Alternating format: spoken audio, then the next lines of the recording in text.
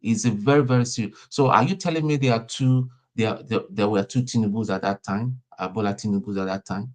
So this man is just a career criminal. We're not saying that he's a career criminal because we want to insult him. If this guy was my relative of my father or my relative, but God forbid, God did not allow me to go into that kind of lineage, I know that I'll be so ashamed of myself.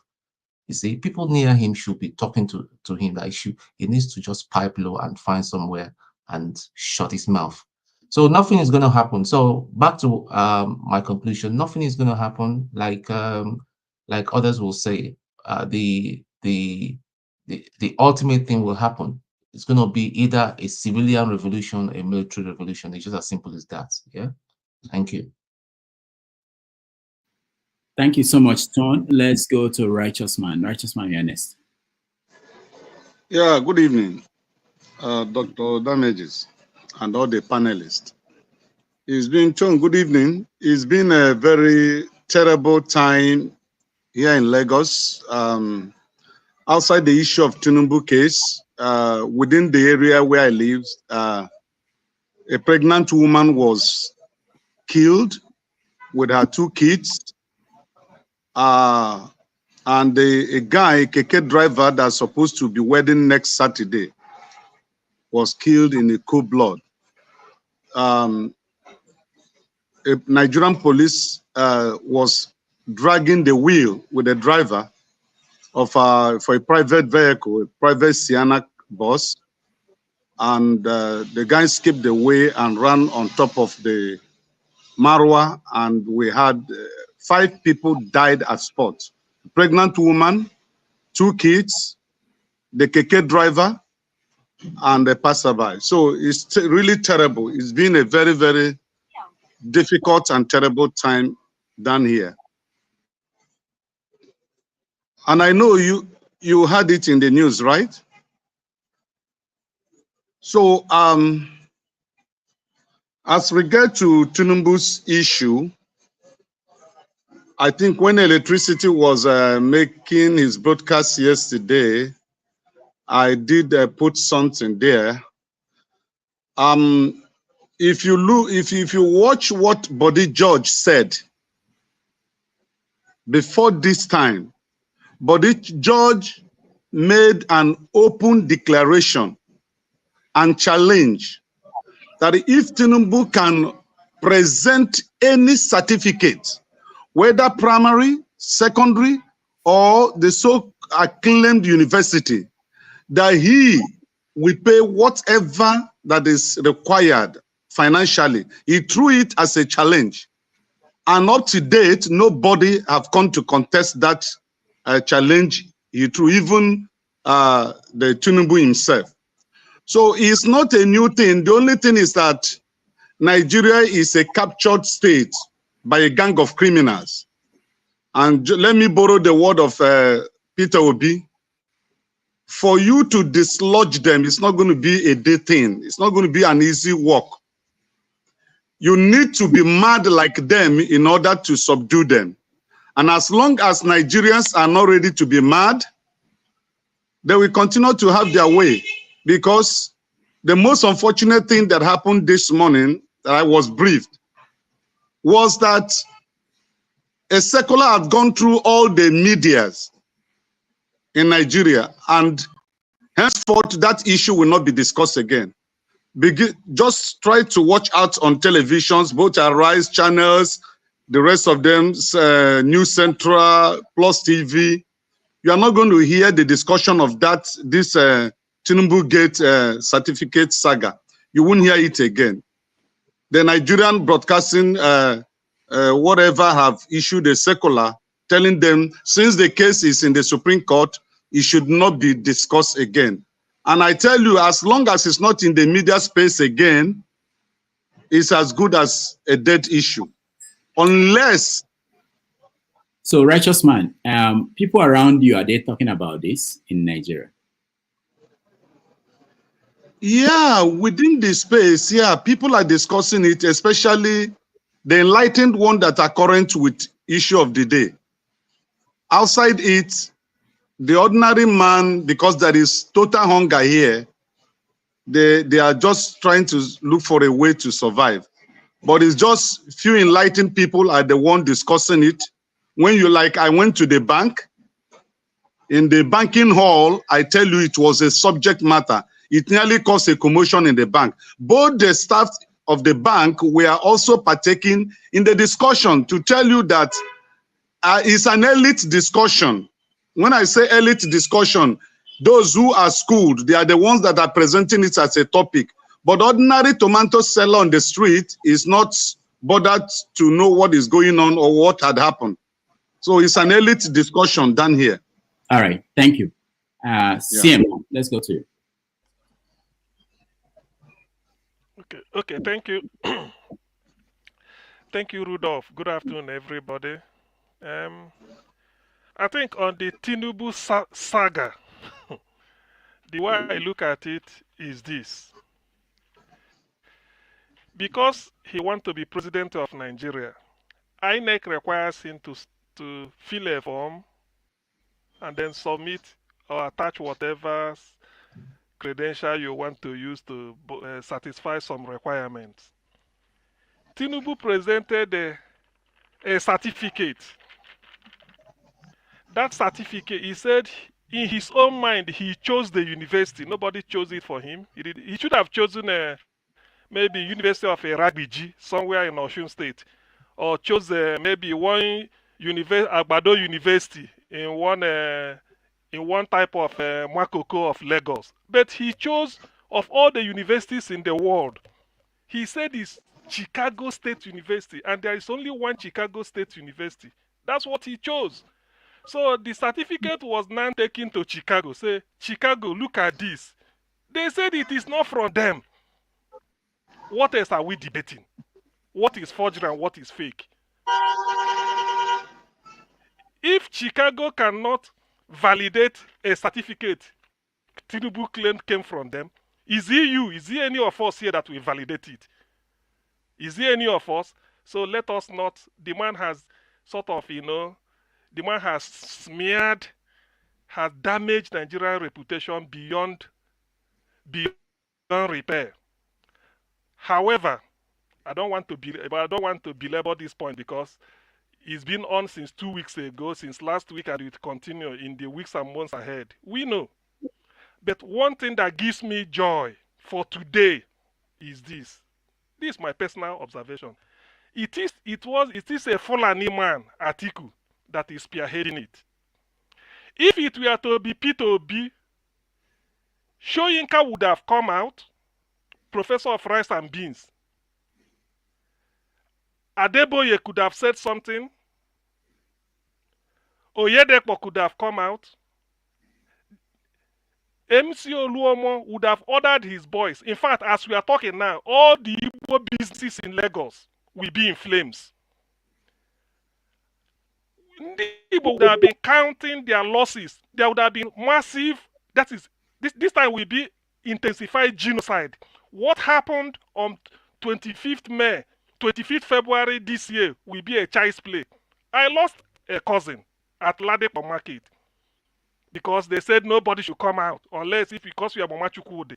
So just cast your mind back. If it were P2B that is going to Chicago, MT Oluoma will just issue this. They won't even hide it. Bayo Ononoga will be writing an editorial every day that Ndi Igbo should take their hands off the affairs of Yoruba people. MC Oluoma would have been on the street giving order. They keep slaughtering people. Those they've killed since on 25th February this year, they've not accounted for them.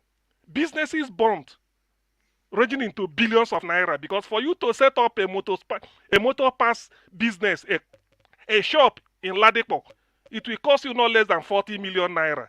And with the way exchange rate is now, if you are trading on Japanese cars, spare parts, it will be close to 100 million.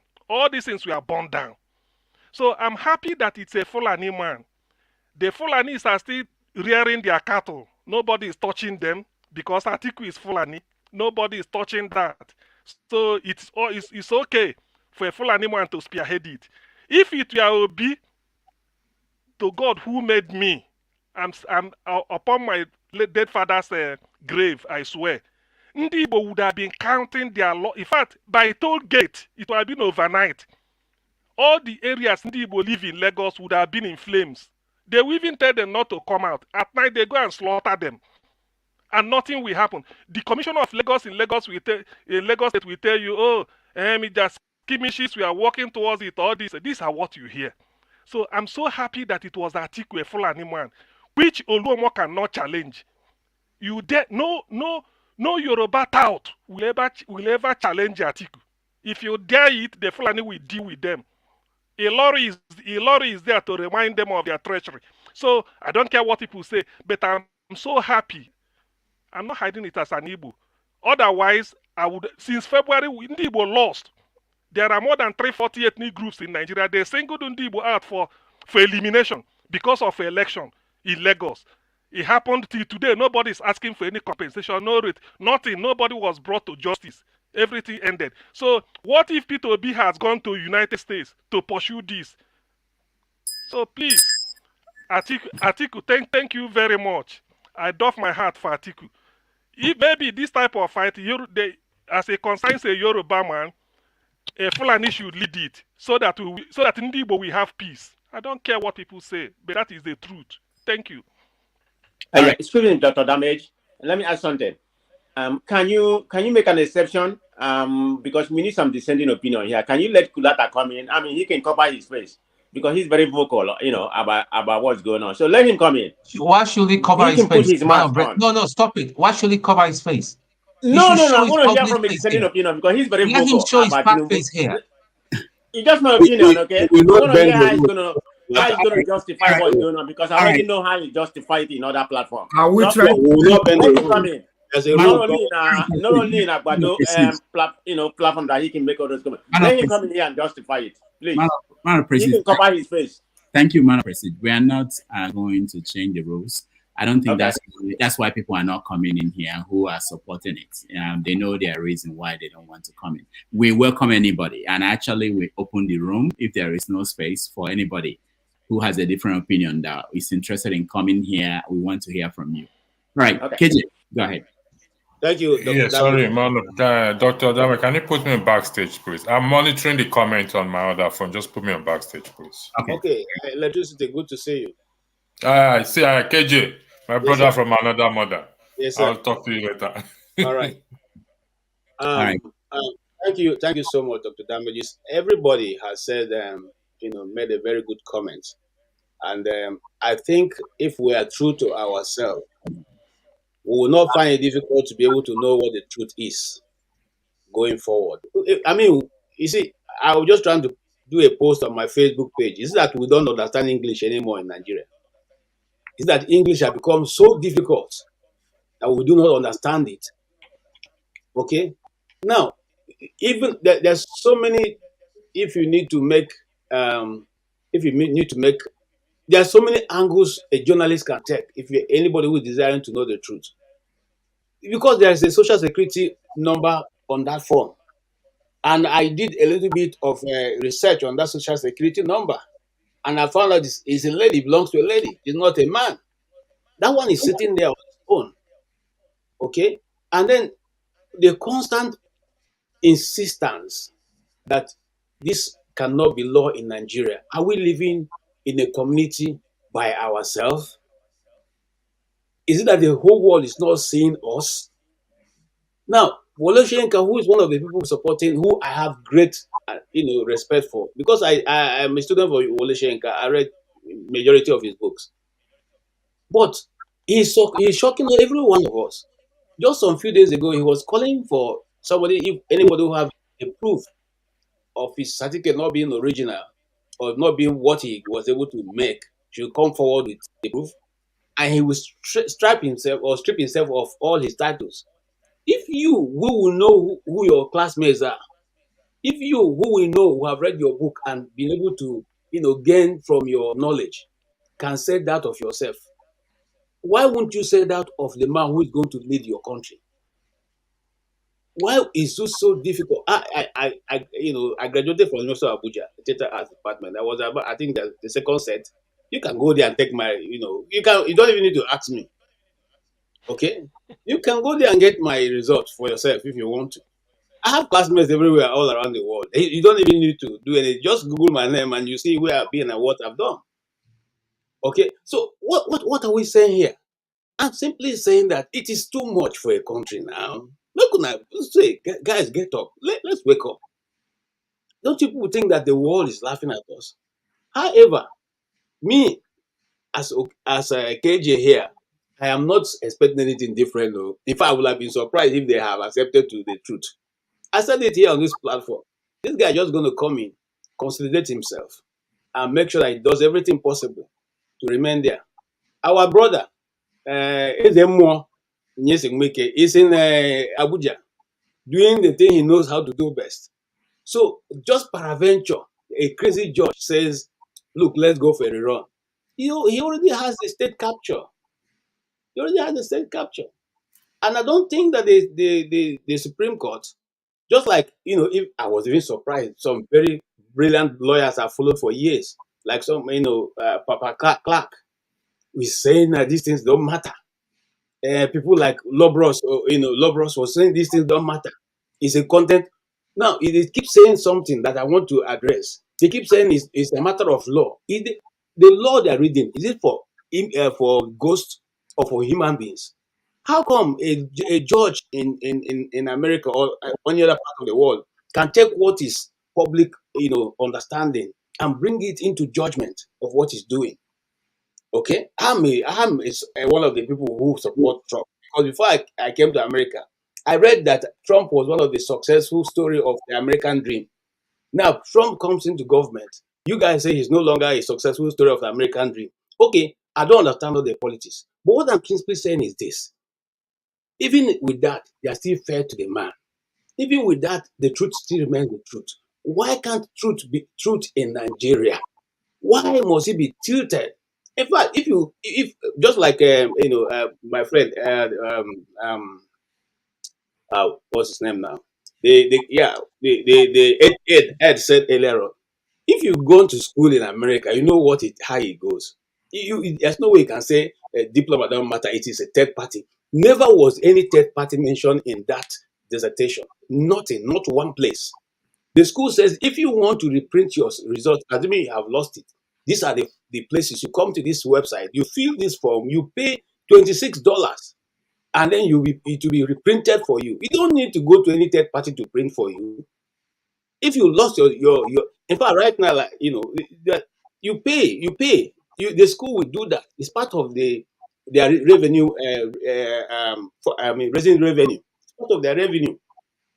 So when you say it is a third party that prints, and you see the problem, you guys should look at this thing properly. Every other person who has prosecuted Tinubu right now works for him. Every other person, apart from Ganifa Omi who has died. Every other person who has something criminal about him or who can prove beyond reasonable doubt is working for him. So where are we going? Rupadi is working for him. Festus Kiamo is working for him. Every one person is working for him. So how then do we get the truth? Okay, and we keep ignoring. Once it's not from a particular group, we say, oh, when it's from a particular group, we say, okay, it's okay. Now, this same person, this same person is just taking all of us for a ride. I'm serious. Okay, nothing is going to come out of it. I don't expect anything new, and I think I'll rest my case on that. I don't expect anything new. And in fact, they will shock me if they say they will remove him. I'll be shocked. In fact, I'll be too shocked. That they can do that. Thank you. All right. Thank you, KJ. Let's go to Okija. Okija, you're next. Can you hear me? Yes. Hello? Okay. Yeah. Good day all. Yeah, happy to be here. I heard that when some people were running around Farouk Berogi, last Sunday he was here and we had some encounter, and I went back to research him online, and I sent the articles to, I think, CM to Rudolph. He said he never, whatever, let me choose the one Chima said last week that he never read the video. I found out when the story broke, David broke the story about the Nigeria story. Buhari paid for vehicles and other stuff. I think Nigeria or Chad. Feroge reacted to that article. Actually, it's online. It's on the web. I can share the link here. So he said never, read that guy. So I mean, to be honest, that guy is a liar. So and anybody who reads whatever he writes should take it with a grain of salt. He's not a truth teller. So he disgraced himself last Sunday. That's what I have to say about Farouk. And if he's listening out there, he's not my ogo. But you guys gave no, you are your ogo because don't say he's not talking that he said your daughter is still living with him. Yeah, I mean, but you collected dowry from him now and collected palm wine. Which one you did now? What are you saying? I think I have to send a message to the people in the village that should say something about it. He's not credible. He's not. He's not what he told us he was. Okay. People here. You've been all over the news. They're talking about Mesoma. Mesoma, yeah, she did something wrong, but Mesoma never submitted her result to a school. She never submitted her result to any government agency. So, I mean, you people, I think we should, pipe low on Mesoma and focus on the guy who cheated, who submitted his. This guy didn't start today, so like everyone has seen. So just that fact, Mesoma never submitted her this thing to any school or to any government agency. He just said that she got this, made it up, and that showed people. That's all. So her crime is not she can't even go to. There is not you can't say that she will go to jail. No law will take her. It's a public shame, but she has no reason for anybody to send her to jail because it's not in the law. She did not present it to anybody. It was her own forgery. She consumed herself. So that's it about Tinubu. What I want to ask Bado people here, and all over the world. I mean, Tinubu was governor for 8 years. Why didn't he get why didn't you go to LASU and get a certificate from LASU? He was governor for 8 years. He would have a part-time student, he wouldn't show up there, probably like someone who would just do the right exam for him. Are you saying something like what who did that? Atiku and what yeah. What they did. Yeah, if he had presented that, we wouldn't be talking about this for now. Why did it, you see guys say that Adeleke too. Adeleke got a degree in 2 years, I think. No, it was school start. It was school start. Oh, school start. you guys are he actually came from the US. But Adeleke got a degree recently from the US. Yeah, from the US, in 2 years. Yeah, I mean, like maybe he transferred some credit and then had a shorter time. Yeah, but this guy, I mean, a lot of government, people in government, they do it in Nigeria. So why didn't you do it? You guys didn't think he's smart. He didn't prepare himself, just like he's bumbling right now in the in power. He's not getting anything done. You guys thought he had all this time to plan to be president. He didn't even plan to about his certificate. Why would he plan about Nigeria if he didn't plan about how to protect himself? Make sure he presented the right documents. So he has put Nigeria into this situation. I mean, ask him this question.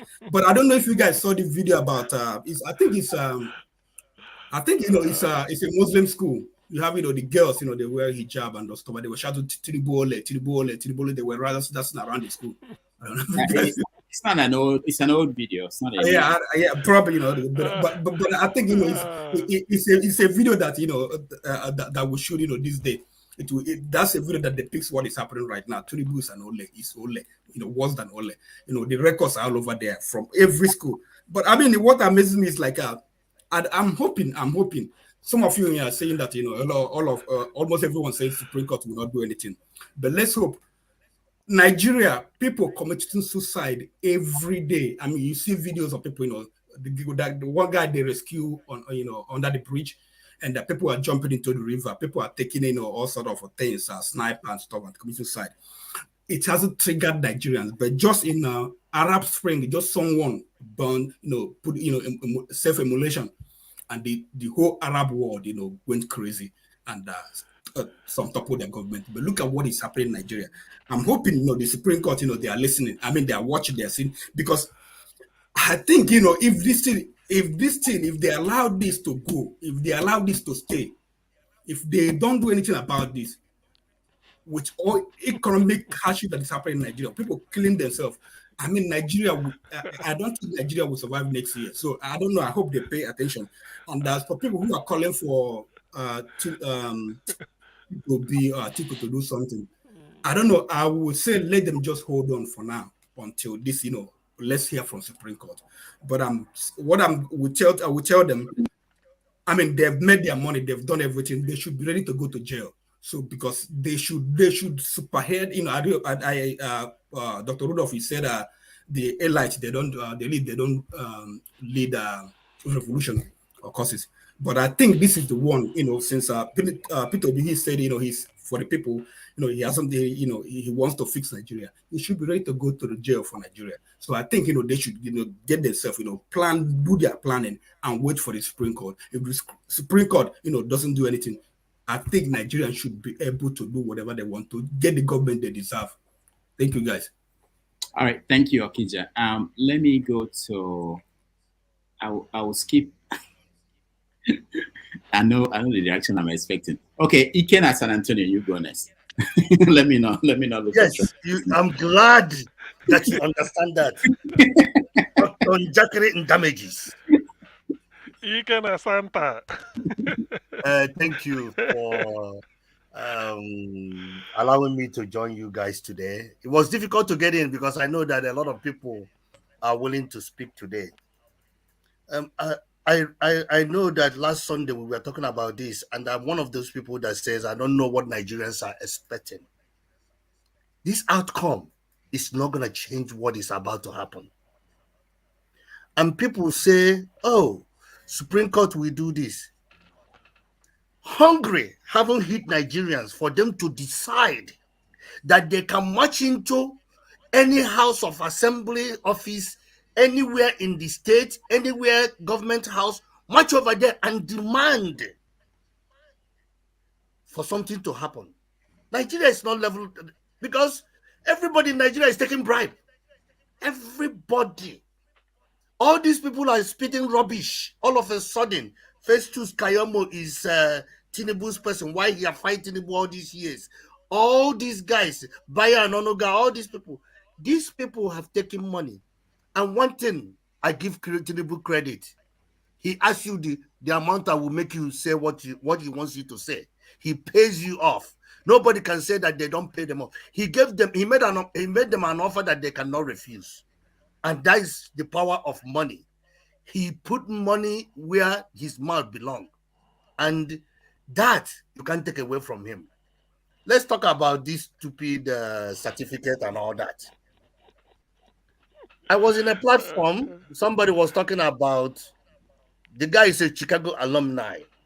He was talking about how Chicago administrative system is failing. He's not talking about that Chicago University is a bad school, but he was talking about the administration, what they are doing there, that somebody went to jail because of misbehavior.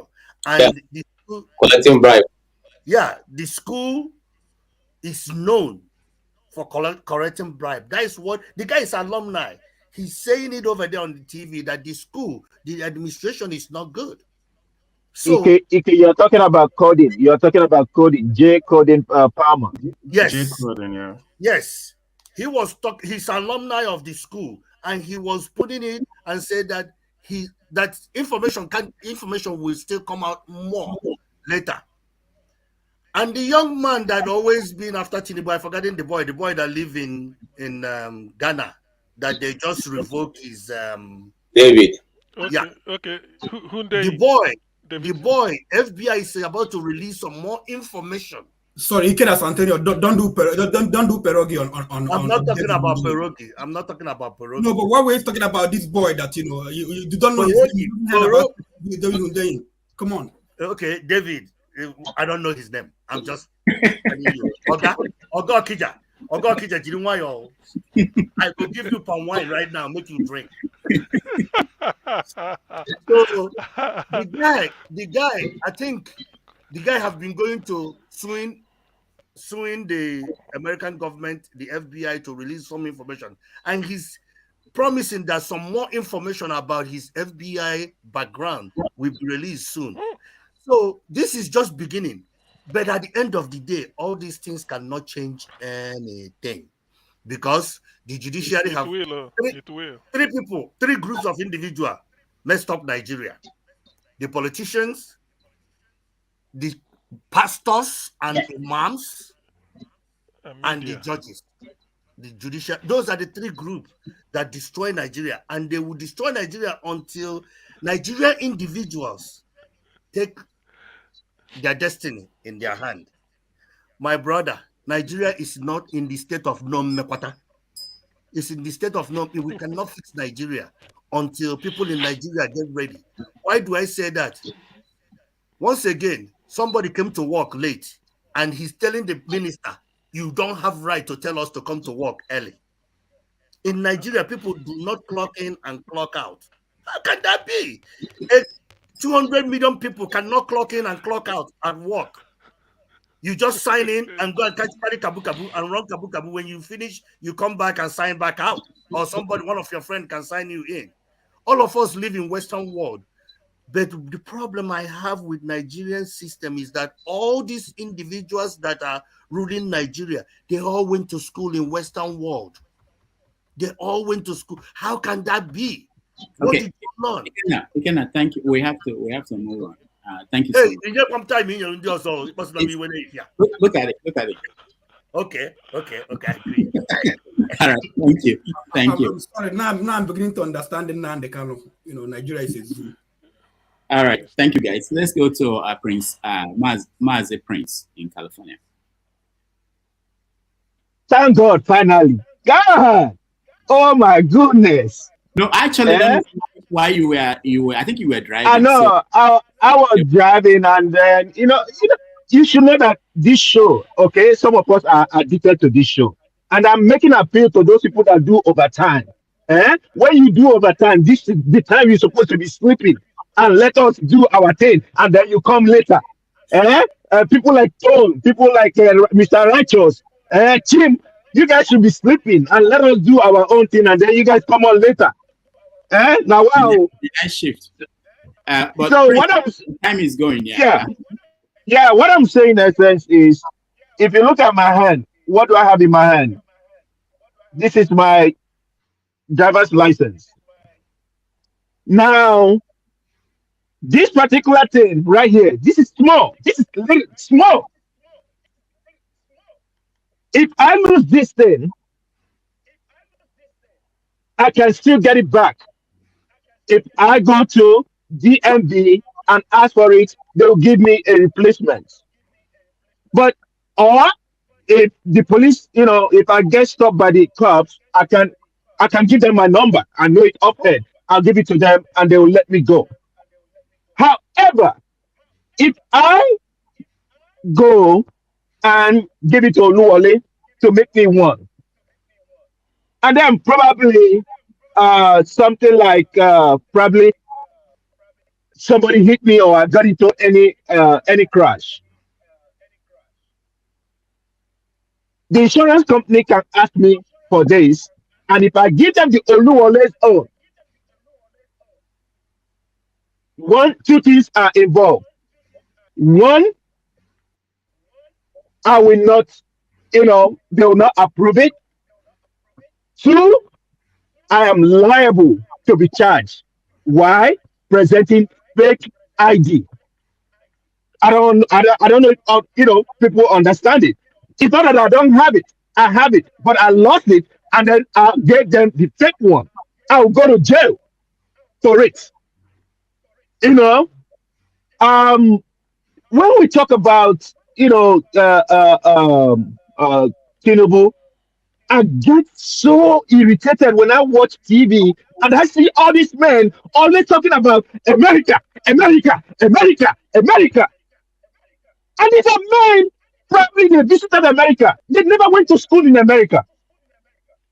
And one of them was saying, "Oh, it's ceremonial, and it's ceremonial. You can give it to any vendor. They will print it as much as you want." I said, they can as well draw your, in my mind, I was saying that particular person, they can as well draw his grandfather in that as a logo for us to know that it's ceremonial.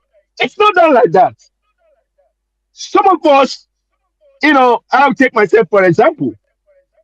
I went to school in Nigeria, and when I came here, I decided to change my course. What did I do?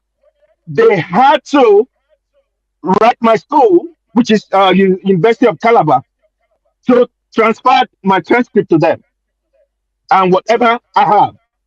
And at the end of the day, it didn't go through me. It went through a particular um, agency or whatever it is to them before I could be allowed to even do the course that I now did, of which I even had to do a test and all that stuff.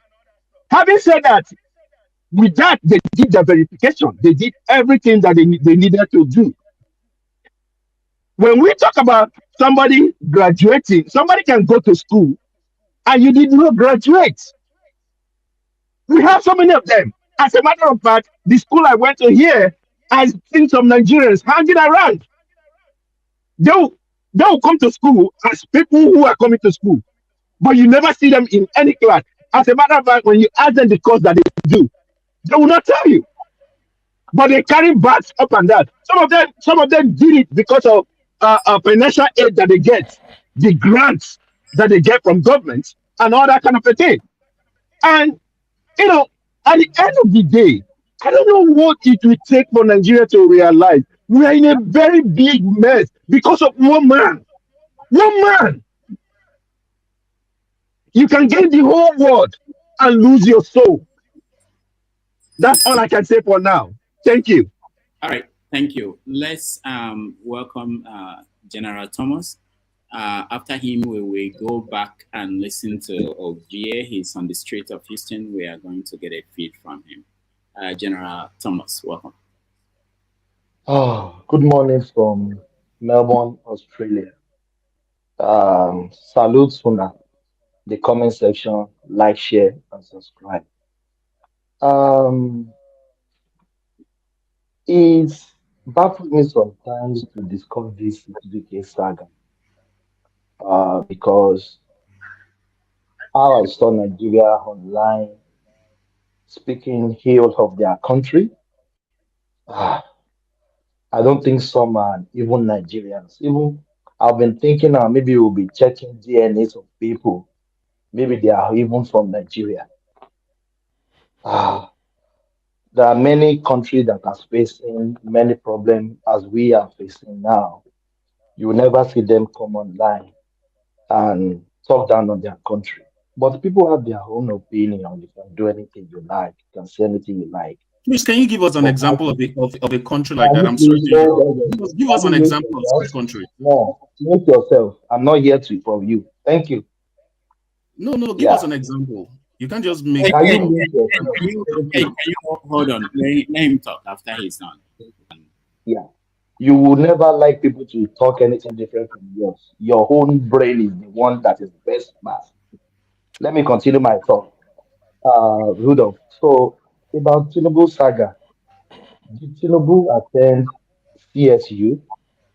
The last time I checked, yes. I think that is enough for us to train on. But if people continue digging, we started from it is not Tinubu, it is not this, it's a female, is a cross dresser. People can say anything they want to say. But for me, did he attend there? Yes. Did the school confirm it attended the school? Yes. What else do Nigerians want? Now we make Tinubu certificate bone of contention in whole internet. What is going on here? Did he attend it? Yes. Did the school confirm he attended? They confirm he attended. So what else? And last time I checked, I heard that they outsource they outsource printing of the certificate to some parastatals to print it. I'm not in the US, but I hear people saying that. And my own immediate sister is in the US, citizen. I asked, I said yes. So what else do Nigeria want? Uh, So everybody have the free, everybody have anything to, you can I say beg. anything about what you want to say.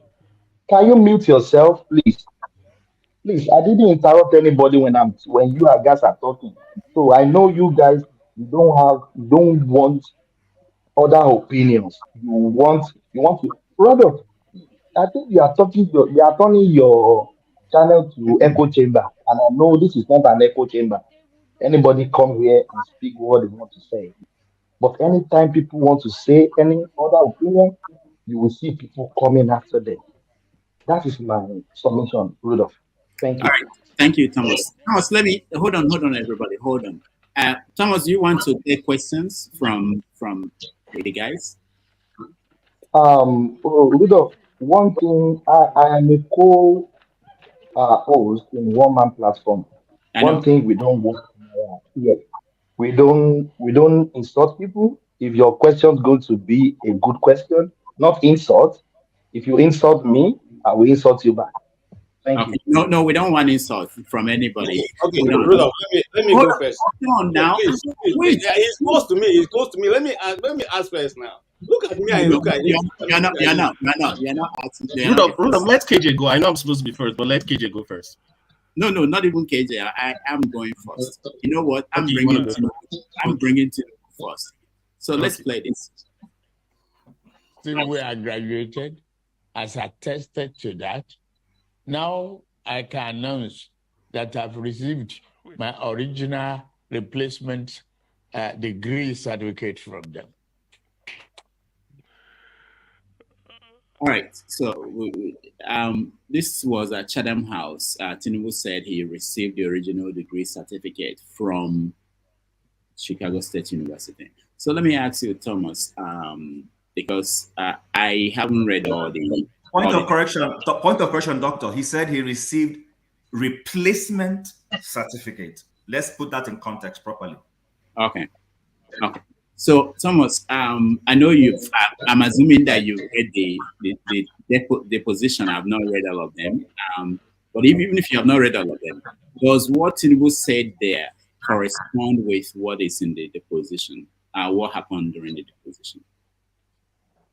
Yeah, last night or yesterday, we talked about the position on our platform, and people really dealt with it. People that have read it. I won't lie to you, I'm a busy person. As I'm talking to you now, I'm at work. I've not read it. I will not say what I have not done. I've not do or done anytime you want to put it. But for me, eh, Rudolph, I will not deceive you. The way we are going with this certificate, I don't know where it's going to end. I hope Supreme Court will speed up what they want to do. I'm waiting for the end of the Supreme Court, then I will know what to say at the end of the day. I just rest my comment for Okay. Nigerians for me. All right. Thank you. Let me go to Ed. Okay, KJ. Let me start with you, KJ. Go ahead. Thank you. And Thomas, we're not going to insult. We're just going to put some things straight. First and foremost, everyone who went to a university or to a school know that if you register in a school, you can register in a school and not graduate. A lot of us met people in the university and left them in the university, and they spent many years later and still left without graduating. If you ask them if they were admitted in that school, wouldn't they say yes? They were admitted. If you ask the school, did you admit this person? Wouldn't the school say yes? The school will say yes, obviously. Graduating and getting a certificate that says this person have been found to have completed his study in character and in learning. I think that's, I still remember the word of the certificate. It's in character and in learning. They give you the certificate. And so they can say to you anywhere that you are our graduates. Now, in this instance, because you have not read the position, I will not bother you with all the details. But in this instance, the guy said, we admitted a certain individual called Bola Tinubu, but he will not, they did not give any certificate to this individual. And the only person they issued a replacement, that is on demand, was the guy who subpoenaed them.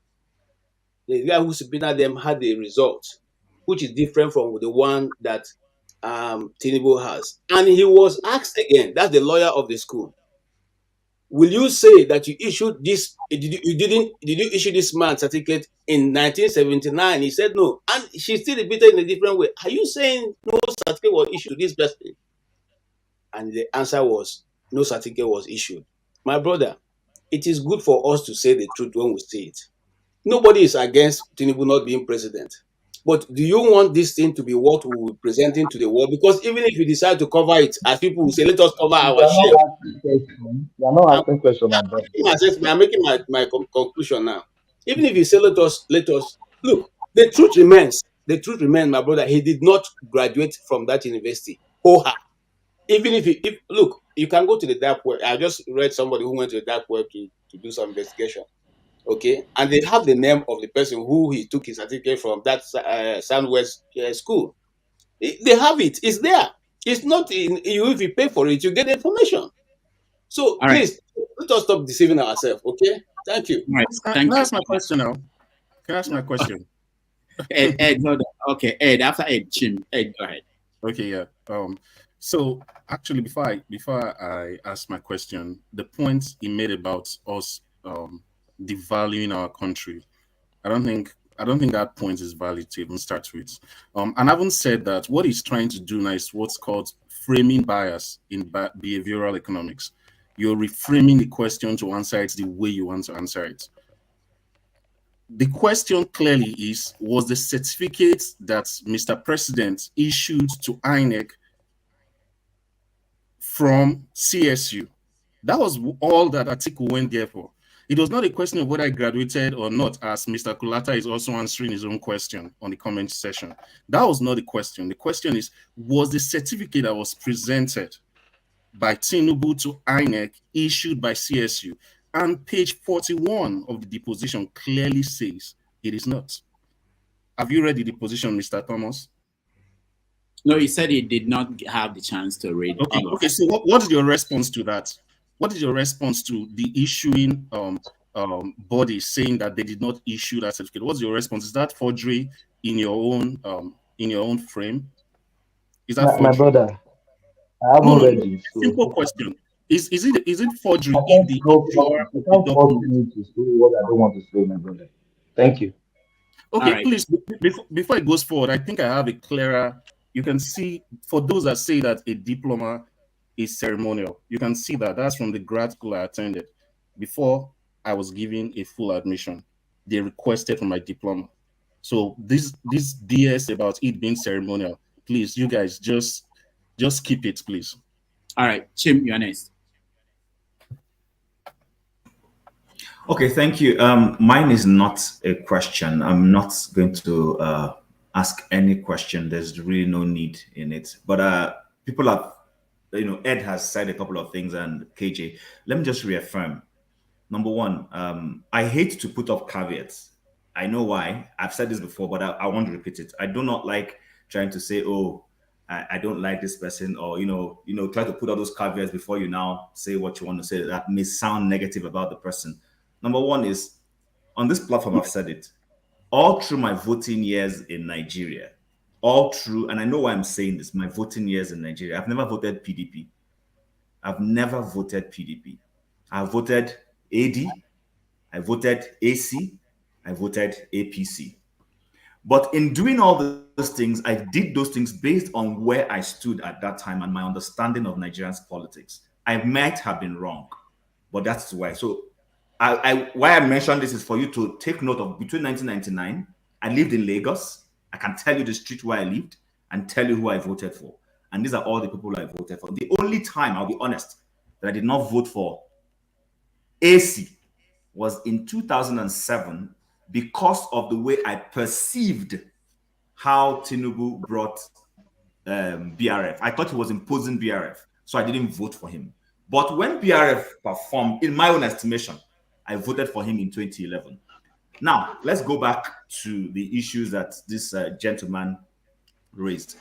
I find it spurious that somebody would tell me that Nigeria is the only country that speak up against their country. That's a lie. If you go and read, go to Twitter or go anywhere and see the way Canadians are slamming Justin Trudeau and what they are calling him. If you go and listen, if you see the way they slam him, especially with the issue that happened between Canada and India in the last 3 weeks, Canadians took Justin Trudeau to the cleaners. If you go and see what they were saying about him when he tried to, I think it's just this past week, or trying to pass a censorship law that will make it impossible for people to speak their opinions on social media. Go and see how Canadians have slammed him. And then I won't even tell you about America. Most of you all live in the US, so that's a different issue altogether. Now, see, I think the problem with us as Nigerians is that we play prebendal politics, supporting our clans. I've said it here before. Orjus Okalo is my senator. If you bring Dr. Akinwumi Adesina on a ballot and bring Orjus Okalo on a ballot, forget it. I will vote Akinwumi Adesina any day, anytime. I'm not going to play that kind of politics. Then lastly, for those who know me personally, in fact, for personal reasons, I won't go too far. I have Yoruba people in my family. So there's no point coming to play ethnic politics. I want to put all those caveats out because I'm sensing and I'm being honest. I don't want to play this hide and seek game. We're playing ethnic politics. It's becoming very obvious we're playing ethnic politics. In fact, Professor Wole Soyinka and this is because of his alliance and relationship with Tinubu. That's why he's struggling to say the truth. When this was Jonathan and we know how he called, lampooned Mrs. Jonathan, all the evil names he called that woman. I still have some of those things. So what are we saying? So people come here to come and defend their ethnicities. It's wrong. People should stop doing these things. Nigeria is in a crisis moment. Mesoma did what was wrong, but Okija has broken it down. It is not at the level of what Tinubu is doing. What Tinubu is doing is lying on oath. He has lied severally.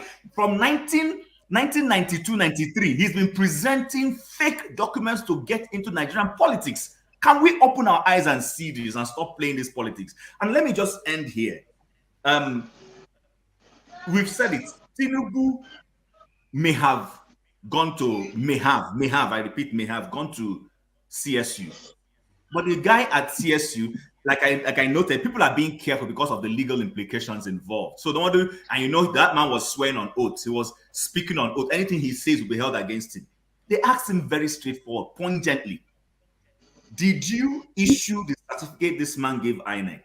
And he said, he didn't say yes or no. He tried to play balancing. What he did was he said that he was seeing it for the first time with respect to the legal issues. He actually said yes. He actually said yes on page 41. I have it right here.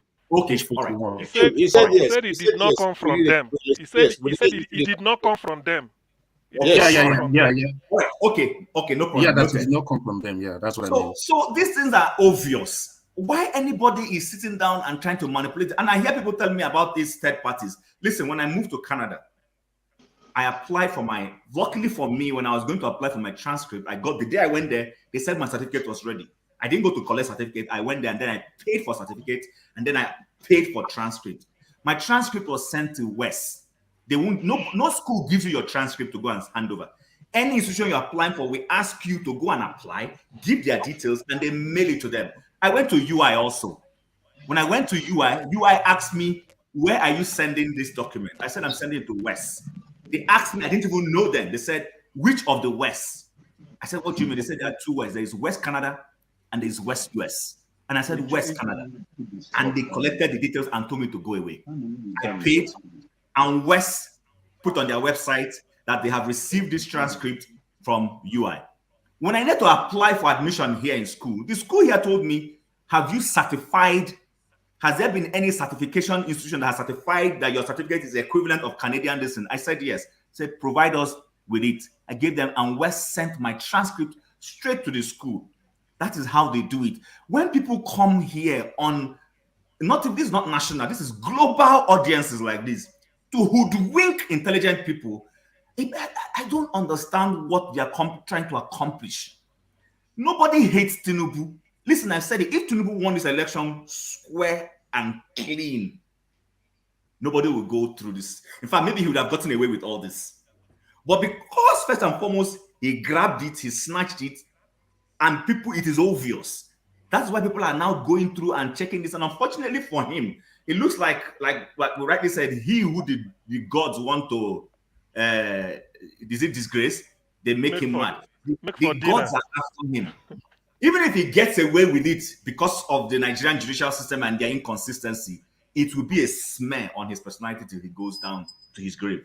And he knows it. That is the irreparable damage he was talking about. He knows what he has done. So let nobody come here and try to play all this pandering and everything.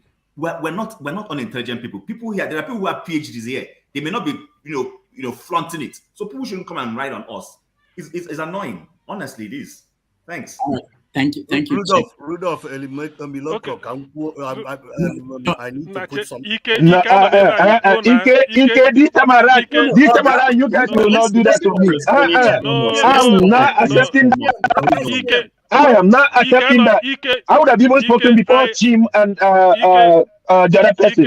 Ike, I had to make way for you. In fact, I advocated. I was the advocate. So now you have to advocate for me. That is the issue. All right. Hold on. CM, you speak. CM, you are going to speak. But let me reframe this, okay? Because we don't have a lot of people who are out there showing opposing views, and we know what the views are. I want us to also tackle the opposing views because they're out there. Okay, but Dr. Rudolph, must we have opposing views for the sake of it? No, not for the sake of it, but for the sake of other people who are out there who are believing this. I want someone to be able to address. Doctor Rudolph, for me, I wanted to ask the guy a question, and I want, it doesn't mean if I have to leave, I'll leave. But the fact is this. It's so unfair that people will come here, say one thing, and then they leave. It's not fair on us. Okay?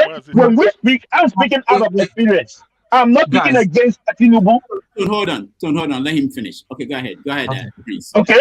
I'm not speaking against Tinubu. I spoke out of experience. And for him to come and say we devalue our country, is he in my shoe? Does he live here to see what other countries are doing about us? Does he live here to see how we're being mocked? They don't know. It's not fair. It's not fair at all. I'm not happy to be here and talk about the same thing. These are the people that call the first lady a sheepopotamus that puts a sitting president in a coffin. Exactly. And now they're telling us. All right, thank you. CM. Yeah. So one observation I want to make, as just general observation, is this: it is true, this platform today is have your say, but in trying to have your say, we know it is your say. You cannot come and peddle outright falsehood, pathetic falsehood, and you feel that is your say. It cannot be challenged, or if somebody is challenging it, you may think you cause people echo chamber or whatever. Look, this Tinubu saga, I'm a scientist. I go with facts. That's what they call verification. If not that Tinubu submitted something to INEC, Atiku wouldn't have gone to Chicago. It is that thing that Tinubu gave INEC. That is what Atiku took to Chicago and said, Chicago, this is your name on it. Is it from you? They said no. Case closed. That is forgery. That is fake by any standard, any definition. So when somebody is because the universities I attended, it is only then that we confirm, say they gave this to me. No other institution in the world will do that. It is them. And whatever they say stays. So when somebody come here and start to rigmarole, oh, he did this, he did that, he did this. Please, we just remove the person, just weed the person away. Some of us here, like Chim said, we have advanced degrees. When somebody come and belittle me, trying to put something, I don't collect money from Tinubu. I don't feed out of handout. I pity those that go to him to go and collect money. Go and listen to what Dele Momodu said. Dele Momodu said those around him should have even encouraged him, go and sit for school start since you left office. Since you know you are going for the presidency, but he felt it's a miloko. Now look at the reputation of Nigeria. All of us here, we are held in contempt. All of us here, wherever you are, we're all in contempt. Look at, people have forgotten the rider that followed the statement that this is a Nigerian thing to go and forge documents. We are hearing now that some nurses, there's this exam they do called piercing view. You do it, I think, to come to the UK also. Now UK. It's not the piercing review is where they take the exam. It's an agency that make. No, NCLEX is for America, but we're talking of UK nurses. So yeah, I'm talking of you. So the thing is that what they are now trying to do is to force Nigerian nurses, to go and retake that exam. 3 attempts. If you fail it, you go, and if you refuse to take it, they sack you. Simply because of forgery for Tinubu. One man, the ambition of one man, then the whole country of about 200 million people will now be held in contempt. And somebody will come here and be justifying it. What really are we talking about? Anyway, I know, because some of these things, even devil must have a follower. So what I'm trying to say here is this. Please, I decided not to comment so much on Tinubu's saga until this deposition, and it has been confirmed. Atiku gave a word press conference. It was stated there. What we are not whether you attend the university or you didn't attend. The thing you gave to INEC, that is what we are concerned. That is what section J or something in the constitution is saying. Is it real? Is it from them? There is none of us here that can confirm Tinubu certificate except CSU. CSU said it's not from them. In other words, Tinubu should know where he got it from. So when you fake, I think the next thing for us to wait, that's why I want to save my gunpowder. Let the almighty FBI release their file on Tinubu. Then that is when then people will now know, yes, that there are people and there are people. Let the FBI release their file on Tinubu. Demand that somebody is coming here to defend. It's a shame. Why should we even be talking about it? The man should if those people collecting money. Let me even interject if you don't mind. You see, there's another part to all of this thing that we've overlooked, because if you go back, I was fortunate enough to have a copy of the affidavit that Tinubu swore in 1998-99 when he was contesting. If you go and read what he wrote there and signed himself, you will wonder. He claimed he attended Chicago University and attended Chicago State University. Nobody's even talking about that one anymore. No one's talking about that. I have the document. I cited it. He said it's Atiku Yomi. He said it's Atiku Yomi that made a mistake. But he signed it. Atiku did it, but he signed. Bachelor, the man is a criminal. Not to talk. That's why when you talk, they say you are using language, all these things. It pains me. Do you know that sometimes, if not that, wait, Ike, I'm coming. So you see, let me end on this. What really surprised me, in fact, this has shown me that a typical Nigerian politician and media, Rudolph, when I say media, you are not among them, please, because you are of a different breed, you in the US. When I mean Nigerian media, that is the #1 culprit in damaging that country. Can you believe somebody will come and be telling you, I heard on the media that what Tinubu showed them was a photocopy, and when you photocopy, it can't come out clear like original. So photocopy can change the logo. Photocopy can change logo of 2 hands like this to a triangle. You see, I pity Nigerians, but let me yield here for now. Thank you. All right, thank you. Let me hear from. Can I cast this? Rudolph, I raised my hand before Tone, though. No, I don't want to say anything. I don't want to say anything. We heard you before. Go ahead. Okay, go ahead, Ed. What are you showing us? I don't want to say something. I just want to cast the page of the deposition when Okay. CSC said Send clearly it to that Rudolph. this is Send it to his WhatsApp, and he can put it on the okay. screen. Rudolph, can you put your phone number? Okay, let's Okay, see. I will share my It's phone really number. small. It's really small. Give me Okay, your phone. Put your I phone will number. share my phone number on the private chat so you can get it. All right, let's hear from Tony. Yeah, Tony, right. Tony, you're muted.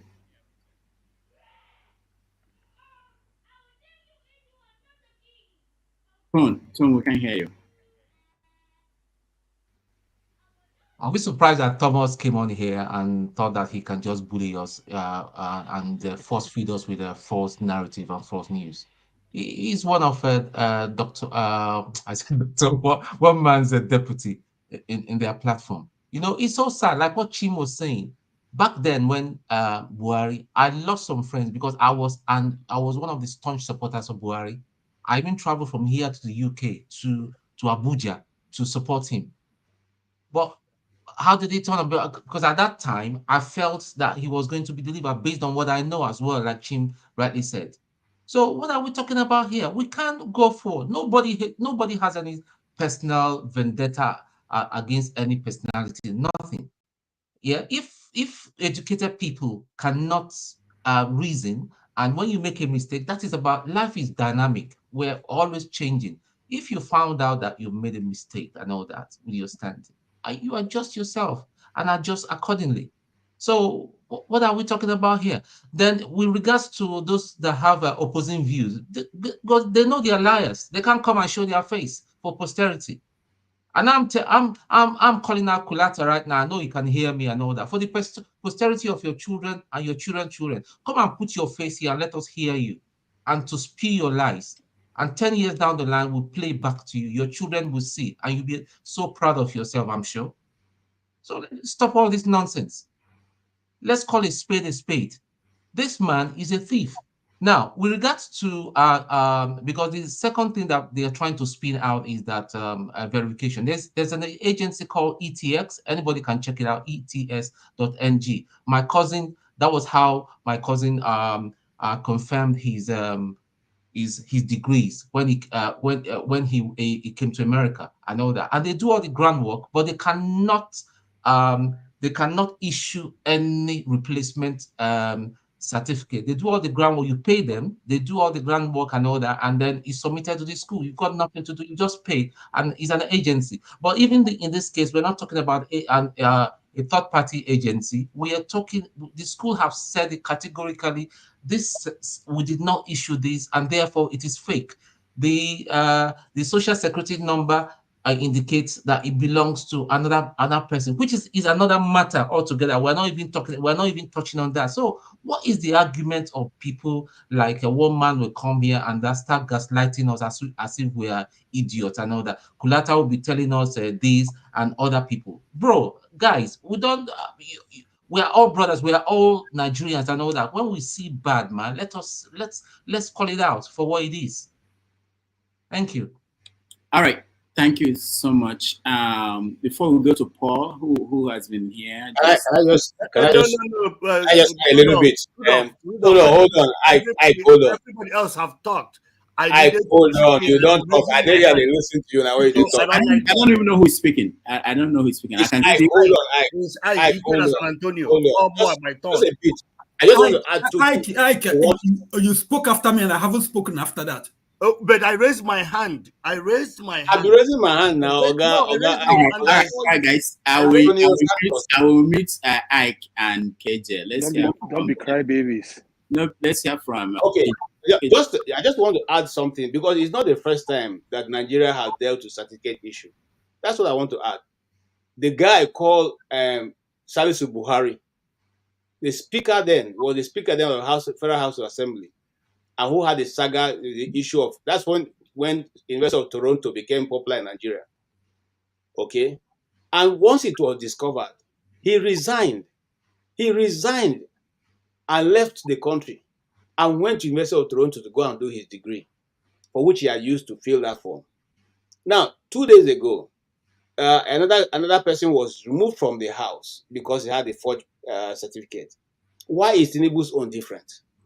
And then people say the school didn't say it's forged. They only said it didn't emanate from us. Are we not? Are we that dumb? We don't even understand English language any longer. Okay. Now, whether we like it or not, those people who are still dancing around it, since the number that he used in obtaining that degree below a social security number belongs to someone else, he still has more case to answer in future. They're not going to leave him. Okay, the day he makes mistake and enters here without the government covering, then you guys will see what will happen. It will be the biggest embarrassment. So let us embarrass ourselves now by stopping him from becoming president, and to embarrass us when small FBI boys will arrest him in the streets of America. Thank you. All right. Let's go to who is next? Ike. Okay, Ike, speak before Okija. And then we will talk to new people. Paul is here. Henry is here. Go ahead, Ike. Okay, thank you, Rudolph. I must be in a message, Pasha. But anyway, I use myself as an example. All my academic endeavor is here in US. I had a first degree, but my second degree, I didn't graduate on it. I have only 6 credit hours to graduate. I cannot claim that I have that degree. The only one I can claim is the one that actually fulfill all the requirements. Believe me, in US, when you get ready to say, I'm ready, they will tell you, you have more this amount of credit hour to do. And you finish, they find another one to tell you that you have more. So the idea that Tinubu went to CS, Chicago University, that automatically he graduated. No. I have people that have gone to school for more than 20 years, but they still haven't graduated in the same school.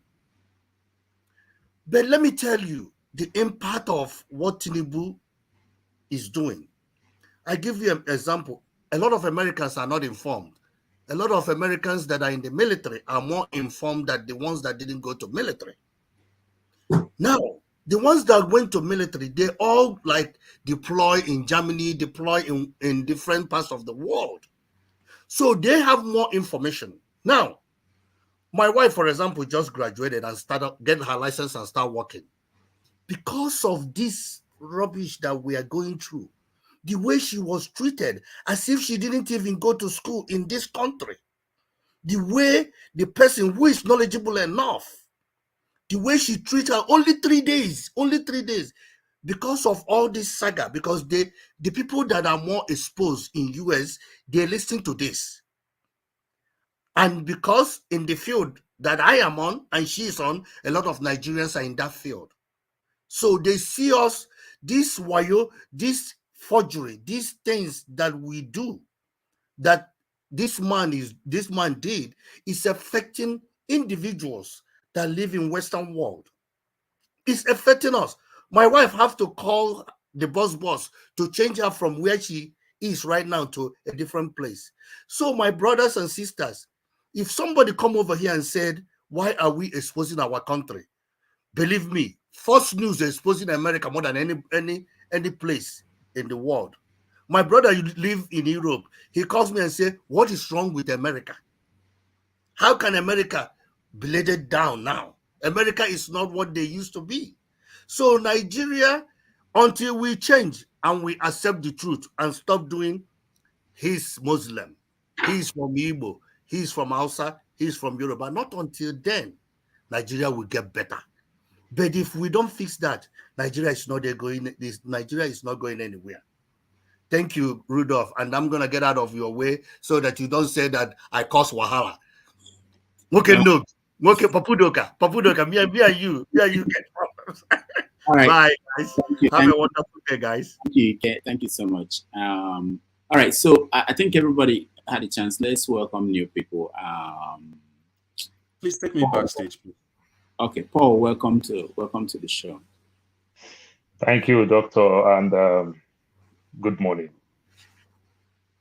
So, Doctor, talking about this Tinubu saga, I listened to Sam Adeyemi, the pastor of the Star Center. He said something. He said, the way Nigeria is today, if you are normal to an average Nigerian man, you look like you are normal. And if you are abnormal, you look like you're normal. That's why if you have one younger brother that by chance joined the military in your family, everybody will be so happy to use him to punish people in the street, to wear the uniform, to be a bully. And it's normal in Nigerian context. They will say, Nigerian, a soldier, they deal with them very well. But come to think about please, this. let me come in 30 seconds. Please invite Kulata to come to this panel. Please, Kulata should come there. Not to start. Yeah, please invite him personally, please. Thank you. Okay. Or doctor, can you put it this way? I can pay for section for Kolakta. Let him come tomorrow, Sunday. I can pay. Just set your bill. The man will never show his face. He's not man enough. Rudolph, He's not man enough. If you're ready to come on now, I can go backstage so I can bring him on. We want to hear him. No, we're going to fight him. I said I can pay for a section for tomorrow, Sunday, so that he's going to stay and do 1 hour. There are rules. He has to show his face. If he cannot, if he has nothing to hide, then he has to show his face. So it's not pay for. No, he has to show. There are rules. He can go to forefathers where they don't show face. Can you? There's a rule. Well, Lagwaja don't ring, go so na Kolata they ring. No, Lagwaja is a musician. We are talking politics here now. So 1999, when Gani Fauyemi take this case, even Kiamu was part of the case. This same Festus Kiamu. It started with Tinubu first said he went to University of Chicago. Please let me use common sense. UNILAG, Lagos State University, University of Lagos and Lagos State University. He said he went to University of Chicago. That was the contest. Then secondary school, he said he went to Government College, Ibadan. Though there's Ibadan Street in Ebute Metta, I don't know, maybe it's a Government College, Ibadan, the Ebute Metta Street. Maybe that's the contest. Somewhere along the line, after 23 years now, we are hearing that he went to Government College, Lagos.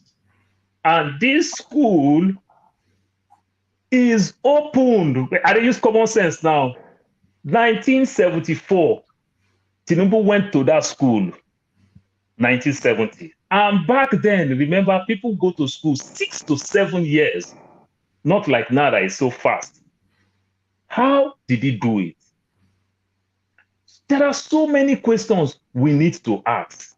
Doctor, I don't want to talk about this thing because the school said Tinubu went to that school. There are so many George Bush Senior, George Bush Jr. So if I go ask of George Bush in University of Texas, Austin, so are you telling me the school will just say, yes, George Bush went to University of Texas, Austin? When you and I know, some of us that didn't know, maybe it looked like, because it looked like Thomas is making Australia look like Nigeria. They do things like Nigeria. If you are going to school in the US, you must have a social security number, except you are going doing your 1 week certificate course. Those type of 7 degree that Dino Melaye have. If you went to school, you must have social security number. Your social security number, the school did not come up. This school have a lot of flaws on their own. But this Tinubu own is a laughing stock. There is female, there is everything. You said you work in Deloitte. Deloitte say you never work in Deloitte. You said you work in Mobu. That is not a problem. We know so many people today that is here today that use resemblance before fingerprints come. You understand? Tinubu can still use Oluwole and work in Mobu. And he work in Mobu. Do you know whether he's a security officer in Mobu? Because he can even do security officer and say he's the financial director. You understand? It is possible. Every lie that this man lie is being debunked. You understand? So for me to be trying to bring one thing and another, what do they want us to bring? If not, like Chim will say, it's just purely a tribal issue. It's just purely a tribal issue. I believe there are so many quit notice will be going on now from Yoruba landlord to Igbo tenant. If you say anything about Tinubu, you are out of my house. This is where the country is going. It's just very shameful thing. And if you look at Tinubu, Tinubu is so cold, calm, quiet, like Jehovah's Witness people. It's just his stooge that is fighting for him. Tinubu has not said nothing. Tinubu is as quiet like his man called Mahmoud Yakubu. He never said anything. He never said anything. So I don't understand why all these things will be going on and everything. If there's anything I just want to give, they still need to subpoena Social Security so that Social Security will come and said this number. Because when I did my Social Security, I didn't go there and go put my first name and last name. Then they give me Social Security number. I put a whole lengthy application. They ask you your mother's name, they ask you your father's name, they ask you your date of birth and everything. Maybe they can still subpoena Social Security to see the whole comprehensive information that he used. You understand? Then another one, I think they still need to find out the death of that female Bola Tinubu that died. What is the cause of that female Bola Tinubu that died? They still need to find out that original Tinubu. Because this Tinubu that we are seeing, so the more you look, less you see. All right. Nigeria is in for it. Thank you, Paul. Thank you so much. Dr. Damage, it's just 2 minutes, then I'll go backstage. Is that okay? Okay, go ahead. All right. Thank you. Paul said something very profound that I think we all have missed. And Paul, thank you for that. And that is, Tinubu himself is not speaking. I don't know what name I will use. And these are people... Surrogates. He's surrogates. People that owns YouTube channel, Nigerians, not outsiders. And that is very worrying. That is dangerous. Now, Dr. Damage, I'm going to put you on the stand in respect to opposing views. I said I will take it from a different perspective. You're a journalist and I believe a PhD holder. When someone okay, you are not. Okay, thank you for quickly denying that. These days you have to. But I can show you all my degrees actually here right now if you guys need to see them. Actually, no. Let me say this. Yesterday, I was speaking to an editor. Okay. And it occurred to me that I actually went to a state university in America and I got my degree and I brought it up and I said the process for me, and this is important. I wanted to make a video about that. I won't go into it. I'll make a video about that. Because no, you have to finish it. Finish what you wanted to say. So that you can finish your thought. Let's just go ahead before Henry. If a man himself open his mouth to say, when you release my certificate, it's going to cause an irreparable damage. Such does not allow opposing views. In the spirit of fairness, we respect opposing views. Such comment coming from the horse's mouth himself does not allow people, because listen, for the man to say it will cause irreparable damage, it has started causing. I heard about this nursing thing where I went to visit my friend that lost his mother because he has family in the UK. He said, bro, this is what is happening now. I said, well, I've said it before. I remember when I came to Europe, there was an issue with my date of birth. And I said, that I think they by error, they put a different date of birth. I said, that's not my date of birth. I said, no. It's okay. Go and bring your passport. And I brought my passport. And it was amended there, right there and then. They took a copy of my passport. So I don't think anyone is against opposing view. But in this context that we are talking right now, there is no reason for it, in the sense that Bola Ahmed Tinubu himself said, releasing my certificate will cause irreparable damage. That is the only thing I stand on. I don't care what the deposition is all about. Oh, but that's not right. You see, when we say opposing views, let me give you an example. It appears to be that there is no agreement on what is in the deposition. Okay, people who are reading it and saying different things. And because the other side, people who believe that he's saying something else, are not coming here. I want to have someone who will say, if someone says, for instance, that in the deposition, they said that he graduated. And I want someone to show me who read the deposition and say, on this page, it says he graduated or he did not graduate. Yeah. Rudolph, You understand graduation. what I mean? Rudolph, graduation is not is quite irrelevant. What the most important thing is, Tinubu tendered a certificate to INEC. Atiku took that certificate to CSU. Say, is it from you? They said no. That ends it. Okay, I agree with you, CM. But that what I mean is that the conversation, it's not the only thing that people are having conversation on. People are discussing other aspects. For instance, the female transcript from Southwest that was turned in. Okay, so what was the deposition? What did the deposition say about that? I know that the lawyer was asked, or the school official was asked about that. What did the school official say? So I want us to systematically talk about this in that regard, because the fact that you are not talking about it does not mean that people are not holding on to something that someone is saying out there and running with that. You get my point. So that's what I'm saying.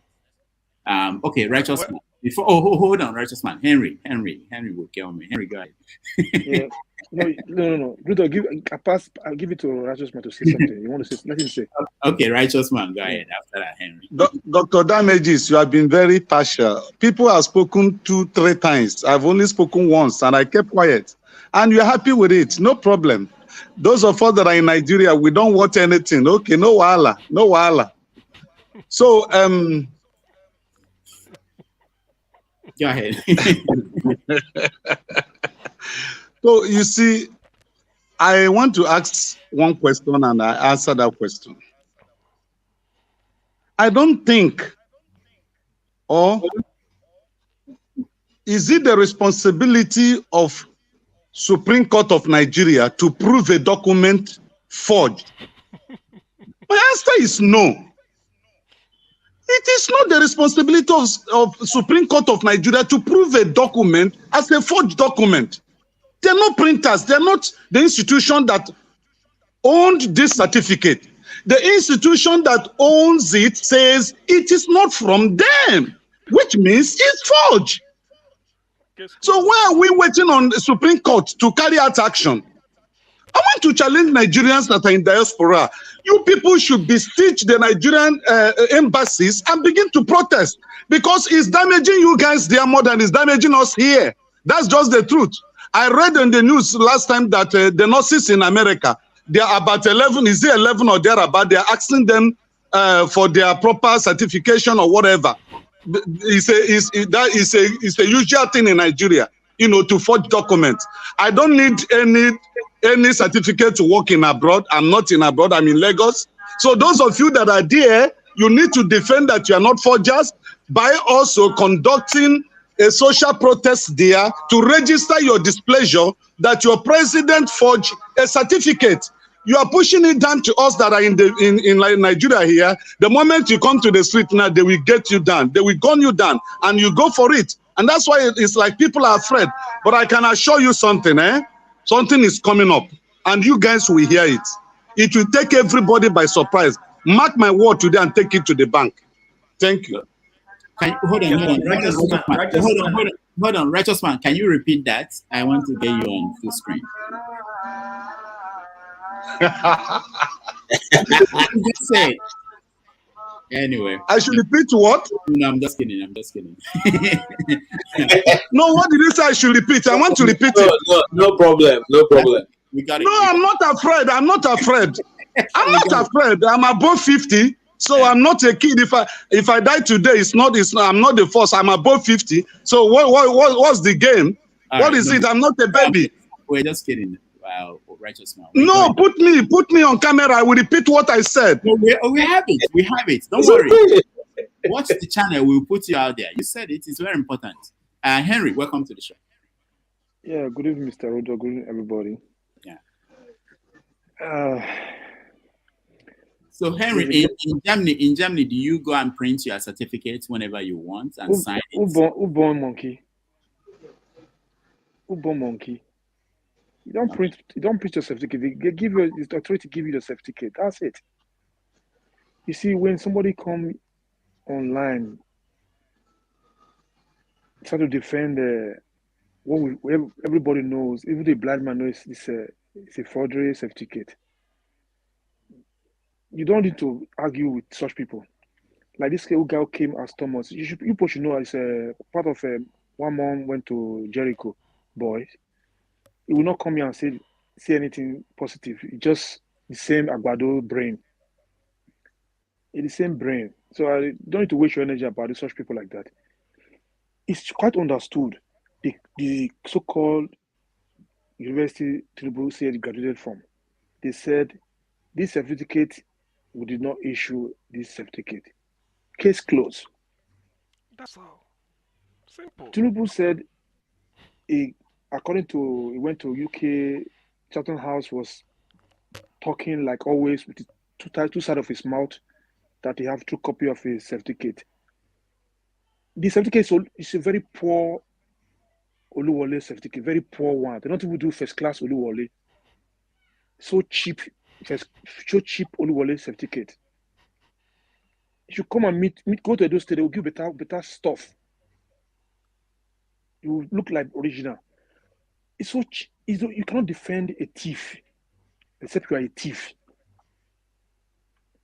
Tinubu failed woefully. All his life is fraud. All Tinubu's life is criminal way. The late Gani was fighting about this fraudulently from Tinubu, died. Nigeria government and Nigeria so-called intellectual sons, they knew all this Tinubu criminal record. They could not go further and fight because they are so corrupt judiciary system we have in that country. If Nigeria is a country that is working, Tinubu will not be he will not be a local government chairman again, never again. Because a corrupt fellow. And you see some so-called sons and elders will be defending criminal fraud. Somebody that is just a grown-up who you call your elder, your first citizen, fraud certificate, and be your president. I should come out to national TV. The whole world was watching you talking, defending criminal. No, I'm just so confused. The school said, "Okay, let's assume now you have a citizenship, or they give you a resident permit. You want to go and forge resident permit. You present this. They said, no, this one. Somebody said this thing is not original. They took this into they invite the foreign office. Said this resident permit you gave to this guy. We don't trust it. They came. They said this one is not. We didn't issue this to this person. The case is closed. We don't need to go to court about that. We don't need to go judicial for these things.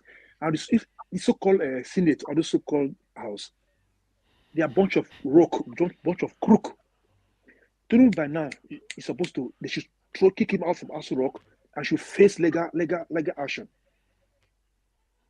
for putting Nigerians into this kind of mess. This is a mess, national mess. I'm telling you, people, those people supporting Tinubu and Buhari, you're one of the problems we have in this country.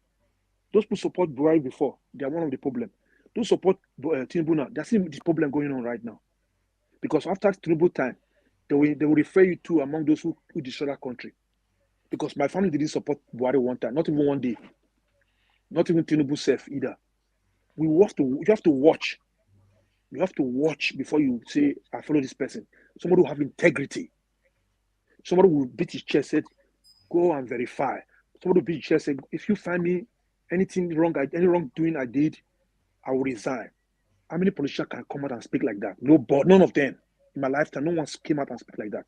People should wake up and think before you start clapping up for one so-called politician because of your own personal gain or personal interest. Tinubu failed woefully. out immediately and should be prosecuted for destroying our name. This is a national disgrace if people don't know. You don't. One of the certificates, the school said, we did not issue certificate to this man. This certificate they brought is not from us. What are you trying to explain? What are you trying to explain? You see, when you start to defend, a crook, you become a fool. It's true. Anybody look at it. Just look at anybody that try to defend Tinubu, they become a fool.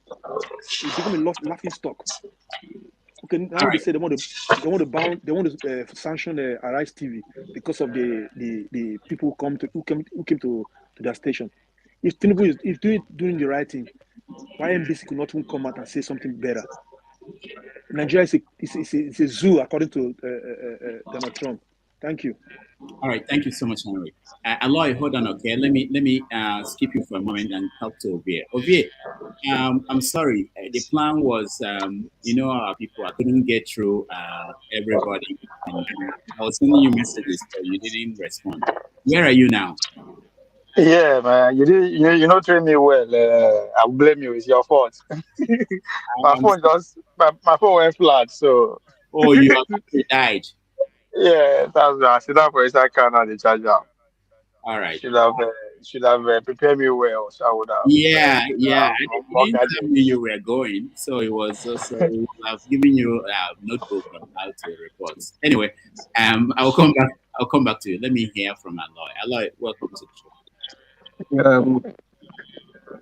Dr. Damages, thanks for letting me in. I won't take much of your time. And when I finish, my contribution is more of a question. But before I say that, before I ask that question, we all know that Tinubu's documents or certificate is forged. We don't need Supreme Court to say. I don't even know why Supreme Court have to decide a forged certificate when the issuing body have said we didn't issue this. We know why they are talking about Supreme Court, because they're gonna do it again like they do in Nigeria on technicalities and throw it out. We know what is going on. In Nigeria, they are not talking about it. I have asked some of my friends. They are not talking about it in the media. There is a blackout. The only thing they're doing, even Arise Television, the only thing they're doing is, if somebody from government side makes a comment that is carried on the media, it's not from the opposing side. So that's what they're doing at the moment. So they put a media blackout on this case so that it dies down. It will die out just the way we do in our country, Nigeria. That's what they're going to do. And that's what they're trying to do. So I don't think a Supreme Court should be actually deciding that. We know what's going on. It's a shame that people, the people who think they can rule Nigeria by hook or crook are doing that, and we're sitting down and watching them. It's a shame. But whatever they do, Nigeria is the one that will be losing out. In a developed country, in the UK here, we know what happened during Boris Johnson government. The ministers start resigning until you are on your own. In Nigeria, it pained me a couple of days ago. I heard that a minister being screened collapse during screening. I was shouting, asking myself, people who already minister are not thinking of resigning. More people are being appointed ministers. Nobody's thinking, no, I'm not going to serve in this government. And the new ones want to come in when the old ones should be resigning already. Anyway, my question before, because as I say, I'm not going to take your time. And this is my question goes, we go to America, you guys who live in America or Canada. I know what it is like here in UK. My question is, The president of CSU, whose signature was used, can that president, the former president, the Daniel, can she not sue Tinubu for just like imitating his or her, I think it's her signature. So I don't know what those people, those of you in America, isn't that not there? Because if it's in the UK, they will take it up. The lecturers or something here, or school administrators here will take it up. They will sue that student. Aloy, why did you choose the word imitating instead of? Oh no, forge. Sorry, forge. I'm trying to make Tinubu look nicer because that's how they're packaging him for us, putting across. So I use imitate so that I package him more the way they're packaging him already. Sorry, they say that CSQ didn't say he forged. They say it doesn't belong to us, so they didn't use the word forged. Okay, thank you so much. Yes. Thank you. Aloy, the woman is sued. She has started procedure to sue. Yeah, hold on. We are going to go to Ovie. No, still on the subject matters. Yeah. It reminds me of prior to the election, they share a lot of energy. This man, if election no go, if election go, blah blah blah blah blah blah. While we are complaining, the old men they take time to find how to rig the election, and they rigged it. Our not just end. So I'm seeing the same thing, right? What next, right? Bola Tinubu, everything we would agree don't come. I don't see any plan because now so we go make noise. So we are looking for this. When we don't see and finish, then everybody will begin to grumble, and the election will come and go. But I hear a lot of people saying, "Oh, this thing is damaging reputation outside the country, blah blah blah." And the question I asked: how many people they go other government website and read what they're actually doing in their relation to Nigeria? Because as far as I'm concerned, last week, if you go whitehouse.com today, what they are saying about Nigeria, they are bragging that they are the highest international investor in Nigeria. As of today, they give details how much they invest. So my question is that as with the agitated, they're angry, let us also look at people that matters, right? When I mean people that matter, people who make the economy work, including Nigeria, the likes of the billionaires, the businessmen. What is their thinking regarding this thing that we are discussing? Why are they silent if they are? If they are speaking up, what are they saying? Because they have more at stake, let's face it. These are the people that actually have more at stake, but what are they thinking? They are quiet for a reason. Or if whatever they are saying it for a reason, but nobody is paying attention to that because even all our TVs, right? They are not even asking questions. Okay, what is that? Nobody is going to meet down with what do you think? Your billions is involved in this thing. You have over $10 billion invested in Nigeria. Your stake is that. Why does it does this affect your business? Nobody is doing that. Nobody is approaching Lumenu, where all of them were in the same jet with him, flying around the whole world, making deals. That says a lot. So to those who are saying, "Oh, then I say smooth," I know they complain. It's not about that. Somebody will say we can work at chewing gum, but we are just chewing gum. We are not working, right? Because time is going. I look forward to the day that we'll see this kind of energy toward the fact that we don't have electricity. This is 2023. Nigeria is in darkness. I don't see this energy. Why? Or maybe I go with me or the smoke. That make me the feel say this one is more important than having electricity or having our own good. What I'm trying to put out here, people that we are as they busy they complain. These people are busy enriching themselves because the goal, what they worry about is how are they going to continue their status in You have a society? platform. Use your platform too to fight about it. You have a platform. Use it too. Don't make a joke here. All right. So intelligence is very important in public discussion. Who is joking? If you don't have the ability to comprehend what I'm saying, you keep it quiet. That's maturity and that's intelligence.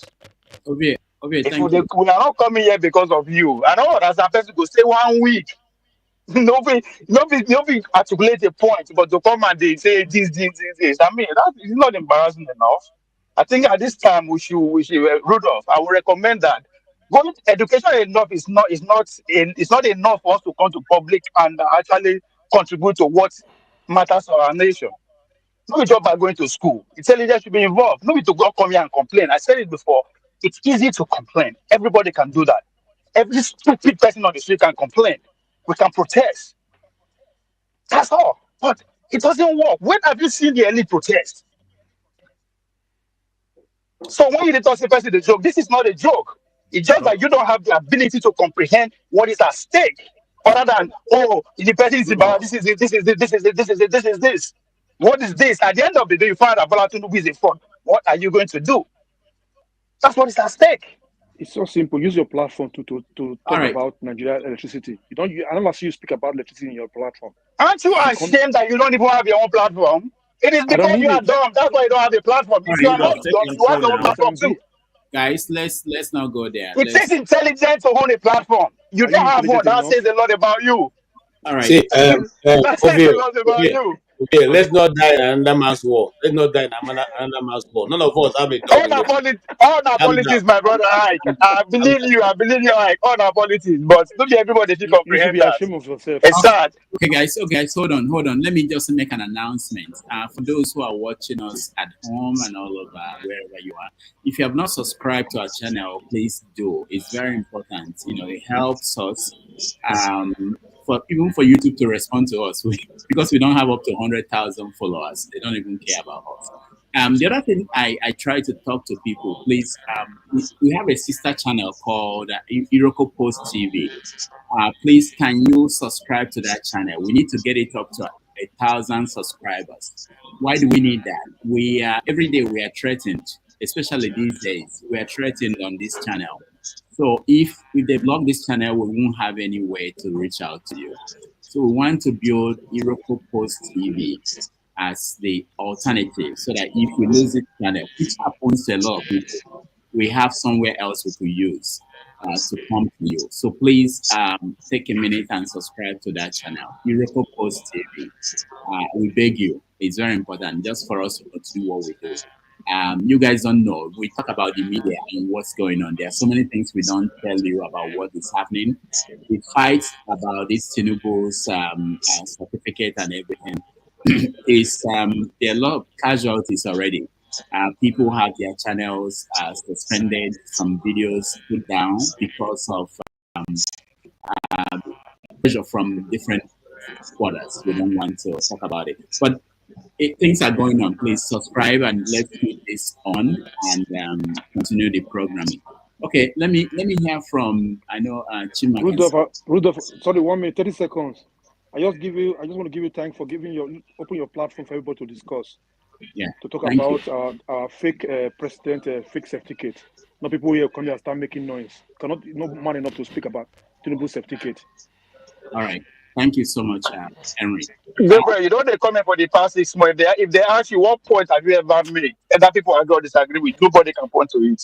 That is a lot. Look for transformer to hang yourself. Transformer. Yeah. Stop that. Let's go. Sorry. Hold on. Sorry. Greetings to everyone on the panel. Sorry, can you hear me? Did I speak? No, what happened to No, it's because the Ideological TV, they are not subscribing, and you are letting them get away with it. And they are not subscribing, they need to subscribe. Okay, that is 300 or something. That's about 10 people or so out of 807 people. Please go and subscribe. Let's stop the conversation until we get at least 320. We are trying to get into 1,000 in the next couple of weeks, and to even do that, we have 800 people there. Go on.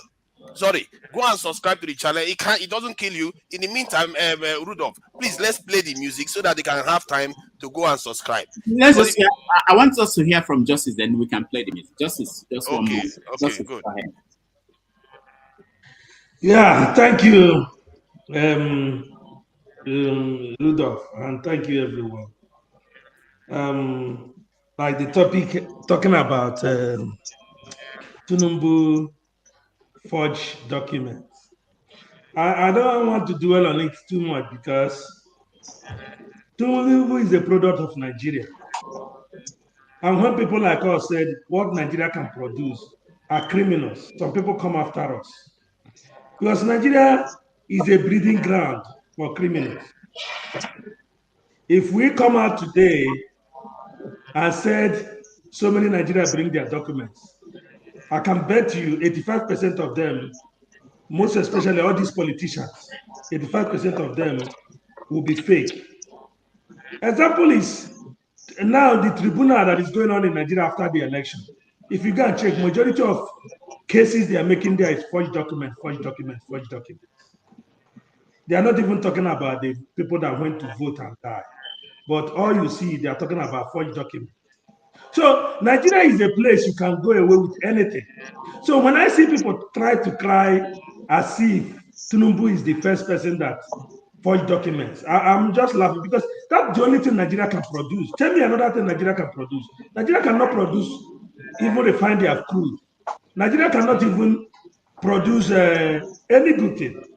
Anybody that has stand up to say the truth, Nigeria killed the person. But when it comes to criminality, Tinubu today is your president. He's a criminal, a drug baron, a certificate holder. But Nnamdi Kanu is in jail. That's to show you what Nigeria can produce.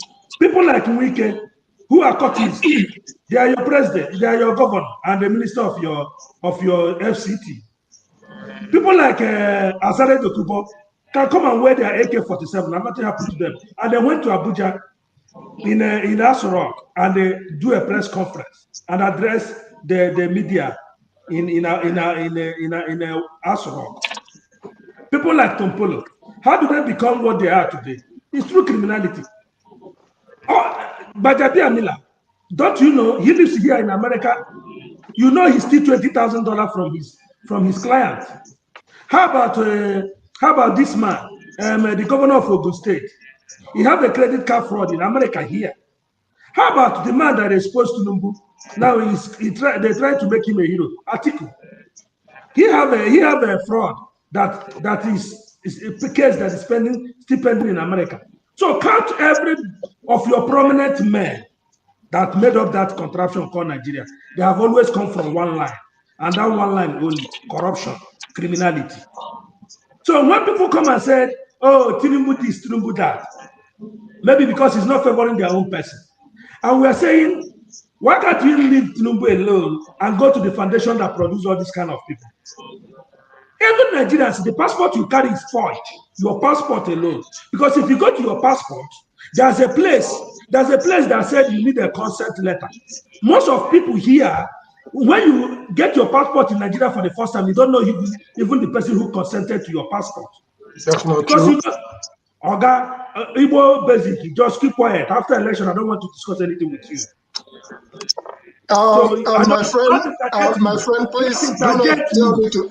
Please do not tell me to keep quiet. That's an insult. Don't interject me. In the Nigerian context, I didn't interrupt you. Please, I will go away. Listen, I'll go away and leave you with your shit.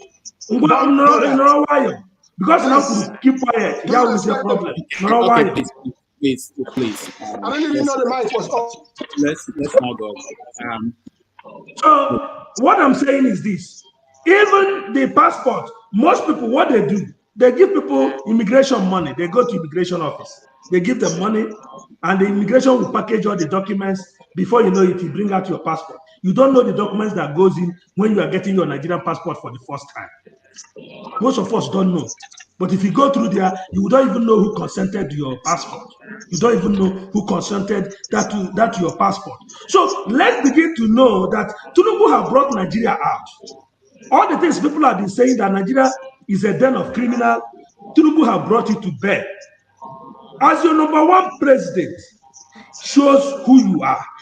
As your number one, as your number one figure, shows who you are. Whatever you try to run away from it, you can try to hide away from it. Your president is a criminal. He's a certificate forger. He is involved in fraud, money laundering, drug. When you mention this thing, and somebody is come and ask, how did this kind of a person become the president of Nigeria?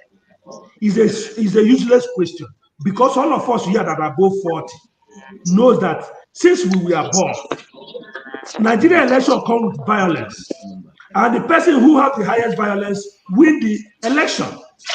Everybody have known that people that participated in politics, majority of them are criminals, because you can only be a criminal, make the money, and use the money to buy your way to become whatever you want.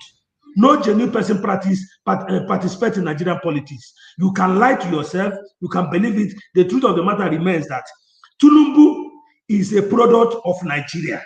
He has proved to everybody that what Nigeria produces is criminality.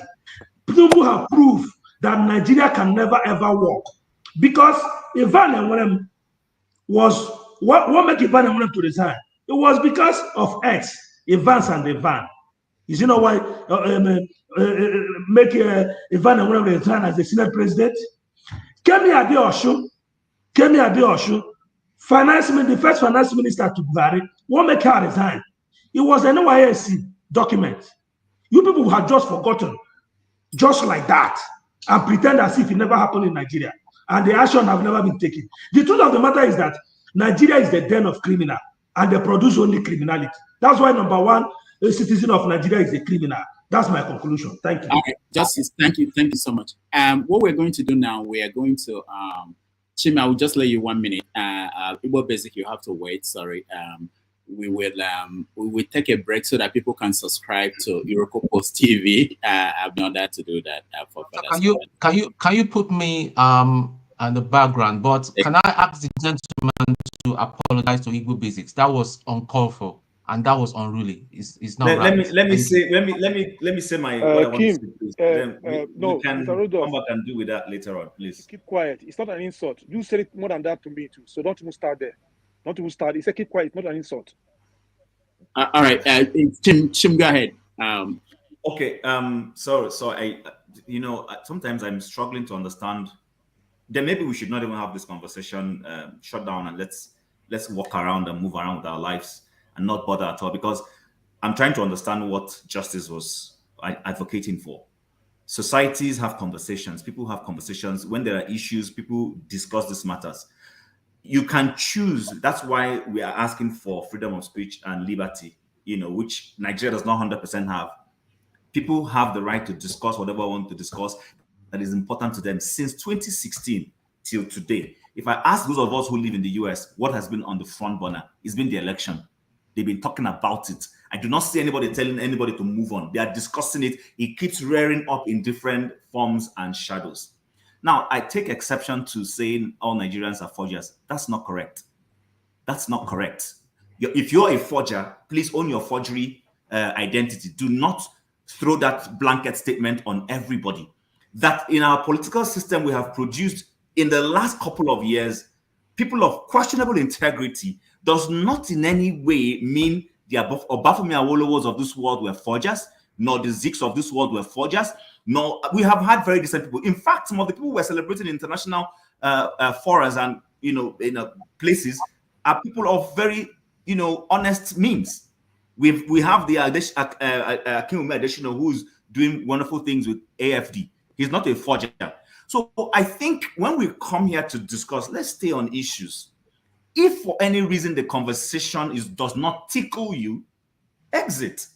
If I come here any day and the conversation is not of interest to me, I will go away. I might watch or I will not contribute. It's not every issue I contribute to.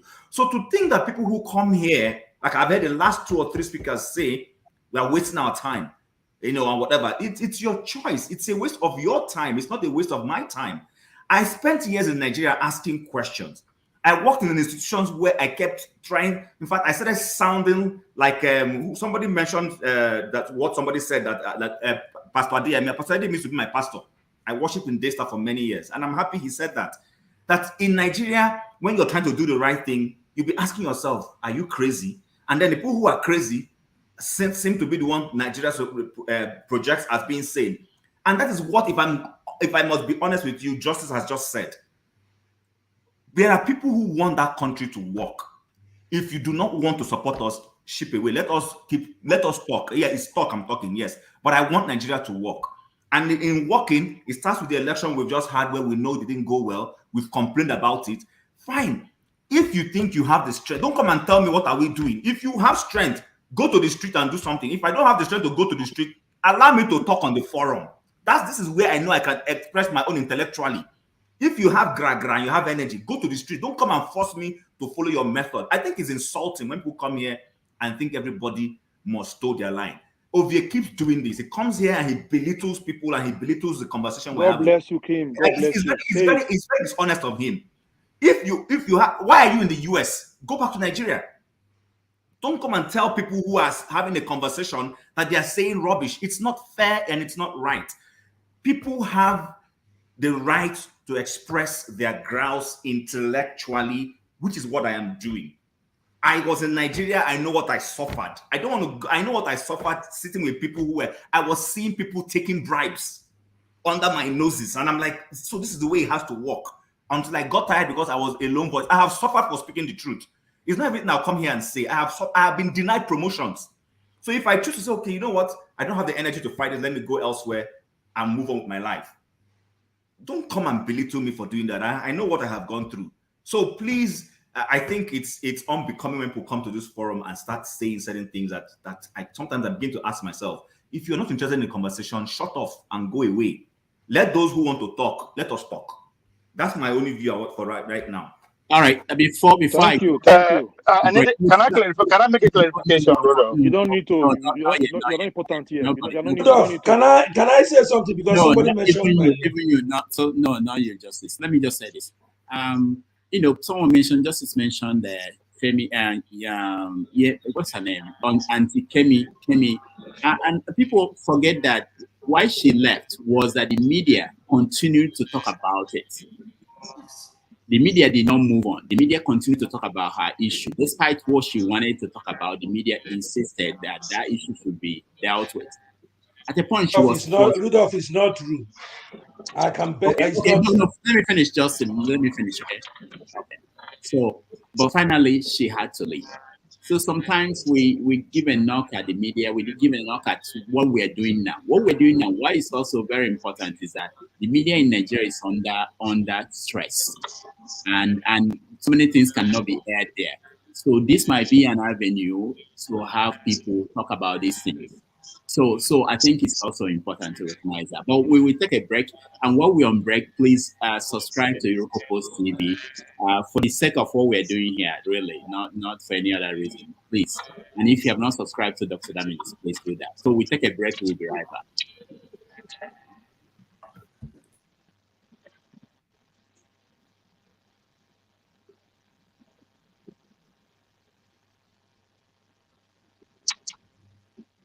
Yeah, people, please go and subscribe. It's 800 people watching. We need as many people going to Iroko TV to go and subscribe, because this is a sister channel. We have to support the channel. It's the least we can do. And in the meantime, none of the conversation will go on until enough people go and subscribe to Iroko Post TV. We are looking to get that to 1,000 people in the next month or so. And then we have 800, 700 people here. So you can see it can even happen today if you guys everybody just decide to put down this thing, move away from this channel and go and subscribe there before they return back. Let's support Dr. Damages. He has been doing a lot for the community, and on the Nigerian TV channels, you can see that most of these discourse points that are coming out here, you are not going to hear it. They are burying it as much as they can. You think, it's confirmed. Tinubu attended, they call it the university. That's the end of it. They don't want to talk about the other areas. It's only a few guests that came and challenged them on it. So we need these channels to be on, and we need them to expand. And Iroko TV offers that, and it's good that our people go and support it. So let's see the numbers. You see them. It's only one person that has gone over. Only one person out of, 754 are there now. and only one person has moved over. Let's see. Let me check again. Maybe another one. Okay, 2 people have moved now. Let's keep going. Let's keep going. Let's keep going. Yeah. Oh, yeah, yeah. I think if you guys. Oh, yeah, yeah.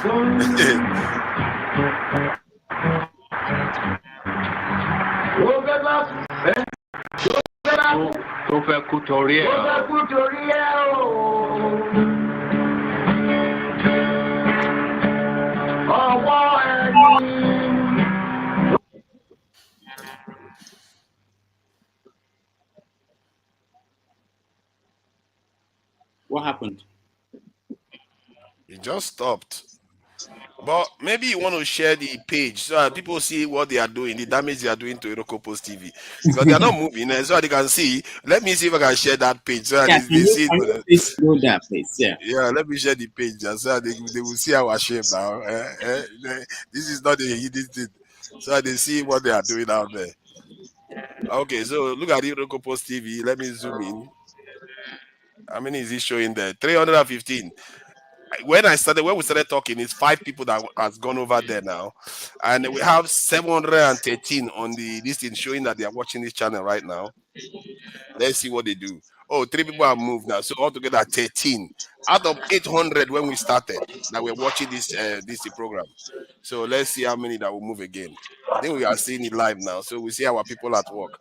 You see, we need to know how to work together to succeed in something, and this is an exercise on some of that. Let's see. 19 so far. Let's just keep watching them. And anybody, we all heard about what happened in the Middle East now. And, all hell is breaking loose there. Nations are organizing themselves to take action. While our people, sometimes we drag our leg too much to this. I don't even know why. The damage is this stuff should have been 1,000 by now. Because you get a lot of viewers. You get a lot of viewers. You see them 800, 1,000, 2,000 sometimes. And they don't bother to move. I don't know. Maybe tell them it don't cost nothing to subscribe. Exactly. That is the key term. Let me tell them that. Yeah, it doesn't cost you anything. No, it doesn't cost anything. You see, now they are moving. You see, that is it. That's it. They are beginning to move. For this is one of the largest swing where you talk about 30 people moved in one go to subscribe. I think we're about 35 today, which is one of the highest. And so Godfather, can I ask? My concern with the way we are doing this is because, like, now I've gone back to check and it's telling me I have subscribed. If we continue to do people this way, people may not have subscribed, they go and click and they will unclick their subscription. Are you yes, sure yes. Yeah, that's good information actually. If you have subscribed before, do not subscribe again. You don't need to. God bless you. And you not God bless you. This is not God. God has nothing to do with this. God bless me, please. Yeah, I'm happy your hard work. Yeah, your hard work has paid off. Thank you for subscribing. We are grateful that you subscribed. So we really thank people that are subscribing because this needs to happen and it needs to get to 1,000 at the least. 335. Let's see whether we can get to 350, then we can get on with it. That's what we want to be seeing. Our people pulling together when they need to put together. This is the good work Dr. Damages has done for the community so far. So it's not easy. There's a lot of money that he has to spend doing all these things. Coming here, nobody is paying him to do it. It's not like he's got a salary somewhere coming in. So people are moving now. This is the biggest swing I've seen since we started doing this. This is the biggest swing. We've gotten about 48 people just today alone. So we are going to get 50. We're going to get 58 because it needs to get to 350. Then we'll get busy. Yeah, 41. I think everybody can see themselves now on this thing, seeing what our handwork is doing. That's very, very good. Let me share the link on the chat again in case some people don't have it there. And there's a link on the chat there. Yeah, let's support. Yeah, we're almost there. We're almost there for today. This is one of the biggest swing. I'm really happy with the Dr. Damages viewers. They are beginning to become active. These are little things we do. As Kim said, it doesn't cost us anything. It really doesn't. And let's just support.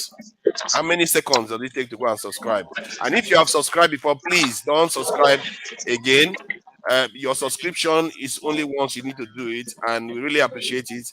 And when you subscribe, you may want to, under the subscription, it probably gives you an option to choose all. If you have the option, choose all, so that every not only personalized, but all the notifications will be sent to you from that channel. Let's see where we are now. I think we're almost there. Oh my God, we're almost there. We're almost there. We're almost there. We're almost there. I think we are going to be there. Just from this thing alone, we're going to be there. That's it. That's it. That's it. I think we are going to be there in no time. Then we can go and listen to our cool sounds for a moment there before we carry on. Let's see. Congratulations, Nigerians. We have done it. We have done it. To Nigeria, I think I pay for you people. Congratulations, we have done this. See, I really am happy to see that Dr. Damage's viewers are becoming active, because before you tell them, they will take time to move at all. So thank you all for doing this. I'm really, really happy, and I'm sure Dr. Damages will appreciate it. Next time, we don't want to stop the show. Show has to carry on, so we can't go for 1,000 in one go. So let me just play this song before we return back to the discussions.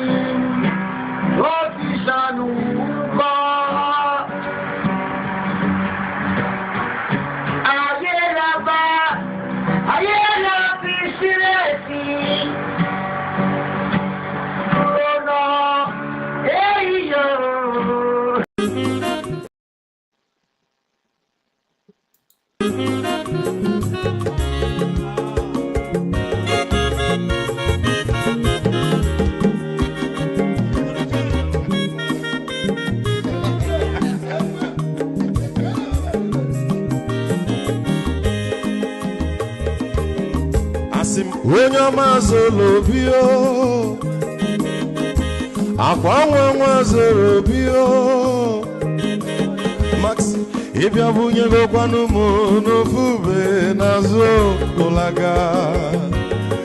olaga ni biazugo mmanwu olaga do ni biazugo akwa nwa ilochi o biko rapuzo kona bazia Onyo mazoro biko abamba wazoro dasari ina unyane gana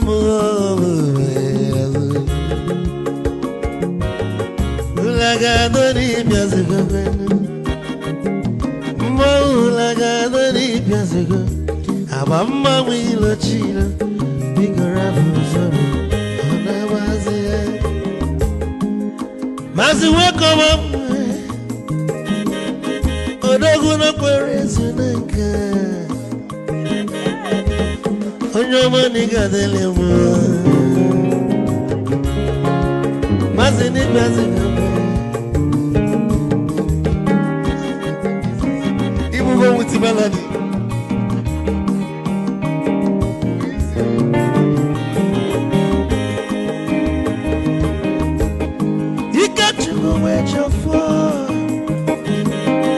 Odogu na chala noka Ezi wane mliga delemo Olaga ni bezigo noe Ma olaga ni bezigo Mama Willow Chilo, Nicaragua, Anabazi, say, Anyamazarana, Amamazarana, sorry. If I were to go on a move, Mulaga doni piazugo, nasa boy. Mulaga doni piazugo, amama wilo chilo, biko rapuzoro, anabazi. Ayes. Odogu kenano bikechofo, ama kwa mnika gogogia. Waligwe kwelona. Get your mobile back. Hey, you want?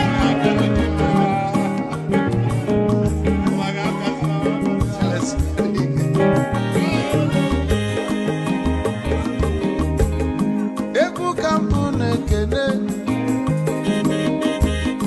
Omogo ndinso, Chukwe mekalumo, Ike chukwu negaje. Esi nwanne m ekene dị ịlapụ ife niile na-eme wee bịa nke gosili na anyị na gị bụ nwanne wisdom ga-adị ka nye gị maịkị ka ogobanya bụ egwu isili maxi ọ bụ na-etiri egwu a malụkwa malụ n'imego m ife ọjọọ wee sị gị nwanne m ife ọkụ na-echọlụ na ngeme wisdom onume ekene gị gbamanwe iyo iyo biko lapụ nabasị ya zoro zoro zoro zoro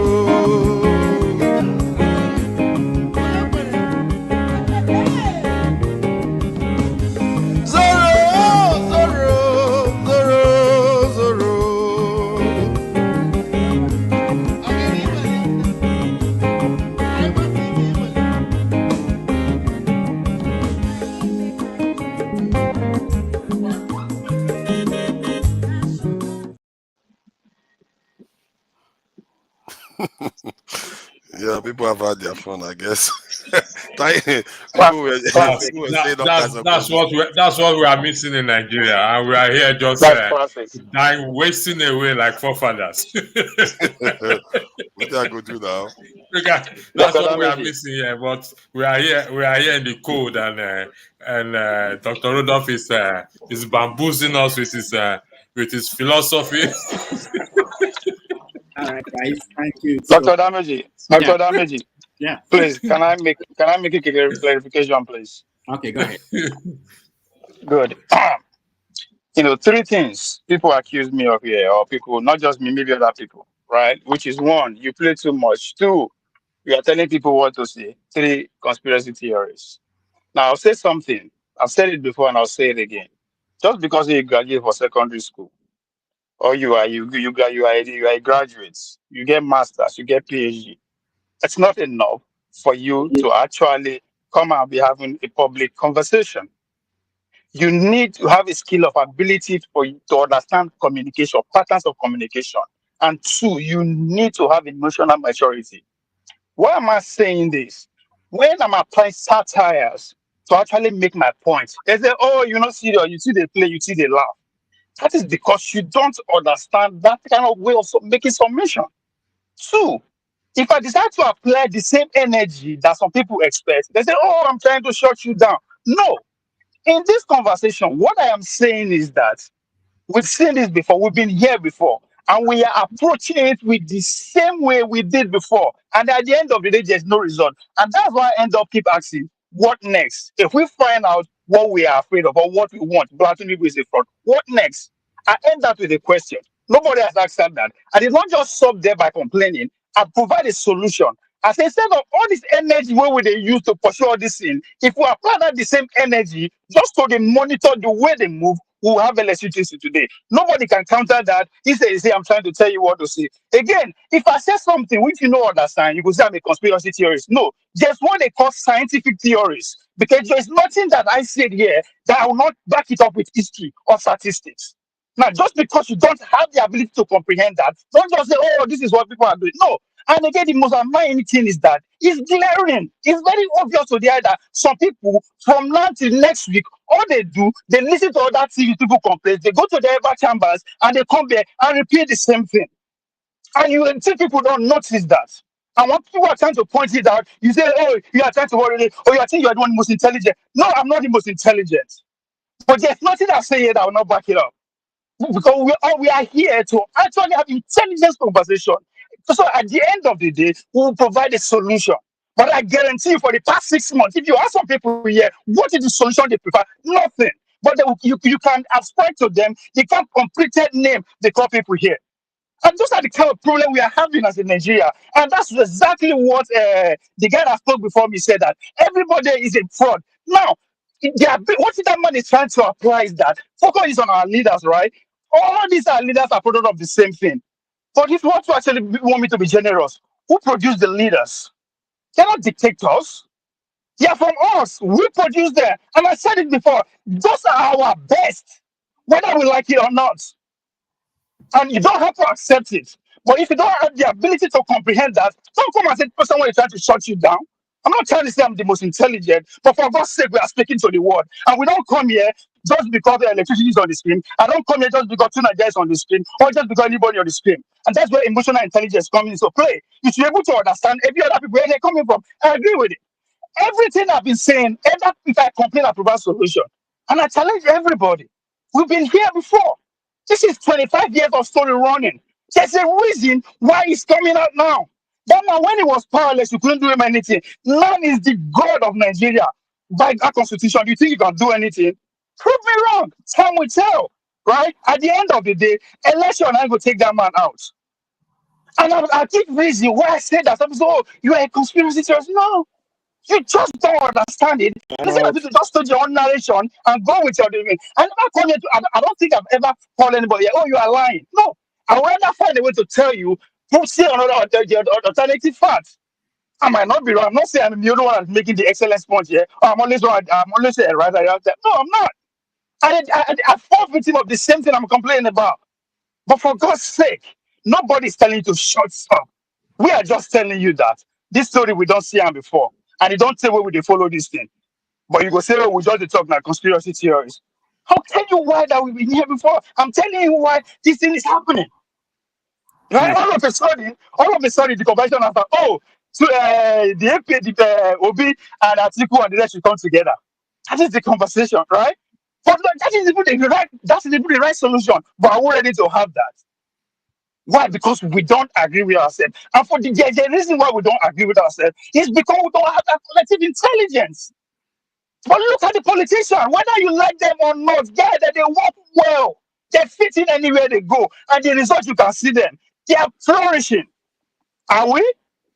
All right. So not be everybody they complain if you are complaining. But at the end of the day, what next if you find out that Bola Tinubu is a fraud? We'll keep on are we talking. going to impeach him? If we are going to impeach him, we'll keep on discussing. That's exactly what I'm saying. Go somewhere else. We'll keep on That's exactly what I'm saying. All right. That's exactly what I'm saying. If I say mention 5 books where you don't read for your life, you cannot mention anyone. And that it shows in your public appearance. Because you don't read. You don't. Dr. Rudolph, with due respect. Hold on. I'll come to you. First, I want to say is to thank people who subscribe to Irreparable Post. Thank you, forefathers. I'm not good at selling things. I'm not good at doing what some people are doing. They can do, so I appreciate that. We do this just to prevent what we know might happen. If you think that Nigeria, the way it is today, just wait until the Supreme Court rules, it will be a different ballgame. I can tell you that. Whatever they do, whatever the decision they make, to be a different ballgame. What I'm seeing, and most people in the media, what they are saying is that there will be a crackdown on the press. Right now, there's only one space in Nigeria where you can see certain things on TV. it's not going to be open space after a while. So we have to prepare for that. This is part of that preparation. So I thank you all for subscribing. And Rudolph, hold on. wait, are we allowed to speak? Hold on, Henry, hold on, please. Come on, please. The only thing I want to say about the issue that Ovie and all this other conversation is this: there's a lot of pressure on us. This forum, the concept, the original concept, and it still remains the same. It's open for everybody to air their view. I'm not looking for the best, the professors. I'm not looking for the best. Anybody should be able to walk in here and say their own thing. That's what I want. I want to kind of, if you can imagine a typical gathering of Nigerians, you have different people, different perspectives. That's all I want. So I will never accept to have a situation where some people are not able to air their view, no matter who they are, no matter what their views are. Whether what they are saying is that we should stop talking, let them come and say it here. We should stop talking. Whether what they're saying is that we're wasting our time. The person saying I'm wasting my time, they are here wasting time with me, so they care. I don't think we should have issue with that. People should be able to talk and air their view, whatever it is. And our job, if I disagree with you, is to counter what you are saying with my own, my own ways. So I don't think there's need for all this thing that we sometimes break into here, as if there are people who we are trying to stop from saying something. As far as I know, there's nobody I'm stopping from saying something. All right. Okay. So 30 second, please. Okay, go ahead. You see, this talking we are talking, the politicians are hearing what we are saying. They are hearing what we are saying. So nobody can come here to say we talk too much. We don't like we are talking too much. You find somewhere. So look for transformer to hang yourself. That's it. We will keep on talking. We'll be talking till that country be better. Thank you. All right. Let's just say go ahead before KJ. Go ahead. Ovie, this is a question to you. In the context of this discussion, Bola Tinubu's forgery, what solution are you preferring, please? You have to unmute yourself. I'm a realist, right? The only way to actually stop Tinubu is 2027. This is my view. I'm not saying that should be the point. Let's do something now. Let's say thank you for that, Ovie. Thank you for that. That's the solution. It's okay. That's okay. Let's say the Lord's Prayer and let's close and go home.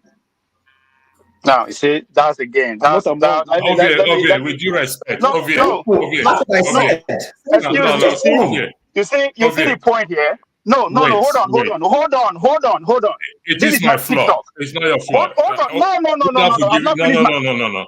I have not finished my answer now. This is not TikTok. Rudolph will give you your time. Okay. Okay, Rudolph, I'll let him talk. I'll go after him. Let him talk. Go ahead. Go ahead, let me come. No, Ovie, Rudolph, let him go ahead. No, he won't. Let me talk to you briefly. This is why I don't like your style. And I say, not that you shouldn't do it, but I don't like the question and answer. You see the way you question him, and he gave you the answer you were looking for. You didn't let him talk more. And it creates that kind of setting I said it should go ahead. Okay, before you said that, you said you do that all the time. Listen, I've come to a compromise. So let him go ahead. No, hold on. If I were him, I would feel it somewhere. If he said to me, okay, what do you think about this? And I say something, and you don't let me finish because you got what you wanted. I may want to expand on that, and you stop me. That's okay, Dr. Rudolph, I've considered. Let him go ahead.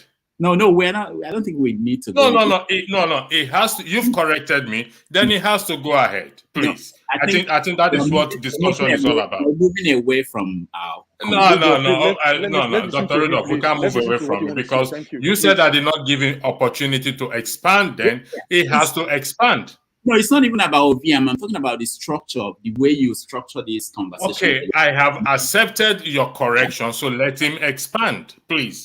Because he's been talking since. Maybe you should just listen to the moderator. Sometimes I listen to Rudolph. I am saying he's telling me that I did not give Ovi opportunity to expand. So let Ovi And he expand has what heard he meant you by and still felt that 2027. but he also has other people on the panel. Yeah, I He has think the I think money. we should. So I don't want this Let to. him explain. Well, We are not complaining. you get Let over him here explain. another time, and you We are Henry waiting for him Gabriel, there. stop it, Henry. Stop it. Mind your We want business. Ovi to explain to us, please. Henry, please, we don't want these interjections. You know, it doesn't help us.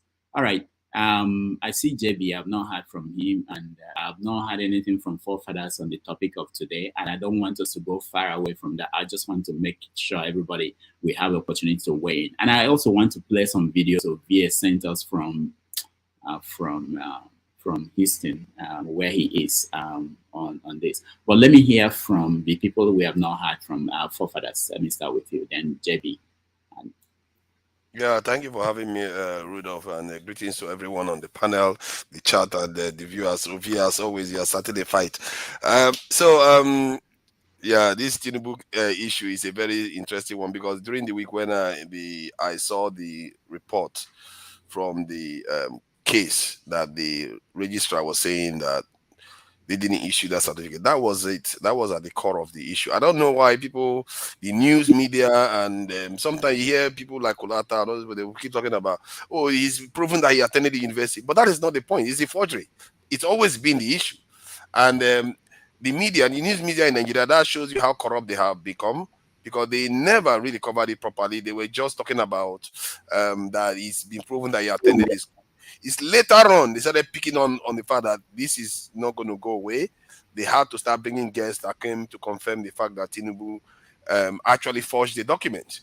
And the question is, personally, I've said this myself, that I don't subscribe to the idea of criminal record, any other stuff being responsible for removing or denying somebody from running for the presidency, or any qualification at all. In America, they don't have any of those stipulation at all. In the UK, they don't have it. You can be a Olodo of the class and still run for leadership in the UK and in America. The only thing you can't do is break the law while trying to get that into that office. And that is what Tinubu has done. And he went on not only to do that, to try to block the information from coming out. That is even more damaging. Because you can argue that in the 70s, 60s, all kinds of crazy stuff was going on. People were using anybody's information, Oluwole was going on and all that stuff. But why did he try to block it now? Why did he not own up to what he has done? And this is what the Supreme Court needs to consider. They can't just say, oh yeah, it's okay, it's pre-election matter. No. This president made a lot of effort to break the law even now. And that is something that they have to take into account while making a decision. And if they make a decision to allow him carry on, now they've put a situation whereby somebody has broken the law to become president. And they've enabled the president to run the country for 4 years. God knows what happened to that country in that 4 years. The decay that we're going to see, the challenge and all the tensions that are going to arise because of that. Because law is a form of nervous system for any nation.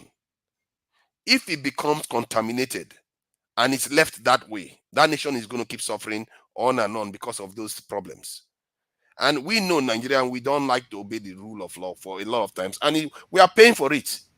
We are paying for it as it goes on because we don't want to follow the rule. We don't want to ban, because when it favors us, we follow the rule of law. When it doesn't favor us, we don't want to follow it. It's been a problem in the psyche of Nigerians. And I really hope that the Supreme Court understands this, because we don't need it. This next generation don't need this nonsense. We have bigger problems to deal with. If somebody forges documents and the law says it's against it, then you rule on it. To pretend as if you didn't see it, it's not going to make it go away. It's not going to go away, and the country will carry on with the president that cheated, presented a wrong document to INEC and made effort to cover it up. Two things. In America, what you tend to find is that you can commit a crime, but the covering of that crime can be what gets you in jail. But the president did two of them. He did two of them, and there are many of them that have not even fully uncovered, from a government college to just name it. It's all over the place. If I was him, I would come out and say, you know what, my bad. I didn't know, this university, all this stuff, even before you presented this stuff to INEC. It just shows you the way they behave. He could have easily done something to get a degree, a certificate, and present it to INEC. He couldn't even be bothered to do that. He couldn't even be bothered. They don't care about the rule of law. And his so-called this in the NSA official was begging foreigners the other day. These people don't govern Nigeria. They just govern us to just rubbish the country and for their own vanity. This guy, why does he even want to be president? He's suffering. His health is not good. You want to be president at all costs. For what purpose? Because you're going to go to heaven when you become president? I don't understand what drives these people. They don't care about their people at all. They really don't. What kind of leaders are these? And I obviously said something about, if this is our best, no wonder we are suffering. We don't understand what leadership is anymore. It's to go there and to get glory and show up on TV, and some people call you God, like you are going to last forever. These people are not powerful. I've never seen our leaders as being powerful, and I've never seen our nation as being powerful. To show you how powerless they are, our NSA, literally the tip of the spear of our national security, was literally embarrassing himself and begging foreigners. Even the foreigners were embarrassed for him. They didn't even know what to say. Asking for freedom from foreigners. This is somebody in charge of a country of 200 and something million people. Israel, is Israel taking permission from America right now before they will act? Israel is made up of about 11 million people. And the Jews, even far less population. And they will act in their interest without any permission from anybody. But yet, our leaders go and beg everybody else. And in Nigeria, we call them cabals. They are God. They are nobody. And they've sold us cheap, and we have to hold them accountable. And if these judges don't hold them accountable, sooner or later, they will be reckoning for every single one of them. The elites in Nigeria, they have to hold themselves accountable. They have to hold themselves accountable, because personally, I've not heard from Wole Soyinka so far, because he's very, very quick to talk about Bajue and fascist people. But I've not heard from him so far. Sorry. No, he has no. Instead of they complain, no, I think he's saying that the people are accusing him of his own credential. So he has given this ultimatum for the people to come out. So he has jumped in front of the conversation, but tribute upon himself, which is another trick of diluting the. And he didn't even address the issue about. He didn't even address the issue about Tinubu. Oh goodness! All that politics. See, that is the problem we are facing here. We have elites that don't believe in the rule of law. They don't believe in governing their people properly. They don't even believe in the progress of their people. When they talk about enemy of progress, our elites are true enemies of progress. They are keeping our people down. They sit there on top of us, acting as if they are governing on our behalf. They are not doing anything for us. When your national security advisors go around and start begging Oyibo people, and our chief of army staff is telling them, we need further training, and we need basically a caterpillar. What kind of ambition do you have for our people? Do you know we are looking at ourselves as 200 and something million, but globally we number about 1 point something billion, and Nigeria is at the tip of the spear of that population, and nobody's talking for them. How useless can our elites be? Nobody cares about 1 point something billion people in this world. And that I'll keep reminding our people of that this is a terrible shame on our race completely. We are one of the 4th greatest races in the world, and we don't have anybody caring for us. Our nation, people can break the law, and the Supreme Court could decide that, okay, no, I don't care. Move on. We can't allow this to carry on. Sooner or later, they will be reckoning for those Supreme Court judges if they don't take action. I'm not threatening them. I'm just describing what tends to happen in reality. If there is anarchy, if you keep supporting anarchy, sooner or later there will be consequences. Thank you. Thank you for first. Let's go to Igbo Basics before JB, because Igbo Basics.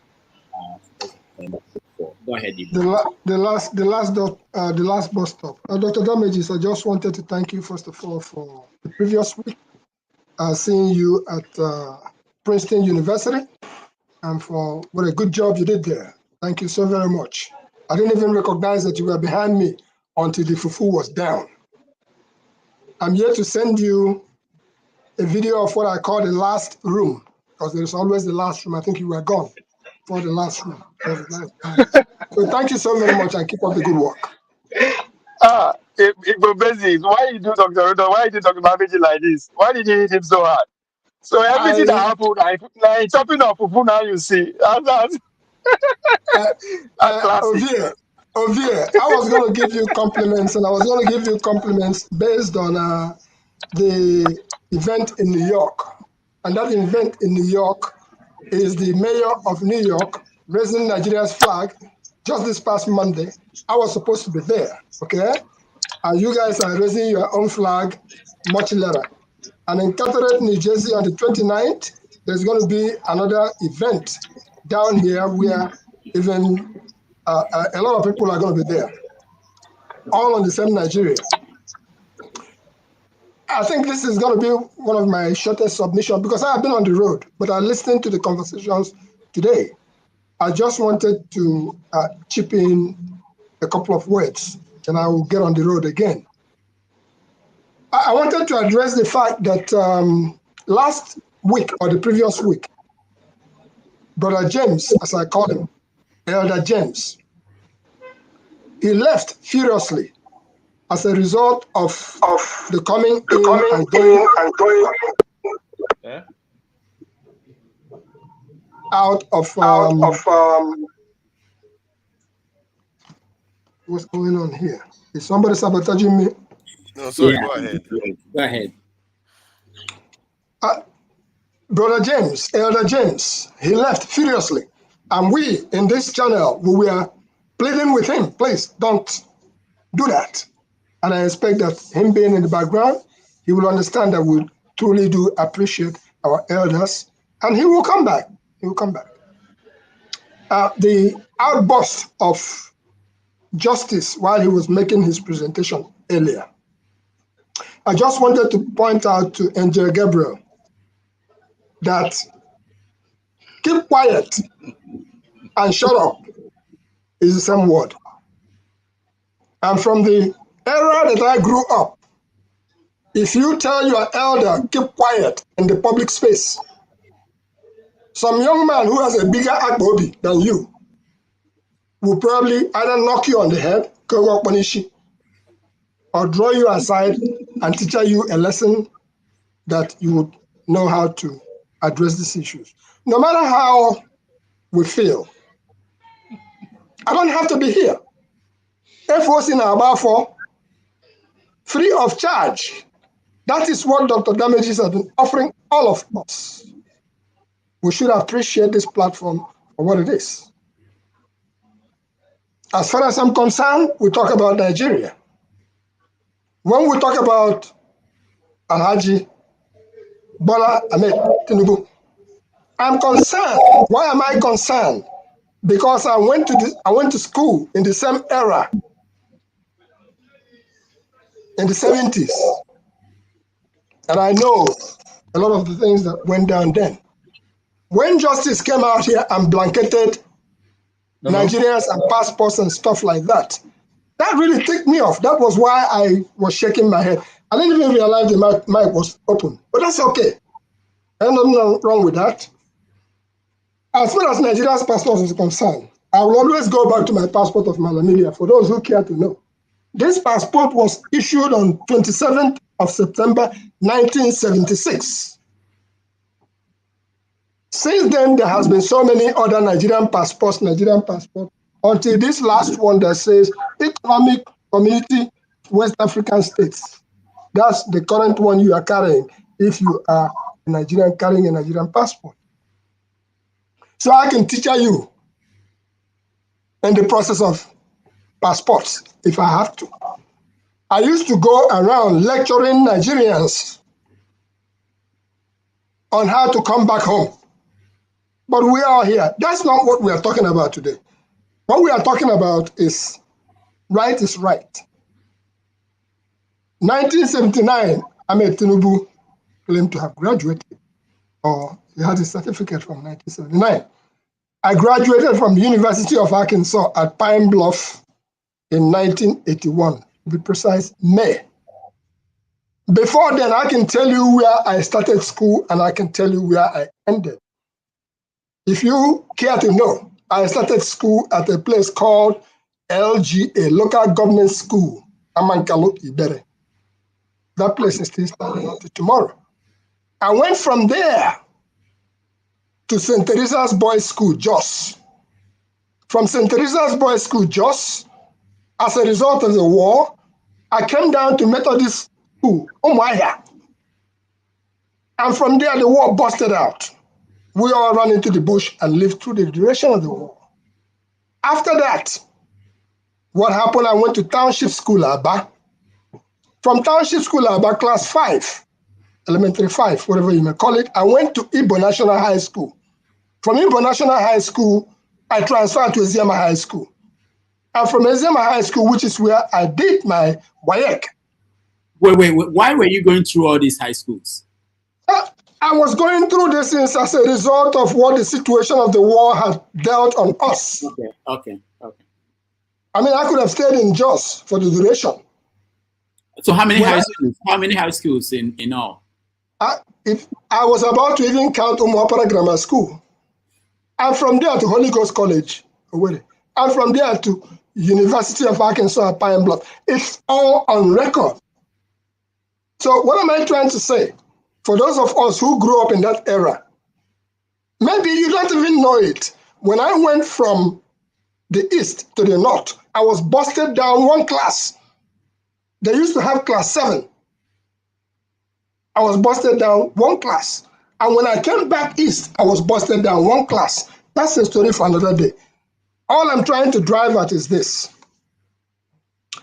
During the 70s, specifically from 1970 through 1981, America had its behind wide open. People did a whole lot of crap they were doing. And that's what informed people like Tinubu to do what they did. And after that, they still had an opportunity to correct themselves.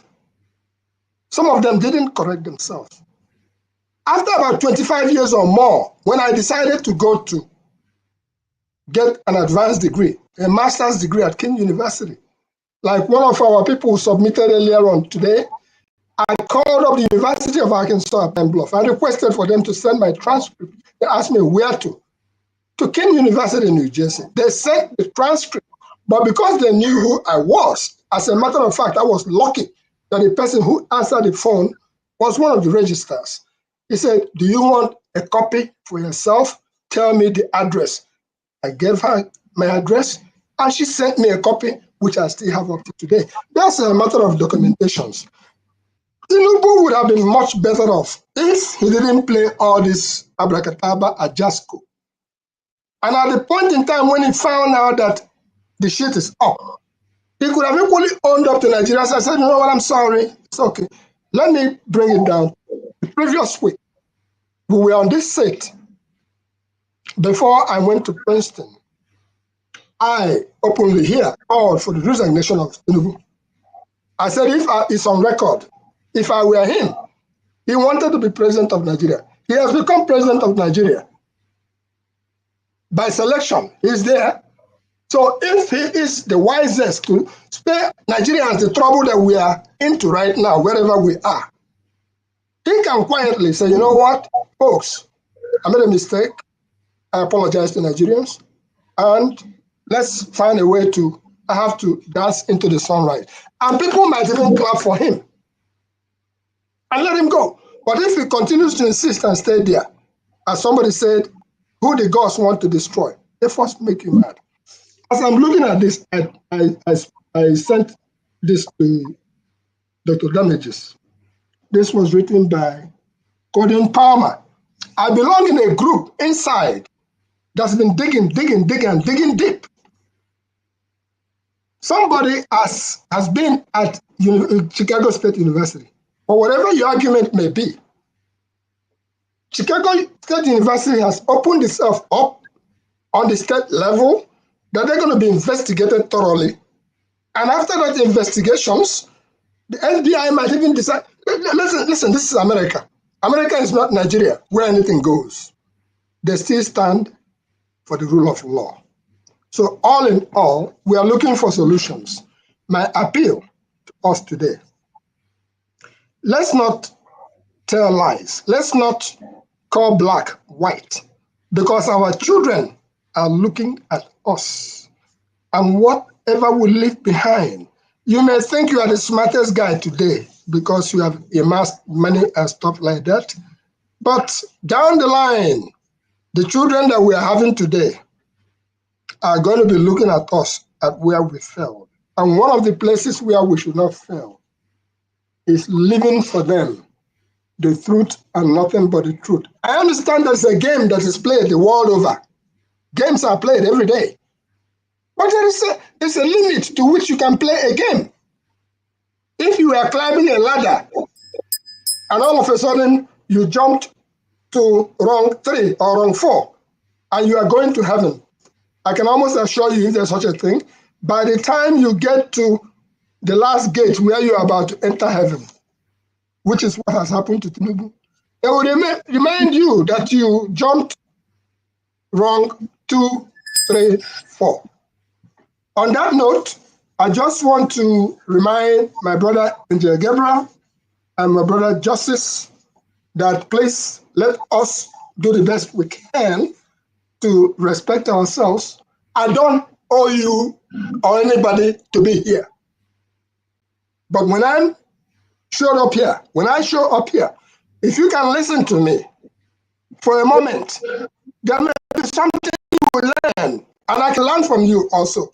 If I say something in my own household, my children will correct me in 1 second. And these are American kids who they don't give a, whatever you think, they're going to have to tell you that this is wrong. End of story. So let's respect ourselves. Let's respect our channel. Dr. Damages, please continue the good work you're doing. May God bless you.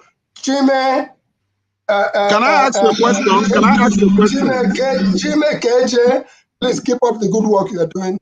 Didn't buy that from the market. Elder, I want to ask a question. Elder. Yes, please. Dr. Damages, can I ask Elder a question? Go ahead. You started already. Okay.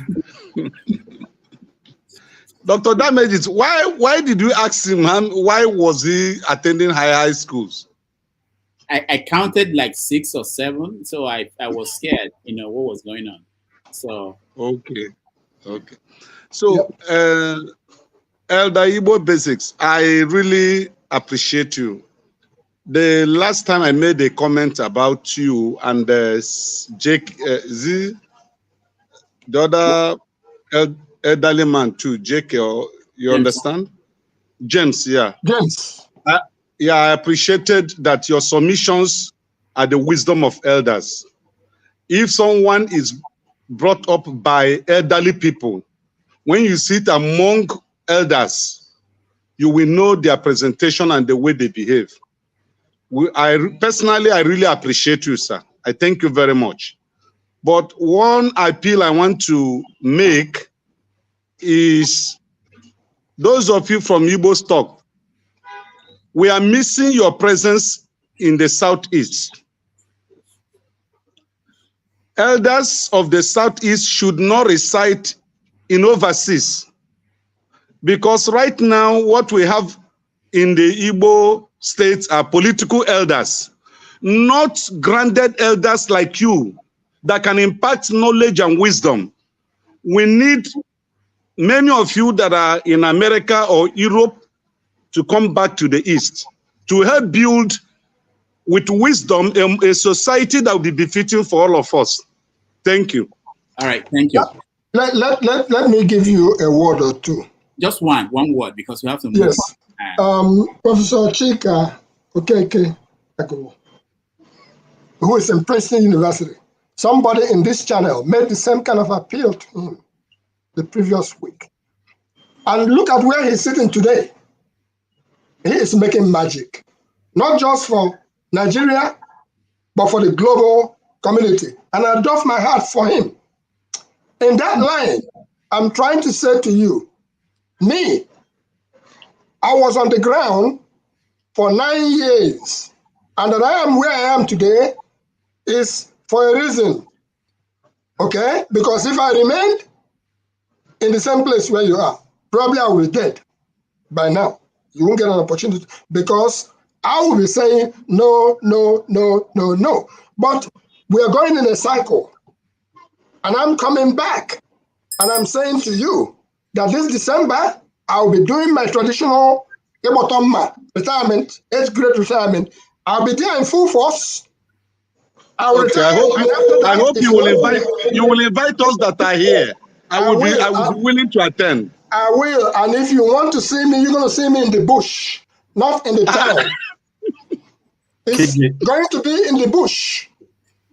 And I'll share it on this channel. KJ, It's going to be in the bush. KJ, please, one question, KJ, please. Thank you. Not a question, actually. I just wanted to debunk something that's been going around when people say that Tinubu's degree is the equivalent of a first class. What Tinubu's cumulative GPA was 3.54. That's the lowest level of honors in the United States grading system. That's a cum laude. After a cum laude comes a magna cum laude, and after a magna cum laude comes a summa cum laude, which is the highest summit. So let's be very clear about that. And Tinubu went to an HBCU, one of the worst HBCUs in the United States. So let's be very clear. Let's not make this guy out to be a genius if he really even went to that school. But again, the question in view is about the certificate that was submitted to INEC. Let's just be clear about that. Thank you, KJ. I have to go to BJ, but JB, sorry. Just 1 minute will be enough.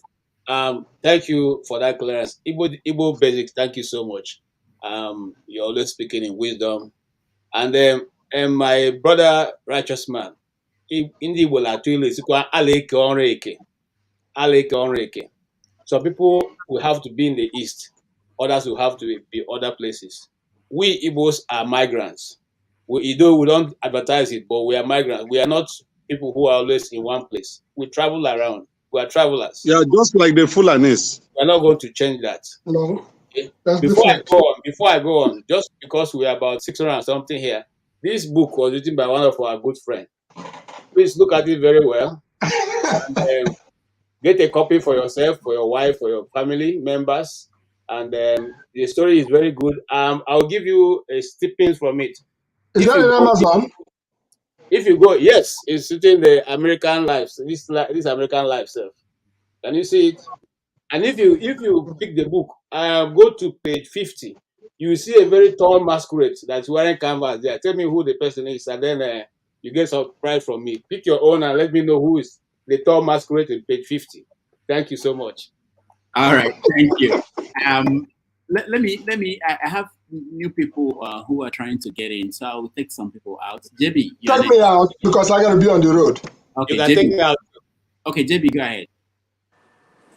Thank you very much, Mr. Dr. Damages, sorry, and everyone on the panel.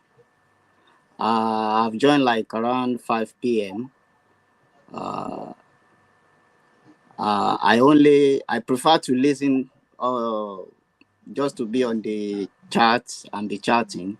But when Dr. Damages said he would prefer if you can see somebody that can come up with facts from the deposition, so he would like another opinion on what people have been saying on the platform so far. So that's why I joined. So, and that will only be possible if Dr. Damages has the deposition by him, and he could display some of the pages that will refer us to. Is that possible, sir?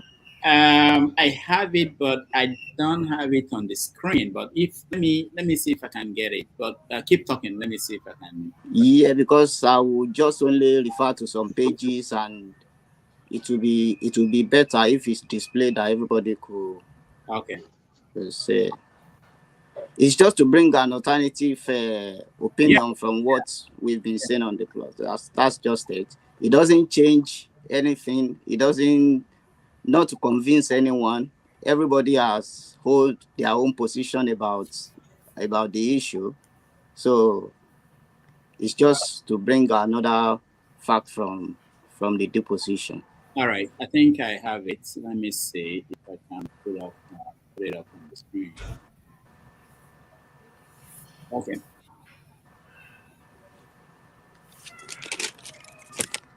All right. So tell me, I hope, what did I do? Okay. I'm sorry. I think I put up the wrong page. Okay. So can we quickly see page 150? Oh, it's off. Yeah, just a minute, just a minute. What I put up was just one page. Hold on.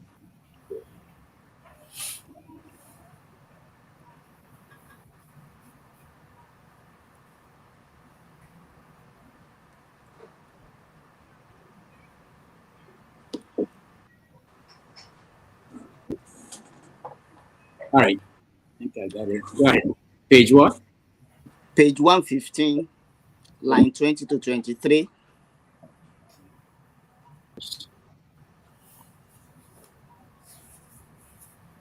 Line 15.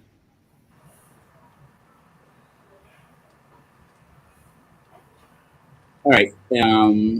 Line 20. Yeah, page 115, line 20. Okay. Yeah. You guys see it? You've gone past it. I gone past it? Yeah, you've gone past up a bit. 115. I'm on 115. Oh, yeah, I'm on 115, 20 to, or is this one different? 20 to 24. Yeah, you're on one. I can see 114. Oh, all right. Hold on. So I should go down. Is that what? Yeah. Yeah, why exactly? 115 there. Okay. Line 20 to 23. Tell me when you say it, because what I'm seeing here is different. Yeah, go on. 20 to 20. Yeah, that's it. Okay. From line 20, do I read or you read? You read. Okay. Question on line 20. The question is, so not only did this particular Bola Tinubu have a rigorous major, he also graduated with honors, didn't he? That was the question. The answer is he did, indeed. That means he graduated from CSO with honors. That was the question. The answer that followed is that he did. The following question, okay, that was the I think I listened to KJ that said he didn't graduate from the school. So that was the place where it says he graduated from the school. Another place that I want us to see quickly is page 57, please. Page 57. Okay.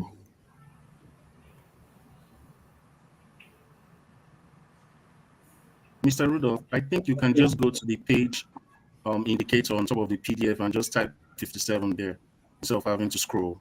You know, I'm bored. So what do you say I should do?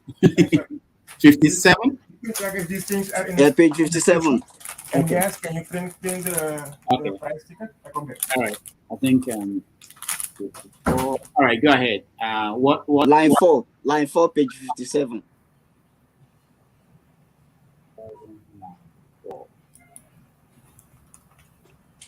Okay. All right. Are you seeing it? Yes, page 57. So let me read from line 3, the question. And that's the only basis. Or let me read from, okay, the question on page 56, line 23. The question, so that we can get it better. So looking at the exhibit or this document, how is CSU sure that they all concern the same Bola Ahmed Tinubu was now president? The answer that follows is because of the transcript. The following question, line 3, and that's the only basis. The answer that follows, is that the only basis that shows that Bola Tinubu is still the same as the president? The question that follows on line 4 says, that is the official record of a student. A diploma in the US is considered a ceremonial document. So the man, Caleb Caleb Westberg was confirming there that a diploma in US is a ceremonial document. When people say it, and that's the fact from that shows that it's an of ceremonial document. Let's go to where the issue of is a male, is a female came up in the deposition. Page 117, please, line 18. I advise everyone to read this deposition, at least to have some facts with us. It might not change our opinion about the whole issue, and I'm not showing this to change our opinions, but just to bring some facts from the deposition, at least for us to argue from the basis strength, from the point of strength, rather. 117, what number? Yeah, 117, line 18. I've not been there myself. Okay. No, go up. Up? Yeah, up. You're on 118 now, so go to 117. No. Let me hear from JB. JB, because the numbering is different. There's one on top and there's one behind. JB, is this where you want? It says here 117 here at the right hand side. JB, is that what you want? 117. What line? Line 18, please. 18, okay. What is this document? Is that? That is talking about. Sorry, I'm trying to scroll there as well. Okay. Okay, yes, where it says, the question there is, what is this document, sir? The answer there is, this is the undergraduate admission application. The following question says, and is this the document that appears to have been completed by Mr. Tinubu himself? Ostensibly, that's the answer. The question that follows says, and what on this document does Mr. Tinubu identify himself in terms of his sex?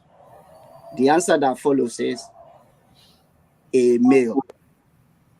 The following question says, and when the university admitted Mr. Tinubu turned to CSU, they are referring to a document, CSU 0025. Is this the letter in Mr. Tinubu's student file informing him of his admission? The answer is yes. So the following question says, and the salutation to the top, what does that identify in terms of Mr. Tinubu's sex? Carlos Webber answers, it says, dear Mr. Tinubu, indicating male. So now that is where it confirms from the question and answer the sex of Mr. Tinubu in the disposition. Okay. Let us go. So JB, hold on before we continue, because I don't know if everybody on this platform now want to do because they are full of questions. I don't know how much. Okay, let's finish up. Maybe you give me two more lines. Okay, let me give you two more lines. Yeah. Hold on. That will be up to page 41, please. Okay, page 41. It will have helped if you, but it's not your fault. It will have helped if you started from the beginning and go from there. 41. Yeah, I didn't want to come up earlier. It's just because if you see somebody that can say from this, that's why I came up. All right, go ahead. Page 41, number? Line 3 to, we're going to read line 3 to 8 quickly. Okay. So the question says, and CSU has no basis that the INEC diploma was issued by CSU, correct? So the answer says, the student in question graduated from the university in June 22nd, 1979. We were not qualified to verify whether this document is authentic, given that it is not in our possession.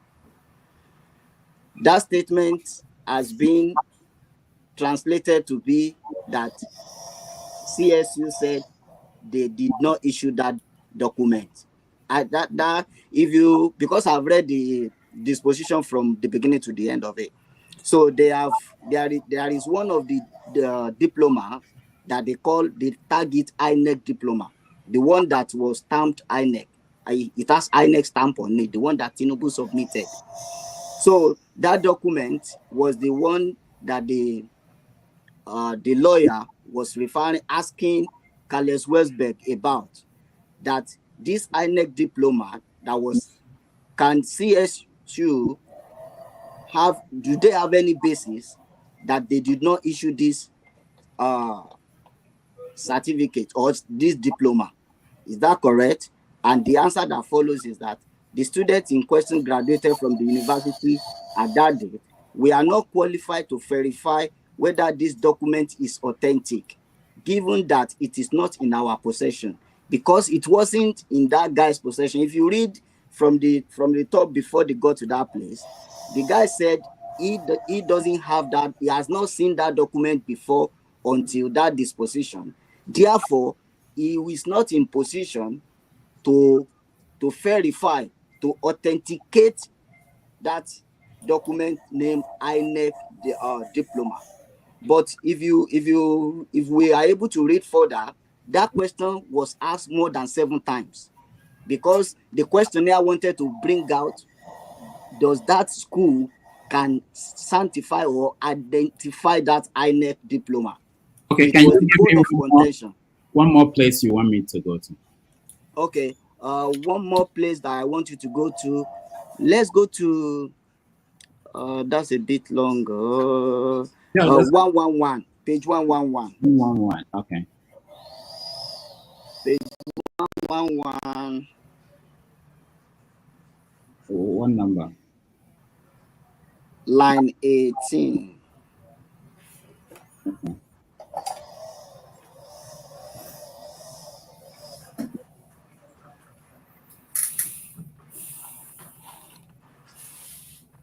All right.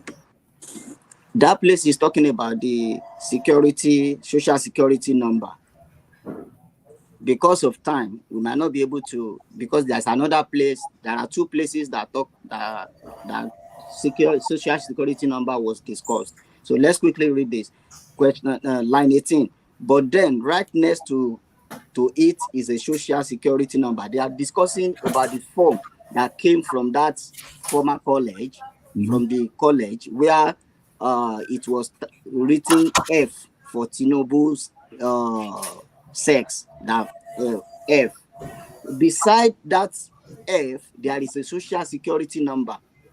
So it was that social security number they are referring to here. But then right next to it is a social security number. Do you see that? Carlos Westberg answer yes.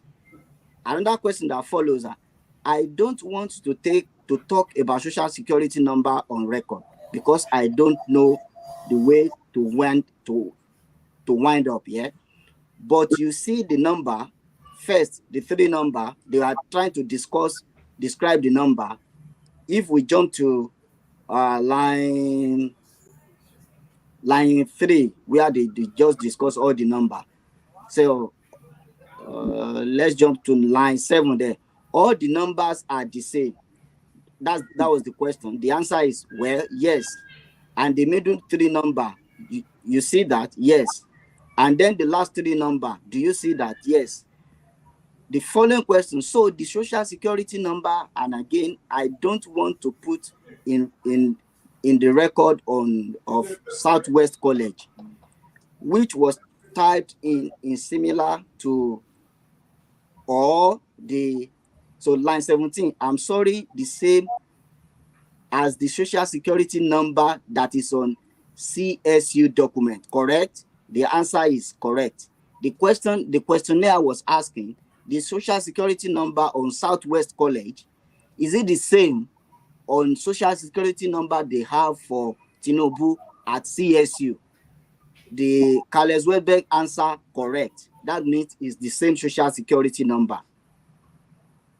So if we read further down, the Carles Weber confirmed that the social security number is consistent with what they have in their records. So because of our time, there is another place I will have pointed us to. Some people have said on this platform today that that social security number didn't say it was Tinubu. That is not correct. If you go and do your findings, the social security number on Southwest College is the same thing that CSU have.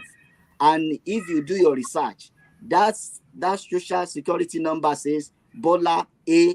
Tinubu. We all know that in US, one person cannot have two social security number, and two person cannot have one social security number. It's the same thing like in UK here, where we have a national insurance number. One is for one person. Two people cannot share one. So therefore, and Carles Weber was confirming that the social security number on Southwest College is consistent with what they have at CSU, and is what we can find out as well. Take that number from Southwest College, because they are the only one that displayed that number.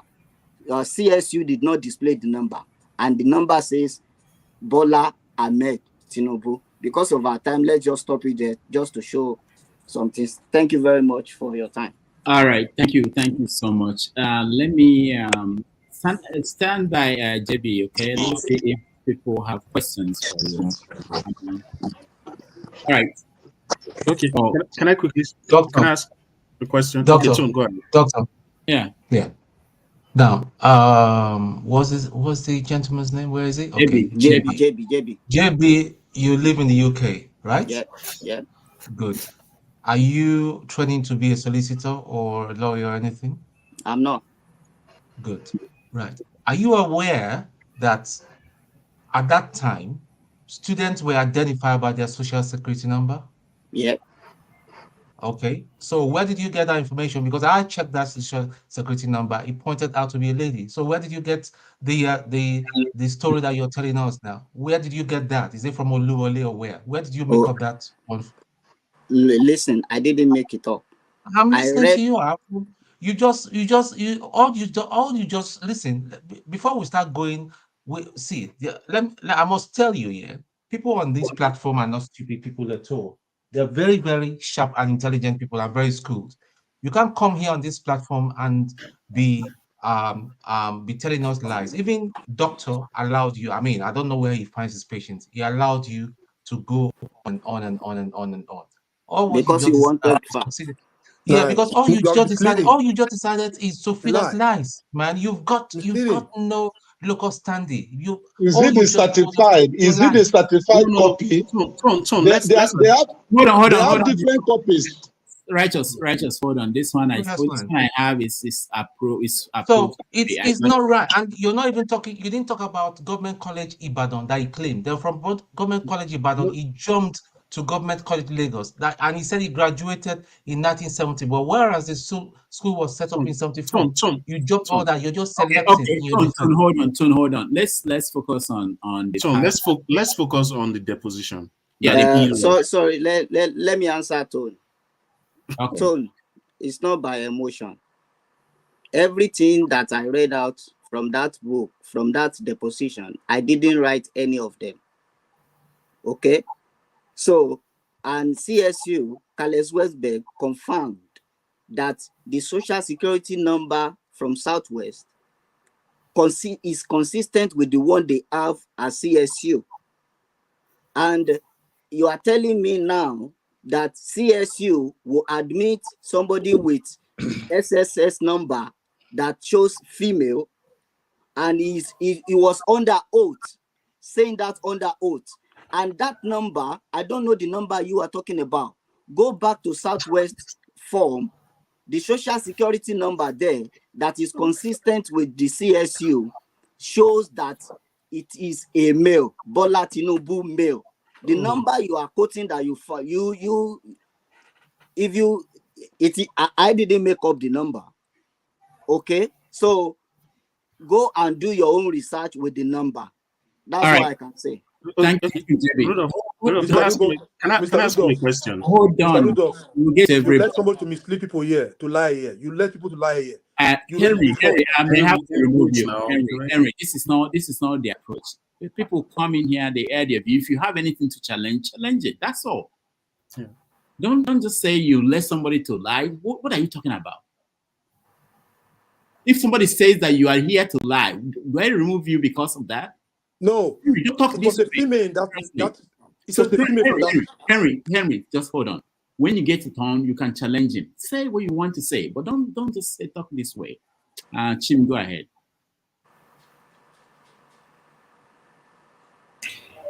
Sorry, let Ed go ahead. Let Ed go ahead. I'll come back. Okay, all right.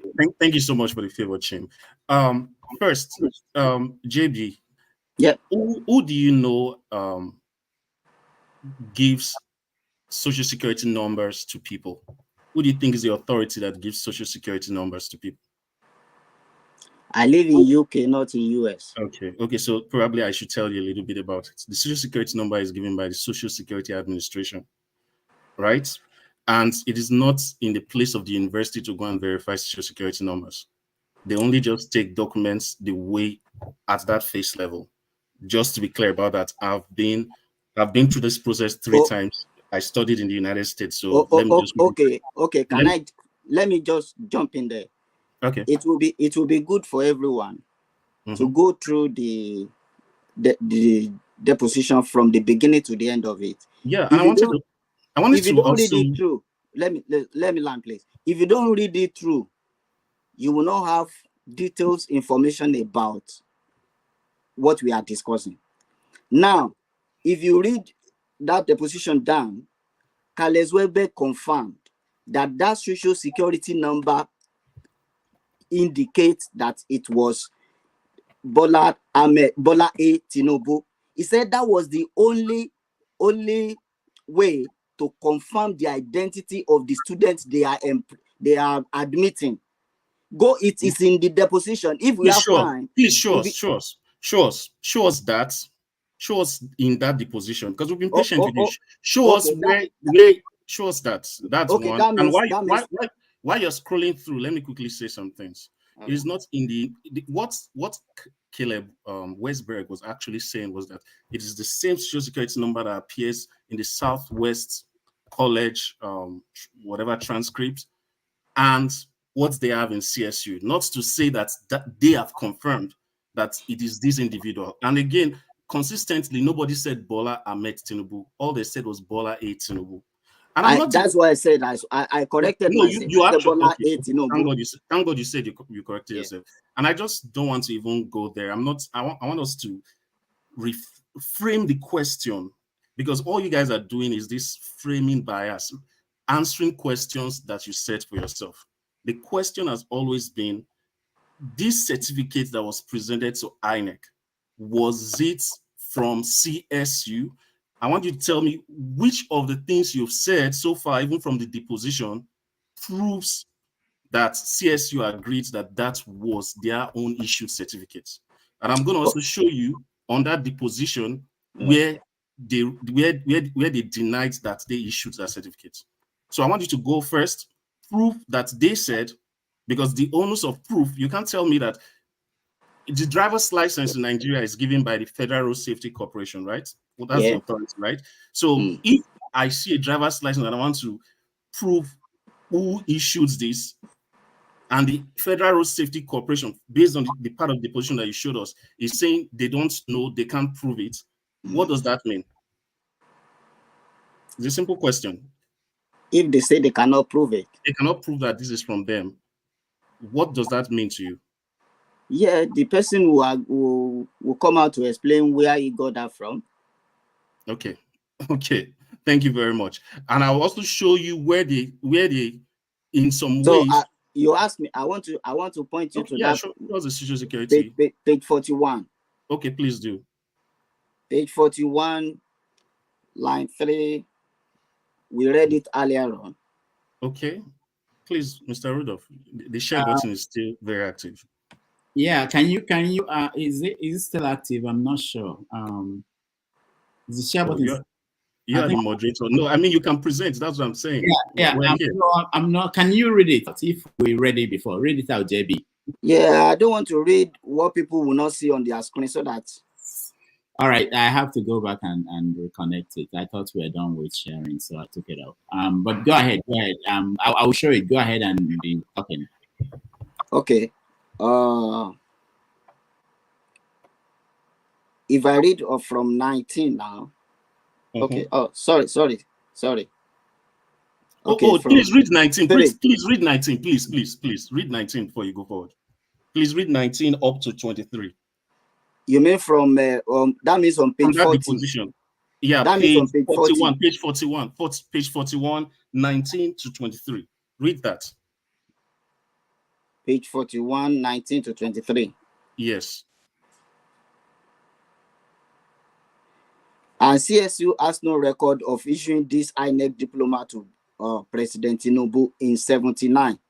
Okay, continue. Mr. Adamson, objection. Ask and answer. The witness, correct. Okay. Then also go to page 40. Okay. Page 40. That was where I wanted to read earlier on.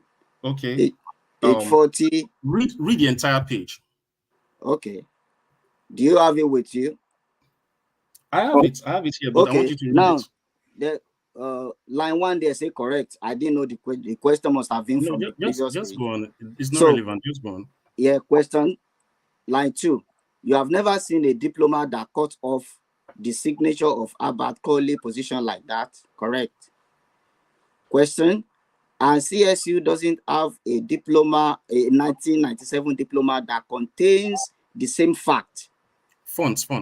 Oh, sorry, font. CL signature, wording apart from the INEC diploma, correct.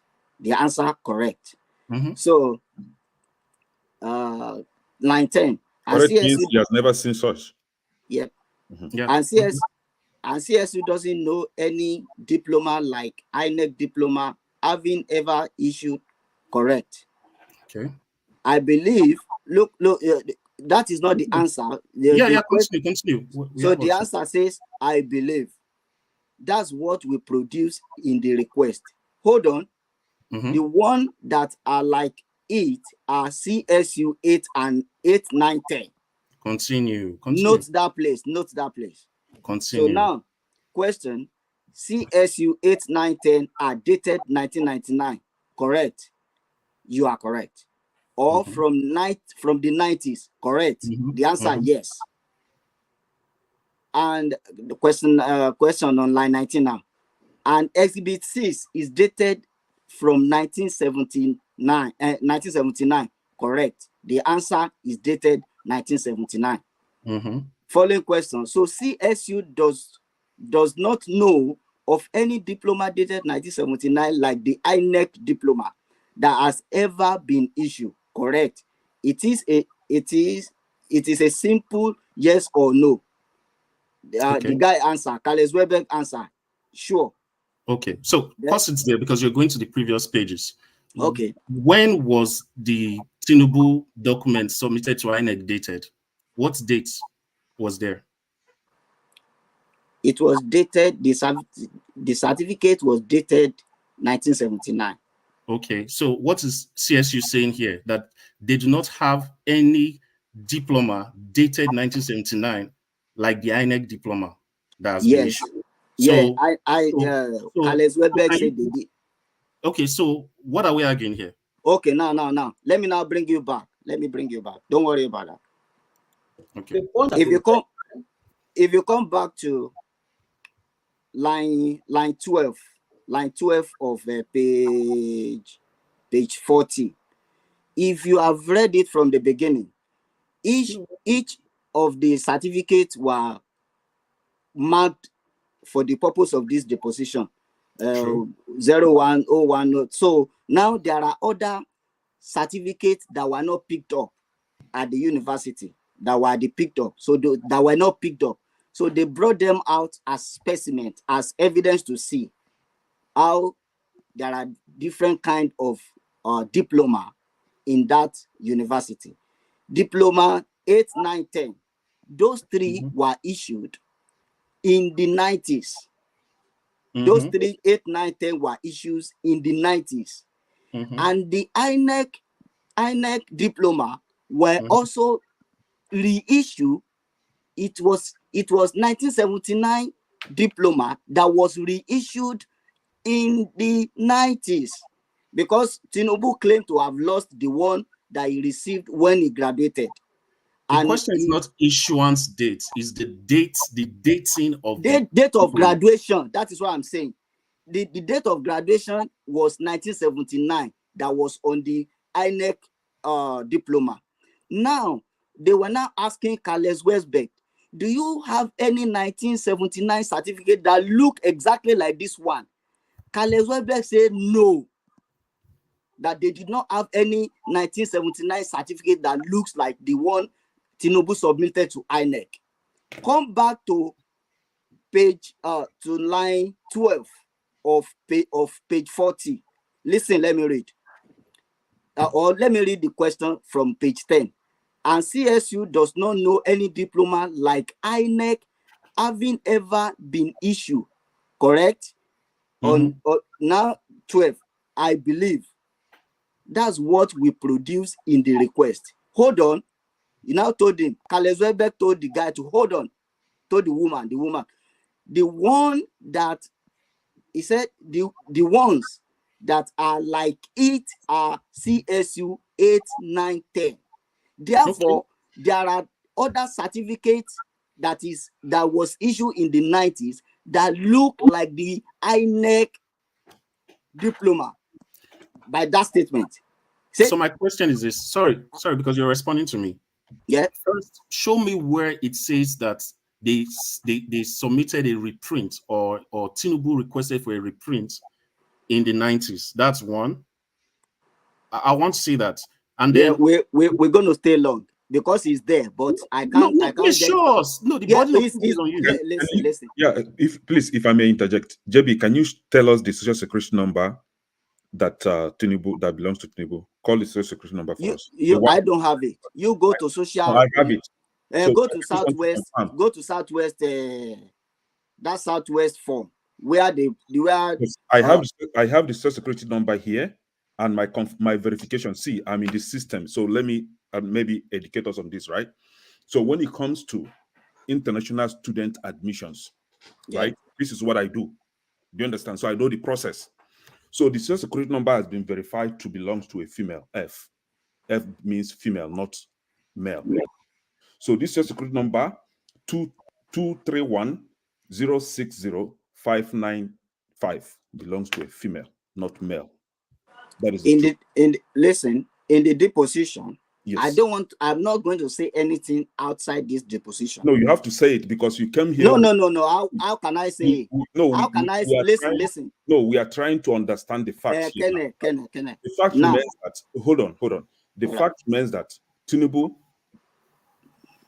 claimed that he went to government college Ibadan and later to government college Lagos. Tinubu came to United States. Maybe, I don't know what happened. Maybe the real owner of this identity died somewhere. A female. I schooled in the US. I have 3 degrees from the United States. So I know the system. You can actually walk in, sit down, and write exam for someone without being detected. Nobody cares. Social security number is just a card that just bears your number. No identity, no photograph, nothing. It will never specify if you're a male or female, just the number. And then they will write from the Department of HSS. That is it. Now, you can actually use someone's social security number to work without being detected. It can be verified your name. That is it. So this guy came to this country, began to sit for exams, classes, with someone else's information, a female. He graduated. He kept attending until graduation. Now, there was no way he could walk and collect that diploma because there will be contradiction there. The contradiction now will be, they will be expecting to see a female walking, and here you have a male. And that was why he dodged from working for the diploma. He did not collect the diploma, and nobody did. Right now, only for him to move to Nigeria or maybe in the United States, started working with such information, and then eventually got to Nigeria. So this information belonged to a female. That is a fact that has been established in the court. Don't come here and confuse us. We are not stupid, right? We know. We know how. Now, this guy today is claiming to be Bola Ahmed Tinubu. No, what is in that social security number is Abimbola Adenike Tinubu. That is what is in that social security number. Abimbola, short form Bola Adenike Tinubu. Kene. That is what. Kene. Like for example, my name is Kene, but that is not my full name. My full name is Kene Chuku, right? You see, so the real owner of that identity is a female. So the current person you have in Nasirok now claiming to be Bola Ahmed Tinubu is not. He has his name. Let him come and tell us his name. So he is an identity thief. Call him what he is. Simple. Okay. Let me respond. Let me respond to Kenneth.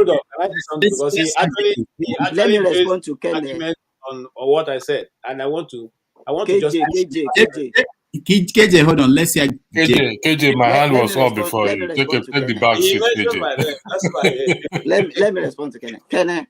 Yes. KJ. It's not by emotion, okay? No, nobody is being emotional here. Okay. I don't know why you. So, and in the court of law, what is under disposition and what is in the affidavit is the only thing that will be tenable.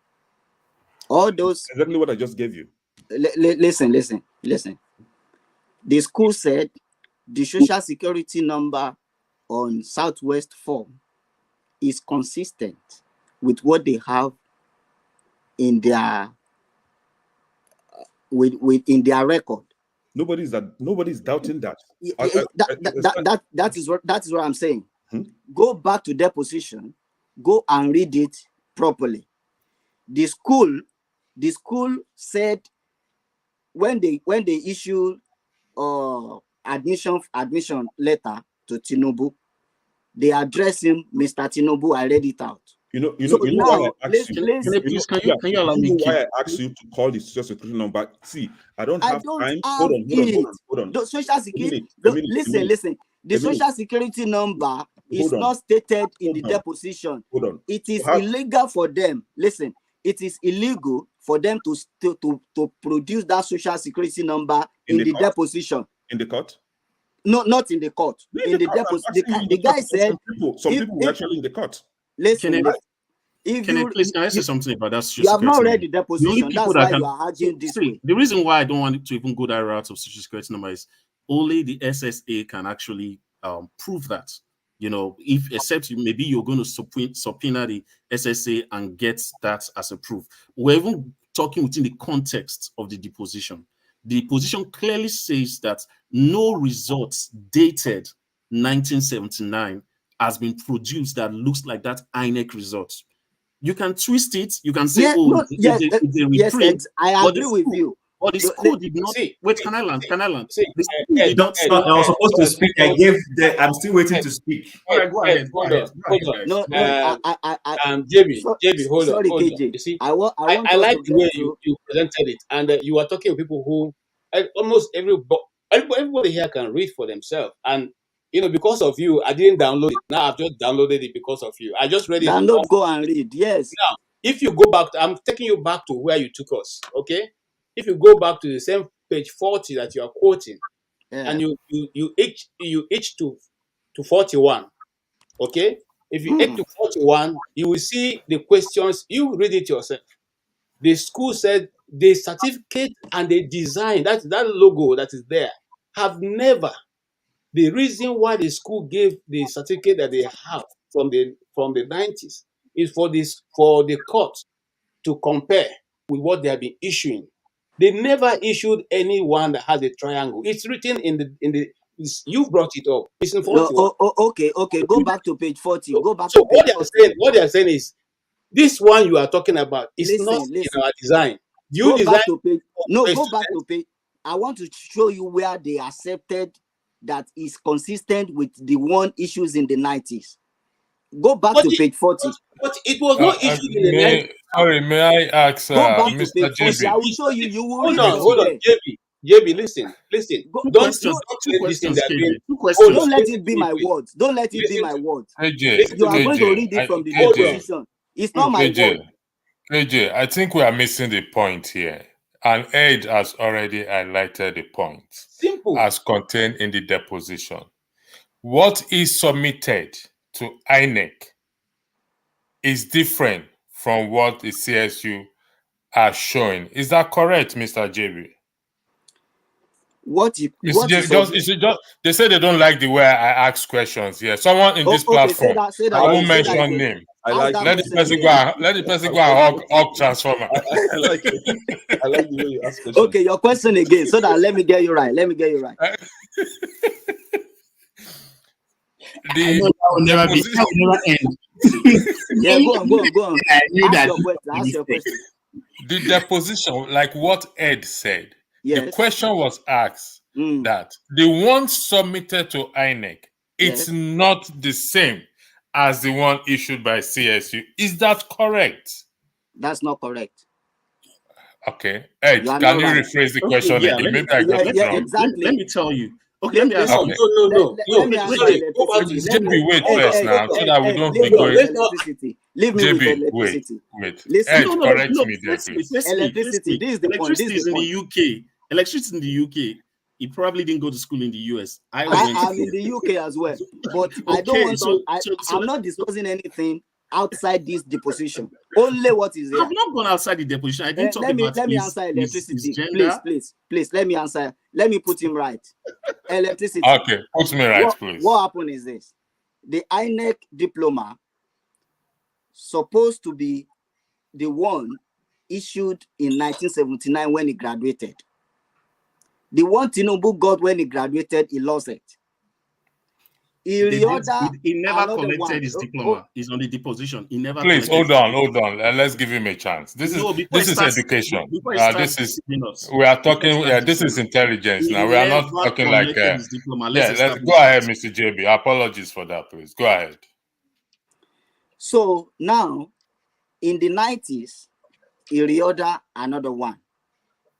So definitely, the one that he reordered in the 90s will only bear the date that he graduated 1979.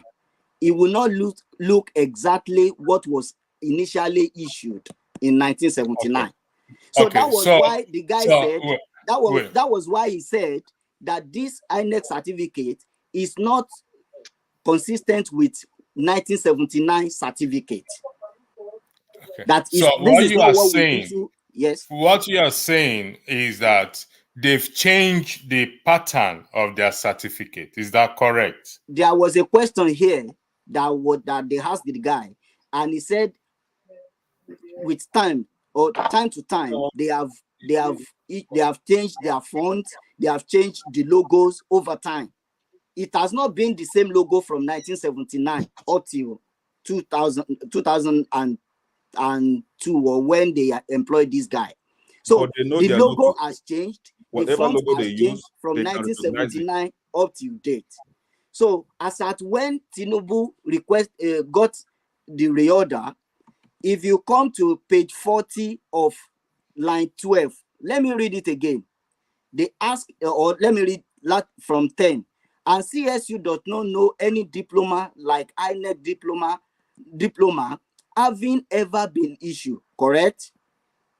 The answer is, I believe. That is what we produce in the request. Hold on. The ones that are like it, the ones that are like INEC diplomas are CSU 8, 9, 10. And these 8, 9, 10, look at the question that follow. CSU 8, 9, 10 are dated in the 90s, correct? The guy said, you are correct. Or from the 90s, correct? Yes. So Exhibit 6 is dated 1979, correct? It is dated 1979. So he now said, so CSU does not know any diploma dated 1979 like INEC diploma. INEC diploma that has ever been issued, correct? It is simple, yes or no, sure.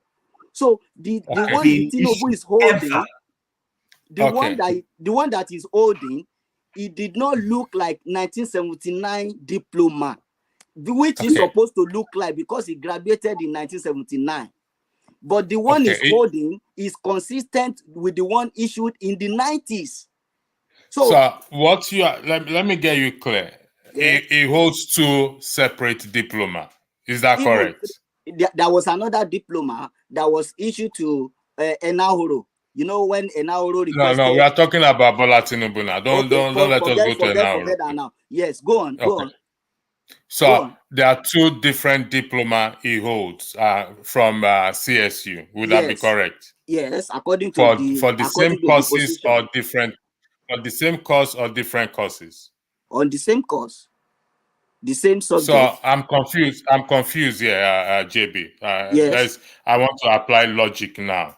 So can somebody hold 2 diplomas, two diplomas for the same courses? It's still the same. It is the same course, the same accounting or business, whatever he did. What makes it different is that the look of the one INEC that is submitted to INEC, is different from the one they issued in 1979. The one is submitted to INEC is not consistent with the one the school issued in 1979. Okay. Thank you. Now, let me apply common sense here. Before I'm going to step away now, please. I just want to apply common sense here. Just common sense, please. When I started this program, when I came in, I think I said I'm going to go on a different perspective. And you will agree with me that our president, let me use that word, said that releasing his document will cause an irreparable damage. Can you confirm that, JB? He said that.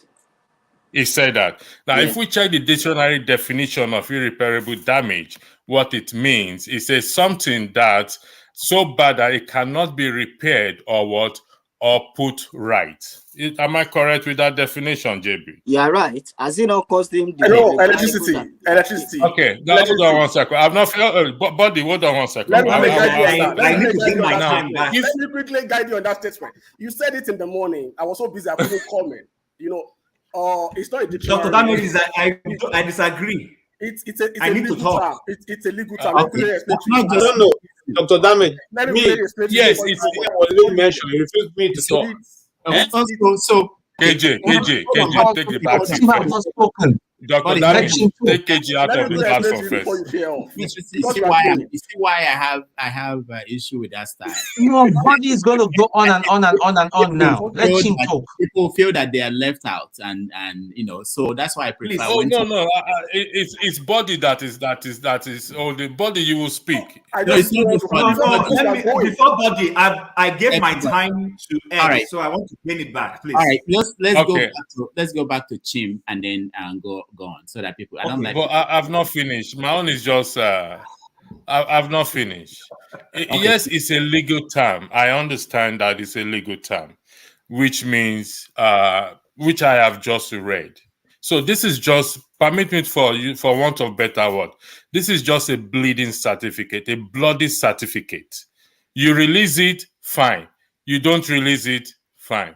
So I will not releasing a certificate or asking people not to release my certificate. Releasing my certificate will cause an irreparable. I'm just applying common sense here. It's just a school certificate. Let's be realistic here. It's just a bloody school certificate. So how would that cause an irreparable damage if it released? Let's forget about our degrees and PhD. Let's apply common sense, please. Thank you very much. All right, thank you. So Chim, go ahead. Okay. Excuse me, Mr. Nobody.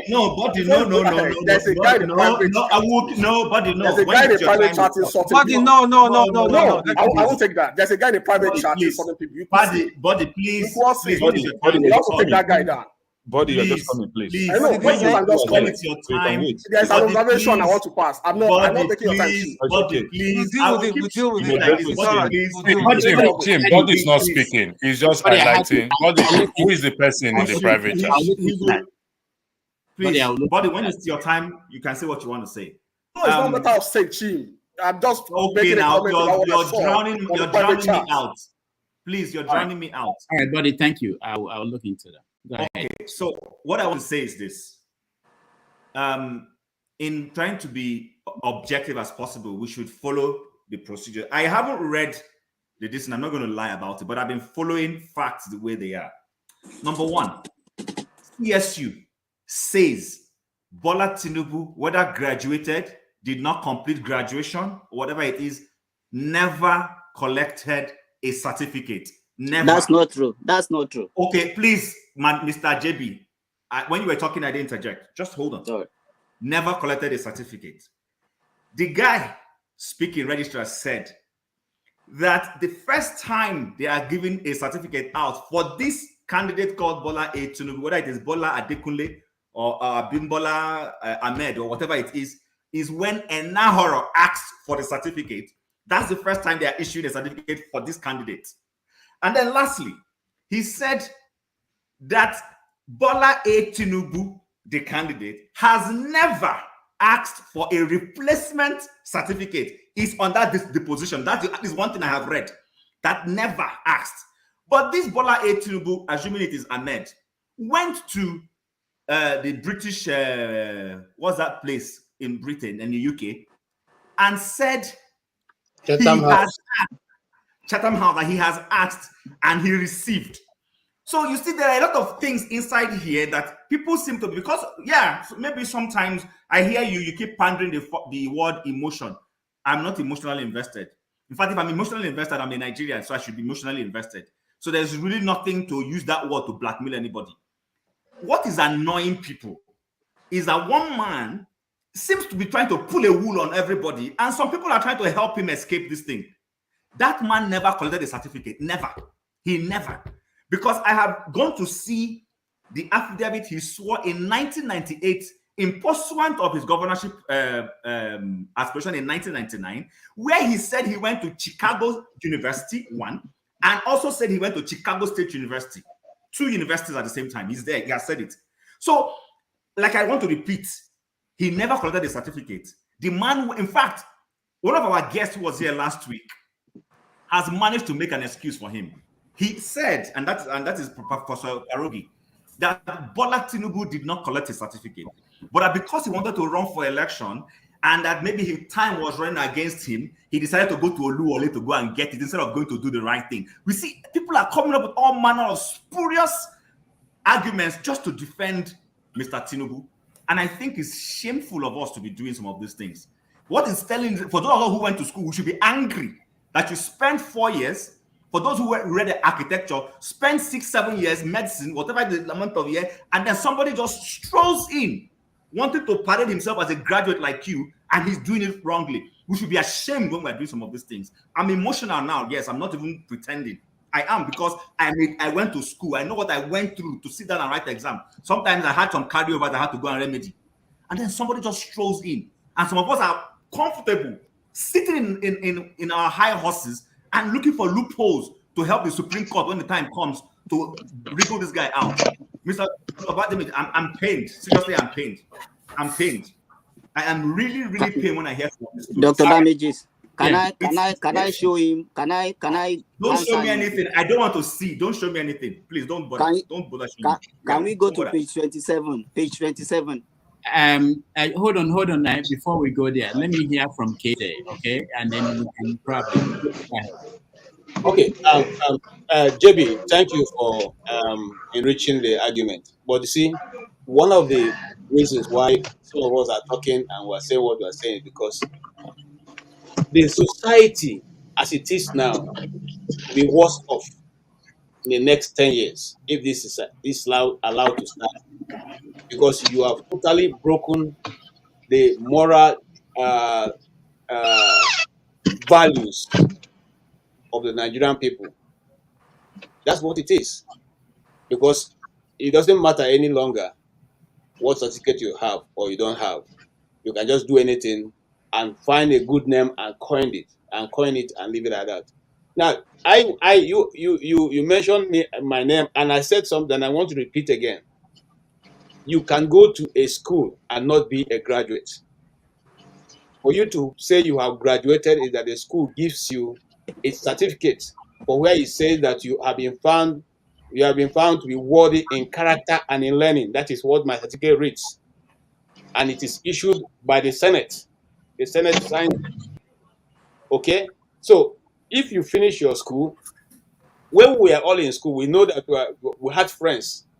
Some of them were the social, juggernauts in the university at that time, who ran everything. They ran the social clubs. They ran all the parties. They were the Mr. Macho and Mrs. Macho. But at the end of the day, you find out that they leave with the school after 4 years or 5 years with nothing to show for it. That's the only time it becomes clear to you that these guys were really not students, but they were in the classes. They were in the every other environment that students were found to be. Okay? Now, coming back to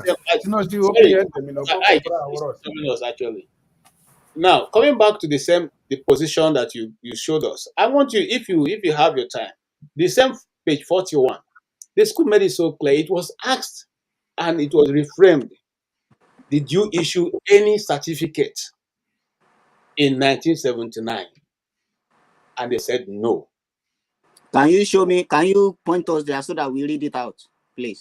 Don't let you it be your. Pointed us to. You pointed us to the page. I didn't read that. Don't let it be your word. Let us get everything Let from. me show us where they said yes that he was issued a certificate in 1979. Show us. Okay, if you go from page 40 and you read down. Okay. Well, when I started, were you here? Yes, I was in the background listening. Okay. Don't worry about it. So I will read from here to answer Chim, and every one of us will get some JB. from here. Okay, listen, page 27. Before you move forward, right? I want to read. When did you Bola, the one in Nasarok, when did he come to United States the first time? What year was that? It is not in the deposition. No, do you know? Do you have an idea? Don't ask me a question that is not in the deposition. No, do you have an idea? I know whether it is or not. You don't ask me a question that is not in the. I want to talk, yes or no? I want to talk. I can ask you any question that I didn't feed, but I cannot answer. You can't force me to answer. We're only looking at this thing. It doesn't matter. Your question doesn't matter. Okay, guys, hold on. I want to get to Body. So the Social Security was issued before he came to United States the first time. Okay. All right. I wanted damages. They want me to read? What I wanted you to see was issued him a Social Security number before he came to United States for the first time. Page 41 from number 5. Page 41, number 5. Okay. You want me to read that? Okay. Yeah, if you go down, if you're reading going down, you see what I'm talking about. You want me to read 41, number 5? Yes, number 5. Okay. And have you found it? If not, I can read it out. The student in question graduated from the university in June 2022, 1979. We were not qualified to verify whether this document is authentic, given that it is not in our possession. Have you ever seen a document purporting to be from CSU, but was actually a forge? Yes. Are you aware of any entity that creates such fake diplomas? Yes. Can you give me some example of that? A question. Answer. I cannot provide a name of any entity that does such. However, you can Google this easily. There are many companies that do this fake, this for folks. Okay, question. And the CSU has no record of issuing this INEC diploma to President Tinubu in 1979. Okay. That's the question. What's the answer? Yes. What's the answer? He said yes. The witness said correct. Okay. Now, so is that your point? Is that your point? Uh-huh. He never had a certificate issued to him in 1979. Okay. Listen, where you read? Hold on now. Okay. And the time I graduated, if I go to check my certificates, the only thing that's going to be changed in it is not going to be new design. The school will still use my old design to give me at the time I graduated. It's not possible. KJ, let me tell you this. If you go back to deposition, each of the diploma that was presented that day were numbered. So this one, they name it INEC diploma, the one that Tinubu submitted to INEC. So this question is that this INEC diploma, did you issue it in 1979? And the guy said no, that they did not issue that in 1979. Are you getting it now? Definitely that was not issued in 1979 because it was reordered in 1990s. It was not the particular one that was given to him when he graduated. Somebody that said, I want to go back to page 27 to answer Chim. Listen, my brother. Listen. Okay. If we hold on, let me explain. Okay. If we all went to the same university right now and we all graduated in the same year, whether we come to collect our certificates or not, the certificates are signed and kept away. They are signed and kept away. It is not waiting for you to come then, so a fresh person will sign it. No. When I graduated, Isa Muhammad was my vice chancellor. If I go to my university now to collect it, it will still be the signature of Isa Muhammad that will be there. It will not be the new VC or the following ones. You understand what I'm saying? Because those certificates at that time, they are all signed and kept aside. Now, just like his NYSC certificate, it has a Adekula on it. We are not talking about that today. But it was signed. It will still be signed and kept away. It will not wait for you to come. When you come maybe if you graduated in 2000, you come in 2023, and they're giving it to you, it will be a fresh signing. No, they will go back to the store and look for your old certificate and give you. It will have the same date and the same person who worked with you at that time. KJ, don't believe that. Wait. JB, I have a question for you. The one issued in 1979 when Tinubu graduated, he has picked that up. He got that one in 1979. So what did he change? Now, and that is a lie, please. That is a lie. That's a lie. He's telling himself now. Let me read from the deposition. I have something for us here. Tim, let me read it for you in the position. Can please hold on. Let me read from page 27. Everyone go to page 27. If you have the position with you, go to page 27. If you have it with you, go to page 27. And the question 2 there says, and you went through every diploma in your possession, given the importance of this matter. The answer is yes. The following question says, and so CSU, after going through every diploma, was unable to find an authentic copy of any diploma that CSU issued to Tinubu in 1979. Is that correct? The answer says, we did not find any diploma issued by CSU in 1979 to Mr. Tinubu. They did not find it. Now go on. But you retain copies of some of the diploma, but not others. Is that correct? The answer is, when we have a copy of the diploma, it is because a student didn't pick it up. The following question says, and you don't have a copy of Mr. Tinubu's June 22, 1979 diploma, or is June 27, 1979 diploma correct? The guy said, answer is, we have the June 27, 1979 diploma. It is in our possession. Now, the original June 27 diploma is in your possession. The answer is, it is reordered copy. Do you see that? It is reordered copy. When was it reordered? Let me land. Can I please? Chin has said there is no place that talk about reorder or they don't. Can you say that? So when now was let me finish that page. I didn't say that. You're not. No, he didn't say that. He said when was it reordered? Will you let me finish this? When was it reordered?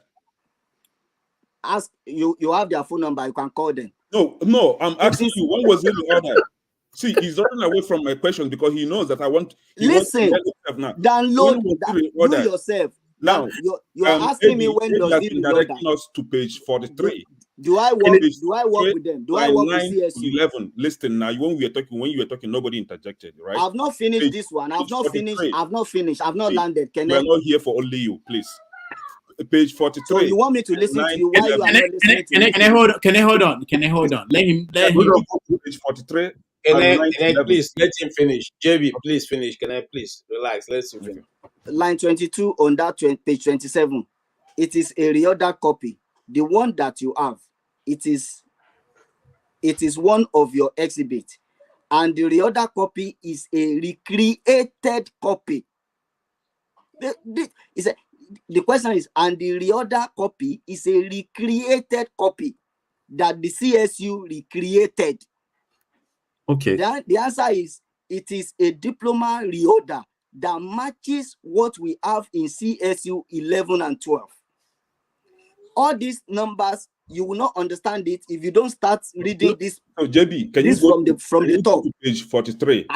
Are you getting it now? Page 43, please. Can you go to page 43 line? Can I please?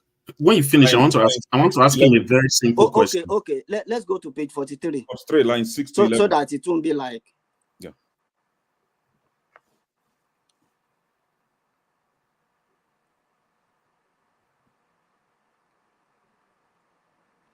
Oh yeah, sorry. Line what?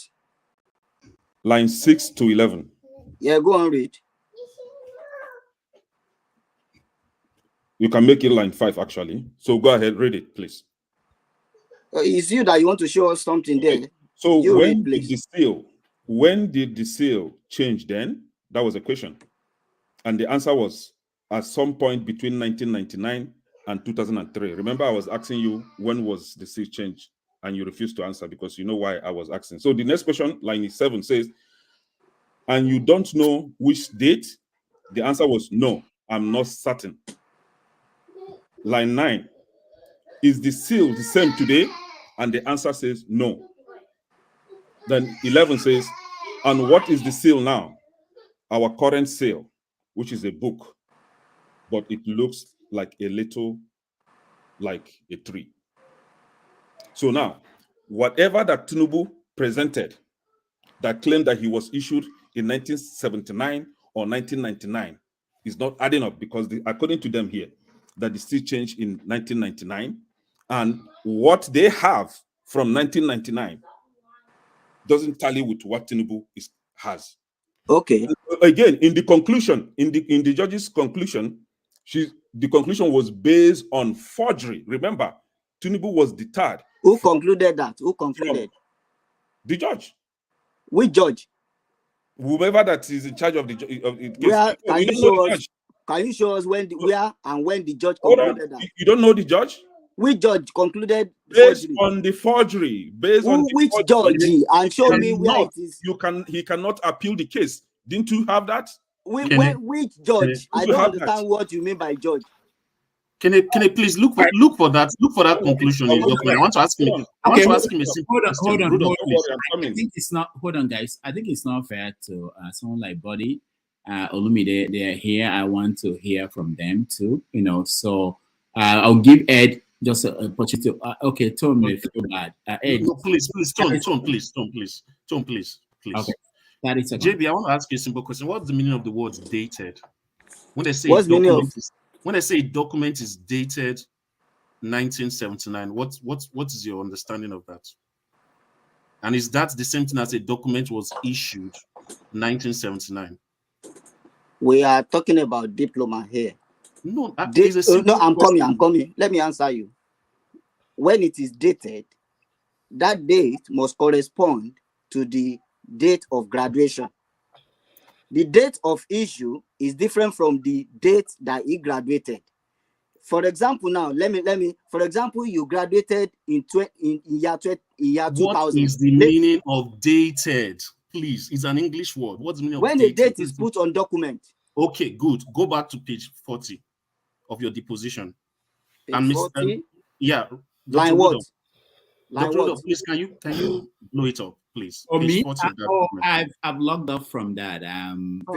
If you have it, can you read it, or I have to go back? Page 40. Can you start reading?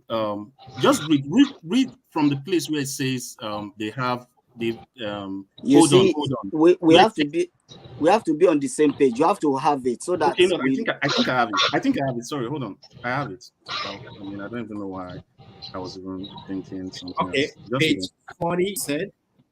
Yeah. No, page 40, line 21. Okay. Page 40, line 21. Line 21, yeah. Okay. So CSU doesn't know any diploma dated 1979 like the diploma. Okay, so what does the word dated mean again? It means that has the date 1979. Yes.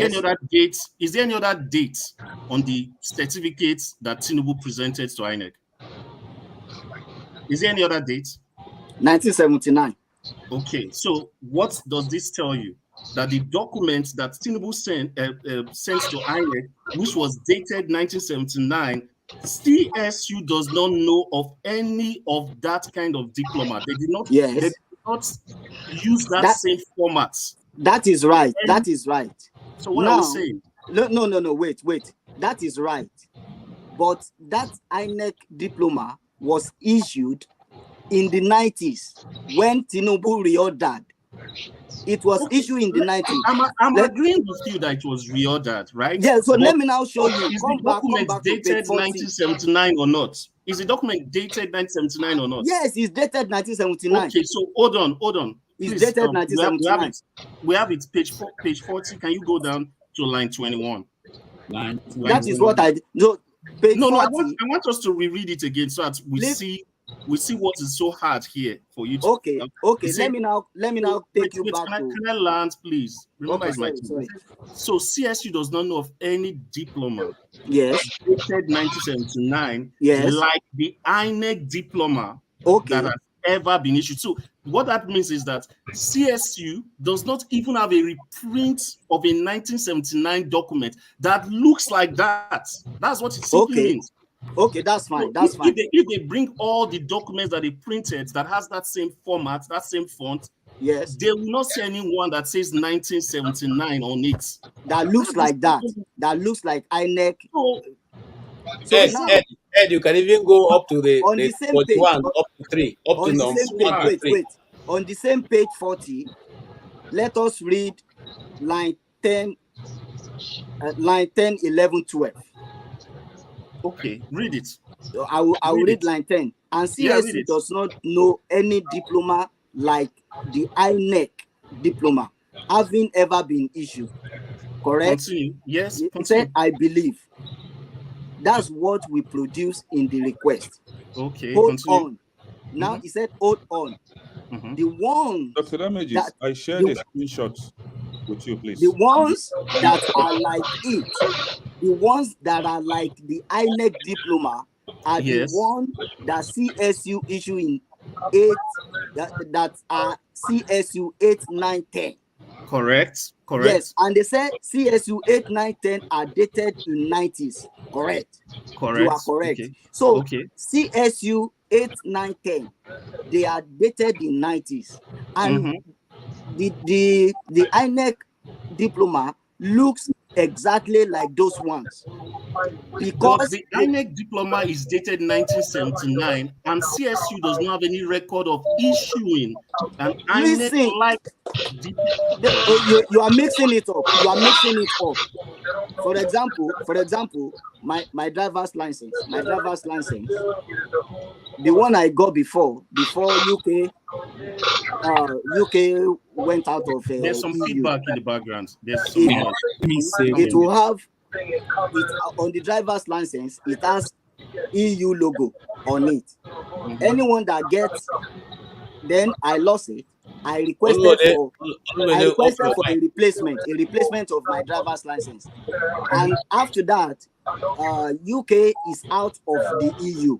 When they issue me the replacement card, the replacement driver's license, it doesn't have EU logo on it any longer. JB, you are clever by half. Let me tell you, Oh. you are conflicting the word issued with You dated. are conflicting the word date. No. You defined it yourself. Dated simply means that's the date that's on it. Please, Mr. Rudolph, can you open a page where we go to dictionary.com and look for the meaning of the word dated? Hey, Mr. Rudolph, you can't keep us on forever. Why are you catching us? Why do you allow all these guys to go on forever? Okay. All right, guys. It's JB Kawe's bag. It's JB Kawe's bag. All right. Okay, sorry. Hold on, guys. I don't know how else to explain this thing to JB. Okay, Ed, hold on, okay? Buddy, no problem. Welcome to the show. We are tired, man. We can't be here forever. You know, these people keep reprobating, go on forever. No, I can't. Now. You know, it's not fair. You know, and another thing, like we have to be very careful as well. We becoming more hostile. JB I came in the other time to just to give a caution that there is a toxic comment in the private section. Everyone came on me, and I wonder why. Maybe it's because one of us is making the comment. That doesn't make sense. Please, regardless of the position that we are taking, and let me claim my point. Few ones. The first one is the issue of the electricity spoke to in the morning, and they repeated it in the afternoon. It's a legal term. When you are trying to seek when you are trying to arrest a judgment, stay of execution, that's what they call it. And the standard you have to meet is that you have to present the case that if this judgment is executed, there's going to be an irreparable damage. And one or two, before you could meet that requirement, you have to establish that there is a procedural mistake with the earlier ruling. And it's your right as an intervener in the case. Because there is a rule, FEPA, that gave you that right. So it doesn't mean in a literary term that just to preserve what they call the rex of the case. The rex of the case means so that in case maybe you have a dispute on the land and one or two. For example, probably you have a land dispute and then you are before a judge. And then the court of first instance issue a judgment that somebody, maybe the petitioner, one of the parties in the case, got a judgment that go ahead and build on the land. Go ahead with the project. The other party that is not favorable, disposed with that judgment, might go to the higher court and ask for a stay of execution. That if you allow this guy to continue without hearing my appeal, it's going to cause an irreparable damage, because once the house is built, you can't remove it. That's the standard in law. It's nothing extraordinary. It's nothing strange. So, and number two is this. The registrar of the school is the secretary of the school, is the custodian of the document. It was under deposition for more than 2 hours. And JB is here doing the same thing what Kawesback did. I gave you kudos. Because Eddie was saying the other time, how do you verify, how do you determine whether a document is original? One, if you issue a document, if you want to know whether the document is original, you must have a copy of it. You must have something that is telling you that, to compare with. And you don't have. You can't speak to the validity of that document. And another thing is this. I think Atiku should be happy. I didn't mean that all we are saying here is what actually transpired in court, with every input, with every information that we are making. Atiku should be happy, because the Supreme Court will be ready to listen to take such evidence. And so it's just a deposition. When they say it's deposition, judgments, they don't make judgments in deposition. They don't make conclusions.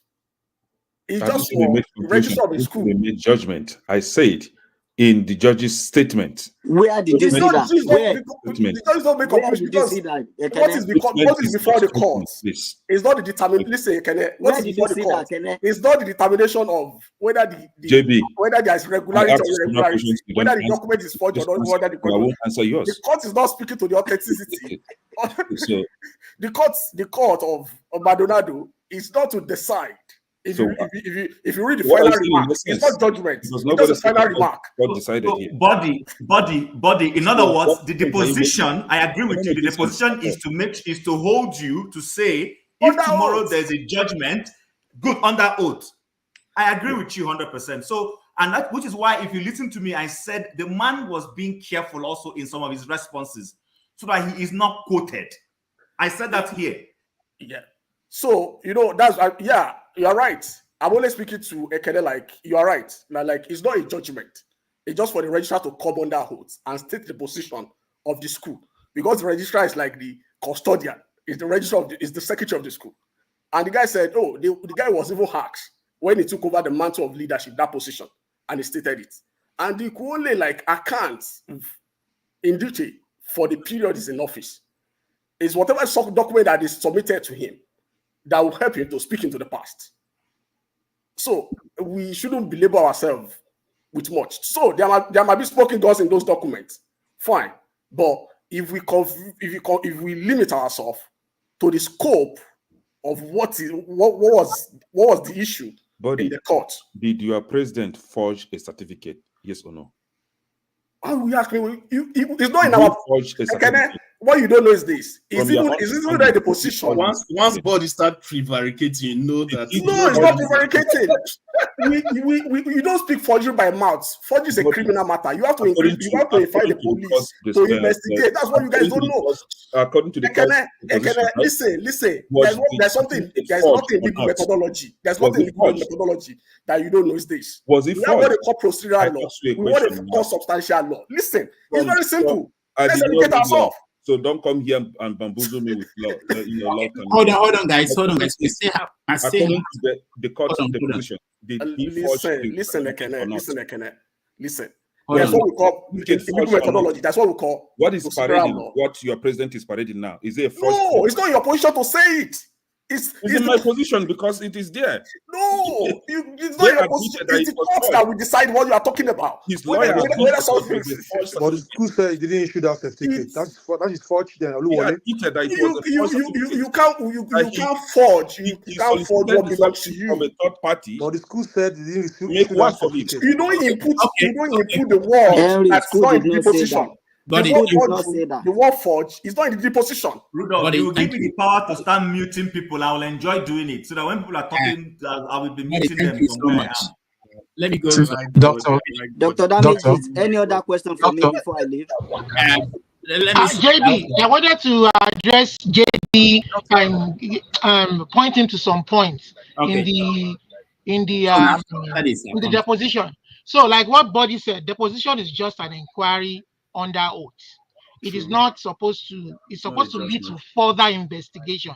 And from what I understand, from that deposition, Mr. Webster wasn't forthcoming in most of his questions. In fact, it was kind of legally dodging, protecting himself.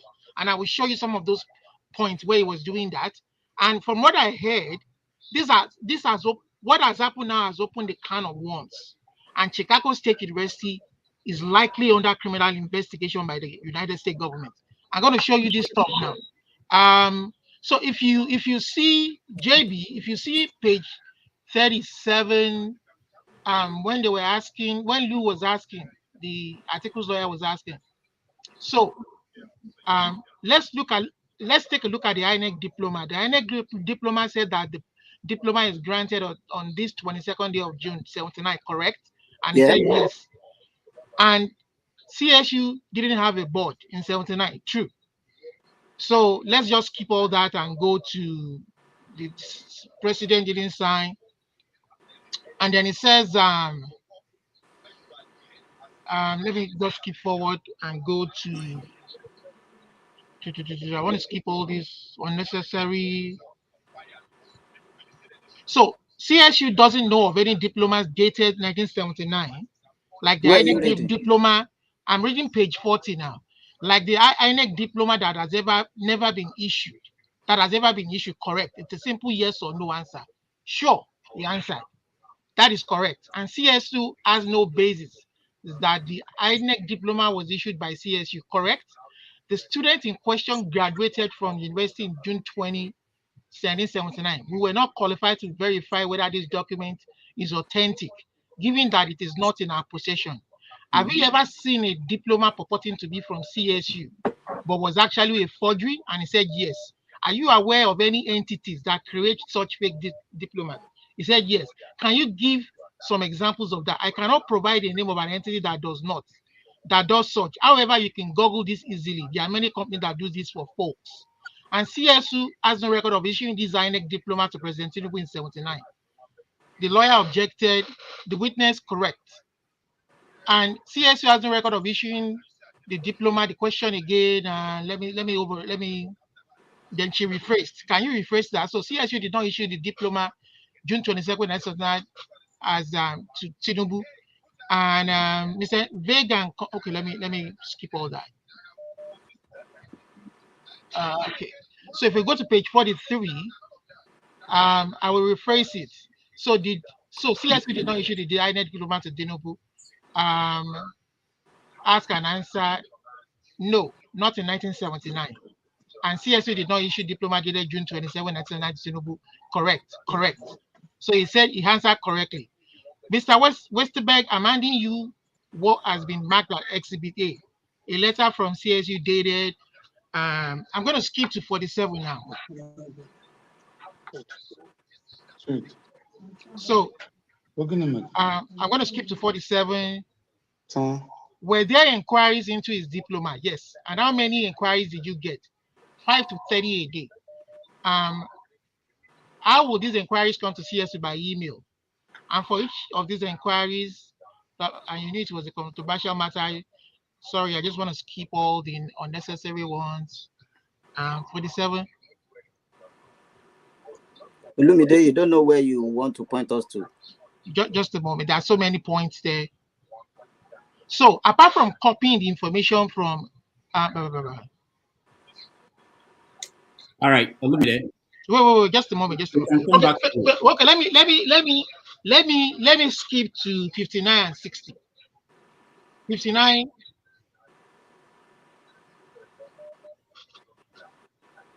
Olumide, I got it now. So, Olumide, what's the point? What's the point? So the point now I'm trying to make is this. So we can attest that this is part of the student record. Now we are trying to affirm. You are talking about this social security number. Now she's trying to find out how they were sure that the person on there is Tinubu. So how are you sure that Bola Tinubu listed here as female is the same Bola on the Southwest College documents? What page? Page 58. 57, sorry, from 57. What line? 57 from number 7. So let's look at the handwritten exhibit 9, which says Chicago State University academic record at the top. Yes, and you see in the upper right-hand corner that the date of birth appears to be 3/29/54 here. That is correct. And you are aware that Mr. Tinubu also submitted to INEC that his birth date is 3/29/52. You can see that he submitted the wrong information. I'm not aware of that. So again, how can you be sure that this is the same Bola Tinubu who is now president? Answer, this is a part of the student's official record. We don't have any reason to doubt the authenticity of our student record. Question, but there's nothing in this document that strikes that. The handwritten exhibit here says that Bola Tinubu is female. How are you sure? Then the lawyer interjects, and then the two lawyers are interjecting each other. So let me just skip all that. And this document is in the student files. A, you are correct. And this document says Bola Tinubu is female, correct. The lawyer interjects. Yes, it does indicate that. So how are you sure that Bola Tinubu listed here is female here as female is the same as Bola Tinubu, who is president of Nigeria. Now go to 59. We can attest, the witness says we can attest that this is part of the student record. This was received by the university. This is what we have in connection with the student record. So anything we see by the university, you just assume is correct. No. So you are not really sure then that this is Bola Tinubu, who is listed as female here, is the same as Bola Tinubu, who is president of Nigeria. I am not saying that. Okay, because you are not sure. No, I am not saying that because we believe this to be a part of the student record. So while you know, I can attest to whether or not that was caught at the time. This was submitted and received as part of the student file. So everything that is part of the student file is, in your estimation, correct. I am saying these are accurate documents that are part of the student file. These are accurately a part of the student file. But you are not saying that the information submitted in the document is correct. Answer, I am saying I'm able to verify that this is what is part of the student file. You can see that he is dodging the question there. So you are saying that the student, this is a part of the student file, correct? You cannot answer.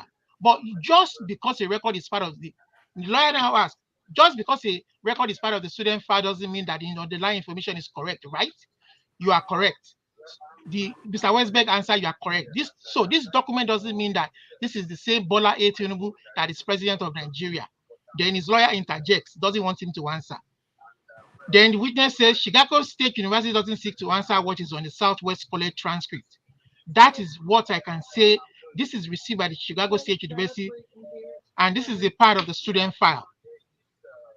Mrs. Lu, can you repeat or read back the answer? The previous answer was read back. Mr. Ace, we've been going for almost 2 hours.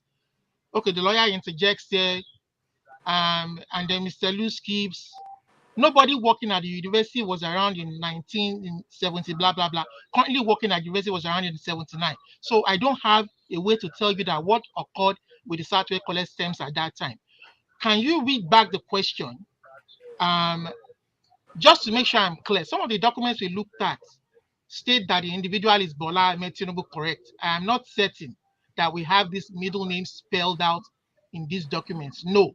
What document are you talking about? The lawyer said, any of the documents attached to the subpoena, this subpoena. So what I'm just trying to say is that you can finish the rest for yourself. This subpoena opens a can of worms. And Chicago State University himself, they need to be investigated. The document that Tinubu used to enter that university is all BS. So JB, you need to do your homework properly. And there was a part, I forgot to read it. There was a part where wait. There was a part that the university said they don't have any identification for the student. No social security, no ID card, no form of verification. So it is all in the air. So that university, I'm sorry to say, they've created a bad name for themselves. In addition to what Olumide just read now, the social security, that very social security was issued in 1976, the same date on that application form or graduation form, the same date, 1976. What is the coincidence? How managed? So you got admission into a school with that social security number. Is that it? All right, thank you, everybody. And the deposition here has already verified, confirmed. JB, you agree with us that the deposition stated that the owner of that certificate is a female. I did not agree. You just read it. Don't you have Who read it? I've page 53. I can point you to another place, page 117, because I don't want to take our time. There is page 1. You can keep it for yourself later. Listen, page 117, where Caswebe confirms that the security number that they have on Southwest College is consistent with the record they have with them. So go and read it. Read the deposition yourself. JB, if you read Westberg's statement clearly, Westberg was just trying to cover his own face, cover his head. I don't doubt that. Do you know for the course? Sorry, JB, hold on. Okay, the first female to come on the show in more than 5 hours. We should let her speak. Bumi, welcome to the show. So before Bumi speaks, I want to even hand my place to her. But before she speaks, I've sent you a message. Electricity is out of this, so I'll send you a message pertinent to read it, please. You should be In the taking private 1 chat. milligram twice a day. Your dose has been lowered. So Bumi, continue, please. Olivia, mute, please. Okay. Yeah, good day everybody, and thank you guys for having me. I just want to say in regards to this whole certificate issue in Chicago, I think because when I was listening, I listened to Mr. JB and I also listened to every other person. It's very clear that there's like if you should observe it based on an outsider, you can get this sense of confirmation bias. So listening to Mr. JB, if I had no clue of what happened, I would believe whatever outcome he wanted me to come out, he wanted me to believe. But now, if I should listen to Mr. Olumide, I also believe whatever outcome he wants me to believe. So if you read the transcript for yourself, because I also read through it and I glanced through it, you can tell that so many questions were not straightforward. And I think Mr. Chim has made it obvious why it was not, they didn't have a straightforward answer because it's just a deposition or whatever. So the real thing is still about to happen. Yeah, so deposition. I would just say, yeah, thank you. So I would just say, I feel like right now what we are doing, we're just arguing for fun. Because if I had time, I would actually sit down, maybe come back tomorrow, make the same argument that supports Tinubu, and I can make the same argument that supports Atiku with this same document if you read through it and if you want to be honest. But I also say, if we as Nigerians we want to know the truth, one question we should ask is the security number for us to figure out who exactly owns it. Is it male or is it female? Because the transcript does not actually clarifies if they're saying it's female or male because they said one da da da da da. So it's like us as people, we should also find ways. I think also Kenne has also said that it says it's female. How sure is that? I don't know. I don't really. That's not true. That's not true. With $1, with just $1, please. If you don't know how to, if you are looking for how to do this, with $1 you can actually make this verification and find out. You are not right, Kenne. With JB, hold on now. With $1, can you see my phone? With just $1. Kenne, you sent that to me. Let me show it on the screen. On this count, with $1 you can verify. Kenne, did you number? Yeah, the number verified, right? Yeah. Concede the social security number concede with what is in the document. So, and where the number was issued in 1976. Yeah. But where is it saying that it's owned by a female? No, you can actually, you can actually have a premium account for that to pull up, not the $1 account. Okay. So I feel like to make it easy. Sorry, Bumi. Kenne, you said it's because it says that it was issued in Virginia in 1976. What does that mean? So, has this current guy, I don't want to call him Tinubu because it's already established that his name is not Tinubu. Has he ever been to Virginia? Has he lived in Virginia? Well, we don't know. I mean, how do you know? Social security number is issued based on the state where you are. Yeah, I know what you're saying, Kenne. But let's say never lived in Virginia. Well, Kenne, hold on. I'm not defending Tinubu, but I have to try every time to sound and be objective now. So I'm in New York now. Most people here don't know where I've lived. When I came into this country, where my social security was issued. So I make that case. Maybe it may not be right, that I live in New York. I was in Boston, but my social security was saying Virginia, which is true. My social security is also Virginia. But if you don't know that, remember, he has no family or relatives in the US. He claimed that he came as a student. So he came as a student in Chicago, in Illinois. For example, when I came to this country, I came as a student, Minnesota. Which year did he come as a student? Thank you. according to, I don't know how factual this record is. I will not use this record, but what I saw on the online says 1983. So I don't know how factual it is. 1983, but this social security number was issued 1976. Sorry if I may jump in. If I may jump in. 1976 is on the graduation form, Illinois, but this social security number was issued in Virginia.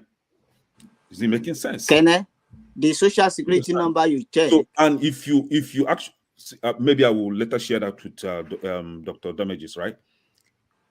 If I search your social security number right now, it will show me it will reveal your true identity, and even relatives, people close to you, your wife's name, your children's name, it will reveal everything, right? So from what is on the record, this guy in Aso Rock has no association with this social security number. If actually this guy, Atiku, wants to pursue this case in United States, maybe because he's not, if you actually want to pursue that in United States, this guy will go to jail. He's an identity criminal. He's a criminal. Know someone's identity. Dr. Damages. Yeah. Sorry if I may jump in quickly. Let me finish now. I'm trying to look for a document. If you apply for a job in my company, I will ask for your social security number. I will use that to pull off. Dr. Damages, I want to ask JB questions. Let JB talk. Dr. Damages. Dr. Damages, I want to ask JB questions. I'm trying to look for a document that shows the social security number. The number that Kenneth checked is not the number that I have in my, that number is different from the one that Kenneth checked. So that is not the number that is on Southwest paper. But I thought I showed the Southwest paper a few minutes ago. I showed it, no? Yeah, can we have that paper again and see the number? Okay, yeah, because please. I didn't check whether I can. I thought that would not put up. Yeah, please. Dr. Damages, I have questions to ask JB, please. Few questions. Go on, Mr. Righteous. Go on, Righteous. Okay, so before you hold on, let me see if this will show. Okay, so JB and Kenneth, can you guys look at the number and cross-check with what you have there?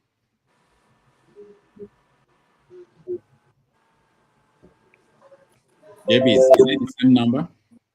It hasn't come up yet. Oh, Kenneth?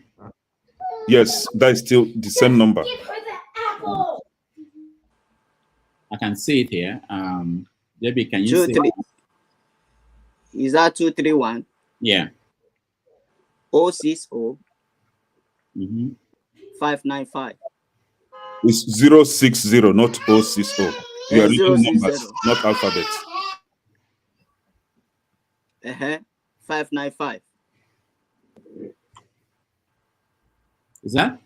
It's just the same. So, Dr. Damages, maybe you want to post the one. Let's compare the other one. The other screen. Let's compare and see. Okay. Yeah, the verification. All right, let me show that. So I'm still waiting to ask my questions, though. I'm still waiting to ask JB questions, please. Yeah, go on, patient. sir. Go on, sir. Yeah, Mr. JB, good evening. Good evening, sir. Yeah, after the war, the Civil War, I attended Fan Settlement Primary School on Haji in Imo State. And if for any reason I want somebody to fill a document on my behalf, I am going to supply that person the details of my primary, secondary school, and higher education. Am I correct? Yes, sir. In 1998, prior to 1999 gubernatorial election in Lagos, when Gani Fayemi of blessed memory took Tinubu to court on this issue, he claimed that Afukuyomi was the one who filled his document that he presented to INEC. My question to you is this. Will Afukoyemi fill those documents outside the information supplied to him by Tinubu? Yeah, before he answers, the numbers are the same. So JB, the numbers are the same. What is on Southwest and what Kenneth supplied Dr. Damages, they are the same. I've looked at it. Yeah, but I wrote it out word for word exactly the way they are. Okay, but Kenneth is not showing us what the information gave us. Which information? Where are the names that you said? Oh, you are not ready to answer my questions. I'm not obligated. He didn't give me money to He pay will for answer your questions, righteous man. He will. So because I've seen it's information, not informations, actually. I've seen it doesn't matter. That's your problem. So it doesn't, because I've seen one before. I've seen one before that even show Oluremi Tinubu as the Tinubu's partner, as his wife. Are you answering my question? No, Righteous, hold on. If you ask a question, just calm down. Just it looks as if. What do you say happened to Avikuyomi? All right. Okay, hold on. Everyone. I think I have to. Hold on, Righteous. I have to end here because I have to go. I want to just announce that tomorrow on 90 Minutes Africa, we have a guest, Dr. Nze Anizo. He is the media head of the Coalition for the Protection of Democracy. We know that democracy in Nigeria is in crisis, and people always say, what are people doing? We are just talking. So there are this group of people who are doing something. They are starting a movement that will tackle the issues in Nigeria's democracy. So he is their media guy in the executive committee. He's joining us tomorrow to talk about what they are going to do to deal with all the issues in Nigeria's democracy. So if you can join us tomorrow at 11:30 Nigerian time, you can, 4:30 p.m. Nigerian time, 11:30 in New York. Then we will be able to talk about what needs to be done about democracy. And on that note, I really appreciate everybody that joined us today while I'm here.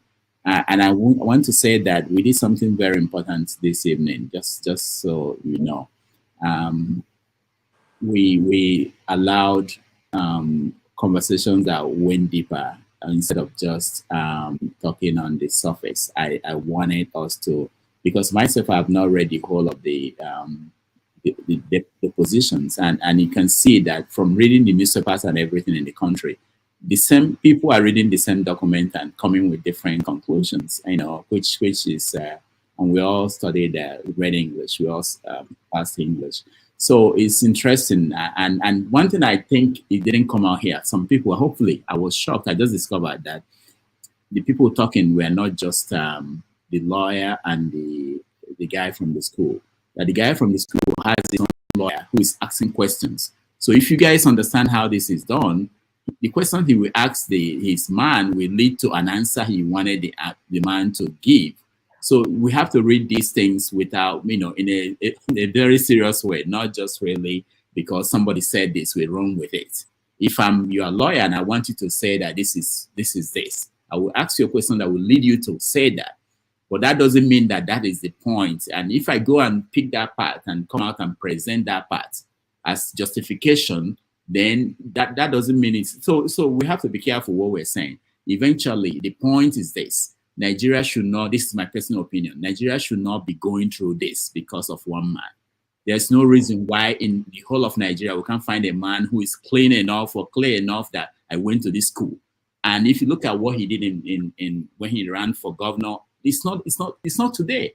So this is not a man that I will come out and defend for anything in my life. It's not that kind of person.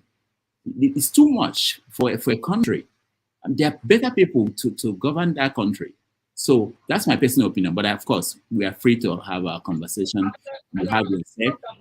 and then rolled off. We are hearing For the first time, you No, I have no. Hold on. Congratulations. Can I say something now? Henry. Can I say something now? Let me respond to that. Can I? If you follow me, for the first time this week, I was issuing videos without Dr. Damages. Yeah, I saw that. I'm saying my opinion. I was actually trying to. I've never shared that. The fact that when I come here, I don't air my opinion doesn't mean Dr.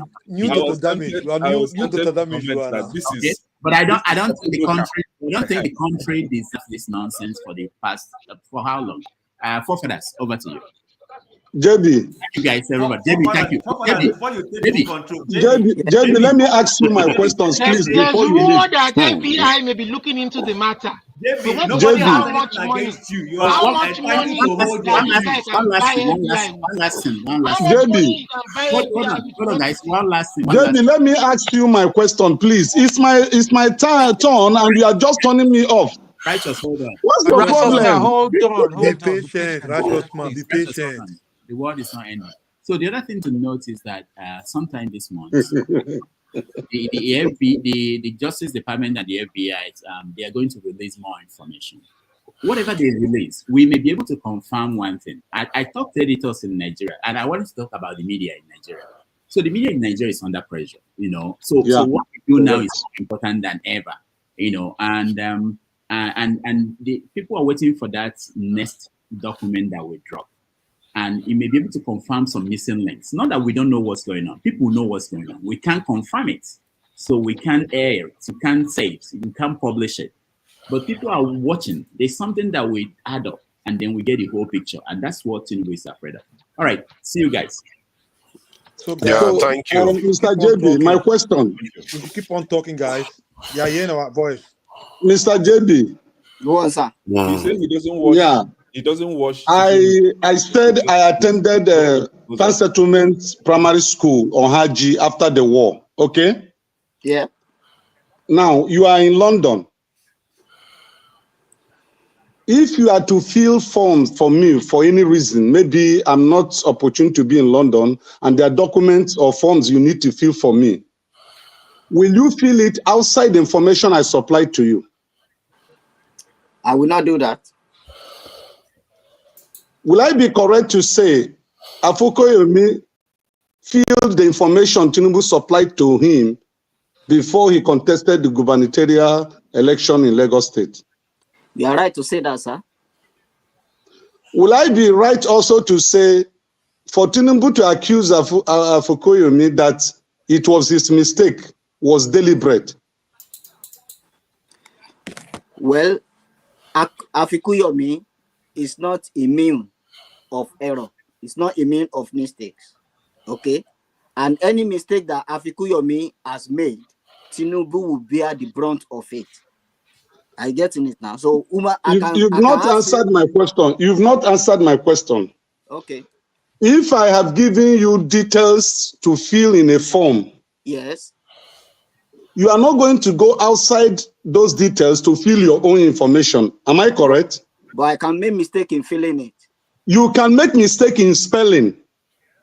You can make, hold on. You can make mistake in spelling or in figures, but you cannot make a holistic mistake in a statement. What are you talking about? We went to school now. We know the Olodo. The guy they fool you. Hold on. Hold on. In 1990, hold on, Mr. You know you talk too much. In 1999, yes, I was one of those who campaigned for Tinubu in Lagos State. That's okay. Good. Yeah. So I don't have any issue against him, but I am against forgery. I'm against anything that will dent the image of Nigeria. Good. I'm against anything that will make us look like what the outside world calls us, people that forges documents. Now, Tinubu supplied to Afukoyomi the primary school he attended, which he claimed is in Ibadan. He also supplied him the information of the secondary school in Ibadan. Yes. And at the end of the day, those schools, the primary school never existed. The secondary school he claimed, they denied that they never knew him. Okay. The man who confirmed this and who led the delegation is still alive today. He's a Yoruba man, Chief Body George. Okay. And he has come to the national television to say he's ready to bear any financial responsibility it will require for Tinubu to present his primary certificate, his secondary certificate, either duplicate or original, and then the university. And you remember that in 1999, what he supplied as university is different from the university he submitted in 2022 general elections. Are you aware? Yes. Now, if these things are true, that he gave this information out, all this information I have listed now, if it came from Tinubu, I don't need a lawyer. I don't need a lawyer to tell me there is a motive behind the actions that he has taken. I also do not need Supreme Court to tell me that the document which the university he claimed rejected, that document did not proceed from them. I don't need the Supreme Court to tell me that it is forged or not forged. Okay, that's fine. Because I have certificates, more than 3. If you go to the schools I attended, let's find of those documents lost or by error of omission or commission, and I reapplied to that school or the institution I attended for a duplicate copy of the certificate. Even if it's a vendor they are going to refer me to, that vendor will bear a seal representing that school. Okay, so Mr. Righteous, please bring it home. I want to leave, please. Bring it home, please. So what I'm saying, sir, with due respect to you, yes, sir, it is not good for the image of Nigeria, because people in the whole world are watching this platform, that a good Nigerian will come to a global platform like the Damages platform to defend something we know. We don't need a lawyer. We don't need Supreme Court to tell us that these things are false. All right, sir. And it was premeditated. It was not a mistake. It was let him speak, please. Okay, so let him speak. You made your case. In a nutshell, that means you are not comfortable with me coming up to say everything that I said, all those things I have said. That is what I got from what you said. Well, no, you are defending what you are not supposed to defend. Hold on first. Hold on, man. JB, please, can you bullet point the case you were making that he disagrees with? I'm not making any case. I'm just responding to what Mr. Righteous said. So, and he has rights to his own opinion. Everything that I've said today is within the deposition. I didn't say anything outside that deposition. So whatever I've said, even you were contradicting the social security number that this man brought. You were contradicting it. Mr. Righteous, everything we have said here today, it doesn't have any influence in front of the judge. The judge will That's what I'm saying. I say I don't need the judge to tell me what is right. So this deposition will sit in front of the judge, and that is the ground that we're using to rubbish this country. Go to court. Go to court. Oh, please finish what you are saying. Please, interrupting, you are going to end up backstage. What is that? You can't just be talking over everybody else. Please go ahead, JB. Well, I just need to appreciate everyone that we have rubbed mind together.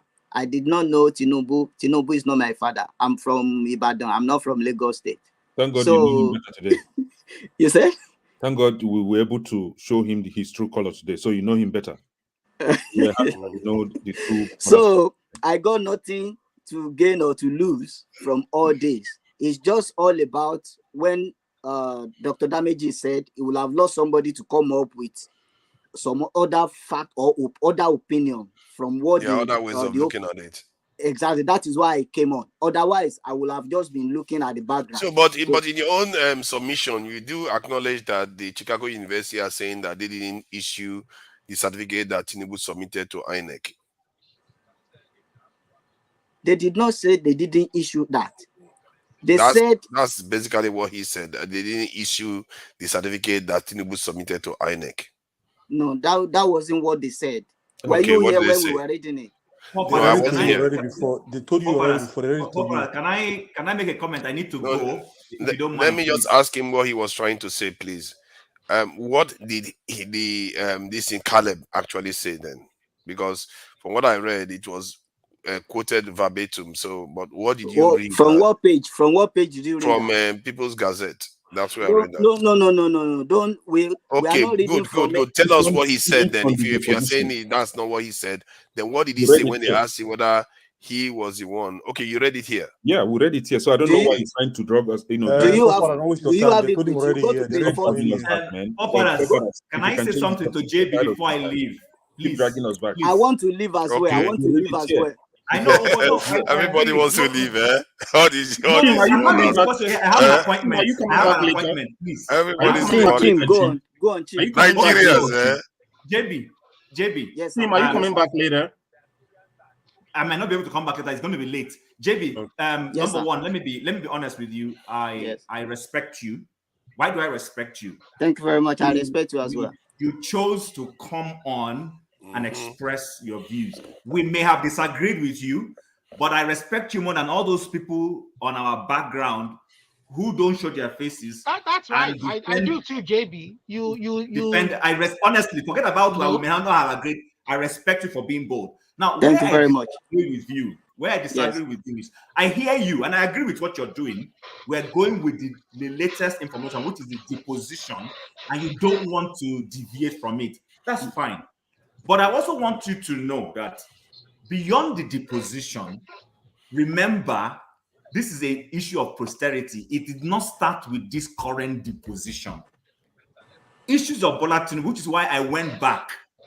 Fortunately, somebody who had access to his affidavit in 1998, because he swore that affidavit in 98 in pursuant of the 1999 election. Inside that document, there are things that Bola Tinubu swore to that have been proven to be inaccurate. One is he said he went to Chicago University. He mentioned the course. I don't have it offhand here. Then he also mentioned in line 2, he also went to Chicago State University. Those two universities are in that affidavit. We already know that he is no longer talking about Chicago University anymore. That's one. 2 is, like Righteous Man mentioned, he said he went to Government College Ibadan, which has come out to be proven to be inaccurate. Lately now, he said he went to Government College Lagos in 1970, which we know not to be correct because Government College Lagos was formed in 1974. See, when some of us say we're not trying to go with this law thing, because listen, the issue with the law is this: the same facts, like somebody rightly said, I think it was Dr. Damages before he left, the same facts, but each lawyer will try to coin the outcome to suit their narrative and in pursuant of defending their client and making their case. So that's one of the things I have with the law. I have nothing against lawyers, but that's what I have against the law. Such things always make it difficult for factual truths to come out, which is why people can hide behind the law, especially if the judges choose not to do the right thing to escape the truth. Thank you very much for coming here. Don't be afraid to keep coming. Keep coming. Come and stay here and defend him. I respect that, but I want to rightly say I don't agree with it. I have my own views, like Dr. Damages said. That's fine. And in my own views, Nigeria is greater than one person. One person cannot hold us hostage. One person's life ambition, like he said, should not be something that will make us lose value globally. I think it's amoral and immoral for us to do that. And that's all I want to say. Forefathers, thank you. Thank you, Mr. Chin. I appreciate that. Thank you very much. Mr. Forefathers, I'm going now. 30 seconds. I'm going. Yeah, 30 seconds. Henry Gabriel. Let's allow Henry Gabriel, Go ahead, Henry. Sometimes you behave like a bully sometimes. Where is he bully now? Yeah, you throw just Thank you, because everyone. you argue with this guy. Thank you Don't very so much. Because he was shouting, he wasn't letting the man talk, and he it wasn't doesn't letting me matter. talk. Sometimes don't do that. So I should just let it carry on. No, you keep on telling you have to mute his mic, not just throw him out. I muted it, he unmuted it. I did it a few times, he kept unmuting it and carrying on. Sometimes don't What am take I too supposed harsh to do to with people that? like that. It's not so good. So I wish No, everybody it good seems night. like that, but somehow order has to reign. Otherwise, you're going to get chaos here. People, adults keep insulting each other. You don't know whether their children are watching and who is watching. Come on, we have to behave ourselves. People insult me a lot here. You don't do anything like that to them. People insult me a lot. No, here. yours is gentle. If they mute you, you stay calm, and other people stay calm. This one, he was unmuting himself and carrying on.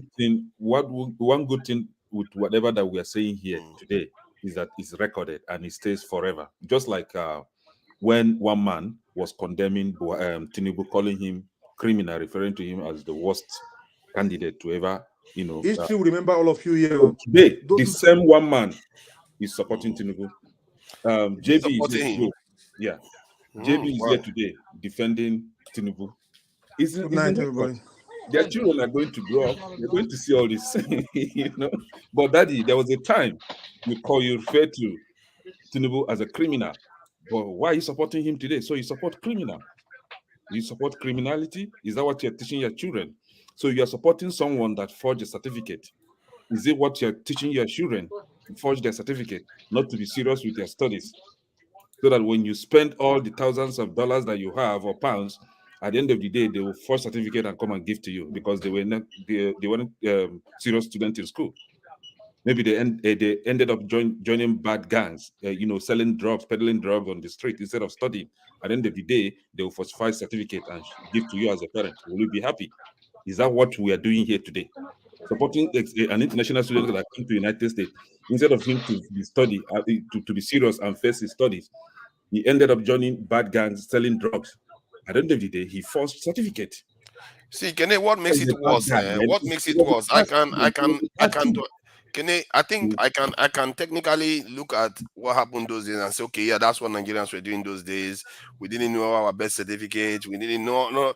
But he made efforts to block it from coming out. Now, he could have avoided it during this time too. He could have said, okay, this was an error. I can correct it now so that we don't get to this stage where I'm upholding the law. I want to be the president of Nigeria. He could have done all those things. Even up to last week, he was still fighting it in court. So it tells you that covering is not a sign of somebody that wants to embrace the rule of law. That is something the judges there are a lot of to look into. He doesn't want a lot of exposed. That is why he's still fighting it. He's not even made any statement. He's been quiet for all this while because he knows it doesn't look good. For me, there are so many people who are in JB's position who will put up a defense for him. But you would see that there were times when we made points and he couldn't defend it. Can you put me on the back? Understand? There were times when we made points, he couldn't defend it.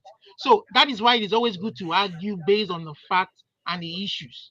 And as more things come out, he will keep on losing followers bit by bit.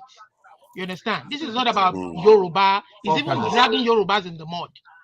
You understand? So it's not about it's about the character. You know, I've been keeping my eye on the comment section over electricity. Electricity had left. I've got a message for you. This is because I had a meeting with Dr. Rudolph during the week, and we agreed on what to do. Please read this message and please action it. So Bumi was speaking. It's like it was taken off from her rather. She was making a point when she get taken over. So if you can hand back the mic to her. Okay. Bumi, go ahead, please. Yeah, let's hear you. She knows she's got the stage now. Whenever I'm around, Okay, and the private message, please. The same person have made another terrible. You need to action. No, because this is how we control this since morning. Else we'll have been unruly on that part, please. Something tells me that is Olumide. So he's getting calls. He's always getting calls. Very busy guy. Please, Bumi, you can go ahead. So yeah, like I was saying, I feel like when I just sat down and I listened, I feel like it's just a bit sad that the way we have arguments or the way we make points in Nigeria is very biased. It's like we read something and we just close our eyes. If it does not accept our views, we'll never listen to it. Because I was paying attention and I think I can remember, and he made a statement. He's like, we're only focusing on the script, the script of the document. I'm like, but we can't say if it's actually true or not, because there are other things that we have to put into account. So, for example, in regards to is Tinubu actually a female or male, the way to actually identify that is through the social security number. And if you, whether you're a supporter or you're APC, PDP, Labour, whatever you are, if you're someone that actually wants Nigeria to work, and if we're following the constitution and everything, it should be something that we all as people should say, let's figure out, is this actually true? But no one wants to go into that because it does not, it might come out that it might be negative or it might come out that it might be positive. And it's just sad that that's how things are going to be. And I feel like it's just pushing our the recovery of our nation keeps on taking it forward. And I don't know, but I'm very happy that at least this whole conversation that people were bringing points to back themselves off. It wasn't necessarily, oh, this is what I think as a person. It was more or less like, okay, this is, I have my opinion and it's based on this, and they could point out. So I think that was good for us as a people, but it was still sad that there was a lot of confirmation biasness in the whole argument. But that's all I had to say. I think that statement is quite correct. Many countries and people in almost any debate, they tend to be biased. Even in the scientific world, you have, even when there's clear evidence of some people have different tilts on slants or on how they interpret information. But in the context of Nigeria, I think the level of bias is so steeped, is so strong that it's scary sometimes to watch happen, where the people will just completely divorce themselves from reality. They will refuse to listen. Like the information, they'll say, no, I don't believe in that information anymore. There's no information that is good. That is just what I believe and what somebody has told me. That's it. No information out there. I think all of us that come on stream here, we should at least have a common base, this in a kind of base level where we accept certain information to be true, because it's not based on individual opinion. It's based on information that is out there, that is actually from a quality source, not just one quality source, multiple sources. And if it's from multiple sources, it's more likely to be an objective truth than an individual truth. It doesn't mean an individual cannot be correct, but we should expect to see more people unbiasedly head towards that truth. That's what I would like to be seeing. Please, KJ, go ahead. Yeah, Bumi, thank you for your contribution. But I want to say it's not all the time that we should look at things from that biased point of view, especially concerning this issue. It's very glaring. English is not that difficult to understand. And before now, I used to think that really, as a lawyer or people who are lawyers are really learned, but I've come to realize that they are not, because interpretations that have come down in Nigerian court the past few months really shock people, and especially coming from the Supreme Court. It's only in Nigeria that the Supreme Court claim not to be, or people who are in the Supreme Court claim not to be people who formulate policies that govern the nation, the space they are supposed to be judging over. Why am I saying that? We want to twist every policy to suit our cronies. I'm not necessarily going to say tribe, because these people don't have a tribe when they get to the place of sharing the money. There's nothing about tribe. It's only when someone is being cheated, then they remember that they are from a particular tribe. And I would, with no fear of forefather, I would say that it's only the Igbos that are sort of shortchanging in the issue, Gary. But if not, they all speak the same language. Let me tell you something. Some of Tinubu's friends, cronies, know the truth. They know who he is, but they won't say it. And if you read the deposition, it is simply clear. If not for one thing you should take away. The school said they never issued this certificate that he has given to INEC. What else do you need them to say before you know that the certificate is forged? And even the media in Nigeria, if you say the certificate is forged, they say no, you cannot say that this station is disassociating itself from that statement. That is why Africa is where it is. We don't see the truth and say this is the truth. This is the black, this is the white. Listen, what's 220 million people? What are we struggling over one individual? And the last time I checked, it's not Jesus Christ. Okay? So what is the special development that is going to bring that we should all now put our certificates on the line for him? So that when you go to apply for a job somewhere, are you from Nigeria? Oh, yeah. When did you graduate? Oh, can we verify your certificate? Or do we need to give you a different test to verify that what you have is not fake? That is where we're going. Is it worth putting all of us on that trajectory? Is it worth it? I don't think so, if you ask me. I don't think so. And you see, we are gradually breaking down the small morals that we have remaining in Nigeria. We are gradually breaking down the small institutions that we have in Nigeria. Because once it is concluded that the court, you can no longer get justice from it, then we have nothing to hold on to. Because the military have been broken, the police have been broken, the civil service have been broken, politics have been broken. Even the means of exchange have been broken. As we're talking today, naira is how much? 1,000 something to $1. So what again are you going to say? This is the reason why we are still a nation. Okay, if the simple place where you can just see white and call it white, we cannot even do that.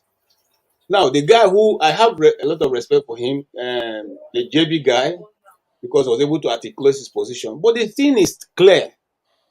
The school couldn't even accept that it's either a male or a female.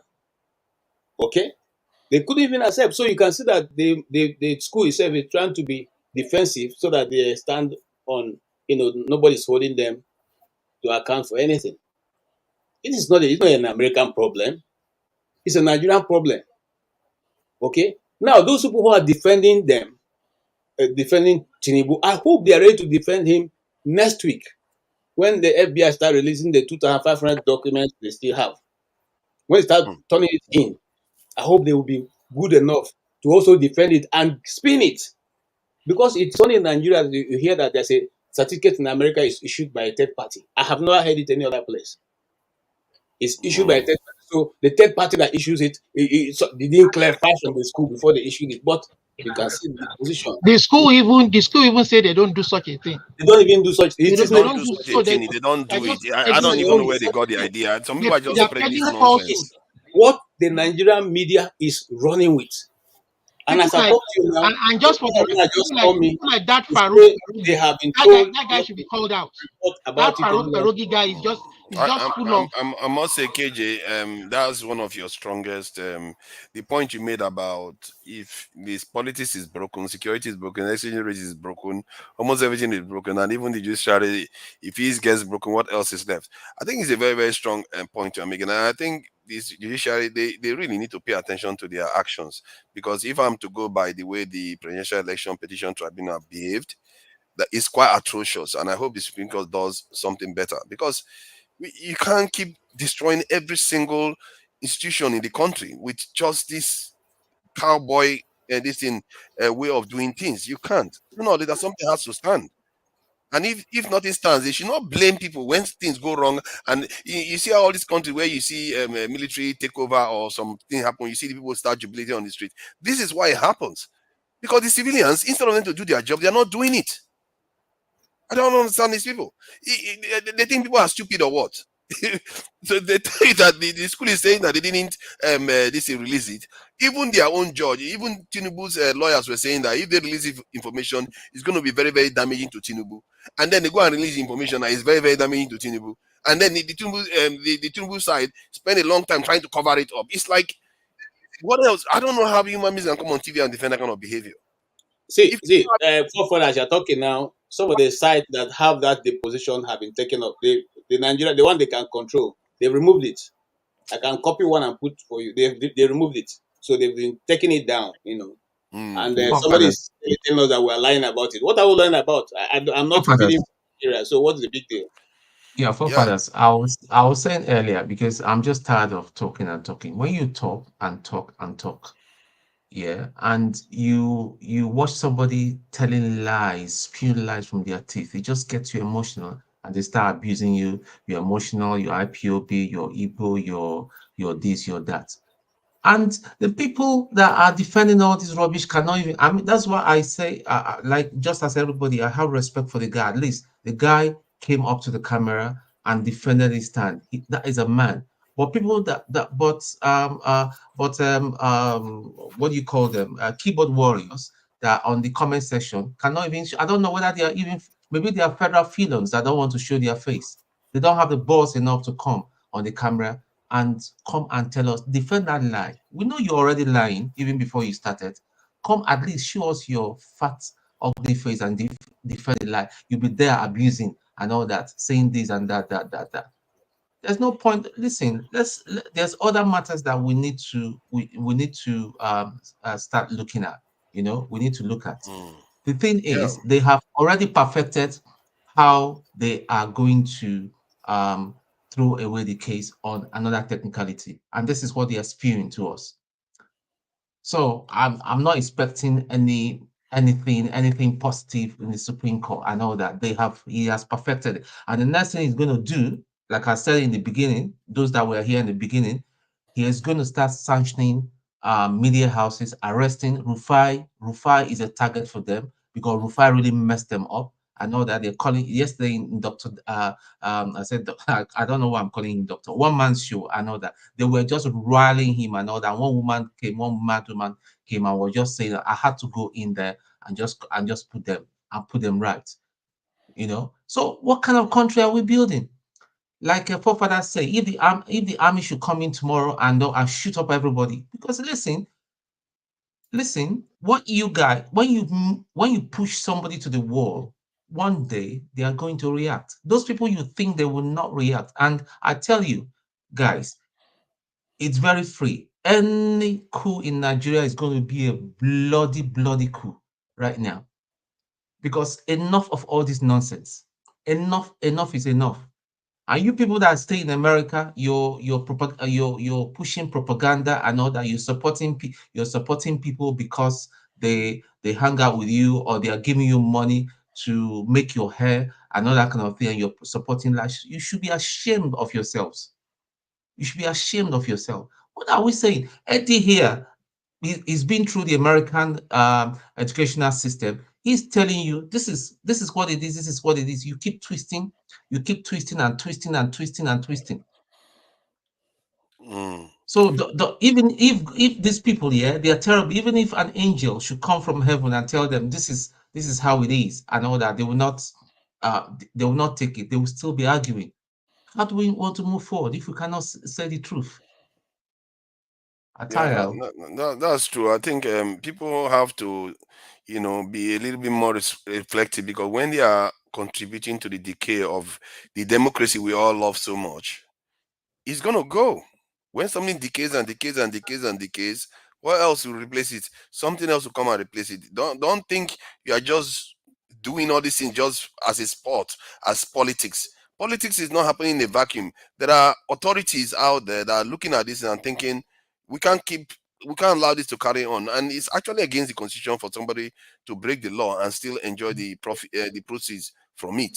So how is it that we find out that somebody forged a document and then the person will go on to rule for 4 years and maybe even 8 years? I don't understand it. People have to make their mind up. If they want democracy to survive, democracy requires the rule of law. Democracy requires probity and a kind of dispassionate way of looking at things. You have at least the ones like us that are coming online. We have to take our own personal feelings out of these things, because it's not about you. It's about the bigger body of the Nigerian state. Millions of people's lives are at stake here. We have been through hell already. we really have to start being serious about some of all these things. And I don't subscribe to all these people that just come online and start talking nonsense just because they support this in Tinubu and all the rest of it. If there been, it was obedience that took this case to this in CSU right now. That's CSU and Tinubu to court. They will not let them rest. They will be talking about obedience. Now let them go after Atiku now. Fathers, there are some participants here who have not spoken anything. CEO, Ike, and NDBC. Don't worry, Ike has as much time as he needs to. So the last point I was making was that, in a way, it's a good thing that Atiku was the one that did this, because if he wasn't the one, they would not let obedience rest. They will not let them rest. They will just keep attacking and attacking. Even till now, it's not even obedience that did it. They are still attacking obedience anyway. It's unbelievable stuff. You can't even imagine it. Please, I think it's Ike. Okay, righteous man, just make a quick point so that I can go to Oga Ike. Yeah, forefathers. Please, I think this should be my third time of complaining about the people in the comment section. And it seems like you and the damages, you refuse to do something about it. Okay? Somebody will not go in the comment section and insult people's personalities. It's not correct. It's not correct. This platform should be matured enough to delete and block any individual that is not living up to expectation. Somebody should not constitute nuisance because you have privilege of writing and then you start insulting people. It's not correct. Please do something, sanitize the comment section. What insults and who insulted you? So excuse me, go through the comment sections. Read what they are writing there. They say all kinds of things, but there are certain things that are crossing the line. Those things that are not palatable, please devise a means, or you appoint somebody that can take responsibility of going through these things. You may send a warning to such person. They do it in platforms. So look, we don't do this in this platform. If you're making a comment, you make a reasonable and objective comment. Not raining insult and calling names. Let me say something. If it continues like that, I am telling you, it's not everybody will take insult like that too. You can take it. Sorry, the payment of it could be spiritual, it could be physical. Yeah, I hear what you are saying. You see, the thing about the comments is that they are not like us that are on the screen, where you have to be, you tend to try to be more polite. They can just type any nonsense on the keyboard. They are just but you can block them. Yeah, we can block them, but you are not going to have participating people. What tends to happen is that if you block everybody, no, it's not everybody. Forefather, it's not everybody that is doing the same. It's not everybody. There are few of them there. Their aim or their mission, anytime this platform is on, is to make sure that they insult some certain individuals. They have mapped out those people. The moment those people take the stage of speaking, you see them raining insult on that person. It's not correct. It shouldn't be done. It shouldn't be allowed. They do that to me too. I think part of, see, let me explain this. I understand where you're coming from. I get upset too when they say all these other things. Even when I go on panels. But I think after a while, you find that you get used to it. You start weathering it. You start understanding that these people are just talking garbage. So tomorrow they might be supporting you. They will be. See, I can say the best thing, and somebody will just say, "Oh, there." What are you gonna do? They don't care. They don't care. They will just type whatever they don't. Once they don't like what you are saying, they will just say something to you. Don't take it personal, because the next day again, you will say something. They will be praising you. It's like the crowd. This is what politicians have to put up with. Leaders have to put up with. When somebody starts insulting somebody's parents, what do you say to that? That is bad. If you start insulting somebody's parents, that's bad. There are certain things that cross the line. If somebody crosses the line, they will this thing. I think maybe they should make Tone a moderator. Tone, are you not a moderator? Because Tone will ban so many. A particular guy there who doesn't like me, but it's okay. I mean, about two of them, I don't care, man. Okay, but that's my stance too. As in, it's just best to ignore. But then, I mean, we're all different. I know that in some other channels, there are always people who who have this range close to their names, like they are like sub moderators, and they're able to like moderate the comment section. I wonder if we have that. Yeah, we have it here. It's just that I guess we can do that. It's just that the kind of insult I see here is not necessarily out of this world. The one, if somebody's insulting somebody's parent, then that's bad. I've never seen that kind of insult before. No. Forefathers, which insult is out of this world? Some of them, they go way out. They start using all kinds of bad language to insult people. So all these insults were like, oh, you're talking nonsense. Shut up. Next. Some of them will just say next. Get out of the way. No, those ones, I don't even consider those ones as insult. It's when somebody begin to try to tarnish the image of an individual, try to give the parental background of that person and start painting them, in a negative form. It doesn't speak well now. This is a modern world. We should be careful. Whoever you are meeting here today, you don't know where you are going to meet him tomorrow. That is it. So please, there should be moderation. There should be moderation. I think there should be warnings, and because most of the people there, they are all known quantities. They tend to be relatively moderate. Tomorrow, I'm sure there were days they were supporting you here, because some days you are like the superstar on the panel, you know that, and those moderators. No, it's not about me, Forefather. It's not about me. It's not about me. It's not about me. Generally, if you go to the comment section and see what those guys are saying there, I mean, some of us here are fathers and husbands. Can we please listen to new people on the panel? We can't keep talking about this. Can we move on to other topics? Yeah, I has even moved on. I think one other thing I wanted to do, because do you think we should have a break and have subscription session done? Yes, please. Yes, please. Can you play that so long, Magic Pashek? You see that? The song, that's what they are waiting for now. They are waiting for the songs now.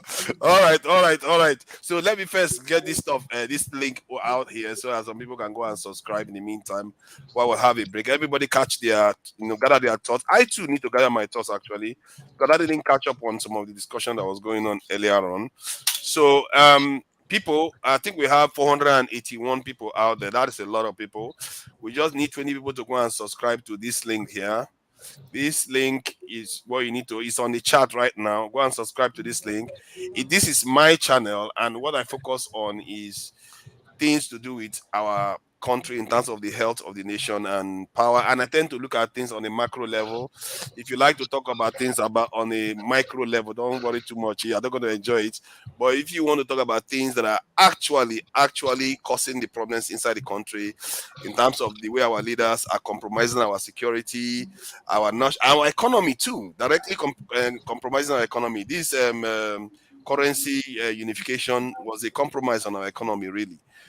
Because nobody gained from it. There is still dual exchange rates, and the only thing that happened was that our currency became depreciated when we are not an exporting economy. Those type of conversations is what you need to understand. And the government have power. The government have the power to stop the people from using too much dollars, but they are not stopping them. That is undermining our economy deliberately. But those are discussions, kind of discussion we have on the other channel. So go and subscribe. I don't want to show it on the screen so that people get embarrassed. We should go and subscribe to the channel, support our own. And let me see what I can get this Majek Fashek first, because that was the first requested one. All right, here we go.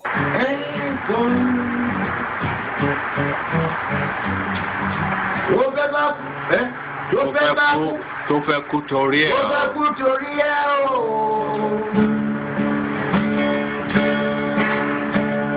Ọwọ́ ẹni ló ti ṣàánú kọ́.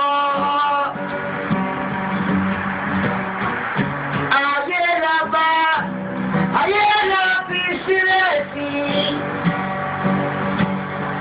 Ọ̀nà èyí yóò.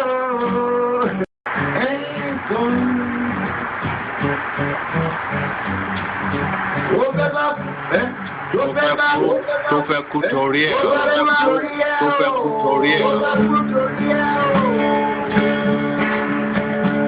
Ọwọ́ ẹni wọ́n ti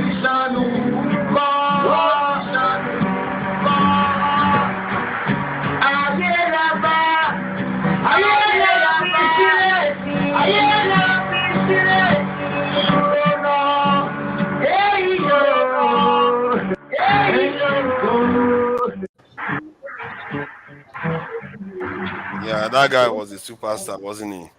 Yeah, you can. Okay, now I want to show our Nigerians what they are doing. So that we see ourselves in the mirror.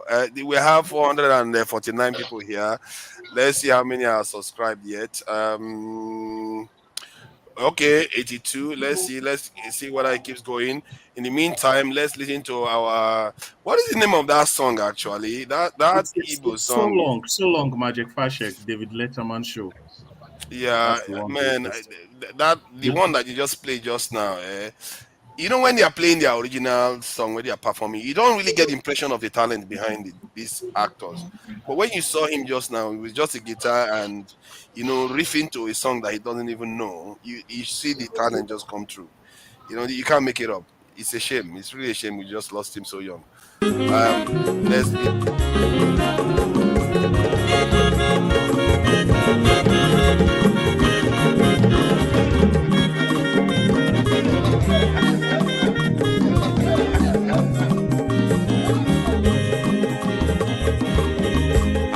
Onye ọma zoro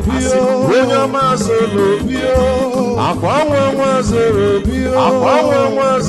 bio, ịbịa bunyegokwanụ m n'ofe ụlaga n'ịbịazigo, mmanwụ ụlaga do n'ịbịazigo, agbanwe wilojiyo, ka ọ nabazi ya. Onye ọma zoro biko, abụmma wetara ịbịa wunye n'ịgana m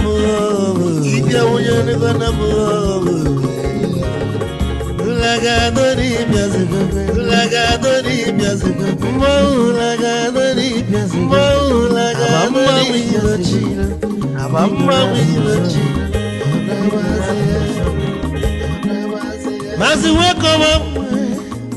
wekomo, odogwu no kwere Chineke, onye ọma n'ịgadele m, Mazi n'ịbịazi, Ibugo with the melody.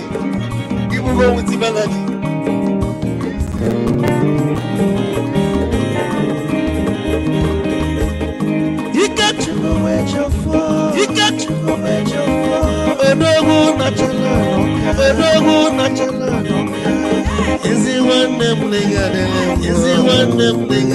m, ụlagado n'ịbịazigo,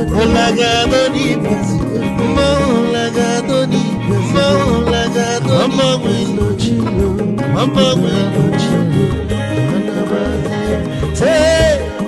onye ọma zoro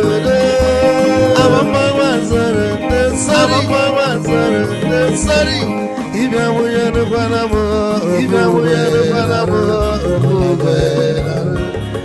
ụlagado n'ịbịazigo,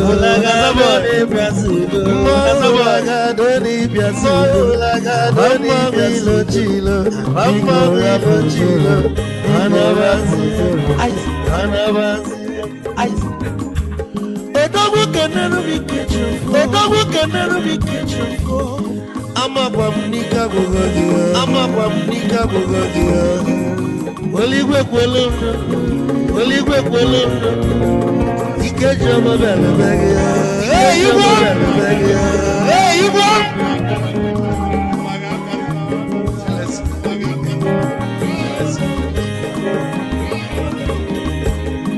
Egwu ka mbụ na-ekene, ọmọgọ ndị nsọ, Chukwuemeka Lumo, esi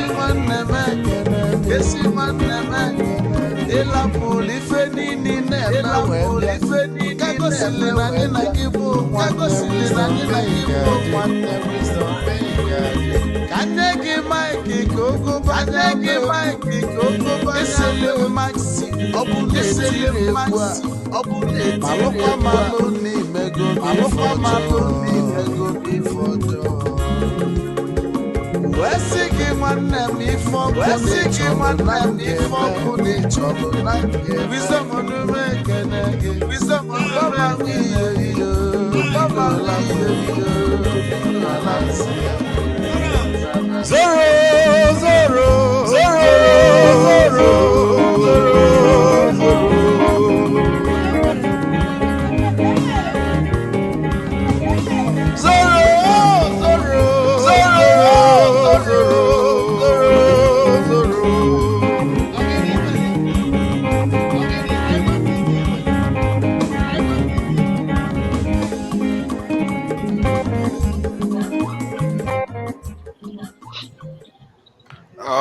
All right.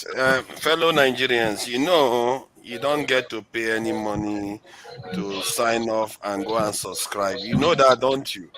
See, it's only how many people that subscribe? About 3 people that have moved out of 400 and something Nigerians. You know, let's support each other here. We need these channels to grow so that more people can hear our voice. Because the more they grow, the more the media in Nigeria don't control the narrative. Clearly, you are beginning to hear some of them complain already. They are groaning that they don't like the idea that people like Dr. Damages, other channels are out there saying stuff that they wouldn't say.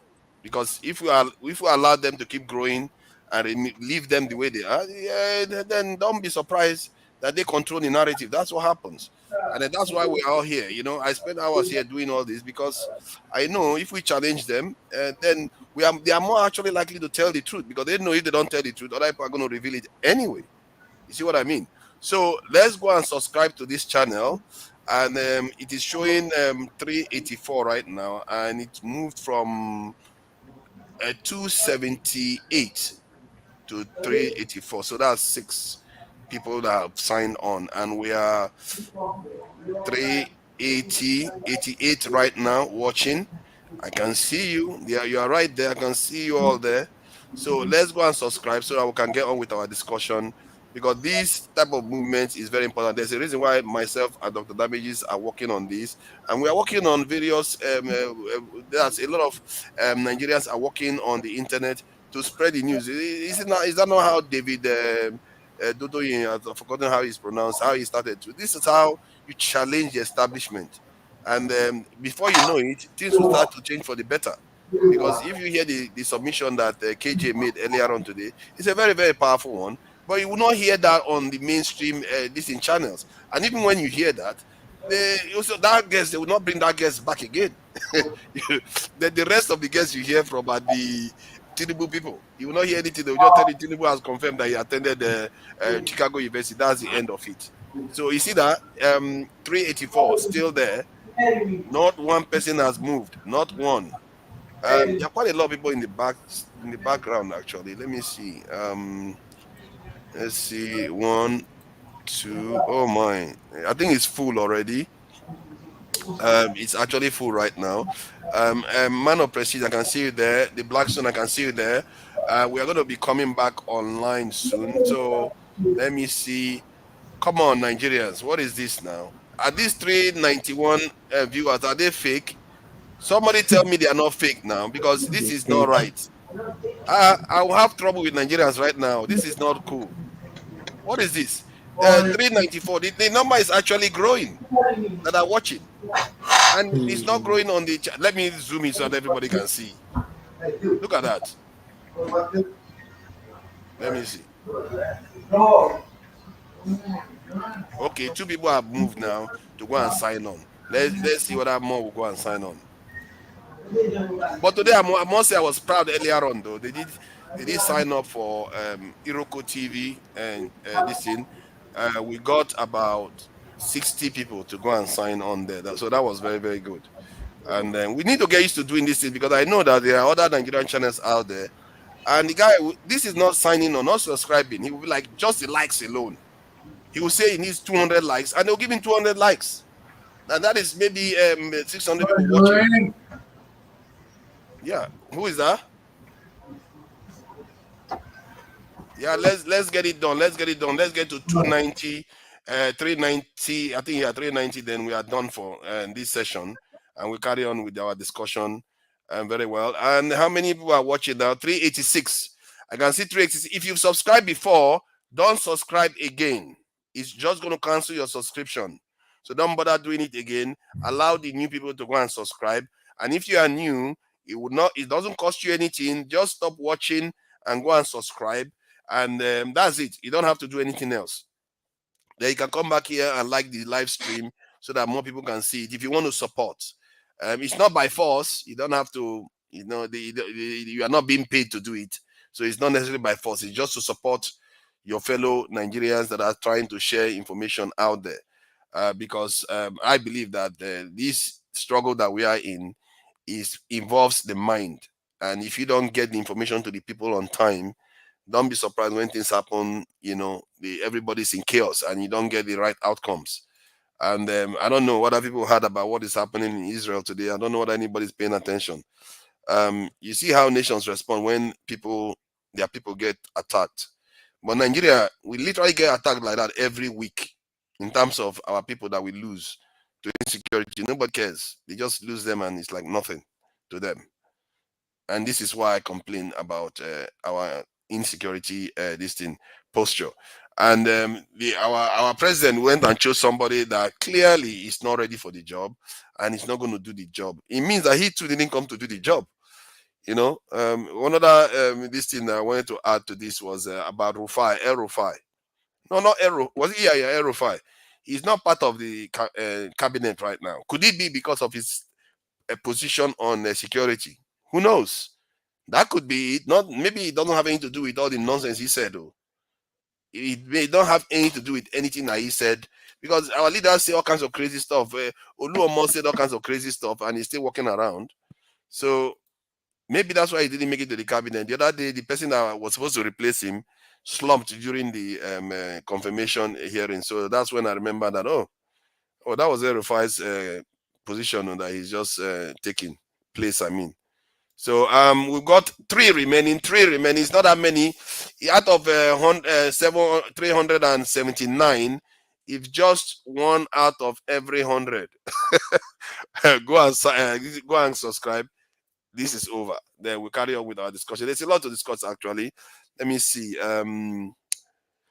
Yeah, where is Atiku even? Where are Atiku supporters? I don't see Atiku supporters, jubilating about all this stuff. All we hear about is obedience.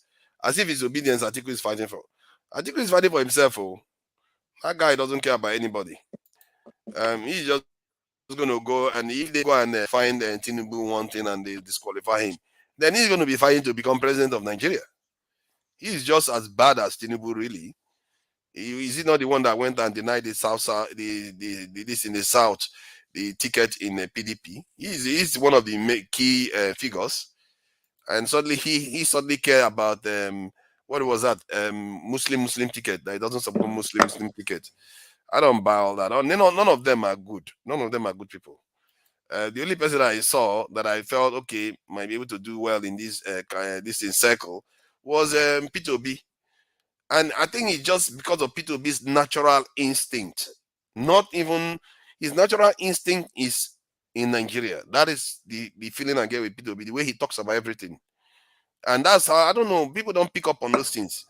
That's why I felt that Peter Obi is the right person, because the way he goes about things is always Nigeria first. Don't worry too much about what other people are doing. Don't worry about whether you people like it or not. Just worry about what Nigeria is, what you're going to do for the Nigerian people. And people talk about empathy. Empathy is a very powerful thing, because if those are our judges had any sense of empathy, the one that the presidential this thing, if they had empathy, the way they passed that judgment wouldn't have happened like that. People, in short, let me just leave it for now anyway to the discussion. Okay, Nigerians, please subscribe. It's just 2 more. Yeah, it's like every 5 minutes for one subscription. See, what is this? Maybe everybody has subscribed. Maybe everybody on this, because it's 283, 381, and the subscribers are 3. Maybe everybody has subscribed. I don't know, man. Okay, so I think we should get on with our discussion, really. But it's okay. It's just one. I think it's going to be 390 soon anyway. I think it's going to be 390. Because sometimes it takes a while to refresh these things, and before you know it, it might even go past 390. Let's just get it done so that we can carry on. I just want to get on with the discussion now. Because I think that because of the number that is here, I can excuse Nigerians because maybe almost everybody has subscribed. Let's see. Come on. Let's get it done. Oh my God, there are so many people in the background. TA, I can see you there. You see how you people are frustrating our panelists? Where are they? Well, let me hear what's going on in the chat, actually. Respect to those who respect themselves. Let's see what they are saying. Offer us, and the viewership is dropping. Get back to yeah, let it drop. It's not dropping enough, actually. It's just dropping a little bit. It's going up and coming down, because they are signing out to go and subscribe and come back. So that's what's going on. I think that's what I think is going on. Wow, there's a lot of people in the backstage. There's a lot of people in the backstage. The whole place is full. I don't know. There's nothing is even happening, and the place is full. They don't want to have this discussion. I tell you. I think you see what has happened. It has gone back. Somebody that subscribed has gone and subscribed again. Don't do that. You don't need to subscribe again. Go ahead. Who is saying something? It's because you keep reiterating the same thing. Just let people subscribe. After maybe 1 hour, you can come again with it. But if you keep going back and forth on the same topic, they will say, okay, let's do it again, and they won't subscribe by mistake. Yeah, I think that's what may be happening. You may have a point there.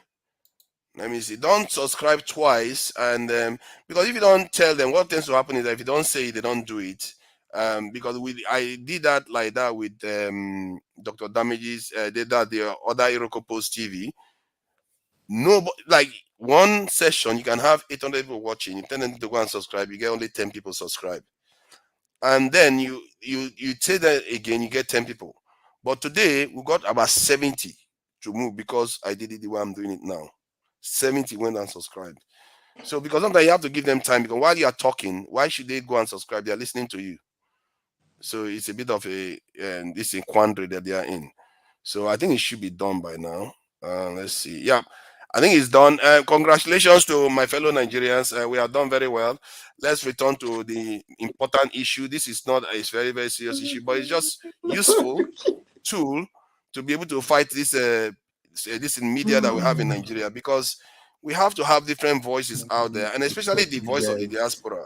Who is there murmuring now? Please, I know you are frustrated there because this one took a bit of a long time. I apologize for that. But we have to do what we have to do. All right. Let's see. Oh my God, the backstage is full. Forefathers. You know, there's a saying that says when your house is flooded out, right, and you're trying to scoop out the water that's going to your house, and you've got somebody else through the back door, with a hose pipe, flooding it again. That is very dangerous enemy, and those people that are spreading the false narratives from the forum that you and I know about, and those that come to the comment section to abuse each other. We just can't allow this to happen.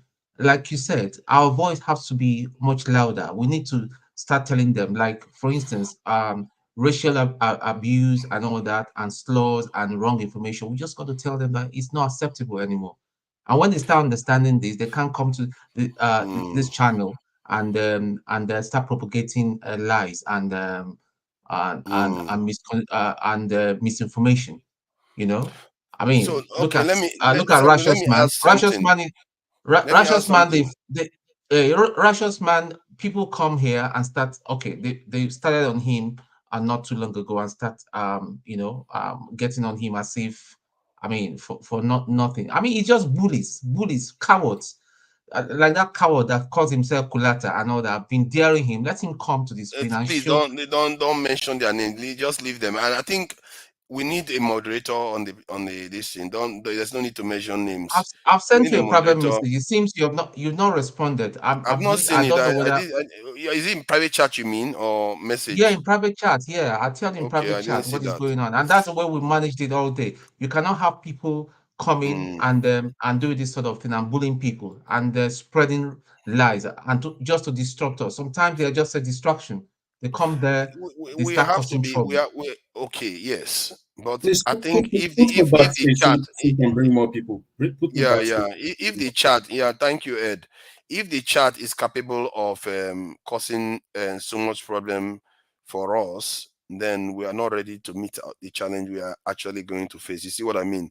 And we have to be resilient and be ready to take the hit, whatever they throw at us. And see, if you look at me now, if you know how many things people have said about me, Jesus Christ, I will not be coming out again. But you have to knock it off and carry on, because the people you are fighting for, they are not going to excuse their life is not going to get better because somebody is insulting you on the chat and you get distracted. We have bigger problems to deal with, and I think chats, we have to really dedicate ourselves to the point whereby chat means nothing really. And sometimes I even fault myself for even getting a little bit offended with some things people say, because the issues we are dealing with here are quite serious issues. They are not. They are not. It's not a joke. It's our country. People are actually getting hurt on the ground, and I hate seeing. I really hate seeing those videos. I don't want to think about it at all. People. That's why I don't care about all this one. This is what I care about, is what is happening on the ground. I hate seeing our people suffering on the ground. All right. Let's get back to the discussion. So where are we? I guess. I'll be back, please. All right then. All right. Let me send you back there. And hey God, TA, welcome. TA, don't start now. Don't start any funny business. No. Don't start Apostle any of funny love. business. Let's behave ourselves, okay? you see, he's smiling. He wants to start something. Yeah, I'm greeting you. Hey, Tony, what's up, man? What's up? He wants How to come you and start doing? something. All right. Hold on, Let me TA. keep quiet for now. Let's allow the ladies. Now we have two women. You see, when it becomes straight, no special treatment anymore. So, Forefathers, can I say something? I've been standing in this platform for almost 5 hours. I've never said anything. What is the problem? My apologies. I got a little bit distracted. Sorry on the Please. I wanted him to speak, but I got distracted with all the subscription and music and all. Yeah, Olga, please go ahead. No, let my sister Ngozi say something. Seriously? Okay. You took it and gave it to Ngozi. Please, before she says something, can I just Mr. A, good evening, sir. How are you? Long time, my sister. Okay, Oh my God, I'm that's a good fine. one. Good evening, sir. Good evening, forefathers. Good evening, Mr. Tone. Good evening, Mr. T. Good evening, man of prestige. Good evening, Hotspot. Good evening, righteous man. Good evening, CEO. That's a new one. Good evening to our viewers. Good evening. No, I've been trying to join the show before I went out. I don't know. The studio was full. Then when the studio was not full, network was messing up. Finally, I'm here. So it's been a while. I just wanted to touch briefly on the first topic, Bola Tinubu's forgery case. I'm going to try to relate it to the second one, then I'll say my piece. These days, I decided I won't come and be staying long here because I don't know if anybody else noticed. All the network providers clandestinely increased their tariffs. So we can't afford to be live on the internet the way we used to be. So this is my take. I find it funny and sad that over the last few years, in order to defend the indefensible, certain people, certain Nigerians don't mind sinking any lower. They come up with very funny terms to defend what is even obvious to the blind. Nothing I've not heard in the last 2 years, all sorts of gibberish, and it makes you wonder: is it that? Okay, let me put it this way. So Nigerians have a way with their public figures. It's why sometimes I am pushed to believe the narrative that we are very much like our leaders, because these people that are leaders were once followers, and the people that are followers today will become leaders at some point. And I don't see the dynamics changing anytime soon. You know why? Because we have this mentality of he is our own. Even if he's doing wrong, let's cover him up. And this other mentality of he's not the one that have done it before. He's not the first to have done it. He's not the only one that is doing it. It's not that big a deal. All sort of nonsense defense for things that should not be defended. And I keep wondering, how low can we go? How low? Every day new low. It's like when these days you can't even say how low can Nigerians go. How low can Nigeria go? You can't even say, because before you wake up, boom, you are lower than you were yesterday. It's not even funny. You're lower than you were yesterday, and you find yourself wondering, like, man, it's messed up. On Atiku's dodged pursuit of this whole issue, I like how the whole thing is playing out. I'm sorry, I'm going to sound for lack of better words, sentimental here. But I like the fact when I came on the show earlier, CM was the one saying this thing, and people were trying to shut him down. Please don't. We know how the dynamics play out. I am very, very glad that P2B is not the one that is chasing this whole Chicago State University issue. I am very,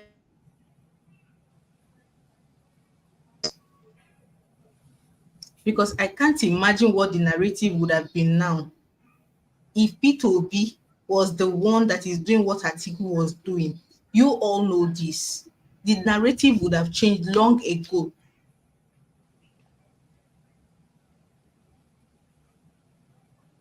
Yeah, even with all the increased prices, they are not even giving you good service. I am okay. These Nigerians, Jesus Can you Christ. hear me now? Yeah, sorry, go ahead. Yeah.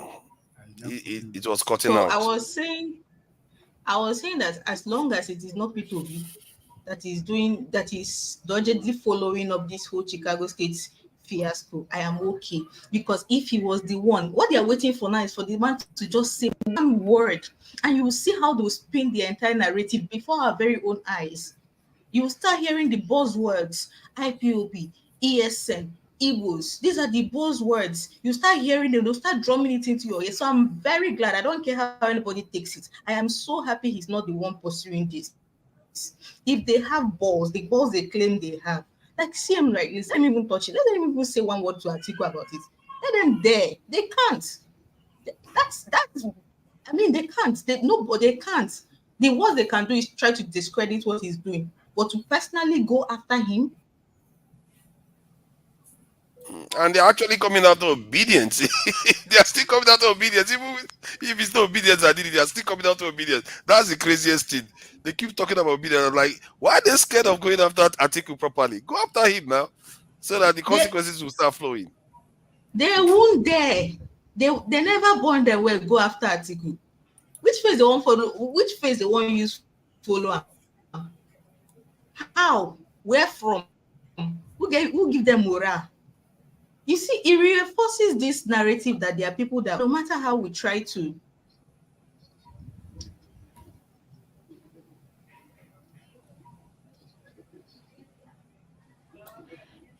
Is your audio? Go ahead. Go ahead. I no matter how much you try to stifle this narrative of there are people that are untouchable in this country, it plays out before us every single day that there are people you just don't touch in this country. You can't. Because if you do, you know what's going to come to you. And it ties down to the top of the irreparable damage. I was speaking to a friend the other day, and I told the person that never in my years on earth in Nigeria have I seen so much division that I've seen in the last 1 year. I have not seen it. I was not born during the Civil War. I'm taking note of what was going on around me. I have never seen Nigerians. Nigerians have always been divided along certain fault lines.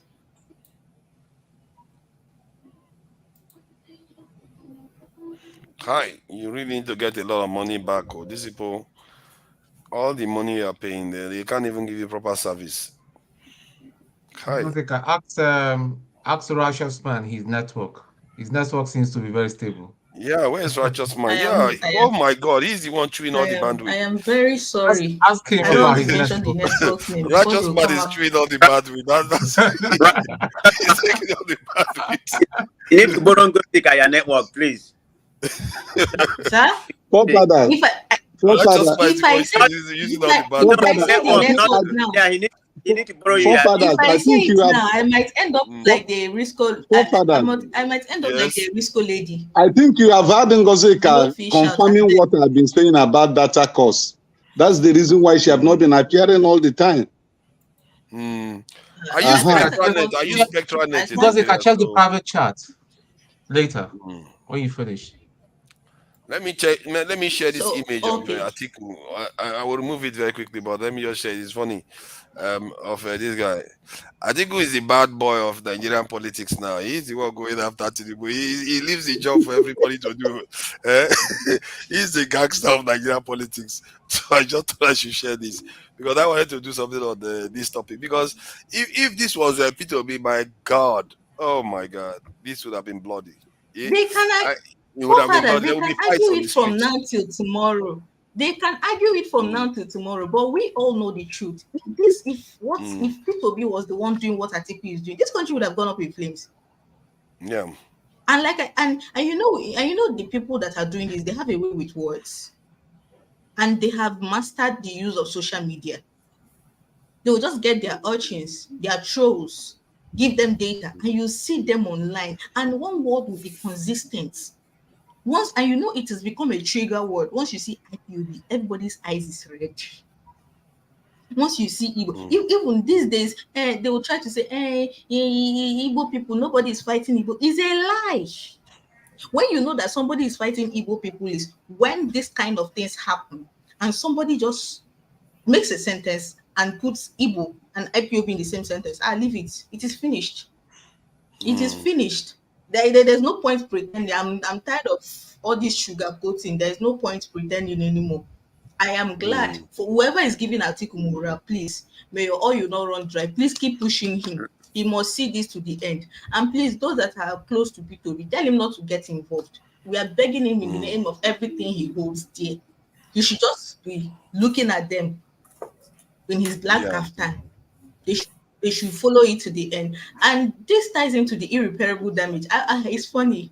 Like let's keep playing ostrich.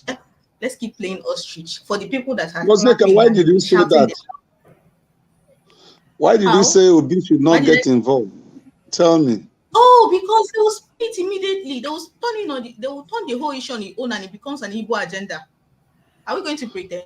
It becomes an Igbo agenda. Once he says anything, it becomes an Igbo agenda that Igbo man is trying to unseat the president. The Igbo people have come with their. No, please, let's not pretend. Once he says anything, it's not even that they will say Igbo people. They will say. So what's the implication of it? Disguising as IPOB, that he's using IPOB tactics to try to unseat the president. That is the next thing you're going to hear. So I'm very glad he's not even getting. Hold on. Righteous man, you asking a question. I mean, you're in Nigeria. I mean, Ngozika has spoken well. Everything that she said is right on point. If P2B is doing this, they will try to charge him for treason. That he's trying to destabilize Nigeria. So there's no doubt about everything Ngozika is saying. It's perfectly right. Righteous man, you're in Nigeria. So that girl is not just making up things. He's just speaking from the fact. Yeah, but, let's be honest, okay? I think there's another side you look at it, because that's why at first I was thinking, why is P2B not the one doing this? Because if he succeeds, even if you don't like him, he's not the one that made Tinubu forge document. You see what I mean? But I know for sure the obedience will be under tremendous pressure in Nigeria. There will probably be problems on the streets in Nigeria. So maybe it's just providence that made it so that Atiku is the one that is doing this. Because they can go and do that in Katsina and other places now.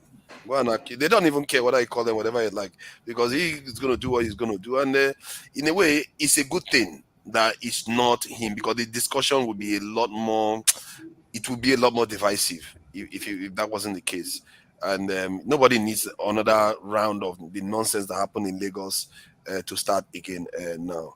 It would be worse now, actually, than it was during the election. Of course, you are right. You are right, forefather. There's no doubt about it. So let's not come here and just try to sugarcoat. You need to call a spade a spade, okay? No, that's what it is. Yeah. I'm not saying what the submission of Ngozeka. I didn't say it was wrong, but okay. I want to find out why she submitted that Obi should not get involved. Because of what could have been the repercussion, what could have been happening in Nigeria right now. I mean, and I'm glad. I guess she's in Enugu, I second what she said. You're in Enugu, right? Yeah, she's in Enugu. Okay. So back here in Lagos we are not having that conflict, about this issue. Because it's not Obi doing it. If Obi had been doing it, believe me, righteous man, it would be a different story, okay? Even Obi is not doing it right now. All they say obedience. Go to other platform. They say it's obedience. I say, all these guys, why not spend your time governing instead of concentrating on obedience? They're not governing. All they're doing is propaganda. Obedience. Everything. They try to exacerbate, amplify the whole thing. And they're not governing. I mean, they employ minister all over the place to propaganda. Even the wife, even the wife has got into the propaganda, say my husband is not a magician. I mean, it's just pathetic. I mean, that's why I don't like to talk about. I mean, Nigeria is failing state. Okay, they are not quite there, but they're trending in that trajectory. That's my opinion on that. So, forefather, let me ask you a question. Sorry, Oga hasn't spoken. I don't want to forget Oga again. Let's allow Oga have his say. Please, Oga, Ike, go ahead. Can I ask you a question? Sister Bumi has said something already before.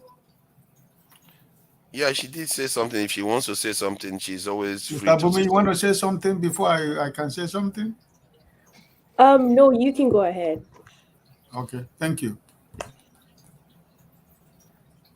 Before I say anything, I just want to my own personal opinion and advice. If you have any family or friends or colleague that has anything to do with CSU University, I think it is time for you to begin to withdraw your brother or your sister or your friend that is in that school. Because I think it is a national calamity that such a school exists in the United States of America, And I think that they should bury their heads in shame, to be able to connive with an African man to do what they have done, So I think that the first step towards, getting to normal places for Nigerians and Africans who had any family in that school to begin to withdraw from that school, because this is not a university. I never in my entire life imagined that we can be able to get a university in the United States of America to get themselves involved in this kind of situation. So it is really unbelievable that a school like that exists in the state.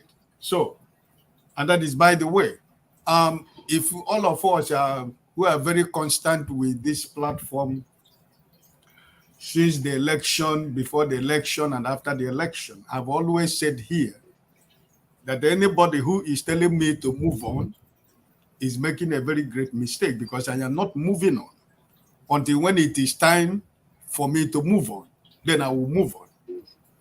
And I think this is part of those things I'm saying, that I am not moving on. Those who are telling us, oh, let it go. Next 4 years is another year. Let go, let it go. I keep saying anytime I come here that anybody who is telling me to let go or let this go, it is not over until it is over. And this is part of the game that I am saying. You know, for me, as a Nigerian, and as an African, and as a Nigerian that is still holding Nigerian passport, that travels around the world with Nigerian passport, to see what I see at every immigration point as a Nigerian man with a green passport, what I pass through, what I see Nigerians go through. Sometimes I miss my flight in trying to defend Nigerians that have been treated like criminals in entering points of the world. And to come to this level where we are today, I mean, I don't know how you or me could be able to defend any Nigerian document anywhere, including our green passport. So I believe that what have just happened, I said it from the beginning, Bola Tinubu is a security risk to Nigeria, to the international community, to the regional bodies in Africa, West Africa, African Union, European Union, and America. He is a national risk. At this time around now, it's not only that he is a security and national risk, morally bankrupt, he's a risk to Nigeria. In every aspect of human life, he is a risk to a black nation called Nigeria. And I think that, you know, for every one of us who are trying to, I didn't go to school, and maybe I didn't pass my English, because people who are trying to interpret what the position that they made is. And I think Mr. Righteous asked Mr. JD a very good, important question. When he asked him, if I have to send you a document from my document to you to fill for me, will it not be what I asked, what you saw in the document is what you're going to fill? He said, yeah, that is what he's going to fill. So I think that this man who has 3 birth certificates, 1951, 1952, and 1953, one man who has 3 birth certificates, a man who said he went to government college, he graduated in 1970, when school was established in 1974. A man who said that he went to primary school in Ibadan and secondary school. Dr. Shibode George came out openly and said it was not true. The school disowned him. The primary school never existed.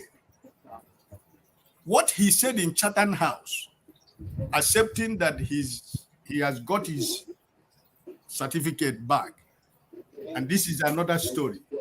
So what I want to all of us to know is that anybody can defend anything, anybody can defend anybody, but I know that each and every one of us who is alive today, there are consequences for every one of us to bear because of one man. A single man who has caused so much damage to Nigeria, to the image of genuine Nigerians. Most of you are university graduates, you have your certificate. Most of you, I know some of them who used to come in this platform are lecturers in most universities today. But look at where we have found ourselves. You know, so I think that, you know, I'm not crying alone, but I am looking at Nigerians themselves. Like Nkosi said, those people who are leaders today, there was a time they were followers. And tomorrow, some of us who are here also will become leaders. So if Nigerians say this is okay for them, it is okay for them.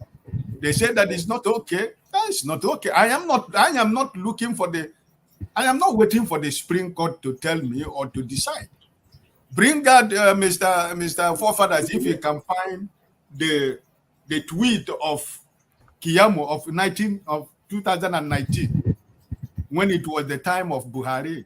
If you can be able to find that tweet, that is the tweet that has, you know, has given us the judgment of what is going on. Because the seed you sow is what you are going to reap. You know, so that tweet of him now is what is working against APC. Because he defined what forgery is when he was supporting Buhari. So now he has been defending this man from day one. Now this thing came at this point. The tweet surfaced again for us to see. So Nigerians who learned, intellectuals, academicians, people who knows what is right, people who knows what is the right thing to do, they go to television station. Some of you who live in the US, Tony, you live in the US, right? No, I'm in London. Oh, okay. Man of Prestige, you live in the US, right? And my brother John Abba also live in the US. Thank you. I don't know if you watched AIT yesterday. A man in suit, and maybe he's a graduate also, who was on the AIT television, saying that you can take your certificate and give it a fashion house. They can fashion your certificate anyhow you want. So I wanted to know, John Harvey, you are laughing. I'm man of prestige. I don't know. Most of you who studied in the US, who know which one is the truth, that you can use your certificate and go to a fashion house. They can fashion it, design it anywhere personally you want. Yeah, Mr. I, that is what we call offside. Which is an outside vendor. They can manipulate and create a diploma anywhere they want, but the original or the right has to be an inside, from the university. Even at all, if the university is not portion, they have a vendor inside the university that can give you the proper, certificate that you want, because it's going to replicate their logo. This is the problem Tinubu is having right now, because the logo and everything, he went offside. I don't know any kind of vendor that printed that particular certificate. I mean, let's not flog anything, but I'll wait till my turn to speak about that. Like my brother John Abba used to say that we should be our brother's keeper, we should love ourselves, and we should let go. When somebody, offends somebody, be bold enough to say that I am sorry, that we move on so that we can be able to find a common ground. In as much as I've never, ever, and will never, ever, until I die, unless something happens, never will I ever recognize Tinubu as my president. Doesn't matter what any other person says. But I believe that if this man would have, when he saw that Atiku was really out to do this, if this man has any interest of Nigerians in his heart, what stops him going to a national broadcast to Nigerians, coming out publicly and say, I am sorry. Yes, it happened, but I am sorry, and I am not encouraging it, and I wouldn't want somebody else to do what I have done. Nigerians, I want you to forgive me so that we can move on from this, so that this will not distract my government, whatever I wanted to do.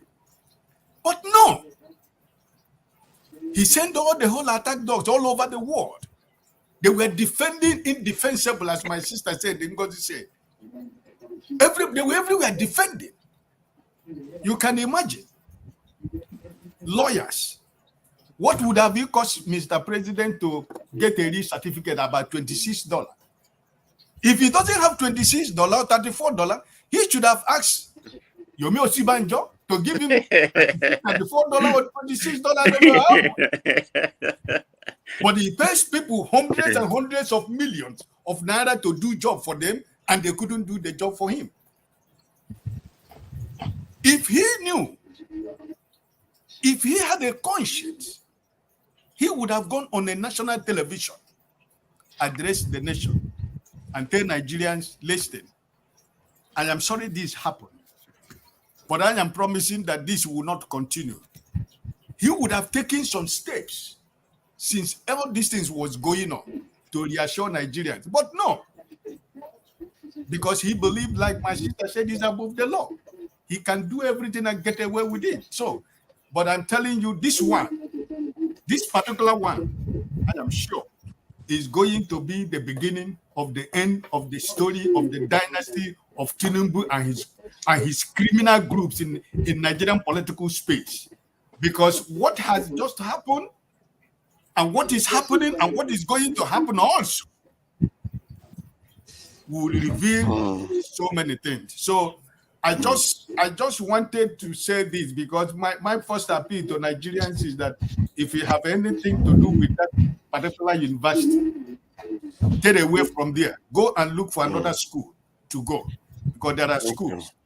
Ngozi, my sister, I'm sorry that your network is not failing, but your governor also forged the certificate, but the court said that it doesn't matter. So this is a country of, we are living in a country where Mr. Ike, you know the funny thing? You know the funny thing about Enugu State's own?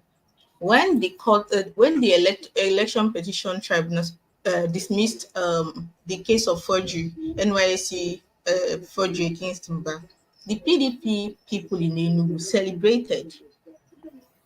They celebrated, they said, justice has been served, blah, blah, blah. Now, fast forward to a couple of days later, this whole fiasco with Chicago State University unfolds, and it is clear in black and white that this man committed perjury and forgery. These guys are silent. And this is what I keep saying. If you support evil because it favors you today, tomorrow it might not favor you.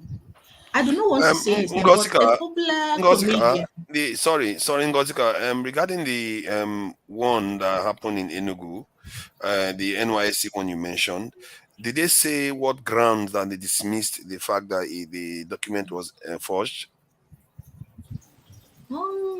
I don't recall exactly, but I can search for it and send it to the tribunal said that it is a pre-election matter, that it doesn't matter. That the NYSC certificate is not a requirement to be a governor. Okay, to be fair, that is not that's not an educational qualification. That's we're not talking about educational, but that is what is submitted to INEC. The forgery aspect of it. Yeah, but to Niger, yeah, that's if you commit forgery, you commit forgery. I mean, it's not a requirement for you to have a college degree. All you require is a primary school. But you committed a forgery. He did not That's need the point. it. Tinubu does not even need the Chicago State University certificate. He does not need it. So why do before this? I drop, I want to give another person opportunity to speak. Is Odega going to appeal, or has he gone in for let it go? What is the Labour candidate? Is he going for an appeal? At this point, I stopped following. We are still on him to give us water that he promised in 180 days. That is my only concern now. I stopped following. I said it before the election that I have no interest in who becomes the governor of Enugu State because all of the candidates had a common link and I didn't favor any of them. I said it before the election. I still stand by my word. So it doesn't matter to me who won or who lost. It's just the whole forgery thing that I'm not comfortable with. All right. John Abba, my brother, how are you? Mr. T. Yeah. How you doing, Ike? My brother, now hunger. You people where they bigger. People are saying in the comment section that Mr. CEO has not spoken. Can we let Mr. CEO speak? Yeah, that's true. Actually, before TA comes and hijacks the whole thing. Yeah, CEO. Welcome, CEO. Sorry about that. It's a bit slow today. And Hotspot as well. Hotspot have not spoken as well. Please, can you guys hear me? Can you guys loud hear and me? clear? Loud and clear. Okay. Thank you very much to each and every one of the fellow panelists. You are all wonderful, highly intellectual, and as a Nigerian living in diaspora, I'm very proud of you guys. You're all doing an amazing job with your analysis, with your inputs. As a matter of fact, I want to give Dr. Damages especially a very big shout out all the way from Germany that this show is not just entertaining, it's very educative. You guys will be very amazed and surprised how far this show is going around the world. You'll be amazed. So we have to be very careful on our comments, in our utterances. It's very important, please, because this show is like an ambassador of Nigeria outside Nigeria. So please let us maintain good courtesy, good relationships, regardless of our divisions, regardless of our differences. Let us remember that we are all Nigerians. That's unifiers. So, and let me go and say that as for the topic of the show, it's very important that we should call it what it is. Forgery is forgery. We are not passing judgment, but we are saying when the document is not recognized by the institution that it is associated with, when it is not recognized, point blank, someone else issued that document. So let us not try to forget that fact. That fact underline, the document was not issued by the Chicago State University. So for that reason, there's a question mark. And let me also state for the very first time that this show has shown how intellectually highly educated Nigerians are for the very first time. Why did I say that? JB, coming from the other side, I give kudos to that young man, that very wonderful panelist. He gave very highly intellectual response to all the questions that were posed to him without taking offenses. He took no offense. No matter what anyone, he took no offense. He answered virtually all the questions. Even though we are not in support of the candidate he's standing for, but it was a very wise way of defending his candidate. And I would also like to say that most of the panelists were very, very good at their decorum. I respect that. Every one of the people coming with their attacks, it was just like, okay, we'll show intellectual strength. And eventually, a lot of us from the background, we learned a lot. We learned more than you can even imagine. I, for one, I was so impressed. I said, no, today I have to come and give kudos to each and every one of us. Let us do our arguments with love. The reason why I say we should do it with love is because we are all Nigerians. Regardless, we are all Nigerians. And we must always remember that we can't burn our country, no matter what. We have to remember that as much as I love Mr. Peter Obi, as much as I love him, I also want Nigeria to be together, to grow, to be a place where we can all fall back on. Not just to come out here and say, oh, why is Peter Obi not taking up? No, it must not be Peter Obi. It does not have to be Peter Obi taking up this. If Atiku can do it, fine. As long as he's doing the right thing. It does not have to be Peter Obi. So people should not say Peter Obi has to do it because he is the one that has more of the army. No. All I just want to know is that a new Nigeria is possible. And if a new Nigeria can be achieved with the effort of each and every one of us, why not? So there's every gain if the new Nigeria is achieved. We all stand to gain, regardless of our political standpoint. So I really think forefathers, you're doing a good job. You're doing a good job. But one thing you must learn from Dr. Damages is he does not speak so much on the panelists. He allows the panelists to run through. No, you are doing an amazing job. That's your style. I applaud you because for the fact that every other weekend you are here to keep the show running, you deserve some kudos too. So much respect to you, and much respect to Dr. Damages and all the wonderful panels. Keep doing a good job. Keep making Nigerians proud. And as for Righteous Man and Tone, please, I can see myself that there's a place on the you always focus on the, what do you call this, the people or comment section. Please just do yourself a favor. These comment sections, they belong there. You're a very important person. Likewise, Righteous Man. Focus on the show and give us your content. Let them they are just saying blue, bala blue, bulaba. That's all they are saying. Yeah, take it like they are saying bala blue, bulaba. Don't listen to that. Focus on what you're doing a good job, amazing job. You righteous man, just know that we love you. I'm one of the comment section. I say the right things because I want to encourage you guys. Okay, so just ignore them and focus on those that love you guys. You're doing an amazing job, and God bless Nigeria. God bless each and every one of us. One Nigeria, one love from Germany. Yeah. Thank you. You know, it's very rare somebody comes on, don't say much about the topic, just talks about the conduct on the channel. You are clearly a CEO. It's all good. Welcome, and whenever you like, you can come and talk on the topic too. Yeah, thank you for that. My pleasure. Yeah, Hosfall. Sounds like a German name. Yeah. It sounds very posh as well. Like they will say in England, very posh. Yeah. Please go ahead, Oswald. Yeah, I greet each and every one of the panelists, and I also greet the wonderful people in the comment section. The reason why I came on, I've been in the comment section just reading and listening to you guys. I want to say something.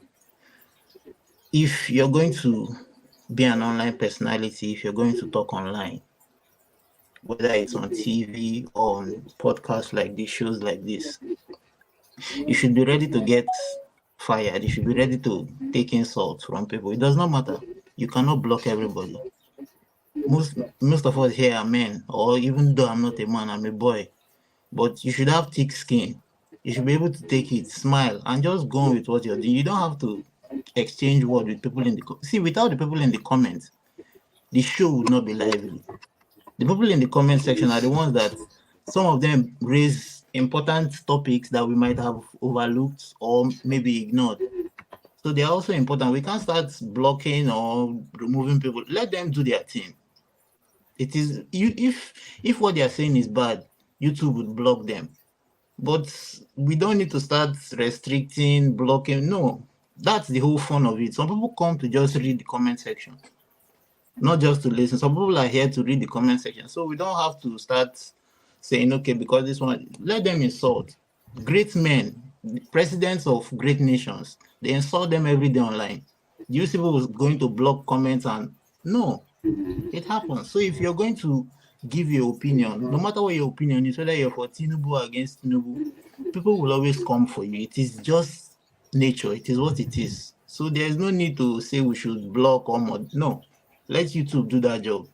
If YouTube feels they've said something that is wrong, YouTube will block them. Or else, if YouTube doesn't, let them be here. It's all fun. People are enjoying it. That being said, I'm not going to talk on the Tinubu's forgery because it's clear cut for me. But one thing I would say is I've forgotten if it's from The Art of War or Machiavelli, Mafia Manager. There's a saying. He said, when your enemies are destroying themselves, don't interfere. Tinubu and Atiku, they are cut from the same cloth. That is why nobody can go after Atiku. They are in the same caucus. They know themselves. They are thick as thieves. So you can't say Peter Obi should jump in. He's a lightweight. He shouldn't. Sit back. Watch them do the job for you. When they are done parading, destroying themselves, you would easily step in. You don't need to go and take sides and let them drag your name into the conversation. Let them do the fighting for you. They fight themselves. Tinubu will eventually go after Atiku. They fight, go back and forth till eventually they would both come to a conclusion that, man, this is not going to work for either of us. We just have to let Peter Obi do his job. So there's no need to say Obi should join in or in attacking Tinubu. No, there's no need. Atiku is doing a good job. Two criminals fighting themselves. Good. Peter Obi, sit back, enjoy the show. Watch it like the rest of the Nigerians. So if somebody is saying the media is complicit, I will tell you, in every country, the media is just another arm of the government. They propagandize the public. That's their job. They are not there to give you information that you need. They are there to give you information that the government permits them to give you. So you can't come and say it's nothing new. Nigeria is not the only place that they do it. It's done all over the world. The media answers to the government. we might want to believe otherwise, that in civilized countries, I will bet you in those civilized countries, things are not so civilized. They are heavily propagandized. So that's what it is. You know That's what? what I You know wanted what? to I say. have to give you. I have to give you that one. That was great insight with that last point you made, because it's very rare somebody makes that kind of cutting statement that cuts through the whole world, and it's true. It's just a matter of degree. The media is there to propagandize, really, and you know, it is what it is. I think. I think the difference is that in the West, it's hard to call it difference though, but in the West, sometimes you get that if the two major parties or the other parties have disagreements, um, there's a level of they holding each other accountable. But in the context of Nigeria, if you're in power, they just give in and tell, just a narrow kind of propaganda. But I take your point. In the UK, you can tell that is clear. In the UK, in America, it's also clear. So maybe in Scandinavian countries it's not that clear. Maybe it's not like that in Germany. There are some countries in Europe that don't practice that kind of, the oligarchs win all the time and the big people win all the time. They are more equal societies. So, but I must say that was an impressive point to make, because if you can understand that at this level, I think I think you have, you can be able to see through the deceits that is coming through. So, have you finished, Oswald? I don't know what I interrupted you. I'm here to listen and learn. All right, nice one, nice one. It's my turn. Yeah, No, yeah. I came before man of prestige. No, you didn't. Okay, yeah, go for it. Go for it. Okay. Go ahead. Go ahead. Thank you very much. Very much. Good evening, the panelists. That young man, Hoffa, he has spoken well. I give you a kudos for coming to this panelist and spoke the way you see. Let me start before I go into Tinubu, Tobago. Let me start from where the young man just finished. When he was saying something about the media, he's right and he's not right in some sense. What am I trying to say? When it comes to Nigerian media, they are very TVC. You have Arise News and some other ones. But what happened in Nigerian case? You can have the government, truncate the whole media the way they want, or have them pivot towards them. But in America, you have a particular channel like CNN. In my own opinion, this is my strictly opinion. CNN is kind of center left. You have MSNBC, which is left, and you have Fox, which is left. So plus other, so they pander to to their own political belief. But the one thing you can't do is to truncate their view. So that's where it's different from Nigeria. The president of Nigeria have because of what they're doing right now, they are sanctioning. They don't want Rufai to speak anymore. Have you ever watched Abati recently? He doesn't even support PDP. He doesn't even speak for PDP. It seems like he's the spokesperson. He does it in a more intellectual way. He's not going to come and say, I'm supporting APC. But we can read from the narrative where he's coming from. If you watch his body language, whenever Rufai is criticizing, and the other lady too, Rufai and the other lady are very objective, in my own opinion. Look at his body language. He will just watch him. He will say, oh no, I don't want to listen to this. And when he came and speak, his own word, you're going to see his narrative, the way he's spending his narrative. So maybe he's trying to be alive in order to, that's the bottom line. He's a PDP, but APC is in power right now. It's going to sink to their own fire. So that's what he's doing right now. So it's a little bit different about Nigerian media. The government has the right to sanction them or remove them, but you can't do that in America. Everybody has their own echo chamber who they support. So you can have. We have hundreds of media here. Of course, the main ones is those three that I mentioned to you. One is kind of in between. Of course, if you talk to people in the force, they say CNN is a liberal channel. But I don't think so. Can I tell you why you can't do that in America? Huh? Can I tell you why you can't do that in America? Yeah, no, but you can go ahead and say it. The reason why you can't do that in America is because I would tell you to do this. Go and check the highest shareholders in Fox, CNN, CNBC, all the major news networks. Then you will know why you can't do that in America. The media in America, essentially, they are pandering to the same drum. Forget the divide. It's controlled chaos. But they are after the same thing. It's controlled chaos. The right, the left. We know that nobody is here to do what the people want. They are doing what the investors the people putting money in these companies want them to do. They are not there to serve the people. No. I completely agree with you. I was just trying to paint the difference. I mean, in Nigerian case, the government has the authority to truncate their narrative. This is exactly what APC is trying to But do it's right now. happening in the West too. Look at the war in Ukraine. They completely black out anybody talking against this in the Western. But Ukraine is not it's not US. Yeah, but I'm not saying like they're in not the US biased. I'm not saying they're not biased. But what I'm saying, the government cannot truncate their own political view. That's the point I'm trying to make. The difference between that and Nigeria. Man of prestige. It's not that different to me. Man of prestige. Can I come in quickly? See, the medias, they're the same thing around the world. Right here in London as well. In GBMC, a media outlet. One guy has just been sacked. Was it last week? I think it was last week. Yeah, was he the one that was saying that he was not even going to do something to that lady? Exactly. Yeah. So it's normal, it's just like the way they have it in Nigeria. Likewise, they have it here as well in the Western world, But go on. But anyway, I've finished making my comment. I've finished making my comment already. One more thing I want to say about what Hoffa said about people looking at in the chat. I mean, Tone, Righteous Man, and everybody. Don't forget about the chat. The chat are just there, like a nuisance. I mean, we need them. I mean, I go to the chat sometimes too, So, but I don't pay attention to whatever they said. So, I mean, just like garbage in, garbage out, in my own opinion. So I don't really pay attention. So we shouldn't get mad about the chat. Like Hoffa properly said, we need them, and they need us. But whatever they say, but remember, anybody hiding in the keyboard can say anything. They can bully you or whatever, But when they come out here like we are right now, they can't be making the same comments. So I don't take them serious. So let me go to the main decision. I'm not going to flog the whole thing because we already know. Like I was on a chat yesterday. We went through the deposition one by one, Barbados. We went through everything. So I'm not going to go in detail, how it is. But, we can see what happened. I mean, you can't put a lipstick on something. It's still going to be the same thing. I mean, if you're a pig, if I may use that analogy, if you put a lipstick on a pig, it's still going to be a pig. Because the lipstick is not going to make the pig more beautiful than it is. So the bottom line is that it's a forgery. We know it's a forgery. I mean, we have what we call offside and inside. The inside is one that prints your logo for you. So there's no doubt about it that what Tinubu submitted. People have forgotten. People think that Tinubu is very smart. In my own opinion, he's not that smart.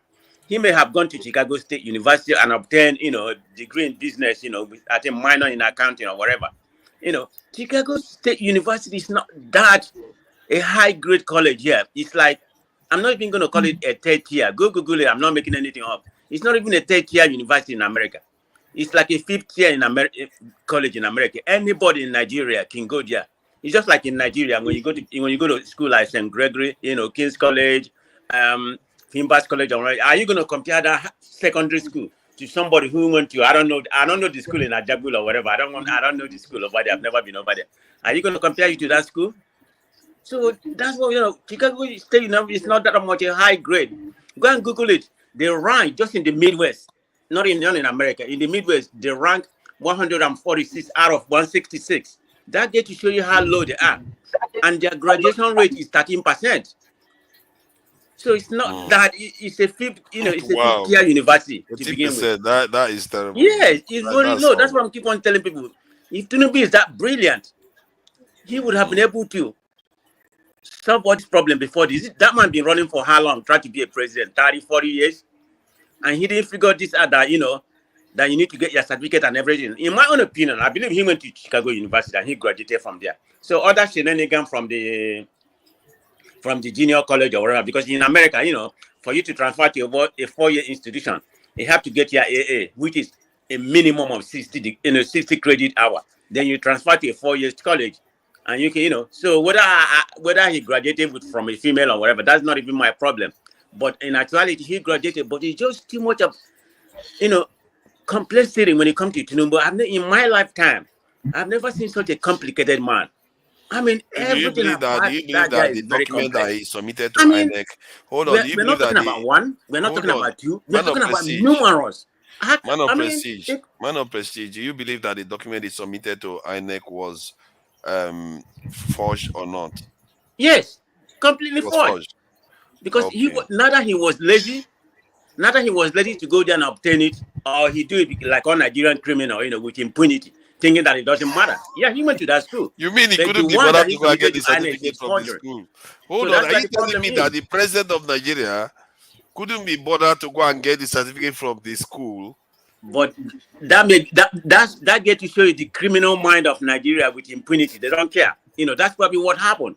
Because he claimed that it was lost. Don't you think that has something to do with the date of birth that they have compared It to the could, one he has now?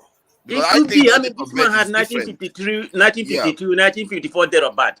I mean, Because everything, that's going to cause confusion in terms of identifying him. So it might Exactly. delay him. So he may just say, okay, this is going to cause me too much trouble. Let me just go and, Right. and get it. Remember, he said it's going to cause him irreparable damage. And what has it cost him? Probably nothing, because the man is, he got all the whole money coming. Who has damaged? Our country. Everybody here keep on missing the point. Talking about Tinubu, has caused Tinubu, irreparable but damage. look at this now. Look at this Nigeria scenario is the now. one that's going to suffer it. Masker. No, not Masker. Sorry, man of prestige. Sorry about that. Look at what just came to mind now. When you said it was going to cause him irreparable damage, what came to mind was if he felt that he needed to go and get his certificate from the college, and his date of birth was different, and he was looking to start a process to change his date of birth with the college, and that gets out, that could cause damage on his own, and that could be a reason why he didn't go and get it. Exactly. That could be a reason why he didn't go, because that if he goes and starts saying, you know what, that was an error, during those days it was too old, people didn't get the thing right, now I've got it right, let's sort it out. People are going to pick up on it and say, oh yeah, so you had a different birth certificate, and it will invite people to go and check. Right. You see what I mean? And remember, that's why he didn't do it. Remember, forefather. Remember, he claimed that he went to Lagos. He went to Lagos College. He went to Lagos College in 1970. I mean, we all know that secondary school didn't open until 1974. So it's just too much of mago in between. Sometimes I just get tired of flogging the whole thing. I don't want to go through the whole thing. I read the whole deposition. What's going to be the outcome in Nigeria, in my own opinion? I mean, because there's a precedent to this. Uzodinma was able to have some discovery. That's why they overturned, the election, and it happened in Bayelsa. So whatever Atiku is doing right now is within his right, to forward it to the Supreme Court. They can do something about it. But in my own opinion, nothing is not going to amount to nothing. They're gonna dismiss everything with under a technical ground. Let me just say something in defense of Tone for next, because I think but anyway, I just want to make my 2 cents. Okay, I'm out of here. Thank you, everybody. Let me try to say something about so not everybody is used to insults. Not everybody is used to bad language, and sometimes I'm surprised how some elderly people use bad language with all this swearing that you see, because you think this will actually grow up around young people. If they are using it, then those young people will go and use it at schools, and the school will frown at them. So I don't understand how. So not everybody is used to that. So someone like Tone now, if he comes here and he reacts to that, people should not be too surprised. Not everybody is used to that kind of insulting language. Some people grow up are surrounded by people that use languages that have courtesy in it and respect and decorum, not insulting people every chance they get. You see what I mean? So we should also allow for those people to have their views. But like everyone has said, it's also good for us to not side. This is a kind of censor people from being able to discuss. If they go over the line, I think they get blocked actually.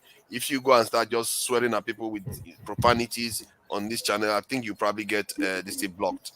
Not when you just say, oh, I disagree with you, or you are crying, or you're like a baby and all that kind of stuff. So I just in defense of Tone on that front, not everybody's used to it. If you come online at first, you're not going to like it. Young people are used to it, all right. Someone like Husfall wouldn't have any issues with it. I think Bumi probably grew up in social media. They won't have any issue with it at all. But no, everybody's used to it. So I just thought I should add that. You were raising your hand. I was just going to say that I've not heard Mr. T.A. speak. I wanted to say something. Don't worry, you're gonna hear him speak, all right? You're gonna hear him speak. I wanted to say, Mr. T, are you going to say something, or do I go? Should I Yeah, go ahead? I'm gonna come in now. Let me quickly come in.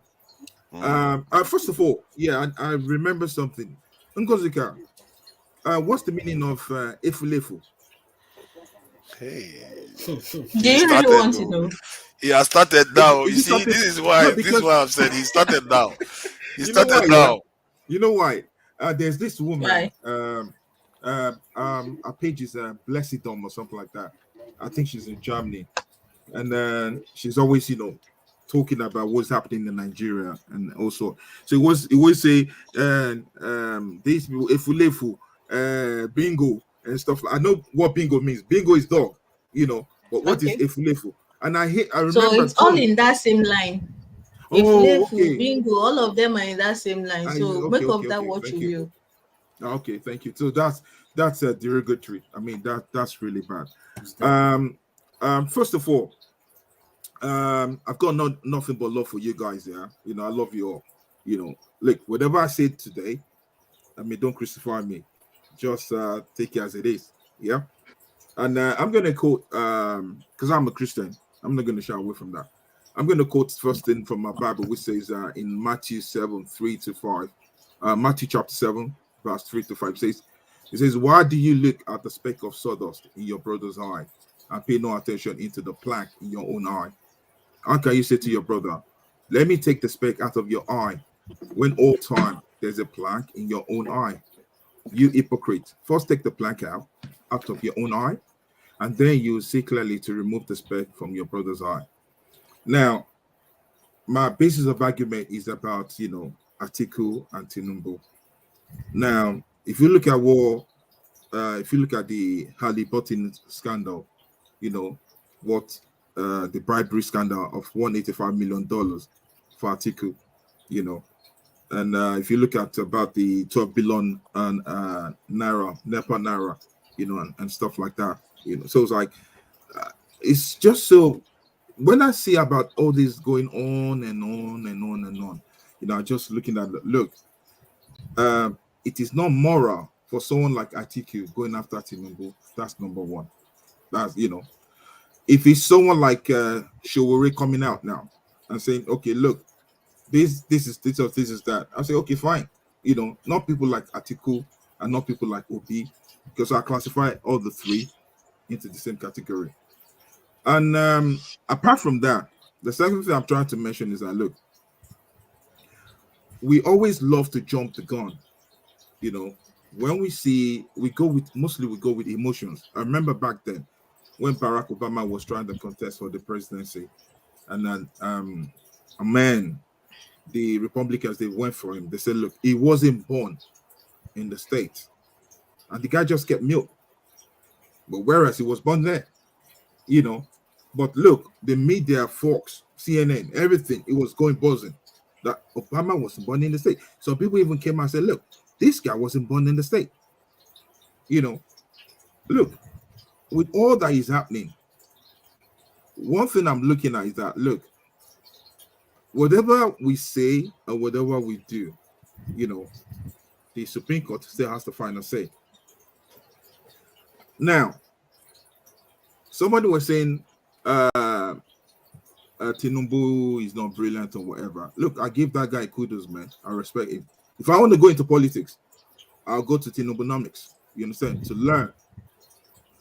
For that guy to be the president of Nigeria, look, I give it to him. Kudos to that.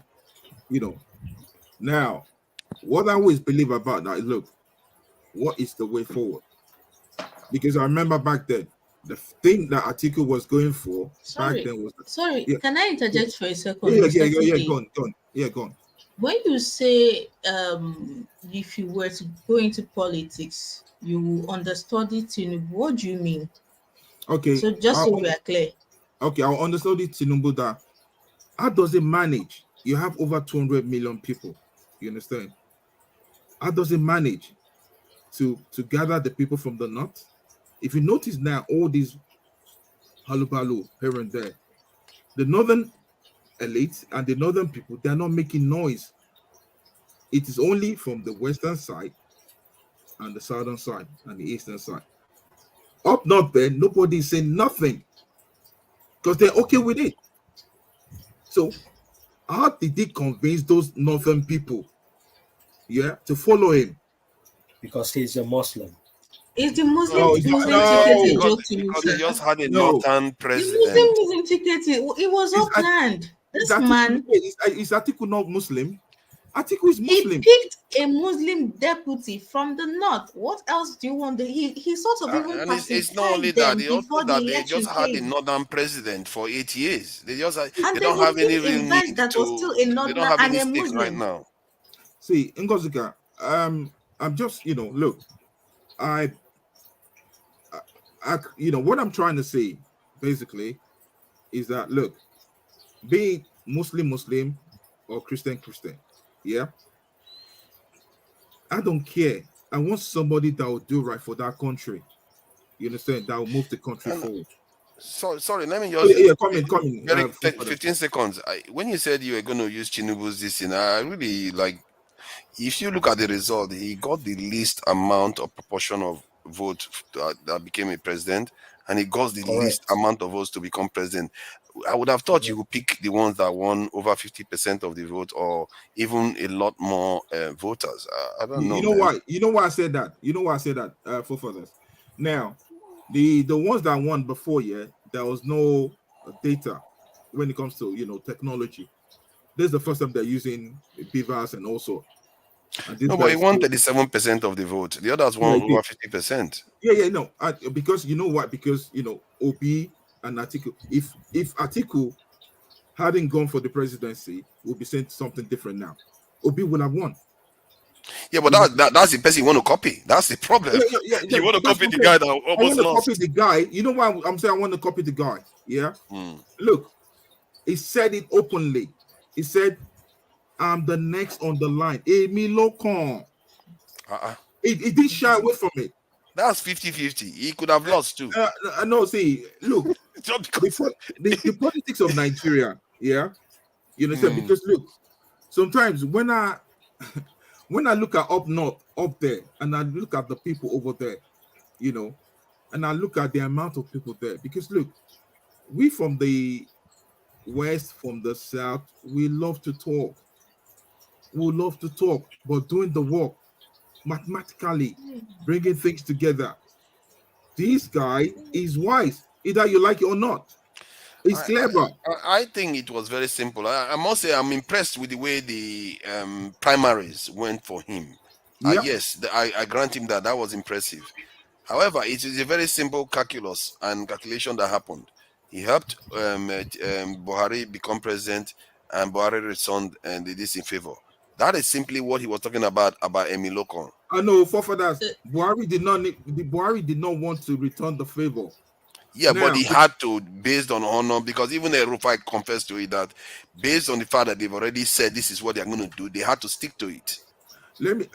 Someone like Tunde Bakare, even he said it openly. He said, "Look, I'm the next president of Nigeria."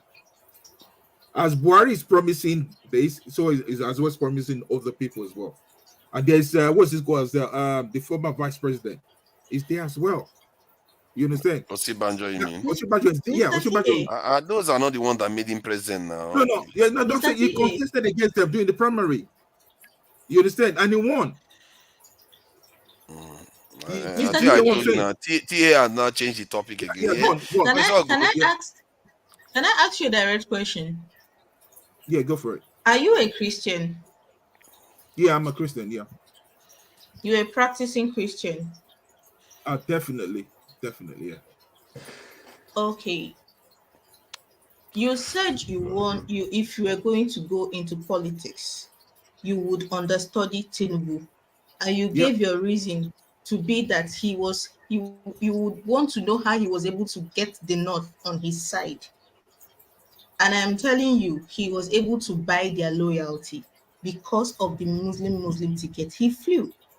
Now, a lot of people who want to deceive themselves that it did not matter, that the Muslim ticket does not matter, that all that mattered was competence. We know it is a lie. Are you telling me that as a Christian, you're comfortable knowing how Nigeria is divided along two major fault lines of ethnicity and religion? You're sitting here, you're comfortable that after 8 years of having a Muslim as president, another Muslim comes up as a candidate of the ruling party and picks another Muslim, a Muslim like himself, as a vice. You do not see the disparity for a country that is divided along religious lines, and being a Christian yourself. You don't see a problem with that? Yeah, Ngosuka, I like that your question. I remember back in the days, woman side, which is Jesus Christ, it was going to the tax collector's house. As it was going to the tax collector, he saw the tax collector said, "Look, come down. I'm going to eat in your house tonight." You understand? See, I'm this kind of a person. Whether you're Muslim, whether you're Christian, I see you as a human first. I don't look at religion. Religion aside, it's about what can you bring to the table. And that is why when you look at Dubai, for example, in Dubai at the moment, it's a Muslim country. You've got a lot of Yorubas there. You got a lot of Igbos there because it's a tribal country. Yeah. China, they worship idols. There's a lot of Nigerians there till today. And that is why we have to go away from this religion bit.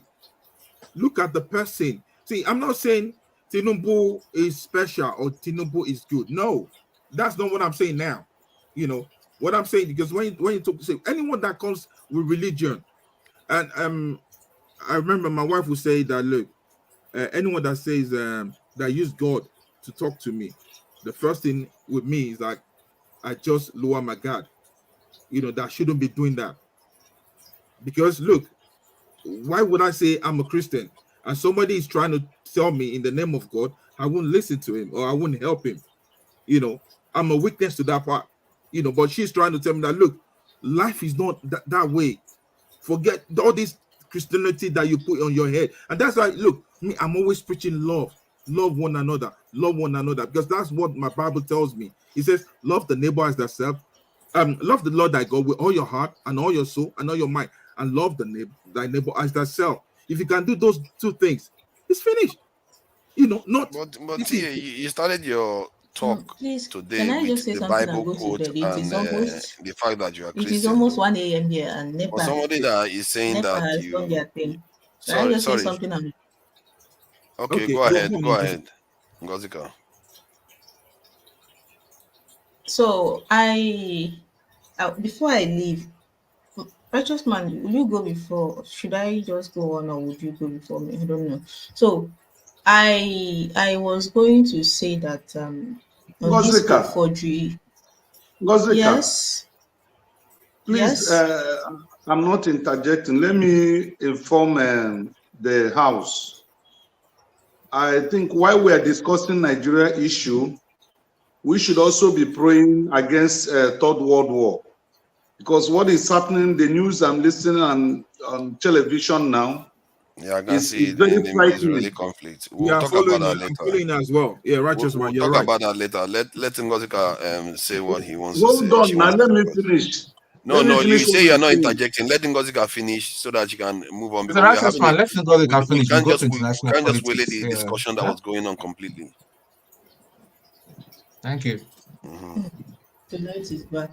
So I was saying something that I said something earlier, that we often support evil or support what is not right because it favored us at that moment, forgetting that the only thing constant is change, and tomorrow that the evil we supported yesterday could come and bite us tomorrow. I totally agree with you. A certain comedian, I won't say his name, during the campaign was pro APC and went about campaigning. It is his right as a citizen to support whoever he deems fit. Now he supported this man with his full chest, and then the whatever happened. Now this comedian has a show, an upcoming show. During the whole electioneering period, he was quite controversial because he really stuck his neck out for Tinubu. He has a show and he makes a post, I think earlier today, that even if you're angry with him, you should come to his show, if not for anything else, to see if he will fail. And somebody asked him a simple question: Shebi, you will accept forged tickets? It is that simple. And I'm asking each and every one of you here that are giving new definitions to forgery, that are giving new meanings to perjury, that are seeing white and calling it black. When it comes to biting you in the ass, and I present a fake money to you, Shebi, you accept it. When you go to the hospital and the doctor that is supposed to save your life has a fake certificate and does not know anything about medicine, Shebi, you lie down there and let him cut you up. When you have a case and you hire a lawyer and you find out he forged his certificate, that he's not a lawyer, I hope you allow him to defend you. Let's just keep there. I'm all about maintaining energy. I do not like people that do things half and half. I like people that go the long run. I love marathon people. So when you are supporting evil, do it with your full chest. And when it comes biting you tomorrow, please do not cry. Thank you, everybody. Do have a good night. I'm turning in. Thank you for coming in, Ngozika. We appreciate it. As I was saying, is that look, with the way things are going on in Nigeria, when you see, I always say one thing, that when you speak the truth, you die. If you don't speak the truth, you die. Whichever way you look at it, So it's like people will come out with different kind of stuff that look, maybe Tinubu is this or that is that. And I mentioned, if you remember, forefathers, I said when Gani Fawayimi contested, how many votes did you guys give him? When Sowore contested, how many votes? Are you guys clamoring that no? Let me tell you one thing. We Nigerians, majority of us are hypocrites. You understand? We look at, when we say the right thing here, we leave sentiments apart. If we don't leave sentiments apart, you say, okay, because this one is my tribe or that one is my tribe. Tinubu is there now. Only God can remove him. If it's God's willing that he's there, because there's nothing that happened in this world that he doesn't know about. So he's there now. So, and why all these shenanigans is going on that we're clamoring? Because I remember then, what Atiku went for was that, look, this guy did not go to Chicago State University. He didn't go there. Now, he now changed it now that, it's the first certificate. When Chicago came out, I said, look, this guy is a bona fide member of our school. He graduated. This is his transcript. Now he not change it. That, okay, no, this is what's happening. He submitted fake certificate. He did this, he did that. Look, if it's someone else that's saying that, I'll say, okay, but not someone like Atiku. And apart from I remember one the other time I was watching, and Tone was making a suggestion. Tone said, he said, when you guys are talking about this, why don't you put that energy in the East? Develop the East, and if you see the way they crucify this guy, and now look, this guy is making a good point, and they're going for the jugular. And the lady I was watching as well, the blessed dumb lady, she's from the East as well. She's saying that, look, because like me now, I never had my face that, look, I'm a fan of Soludo, either you like it or not. I always say that every time on the show, because I like what the guy is doing, but you might not like me for that. It's left to you. You understand? But that lady was saying that, look, when the blue rail was done in Lagos, they were saying, all manners. He said, why don't you, the lady was saying it, said, why don't you copy that bit and do it in Anambra and do it, citing example. So all these bits about clamoring Tinubu this, Tinubu that, Tinubu is going to go for another, what's it called? Another 4 years, either you like it or not. All these ones, maybe if the court says it's going to, at the appeal, or what's it called, at the Supreme Court, if the court says that, okay, look, man, you forge whatever. It's down to the Supreme Court. Then that's another case. You understand? But nobody's talking about whether, you guys are always saying he forged it. Where did the discourse say that, okay, he forged the certificate? There's nothing like that.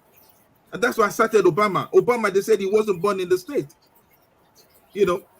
So I'm going to, leave the floor for Jonaba to come in. But either we like it or not, just look, love one another, man. That's what I'm gonna say. I think CEO wants to ask me a question, is it? Yes, please. Go for it. Sorry, Jonaba. TA, your submissions are very, very good, accurate, and straight to your point. But can I ask you, please, can you justify your position?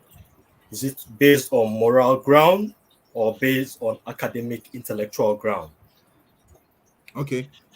First of all, I'm going to base my suggestion on academic stuff. That look, because where I live now,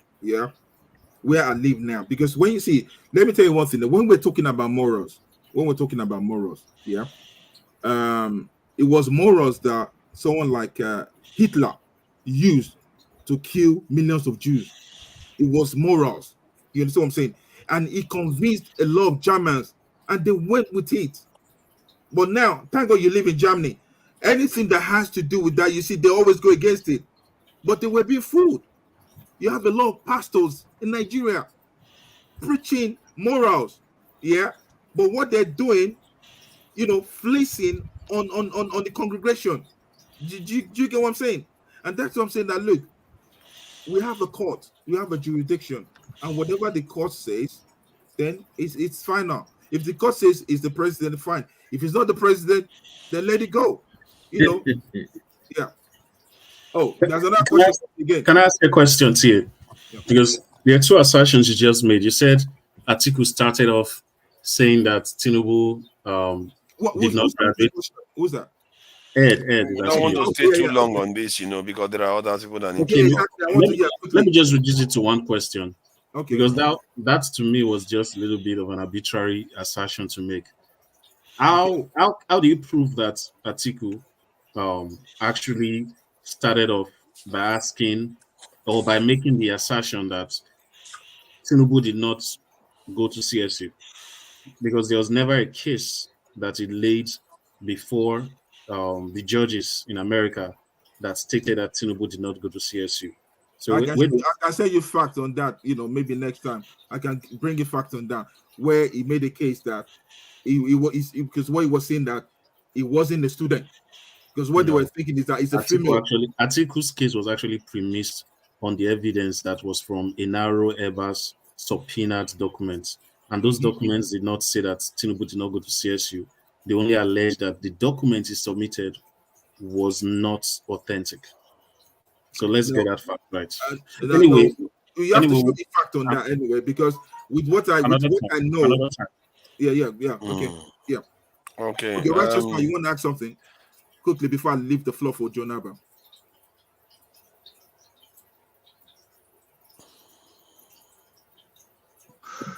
I hope you guys are thinking home, right? Thinking home. Yeah, thinking Nigeria. No place like home, man. No place so like home. You guys need to pray, because if there is any eventualities in the Western world, so that you may have a place to stay here. So there shouldn't be any biased mind in our thoughts and in our reasoning. We want a better Nigeria. We want a Nigeria that will work for all of us. Absolutely. Okay? Because if you read the Bible, whether we believe in God or not, but at least the Bible gives us an insight of what tomorrow holds, as a prophetic book. I think the whole world, if you look at the system of mankind, humanity, is in one direction, the direction of end, sudden destruction. Because I was watching a commentary, Russia have developed the worst nuclear bomb that they are using that to threaten the whole world. There is a war ongoing now between Israel and Gaza, Hamas, and the Prime Minister of Israel, Benjamin Netanyahu, have made a declaration that Israel is going to turn Gaza as a desert, and he has given them 48 hours, all men and women and children, to vacate that Gaza Strip. And Iran is there celebrating and supporting Hamas. White House have just released a statement. They are fully backing Israel. Now, the Security Council meeting has been called. Russia is taking side. So what are we going to see? Are we heading to Third World War? Righteous man, please, this is not the time for that, because this was supposed to be a question to TA. So that your time will come. I think after Jonaba, it will be your turn. So you can. I like the topic actually. I think that topic we'll discuss this later on after we run down this topic, because that topic is quite interesting. Is hot right now.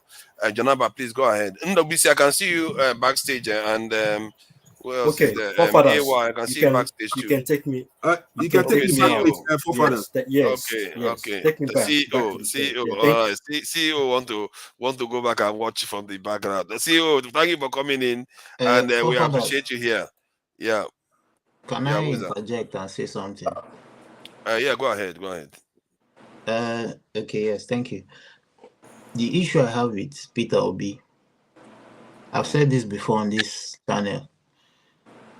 The pacifists can't always get the job done.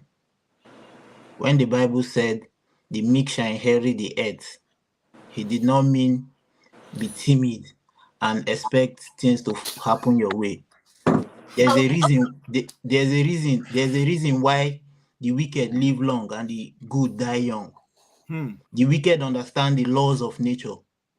Tinubu understands Nigerian politics. It is a corrupt, evil, and wicked place. He knows the power dynamics and he is working with it. Peter Obi does not. His best bet to become the Nigerian president would have been to ally or join forces with Atiku, be vice, do your term, then come out as the president after Atiku has left. But no, we would not have been having this conversation now or today if he had done that. But he said no. I think if you look at it on his part, I would say it was greed. God will bless you, Osfor. It was greed. Before you start blessing people, I thought you said religion is not about. You are not about religion. Now you are bringing God every time. Every turn you keep bringing religion into everything. Please go ahead, Osfor. He could have allied with Atiku.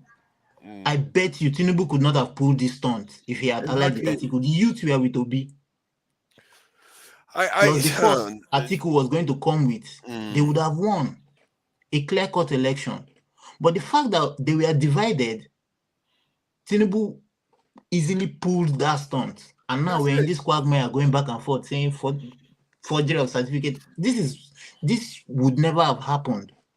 But no, he went to the United Kingdom, came back, said no, he is running as a candidate for Labour Party. And I said, where is this coming from?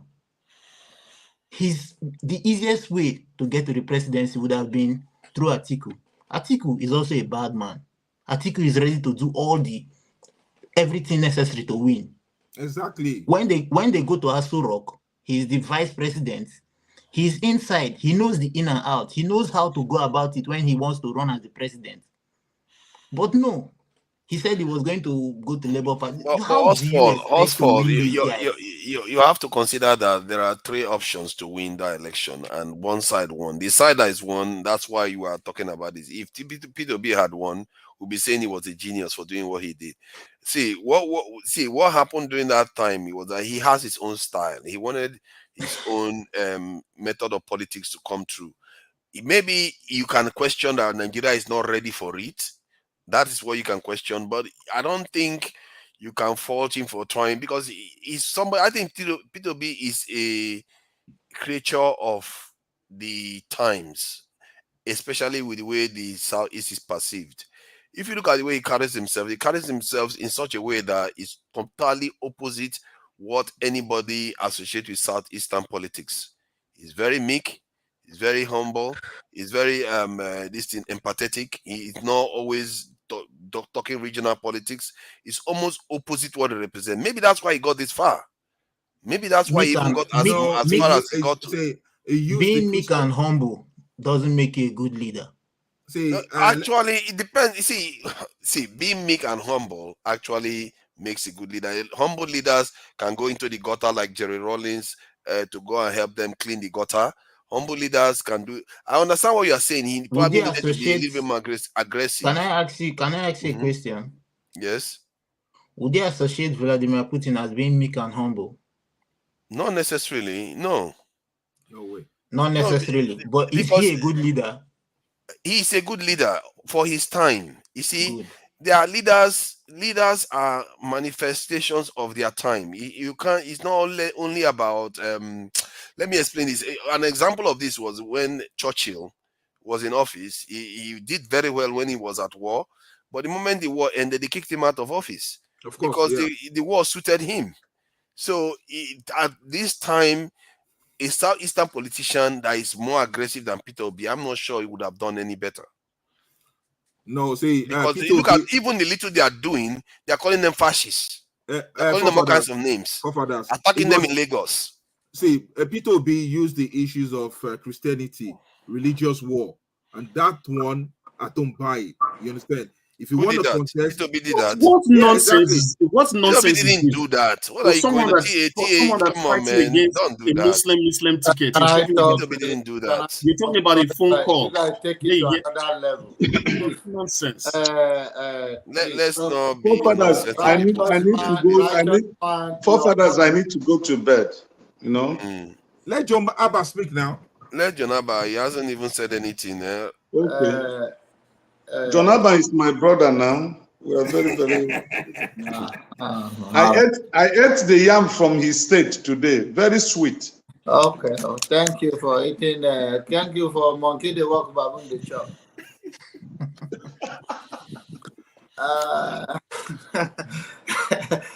Thank you, everybody. I've been watching and I almost slept off because in my own age and what I've seen in life, it baffles me when we, the Nigerian, want to change. And the change is not about us, but it's about somebody else. We take a side when it's convenient for us. We don't speak truth to the power, but we want the power that being to work in the favor of every citizen while we cannot take it at home.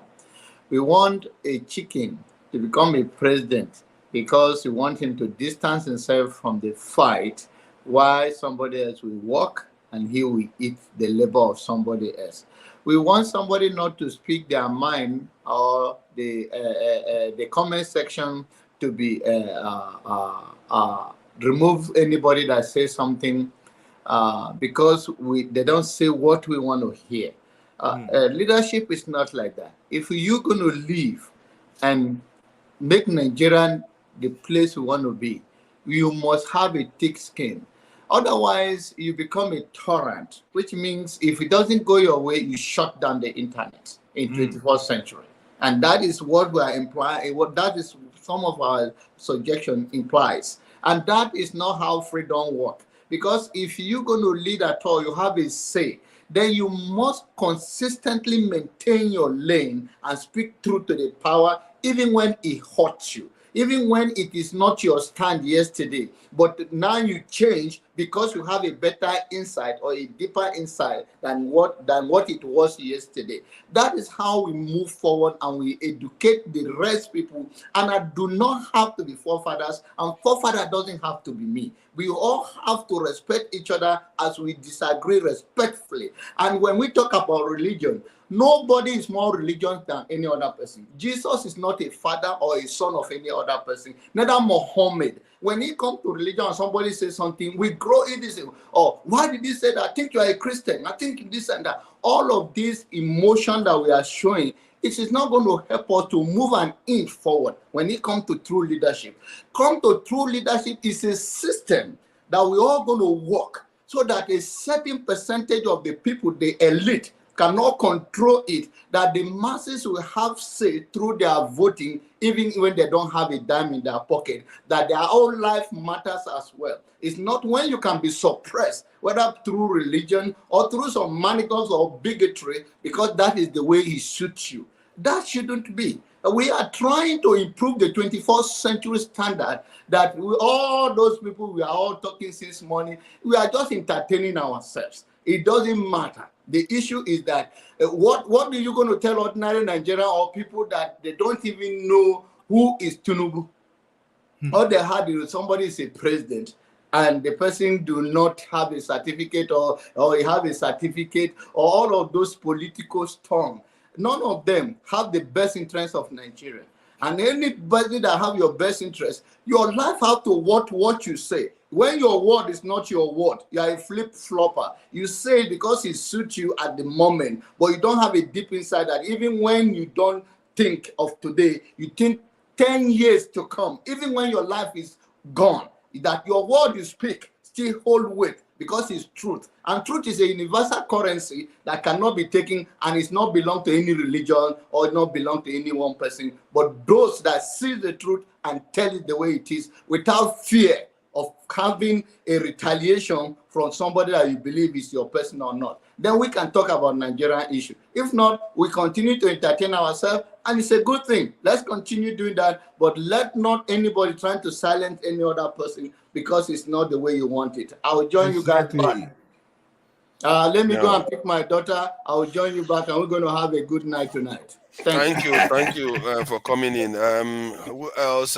Jargon hasn't said anything. And Ndubisi and TA. Jargon, welcome. So yeah, what do you think about all the kerfuffle going on so far? I think we can move on from. We all know that Tinubu's document was forged, and depends on the way you call it, reproduction forging and forging. I don't know which is which anymore, but it doesn't matter anymore. There is something going on in the Middle East right now, and this is something that touches on some of the things that are going on in Nigeria too. You know, our women, children, men get kidnapped day in, day out. Some of them come back with children. So we literally forget them when they get kidnapped. But Israel lost about, from what I got, 300 people today, and the whole world is shaking because of it. This is a nation of about 11 million, 12 million people, shaking the whole world because of what they are capable of doing. They are not taking apologies from anybody. They are saying we are going to scotch earth policy, and technically they have a right to defend themselves, because I'm feeling like that now, like they felt. However, there is a kind of sin going on there with Israel, where with all their power, they can't even grant a small territory their independence to do as they please for themselves. And there's a level of greed going on where they start taking land from people, building property on those lands, and pretending as if you are not doing anything to them. That is a sin. You have so much power. Yes, I understand you're afraid for your security. You have to defend yourself. That's all good. But don't pretend as if that's what you are doing by stealing land little by little from people. That is the iniquitous attitude that's led to what we are seeing today. However, the way they marshal their people now, they're calling thousands upon thousands into the military because they have so many. They have so many military. They are going to scorch earth, and nobody's going to touch them because they are strong for themselves. Our country, we go and sign stupid deals. I didn't know that Nigeria had defense pact with the UK. You know, did you guys know about that? 2018 to now, all this nonsense that you'll be seeing going on in Nigeria is part of the defense pact we went and had with the UK. They are talking about how you are going to rehabilitate people from Boko Haram into society, getting local policing going, and so I can free up security forces, that military and all the rest. It's like, is that what defense pact is for? Go and look at other people's defense pact. They're getting F-16s, they're getting all kinds of stuff. And we get defense pact that doesn't help us. And even if, let's say that was helping, 2018, we should have gotten somewhere by now. Till last week, people were still getting kidnapped in Nigeria all over the place. So, this stuff that is going on in the Middle East, I think Righteous Man tried to bring it up several times. It has consequences that might actually flow towards our continent. I'm not sure. From my thinking, it might actually it allays my fears a little bit about what is going on in the Euro-Asian continent, because they were talking about coming together. Even Egypt, Israel was having discussions with Saudi Arabia for them to start having diplomatic relationship and all the rest. But all this now has thrown that back. The question is, for me anyway, is that good for us? That they are at least having their own quarrels? Because if they unite, like the Berlin Conference, it's not good for us. We are not ready. No, because it's like because I don't want conflict in the world. But when they unite, the implication is that, like, when the Europeans decided to unite and have that Berlin Conference, it was bad for us. And Israel and Saudi Arabia and Iran have started talking. Israel and Saudi Arabia want to start talking. So they are all beginning to form, more and more alliances amongst themselves. And that was worrying me seriously. And I think America, at the middle of all this, their job is to break those sides.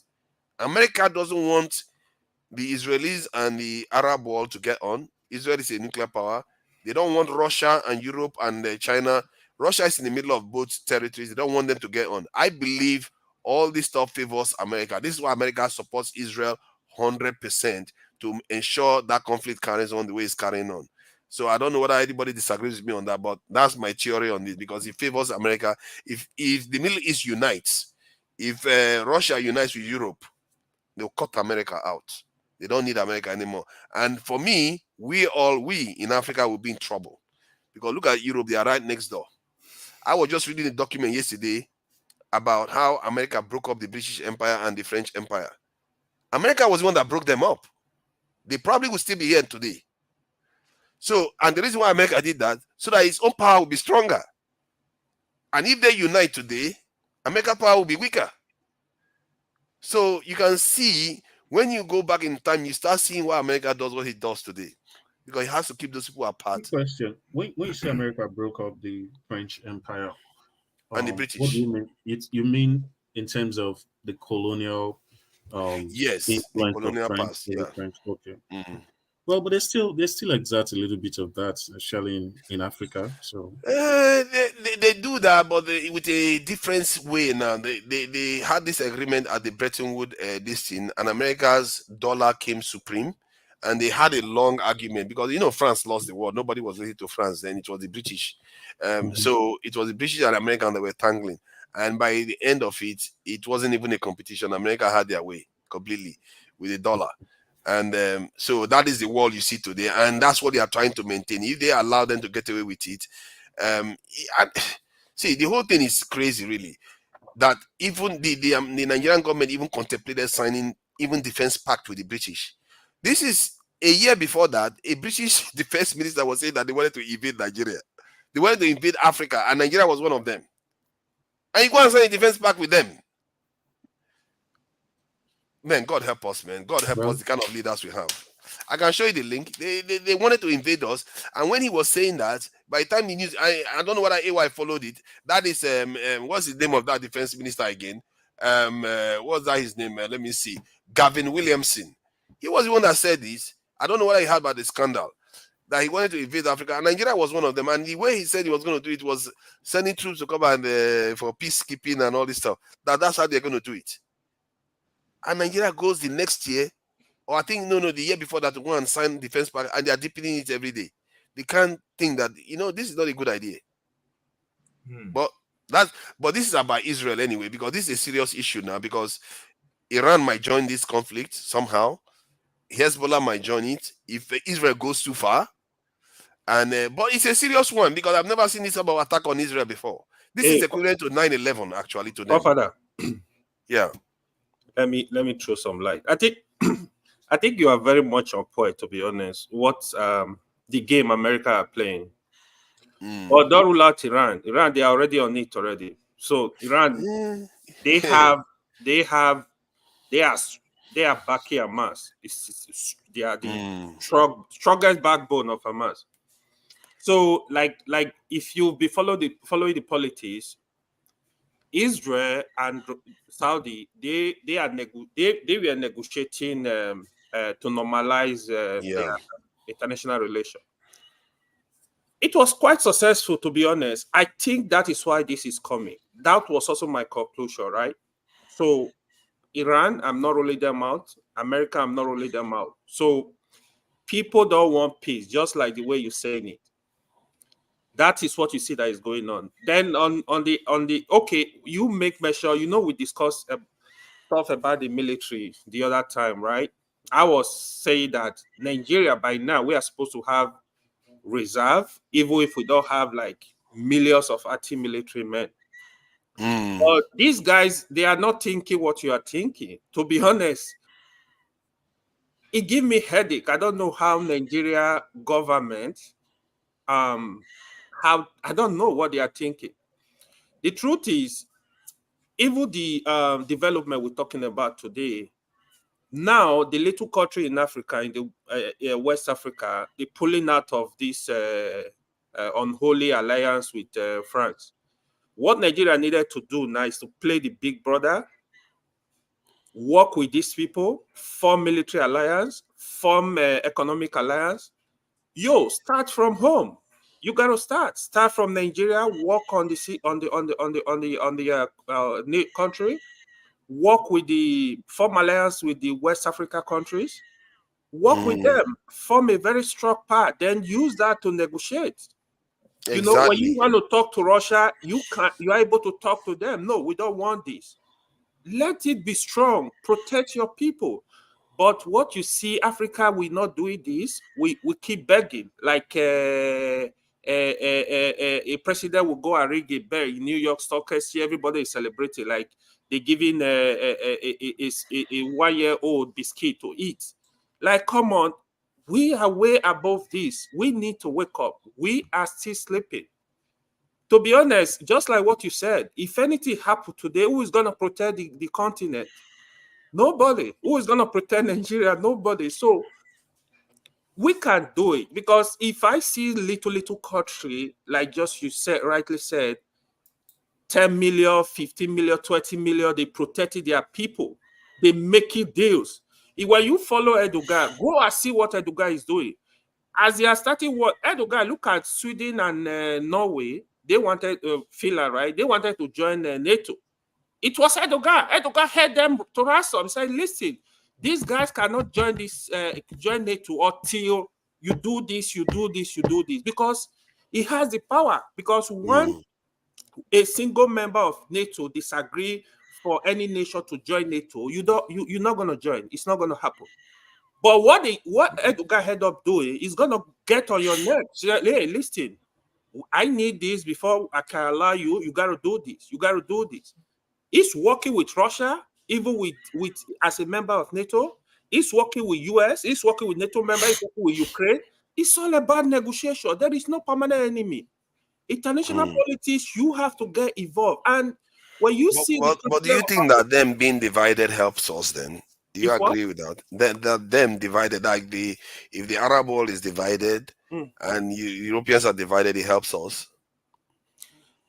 I don't think anything helps us currently. Because we don't even have anything to offer. Yeah. How is it going to help us?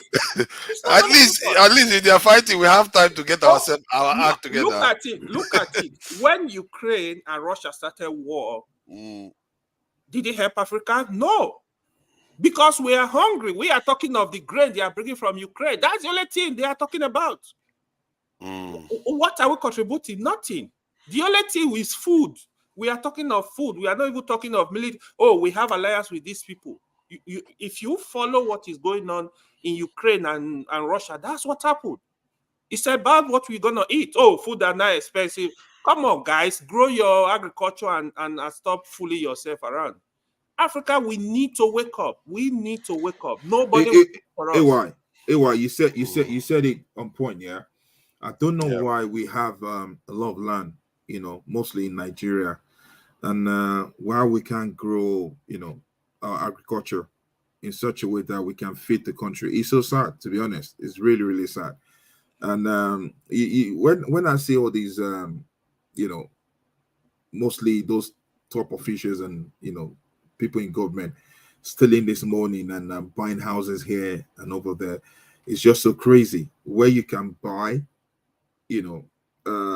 what's it called, equipment that you can use for agriculture, and you can employ people. Most of the graduates over there coming out, they have nothing to do.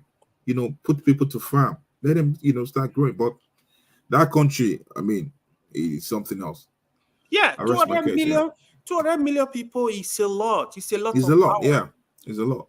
So we need to start. We need to do something. Agriculture alone, and now everybody is running after the crude oil money. After the north, they have, if you go north, like when you see the land, there is something they cannot grow. We can even feed West Africa. Yeah. Cross border to Ghana and see how expensive agricultural produce are in Ghana. Not only that, even every other thing. We can make money from West Africa countries. We can start the granite you buy in America, the cashew seed you buy in America. We have all that. There are a lot of things we have in Africa. If not for politics, Zimbabwe used to be the basket mount of Africa. Zimbabwe, if not for politics, between Zimbabwe and Britain, with their former president, he used to be, Zimbabwe before, because most of the people that, doing those mechanized farming, they are white.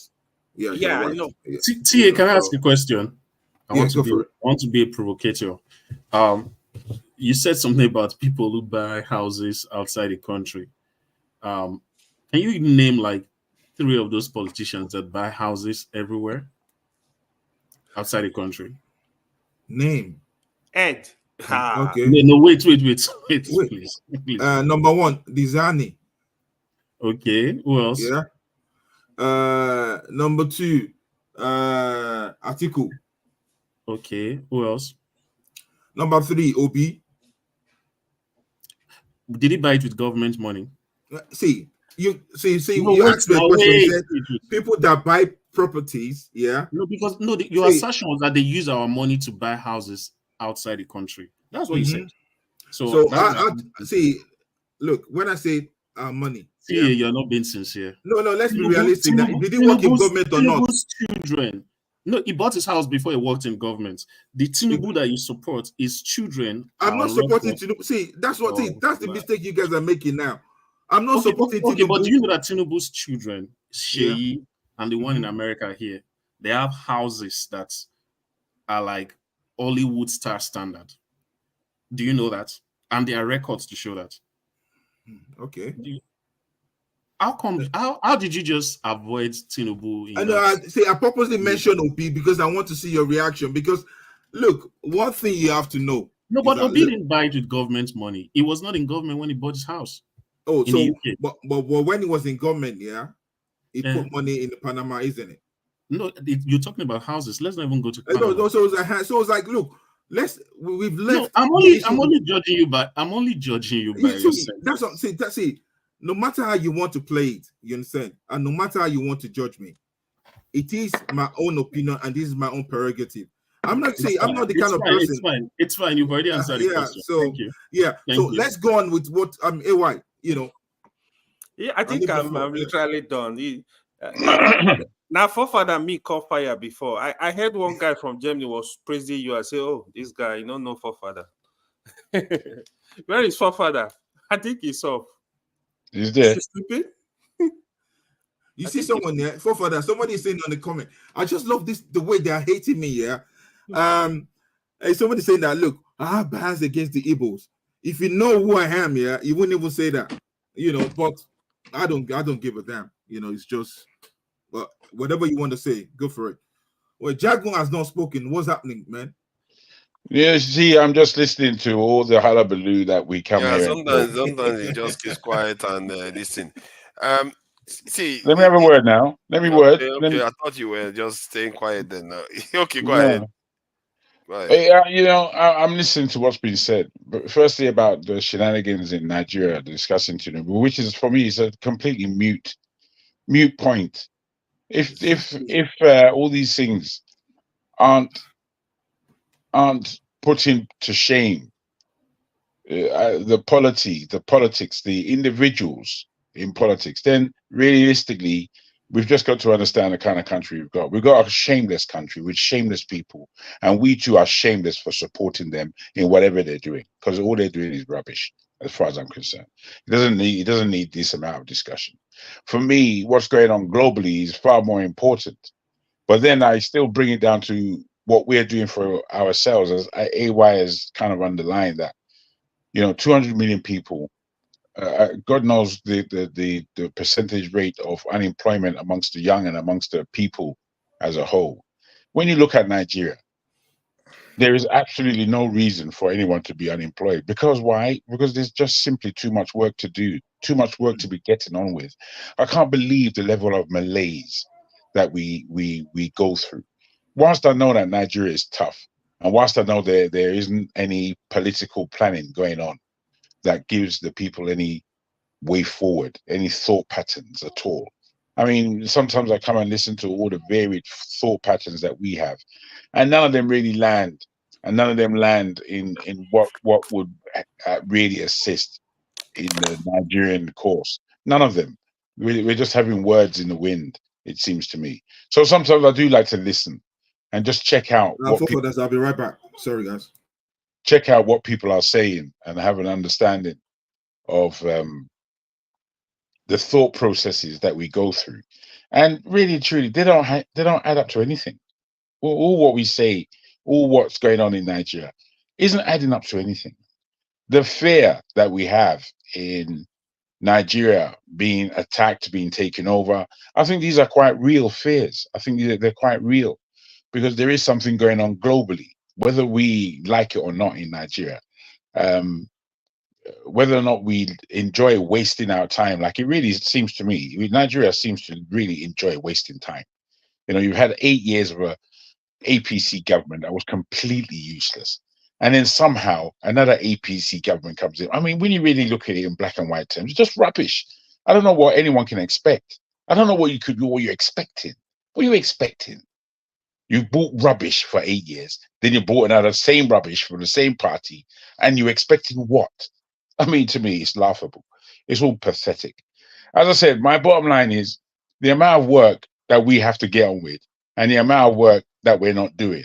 Even though we have the manpower, maybe not so much the capacity, but we have the manpower.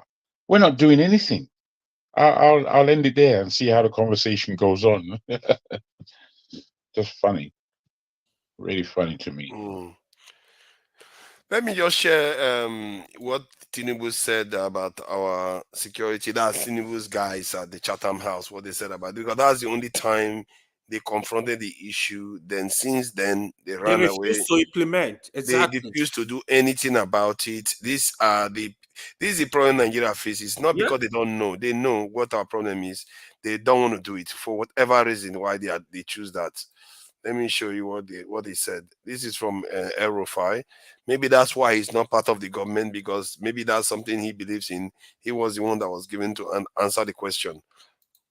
Security has been a big issue in Nigeria in the last few years, and that has affected not only rural economies, but agricultural production, commerce, and everything else. The Bola Tinubu administration will address these challenges, or whatever remains of it, after the efforts of this administration in at least 3 ways. First, policing.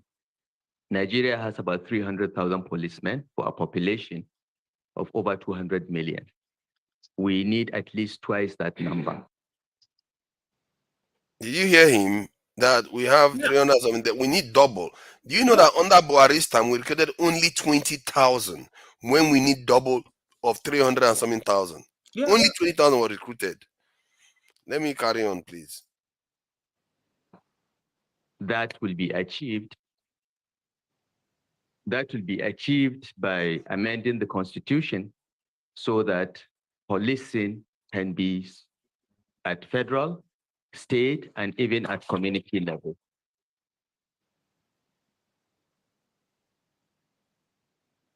With increased security footprint, there will be less and less of criminal activity. The second step is to look at our armed forces and security architecture. Nigerian armed forces are not more than 200,000 in size, the Army, Navy, the Air Force. While some countries are even looking at a space military, we are struggling with just less than 200,000 members of the armed forces for a country with a population of 200 million plus. The numbers, the equipment, the skills, and the training of the armed forces will be scaled up, will be increased rapidly to meet the asymmetric nature of the security challenges that we face. Because today, the armed forces are not fighting with other countries, they are fighting with non-state actors. And the doctrine, the training, the numbers must change. And the Bola Tinubu administration already has a blueprint which is embedded in our action plan to address this. We'll scale up the numbers of the armed forces, we'll ramp up not only the numbers, but the training and equipment. In Nigeria, in 1967, the total size of the Nigerian army was only 10,000. Because of the civil war, within a year, we ramped it up to 250,000. So you see what is possible, what you're capable of doing. So this is clearly capable of being done, because when you look at, there was a map I had here. This is what he's talking about, is what Egypt was able to do in 1995 for 400 and something thousand. Look at the next year, 610,000. Within a year, they recruited almost 200,000 into the military. That's Egypt with half of our population, what they are capable of doing. And within 2 years, they've got more than 250,000 into their military.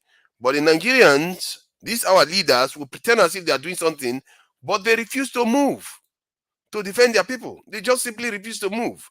These people, they are tantamount to traitors of the people, because how can children and women are getting kidnapped day in, day out? You have this in IDP camps in your country and you don't respond.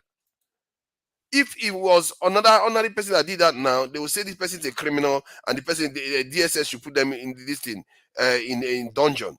But the government knows this thing, and this is not anybody forcing them to say this. Do you know how many times Erufai repeated the numbers? He repeated it multiple times because he understood that was where the problem was. And funny enough, he's the one that didn't make it into the cabinet among all the chameleons that made it into cabinet. It's all politics, forefather. It's all politics. What happened to Erufai is one of our bear. I kept saying this, right? What happened is all politics. It's power play. So the other thing, if you watch Erufai during President Buhari, Erufai kept telling President Buhari, the bandits that were kidnapping people, killing people, he said, bomb. Go bomb them. Yes. Bomb them out. And that was the solution. That man means business. And in terms of national security, I like we him for national security. He doesn't play around with national security stuff. You don't play around with national security. That has been his position. What was the stance on the on what the people of Southern Kaduna were facing? How did he handle that? That I disagree with Erufai the way he handled it. Although I think the federal government need to get into the root of what is happening in Southern Kaduna and the other people. They need to get to the root of it. How are they going to get into it when they don't have people to get into it? They don't have people. I think the issue of Southern Kaduna, I think they have to split that place into maybe two states. You know, let them have the north and the south. Yeah, that would be the best. People have peace for years. That crisis over 30 years now. If you have to split the state, just like what TA said, split it into two. Even if you split it, the trajectory will still not change anyway. I think when you can simply just say, just split the Southern Kaduna from the Northern Kaduna. I don't think that solves the problem of the Southern Kaduna, because you still share boundary with those people, and if they want to hurt you, they can still hurt you. The only thing is that we have to have a boundary and respect people regardless of their religion. Because when you look at Yes. Southern Kaduna, it's just about religious base. It's nothing more than that. The Southern Kaduna are more are more Christian, and the North are more Islam. We cannot okay. Then we cannot just say anything again. Any Nigerian, any part of Nigerian that agitated, it's okay. Let's just split them. We need to know how to get along. We need to know how to respect people regardless of whatever they believe. If you believe that you fight for somebody and you have 24 virgin waiting for you that you cannot have here, that is your own belief, and that is what you are living, that delusional world. Or somehow one person died for you, and when you die, you have a heaven for you somewhere, and that's the way you want to live, and you convince yourself and you are comfortable with that. That is your own prerogative, but we can work together with our disagreement. The problem with black people, even on this platform, when somebody do not say what you want, automatically they go after you. Exactly. We have to respect people regardless. Maybe where you are today, they are not there, and where you are tomorrow, they may not be there.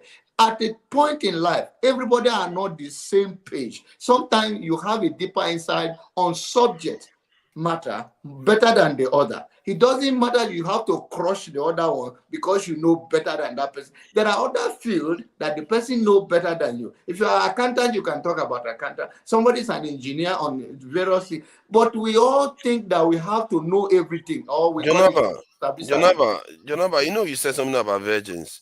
So what happens when Muslim women fight for this thing? What happens when they go to heaven? What do they meet? Oh, I don't know. Maybe they meet virgin men. Did they meet virgin men too? Somebody had to find out this detail because nobody has ever said virgin women, virgin men waiting for the women. But they always talk about the men. I'm not making it up. That is what I'm not making anything up. But the point we are making is all of this is to bamboozle people and hold them hostage and brainwash. It's a brainwash issue. But people, you cannot take them from it until they grow up.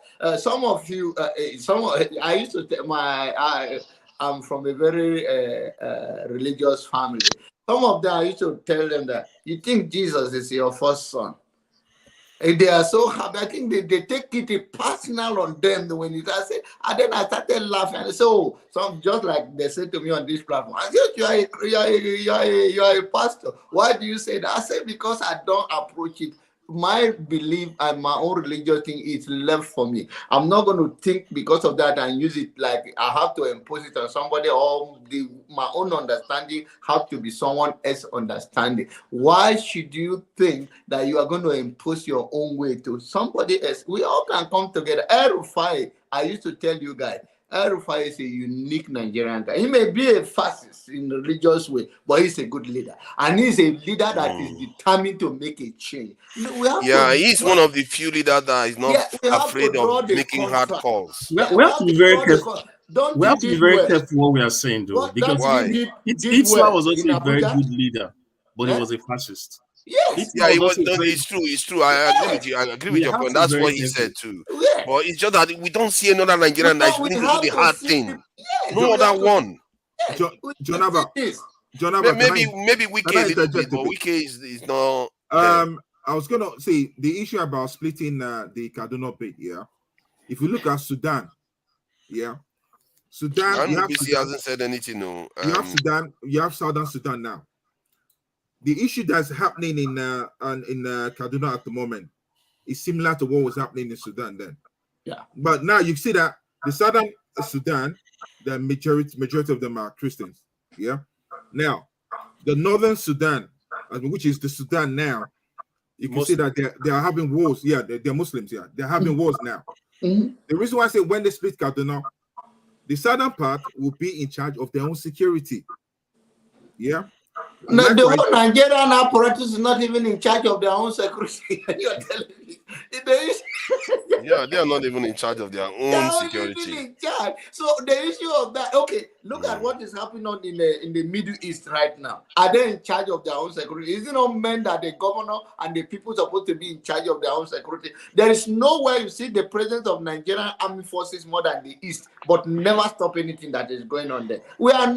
Talk is cheap, and anybody, and the problem with Nigerians or Nigerians is that we don't see. If it is not in our own way, if it doesn't happen to us, we don't have empathy. And not all of us. We don't have it until it happened to you. And then you say, oh, I bury my 5 children. Or I bury my people. I dare you. But when it never happens, you never think that. There is a say that when your neighbor's house is on fire, do everything to make sure it's quenched, because your house will be the next one. With all those things doesn't work for us. We tend to turn blind eyes, because how long will we go there? And the innocent, the most vulnerable in our society, are the one to suffer it. John Abba, I totally agree with you. I totally agree with you, because I remember Dr. Damages brought someone here on this show, and where the guy was saying that, look, he's been looking at the killings all over Nigeria. And I said, look, he was not talking about the East. He said, Professor Chidi. Professor what? Chidi. And this guy was, he has, he's been monitoring the killings in Nigeria, and he was talking with facts now. Yeah. This guy was laying facts. But still, right here on this panel, the people from that side are going against him. Do you understand what I'm saying? They're going against him that, no, it's not like. And the guy said, look, I buried my own, I will not bury my own people in Jesus' name. But this guy. He said, let's allow NBC talk. I think NBC wants to say something. Yeah, go for it. Hello, everybody. Good evening. Welcome. Thank you. Where will I start? So much has been said already about anywhere from Tinubu certificate to war and security. Well, I don't know. Let me go general about Nigeria and our leadership. The problem is that those who have run the country in the past, probably from the military era,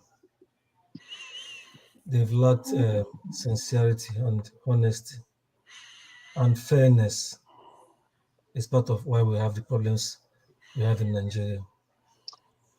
And even when the military was living in 1999, they bequeathed to us a constitution that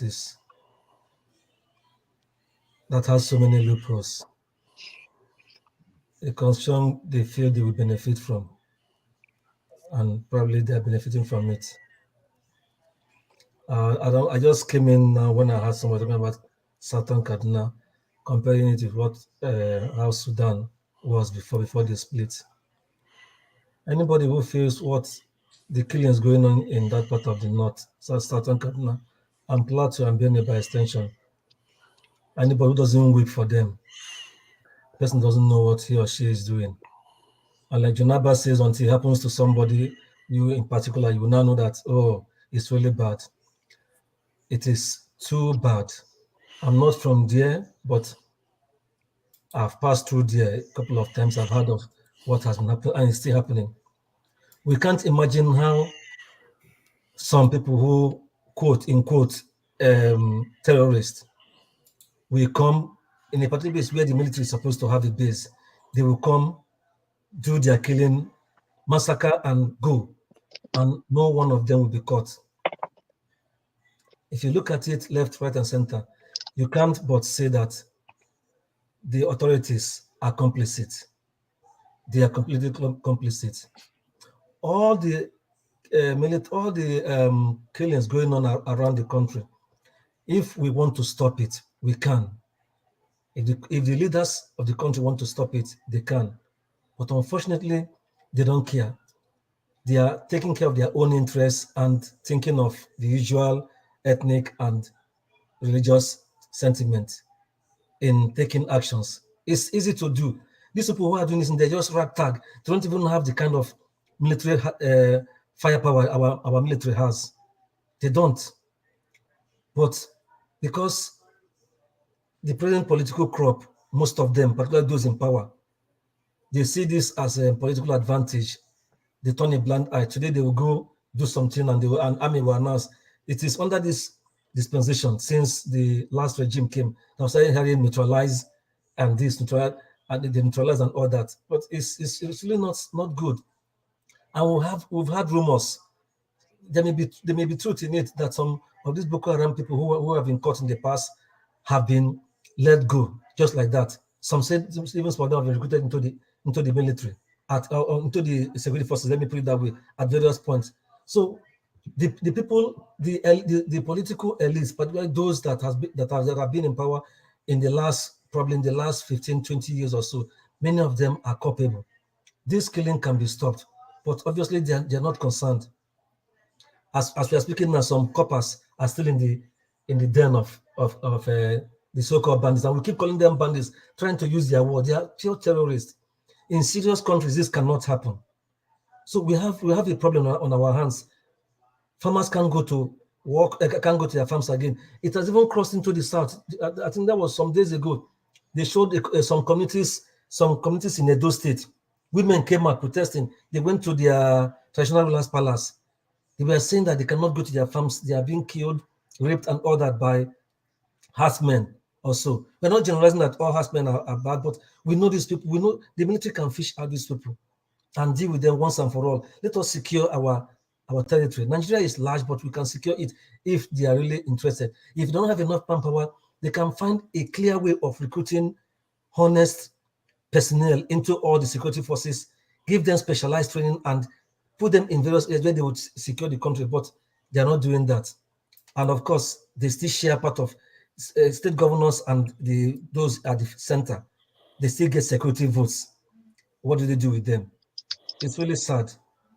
Then that is that. If they want to do it, they can come to this, sit down and draw out a plan. Nobody will know. They'll just do it. They have what they call here in US where we live, they have special forces. They know what to do. If they don't know, they can seek ideas from countries who have managed such crises well, and they will take care of it. But they don't want to do that. They are in their high places. Once they are protected, what people call regime protection. Once they are safe, anybody else can go. I don't even want to go to the area of economic hardship. Then on the area of the saga involving Tinubu about his certificate, I heard when TA was saying that Atiku went to Chicago, went to court in US. His finding was to find out if Tinubu really attended the school. I beg to disagree.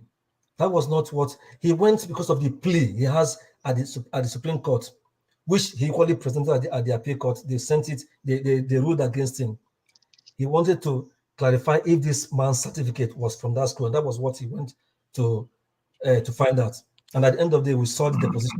Everything is clear. We have fought that issue very well. Everybody knows the truth.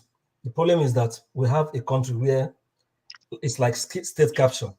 The judiciary and the legislature and the executive, they are all in bed. We have seen some of the rulings in the tribunals, governorship, House of Reps, Senate, State Assembly, and all that. We have seen some very unimaginable rulings. We know where these things are coming from.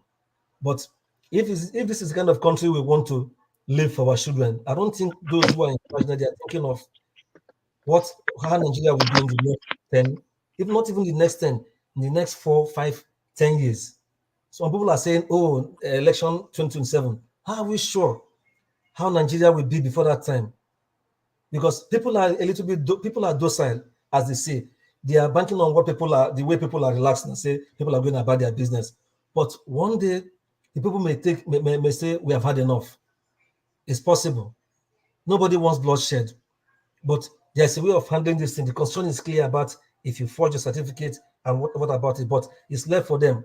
Like some people have said earlier on here, me too, I believe that the Supreme Court, they've been bought. They are in the pocket of the executive. It is except if all kinds of pressure, particularly from those who are equally benefiting from the system, and say, oh no, this is too bad, we can't continue, we can't go this way. That is where they might grow. But if everybody continues like the ostrich put their head on the ground and say, oh, not all is well, that is how it's going to be. Then let me end with this. The attack today in Israel is, though not unexpected, but this one is at a massive scale. And all of us know how Israel will react. I've already seen some scenes on NBC, just a quick one. Breaking news here about Israel that you just mentioned. The Israel says the commander of the army, Nahar Brigade, Colonel Jonathan Steinberg, has been killed in fighting.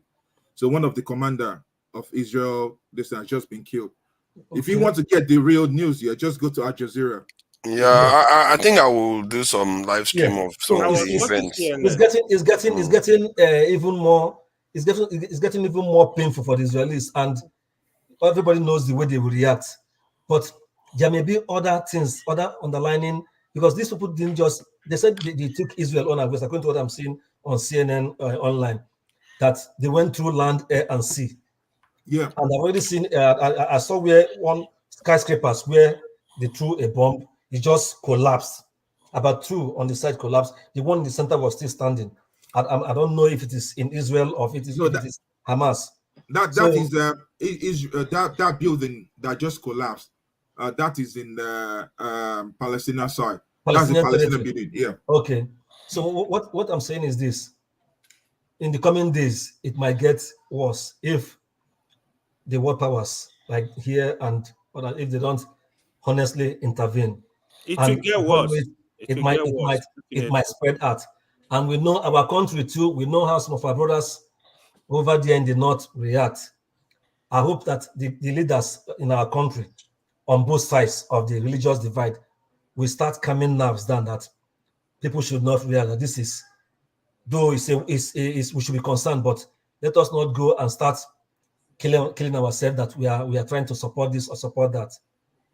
So let me leave it there for now. Thank you.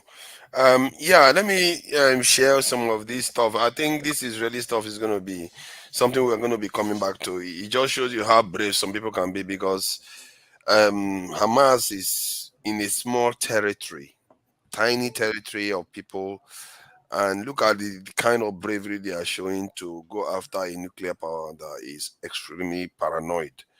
not like a relaxed nuclear power, a paranoid nuclear power they went after like this without any care, knowing full well the retaliation is going to come. I wonder what our people will be ready to take such an action when they know things are bad. That said, no, we don't want that in Nigeria, forefathers. Yeah, of course you don't want that now. You see the kind of attitude, because you are scared.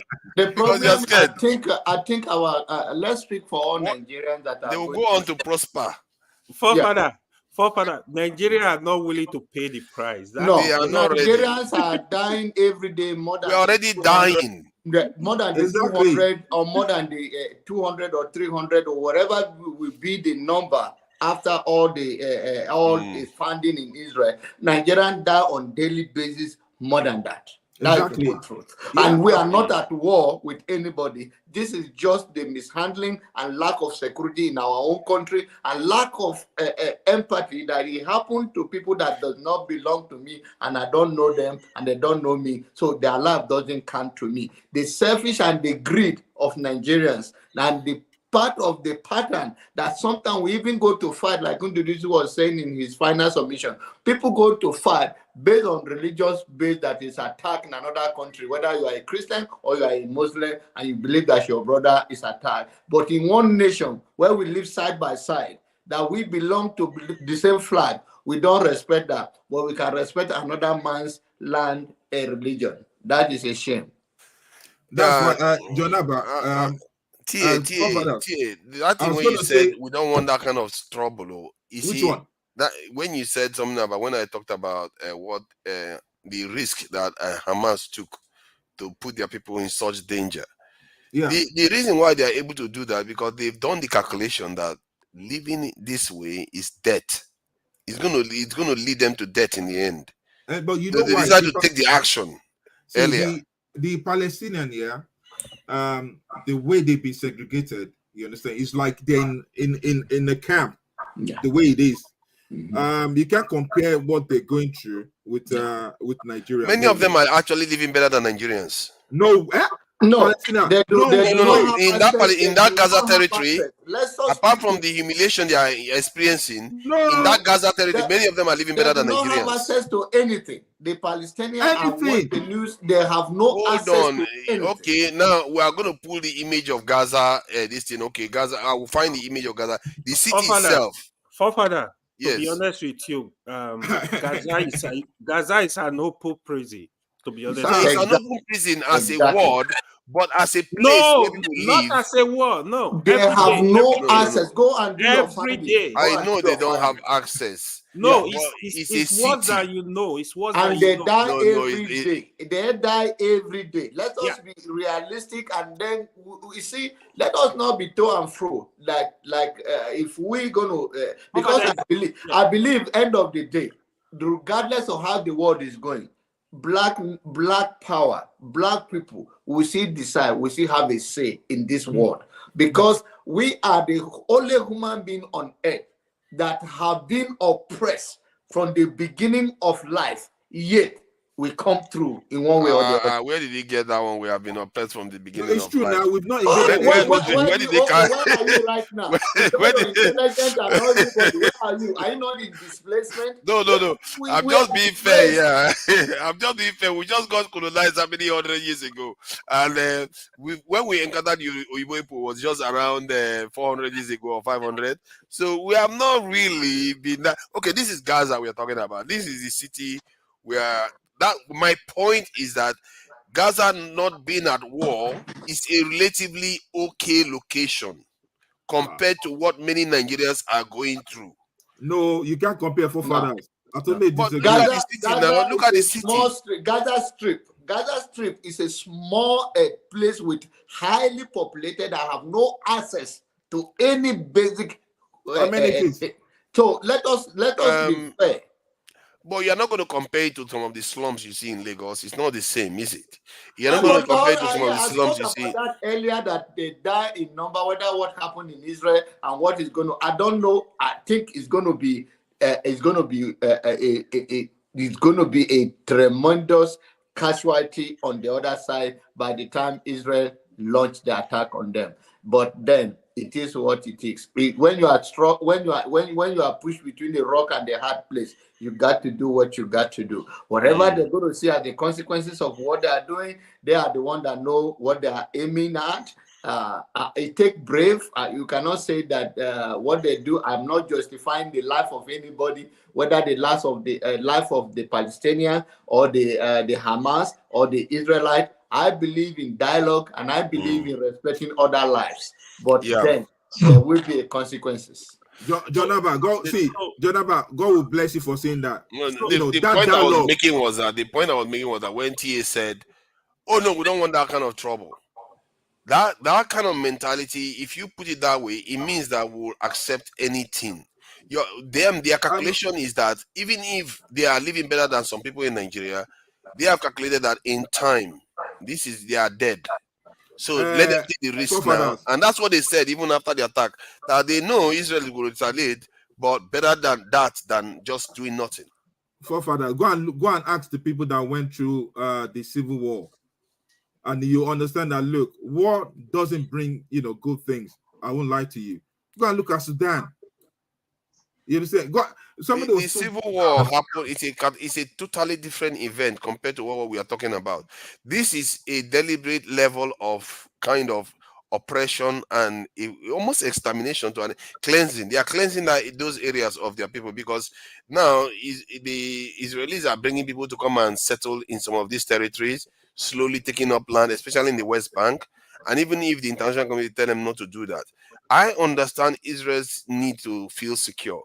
But I think that part where they are taking land from the Palestinians is not because of security they are doing it. They are just doing it because they have power over them.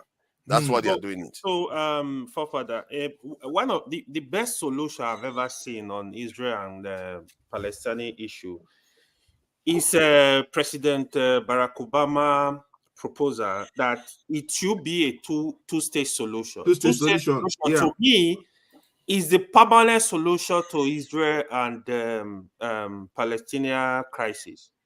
If both of them agree to that, of course, Bibi Netanyahu, he refused. He said, no, it's not going to happen. So they don't want two-state solution. They don't want one-state solution. Even Palestinian leaders said, we want a one-state solution now. Just make us part of Israel. They don't want that because they fear that the Palestinian population will outnumber the Jewish population sooner or later. Probably. So you can't win. They don't want to let them go. You don't want to let them stay. Exactly. Do you remember that the coming up of 1970 something that Israel went to settle that Palestinians already in existence in that land? Of course. Okay, so why do you think the two state is not the best best that people that have a settlement in that area for years before you come to start the new Jerusalem and you don't want to respect their own existence? Where do you want them to go? Exactly. Where do you want them to go? Yeah. Yeah, that is a problem. But let's hear our illustrious son. Quickly, I'm just going to play this so that you are aware of. You see, Barabi Amelia is still there, and El-Rufai is not there. This is from the same conference at Chatham House. Hear what Bajamili has said about our security, and you've already heard what El-Rufai said. And look at what is happening now. You see somehow the argument that actually won out. The most ingenious person to say that there has not been a trajectory or change between what we had in 2010 and what part with the United States and other countries, apart from the UK as well. So I call it a multilateral defense pact. We have the Leahy Act in America, which we need to look into, which actually deprives Nigeria and some other countries of utilizing armaments that are manufactured in the United States. And this is based on human rights records. But you cannot on one hand condemn terrorism, and on the other hand, make it difficult for Nigeria to get arms from those countries. It's a no-brainer, and that's what we're going to be going around in circles. So we're looking towards, and Ashwaji will be looking towards, and this is a matter that is dear to his heart, because without security, security is a bedrock. You can't actually build something on nothing. You have to secure the country first. So that's an area that this administration is looking at very, very seriously. And in terms of all the arms of government, defense sectors communicating with themselves as opposed to acting in silos is one area that Ashwaji Bola Ahmed is looking forward to in his administration. And I just want to use this opportunity to say this. There's going to be a lot of intersection between all the candidates and their programs and their... Yeah, just thought I should highlight that. You notice he said... I didn't even know Femi said all this. That exactly. You see, that's interesting, isn't it? But nice, chief of staff, what is he doing about it? He said about silos, that is synergy between them. And that's exactly what is happening now. That's all they talk about. Synergy between the different armed forces. But what El-Rufai said completely jumped. And El-Rufai is not part of the government. This guy is part of the government, and his way is what is happening right now. That is quite interesting, because when I saw the video at first, I said, wow, what are the odds? That's exactly what Tinubu government keep talking about, synergy. While El-Rufai that everybody thought about, everybody saw El-Rufai talk about the numbers and everything, nothing. He's gone from the government, and the government is not doing anything about the numbers. They probably want to replicate exactly what they did with the Buhari government that didn't recruit anybody into the police. They said they were supposed to recruit 10,000 every year into the police, which was very, very low number, but they didn't even do that. For 8 years, they only recruited 20,000. Then you saw what he said about our defense pact. What he was calling defense pact was the Leahy Act in America, basically. That's not a defense pact. Nothing. In other words, we had nothing. The only thing that he talked about earlier on was the British, the one that we have with the British, which was policing. It's just, these people are taking us for granted. They really don't care for their people. They just leave us for the wolves to come and take and do whatever they like. Or people want to do the one they want to do with us. Militants want to do the one they want to do with us. And both sides are not our friends right now. Until we sort ourselves out, they are not going to treat us like friends. They're just going to treat us like an opportunity to make money. Sorry, who wanted to say? Show has been very quiet. He knows he can say anything whenever he wants. You want to talk? And I'll go after you. You want to talk? Yeah, just talk quickly for about 2-3 minutes, and I would leave it up I to. see the cold has got you. It's not the cold. I've been sure? out. I've been out all day at a party, had a few drinks, so and it's Okay. 2 a.m. and I'm like, Well, I thought the cold yeah. got you. No. I've been avoiding it. I know it's going around the UK, but touch truth. Yeah, so I was just, it's when you talked about security, I thought I would come and you play the video you play. I know it's not something to joke about, but honestly, they are doing something about it. What they are doing about security, you might not like. It's something you played here yourself. I think was it last weekend? No Ribado is begging some people to come and fix it for them. That's their strategy. As bad as it sounds, as shameful as it is, he was literally begging them, almost crying to say, "We want to live like the rest of the world. We want to have peace." That's just they're clueless. But if you say it, you'll be called all sort of names. Most of these guys have no clue, and love will not fix this sort of problem. Oyibo won't show you love. The Oyibo guys were confused.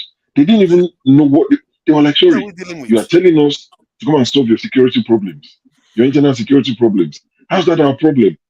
That is the strategy. Go and lay it at someone else's table.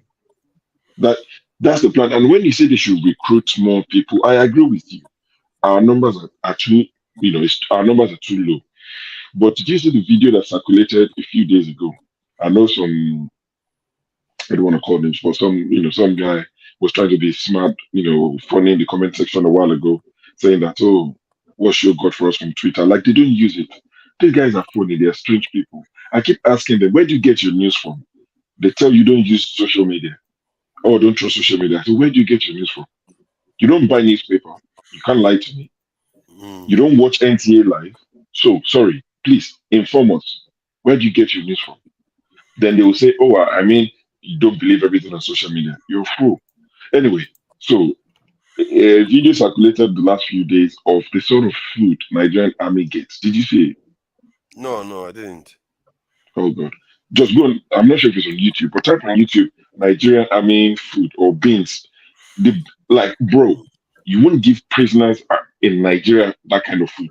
Nigerian army posted the food they are being fed, and now they've said there's going to be investigation into it. As you know, knee-jerk reaction. Oh, let's investigate it. They'll probably set up a panel that would, cut away some money in the name of investigating. Look at if you go on YouTube, maybe a video from like 2 or 3 days ago. Don't look at things from 5 years. Nigerian army food or Nigerian army beans or something like that. If you see the food there, and that's why some of us come here and tell you that forefathers, as much as you say we should recruit more people, it should be cheap, we can afford it. Yes, we agree. But the money that is being allocated might be little, but that little is not even being spent in the right way. It's being stolen. Look, the food they are feeding these guys, they can't fight anybody. They can't fight anyway. So that's to show you that the ones we have are not being looked after. That this video will put off a lot of people from even applying or joining the Nigerian military. So, our people need to come clean, the people in power, the people with the resources that have been, burdened with managing resources. We steal too much. Let these guys feel wanted, appreciated. We're not even asking for the things they do for the military in the US. Just feed them. Even if it's the Agbado, Gari, Cassava, give them that. Good amount of it. You understand? So I saw that video, and also MBBC somehow, because I was thinking, how do I bring this in? Because it's not part of what we're discussing. But MBBC mentioned security votes. Did you see the video? Also on Twitter, because you'll probably hit your Arise News and all these guys tomorrow. Did you see the video of the Osun State governor where he was addressing some of his citizens? And he said that he is pledging to them that the security vote that the governors get every month, that he's going to spend it on developing Osun State. Out of about maybe like 100 or 200 people in that hall, about 5-10 people clapped, half-heartedly, and he got annoyed. And he said, this is the problem of Nigeria. I told you that I'm going to spend this money on you, because I'm rich, that doesn't mean I can't take this money for myself. If this was in America and I made this sort of commitment to the people, they'll be clapping and standing for 20 minutes. Sorry, you are telling them that you won't steal their money and they should clap for you. Yeah. These are the sort of people we're dealing with. And the money was meant for security. It's security votes. Security vote is meant for security. Oh my You God. understand? But he is telling them, because he's speaking from the place of knowledge, that money oftentimes is stolen. So he is not saying, you know what, I won't steal your money. I will spend it on development. He wasn't happy that the whole auditorium wasn't standing and clapping. So he told them, stand up and clap. And they all stood up and started clapping. Yeah, then but he said, you can sit down, you can sit down. I'm not cutting you. Sorry for interject. Show. I think, and I think this is the difference that you see some of the governors in Nigeria. You can say give them credit for what they shouldn't give them credit for, because that money does not belong to them. But they oftentimes it become a norm in Nigerian society. I know. That they think is their right to do it. And that is when you see the broken system in Nigeria, and it's a mind-boggling, because the person that's supposed to hold the responsible is the Attorney General of the state, of that place, that can order their arrest. Now, you're talking about the life of the military in Nigeria, whatever they are giving to them, whatever they are eating, whether this thing. These people, they have been conditioned to that they themselves don't, go and look at the statistics. Anyone that is abused, they have the tendency to abuse another person. And that's why they go out there, they don't even carry the uniform with the head up, what they are meant and what they took their oath to defend the Nigerian society. Rather, they also become a subject of the elite to protect them, even while the elite abuses them. How many people in Nigeria are trained to handle guns? And that's to tell you that the atrocity carried on in Nigeria as a country is also done still, whether the one currently in the uniform or the one that are not in the uniform, that carry it against the fellow Nigerians. So the issue is that we have a broken system. And then all we have to channel our energy. Where do we start from? And where is the center point to change this narrative, so that all Nigerians can know that, okay, this is the fundamental problem we all are in, and this is where we can start fixing it. All this spreading all this blame around without knowing where we can start fixing it, whether it's from the judiciary system, then we can say, okay, we're going to start from here. Let there be enforcement of law. Anyone that do go contrary to this should be held accountable. Not the governor think that money belongs to him, and the fact that people do not clap, making like, oh, I can eat it like any other governor have eaten it, and now I'm doing you a favor, you are not even clapping for me. That's the whole thing. Capital punishment should be proper. So sorry, is this the food they are talking about? I don't know, man. Is this so bad? Yes. That rice is it?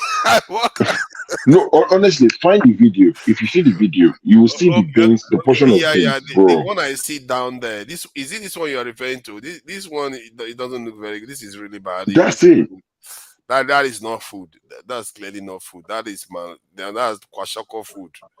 That is not food that's going to get anybody anywhere. This is not food. Do you understand? Basically puke, and that is not. See, they say it may have something to do with the person that they put in charge. I think. But the fact remains, these guys are being starved. They are being starved. So, so if somebody sees this now, is this encouraging? Even if they're looking to recruit, it will put a few people up to say, okay, as it be, even if I say they run things for streets. Say make they sell things, it won't be this bad. You understand? So you have to encourage them somehow. So quickly touch on the Tinubu issue, the Chicago and all of that. There's nothing that needs to be said that hasn't been said from both sides. People that would defend, and people that would attack it. So there's nothing new that I would add to it. It is what it is. Nigerians will have to deal with the consequences, good or bad. We're all in it together. They told us we will learn, and we're all learning. So, they promised us that lessons will be learned. So we're all learning one way or the other. Tinubu, he said at Chatham House, it's a good thing that you brought the Chatham clip up. He said he requested his replacement certificate and it's been handed to him by the university. Now, the university are now saying they didn't hand it to him. Chatham House was only in December. So make of that what you will. I know people will come and, rewrite what Tinubu said. They would change it and say he didn't mean it like that. Not literally. It could have been sixth party, but he said the university can attest that he requested the replacement. And they've given it to him. That's what he said in December. So now the story has changed in the space of 6 months. But it is what it is. God help Tinubu and Atiku. Because should, just stay out of it like someone said. Let me just add this quickly. I must say, when I saw this video, I felt like Tinubu, when he talks sometimes, he can come across as being very like convincing, like he's like that is his reality.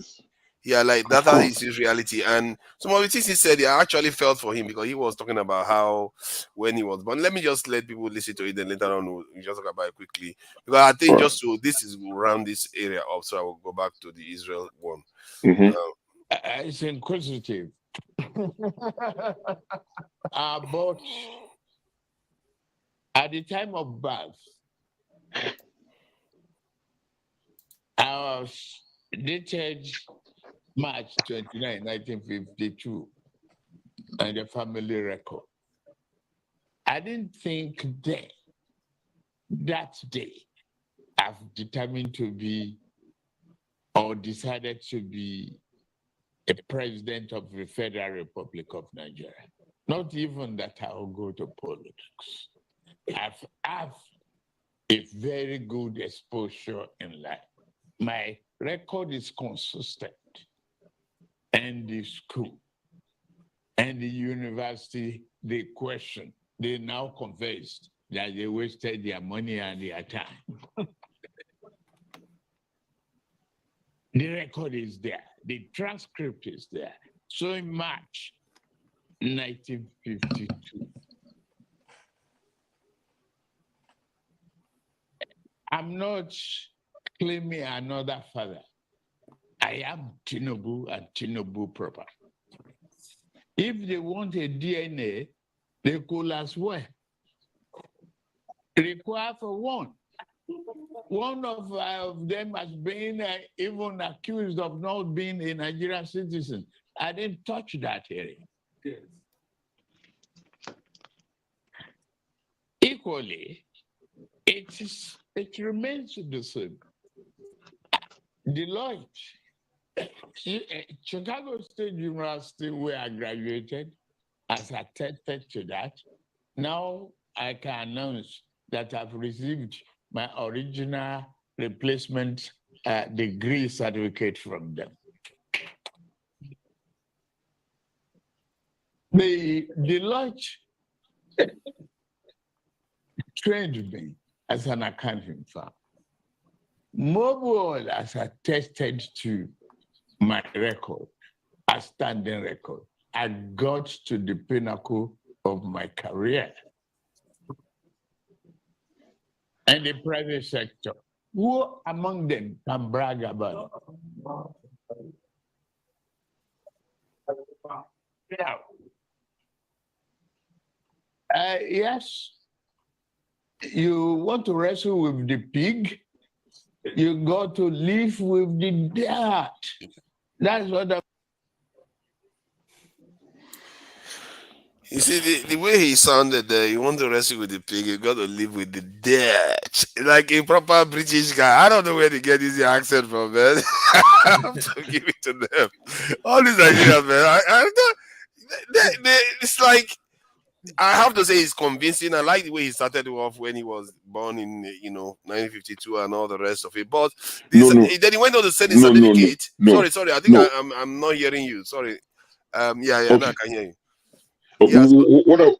So before, like 2 or 3 seconds before that clip you played, was a lady who asked him about his education and birth and date of birth. He waited for a second. Somebody slipped a piece of paper into his hand. Then he started talking. That was what preceded that video that you played. So they asked you for your date of birth. You needed a reminder piece of paper because there are now allegedly three different years, 52, 54, 55, but it doesn't bother some people. People who claim to be moral, who are decent human beings, but it doesn't bother them. And that's fine. We're all free to choose what we want to choose and defend what we want to defend. This same guy, this was not disputed. is from the Tinubu family, as he claimed. The Tinubu family are not a broke family. If my father was alive, my father would be 95 years old. If my grandfather was alive, he would be about 150 something years old. I have pictures of my grandfather. Forget my father. I have pictures of my grandfather. When they were going to do a documentary on the Tinubu website before the election, they put Donald Duke's picture. It took Donald Duke to speak on Twitter. He's there. He's on Twitter. To say, this is my picture, my childhood picture. Oh, why are you saying this is Tinubu? Now, they couldn't even replace it with another picture. So for a Tinubu family, who are not a broke family, no pictures, nothing. So these are some of the things. I know these are, it's all medicine after You death. should have childhood images. Do you understand? There's nothing. So when some people ask, you say, oh, they are clutching at straws. Why does it bother you? Why does it matter? But these same people speaking from America and the UK, they have one small business in Nigeria. Before they pay you 100,000 naira as a Nigerian, they'll be asking for your father's birth certificate or your mother's birth before they can pay their staff 100,000 naira. But to them, the president shouldn't be held to such a standard. It's irrelevant. Now they are saying it's medicine after death. They are saying it's too late. So you are saying it matters, but it's just too late. Is that what you're saying? By saying it's too late. We've gone past that now. Do you understand? So when you say it, so me, it doesn't bother me when they say it. It doesn't annoy me because I know the people we're dealing with. You can't wake somebody who is pretending to be asleep. I'll keep saying that. They are pretending to be asleep no matter what you tell them. If they come tomorrow and say Tinubu has shagged someone's mother, they will say, yes, he's keeping my mother's company. He's a good man. There's nothing he can do. He can do no wrong for a lot of people. Yeah. And that's fine. Going to Israel quickly before I sign out. I'm just going to say to Nigerians that Israel they're not at the synagogues praying right now. The other guys on the other side, Palestinians, they're not in the mosque now praying. They have what it takes to fight. If this was Nigeria now, we'll start praying. We'll start kabashing. So, prayers alone don't fix countries. You can't be more, we can't be more holy than Israel. It's the Holy Land people go to. They travel there to go and see Jesus or to see whatever they go there for in the name of pilgrimage. But those Israelis, if you see the sort of weapons they have, they are not praying about it. They worked consciously to get those things and they can defend themselves. And, forefathers, it comes to bear again. I know you harp on a lot, maybe a bit too much about security, but these are times where you can shine and say, this is what I tell you about. If somebody was to attack Nigeria, now what do we do? Do we pray? But anyway, calling people from Ajekule, all the area boys, will call them to come and join military. They will call Asari Dokubu Abi. All of them, come on. Let's go and fight. This is gonna work. Anyway, it looks like he wants to say something before I look. Sure. Yes. The Jewish in my area, they are praying at the moment now. Not their government. Not their government. Not their government, yeah. So it's different. If Nigerians are poor, I will pray. But I won't expect my president to be praying. Okay. Another thing I was going to say is like this one happened to me personally, about changing of the date of age and stuff. I remember how many times do you change it? No. This was just it's like a mistake on not my own part, yeah, on the British government side. But you changed it. No. So basically, my passport. I tried to change it from the red to the blue. They use the blue one. Okay, the blue, yeah. So when I'll tell you something funny about the blue carrier. Yeah. So when I send it in, yeah. So they send me a new one, yeah. I didn't look at the date because I thought they could never make mistake, yeah. And it's right there at work, as in when they do all these checks and whatever. So it's right there. It was years later. My missus now I think we're trying to do something or something like that, But my sister said, what's happening to your passport? You're a young girl. Yeah. You've lost 2 years. So, and I said, I didn't know. So whatever that. So I've been using, graduate. You've been using Genji, all this one. So I quickly. It can happen. Yeah, it can happen. That's what I'm saying. And that's why with me, because I sent it back in, so they corrected it. I didn't pay anything. So they you store it and it was fixed and everything is good. But when you have three documents with 3 different years of birth, If that was the only issue with you, it's fine. We can overlook it. But if you add that to Donald Duke's picture, if you add that to 460,000, if you add that on top of Government College Ibadan, if you now add it to Government College Lagos, if you now add it to Tourism School Ibadan, if you now add it to, you understand, it's a lot. And that was my only grouse, well, major grouse prior to election to say this baggage is a lot. How many people are you going to have to pay? How many mouths are you need to keep short at the expense of Nigeria? That was my biggest issue. You say you're carrying too much. And the age gap between him and the first daughter as well. But, it's all good. It's all good. I wish Nigeria well. Sure, even the NYC, sure, before even the NYC. Okay. I'll wait, Jonathan. So some say he didn't even go to. He didn't even serve, and by the time the exemption read a date before the exemption started existing, before NYC introduced exemption. So I don't know. It's really sad. Let me leave it for Jonathan. Yes, please, I ask you to wait. Let us have an open mind when it comes to this Tinubu certificate. I do. Yeah, okay. Yeah. Let's see it from another perspective. Tinubu, based on the little I know about him, it's almost like adopted child. Do you agree with me? He didn't say that. But do you know that? He is. But do you know that? He is. I don't know that. He said his own genetics. He actually said his own genetics. Did you watch the live video for Father's Play? He said it's a Tinubu that we should go and do DNA. That if we doubt, we should go to his mother in heaven. I'm talking about his upbringing, even it's not from Lagos, right? If I say that now, some people might say, how do I know? But I agree with you for the sake of. Okay. Now, people come from a different setting in Nigeria. In olden days, the only problem with Tinubu is a suicidal, because most of those things he doesn't need to defend himself, produce all of those things. He doesn't need that. If I don't have it, I don't have it. Don't talk about it. It's a common thing in those errands. The only reason why you see people like Atiku may have it, trust me, I'm telling you categorically, all those people running their amount that are over 80 years in Nigeria, except that are from the elite family that wrote their date and everything down, they don't even have the actual birthday of their life in Nigeria. Millions are like that. I concur.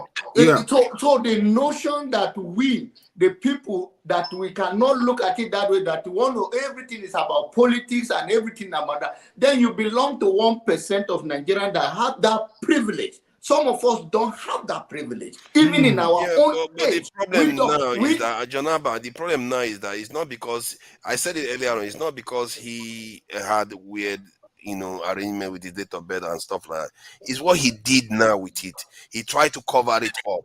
He did everything to block it from coming out. Instead of him to just go and correct it. Don't want to be public. No, but he should have gone to correct it, not trying to block it. I'm not asking for him. But I'm speaking for Nigerian society that almost 90%. I agree with that part. Okay. But he shouldn't be trying to block it.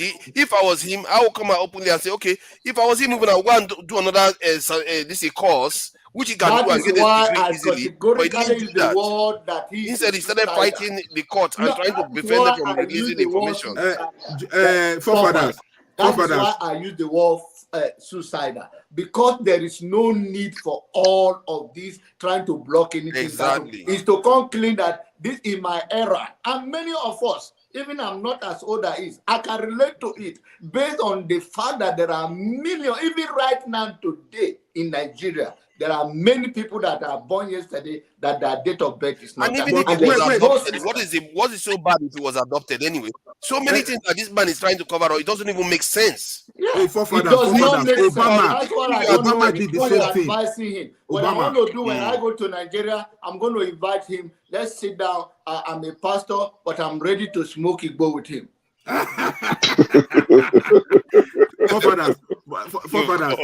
Obama did the same thing. Wants to go long. Can I add something, please? So do you know that Obama did the same thing when they were asking for his birth certificate? Did he not prove it? I was born in Hawaii. Did he not prove it? Yeah, no, he did not. Did the story go away or not? Did the story go away or not? The issue that with Obama, there's a different scenario. Excuse me, TA. It wasn't the same situation. Yeah, it's it wasn't situation. It wasn't the same situation. It wasn't the same scenario. No. You guys should draw that parallel. That's not the same. That's mischief. But later he did prove it. Yeah, what we're saying is that look, it's not the same situation. But what we're saying is that look, it's his prerogative. That's what I'm trying to tell you. If I come say, Tone, I want everything about you. Yeah. Tone is not running for office. Look, I don't want to do it. Tone is Tone. Tone is Tone. Tone is not running for office. Let allow Clifford to say something. No, Clifford is. And like I said, it wasn't just one. It's two. Let's allow Clifford to say. You know what? I'll move Clifford this way. Please let Clifford say something. Let me say something, please. Yeah, please. So, I see you again. Okay, my question is direct to TA. I know you're sorry for me. Because I think you are echoing heavily, Clifford. There's a bit of it. Sorry, because people are talking, so I can't talk over them. So my question to TA, he said that Obi bought house, Obi put money at Panama or Pandora paper or something. But Obi cleared this allegation. He put money before he even come to Nigeria to run for governorship. He mentioned the year he bought his house in London. He have not even started contesting for governorship. So when AD asked, please, can you mention the politicians that bought houses overseas? The three people he mentioned, Obi was there. He didn't mention Tinubu. Let I say, I said it to see your reaction. Is it not gaslighting? Are we here only to joke or to look for solution about Nigeria? That is what I wanted to ask you. You're muted. No, I have finished. No, Tia, you're muted. Thank you, Tone. Thanks. See, when you were asking me, when the guy was asking me that question, yeah, I never knew Tinubu bought a house in London. Yeah, I knew Tinubu's son bought a house. Yeah. Now that one is in the paper. Everybody could see that. Yeah. If you say Tinubu bought house in Nigeria or bought house there or whatever, I could say, yeah, I could see that in the paper as well. You understand? See, when I come here, what I'm trying to let people realize is that, look, be it north, east, west, and south, we're one. Don't you guys always try to paint someone a saint, which I believe, see, like I said, is my own prerogative now, and I believe is not a saint. When the Zionists stole a lot of money away from Nigeria, yeah, and bring it, overseas, who was the chairman of the bank? There's no way in this country, in UK, a money will be stolen that kind of amount. The chairman will either go to jail or he'll resign straight away. See, I'm not saying this is saint or that is saint, but you guys will come out and start saying, oh, Tinubu and Atiku, they are this, but this one, no, he has no blemishes. Oh, it's this, is that. And that's what I'm telling you. The only person. Hold on. Did he just say that if somebody puts their money in a tax haven, that they will resign and go somewhere? No. I saying when what's it called? The design was, the bank that he used, yeah, so to take money out of Nigeria. Who was the chairman then? That's why I say I don't want to come here and start, blaming, saying Obi is bad. Sorry, who was the chairman? Was it B2B that was the chairman? Huh? So if P2B was the chairman. No, let's say P2B was the chairman. Does that mean that he should be held accountable for that? Of course, in UK you'll be in the Western world you'll be held accountable for it. Not actually, no. There are cases where that amount of money. How much are we talking about? Is it billions of dollars? Go on. See, I don't know. I just want to understand now. So I'm asking. I'm not trying to be kind of just. I know you. See, I know you always come out, on the truthful way. But what I'm trying to say is that I'm not trying to bring someone here and start. And that's why I tell you that. Look, either you like it or not, I'm a fan of Soludo. You understand? You might hate me for that. A lot of people. Can you answer my question? Live fan of Soludo or not Soludo? I just asked you 2 questions. I just told you now. That listen, it is my. I said it is my prerogative. You understand what I'm saying? So it's like whatever I say. To blackmail Obi is your prerogative. To blackmail Obi. I'm not blackmailing Obi. So don't. That is what you are doing. That is what you are doing. I think you are saying that P2B was the chairman of the bank. So when money is transferred from that bank, P2B should be responsible. Manager and chairman is not necessarily the same thing. No, see, there's a certain amount of money. That he bought house or he put money. Obi was private citizen, businessman.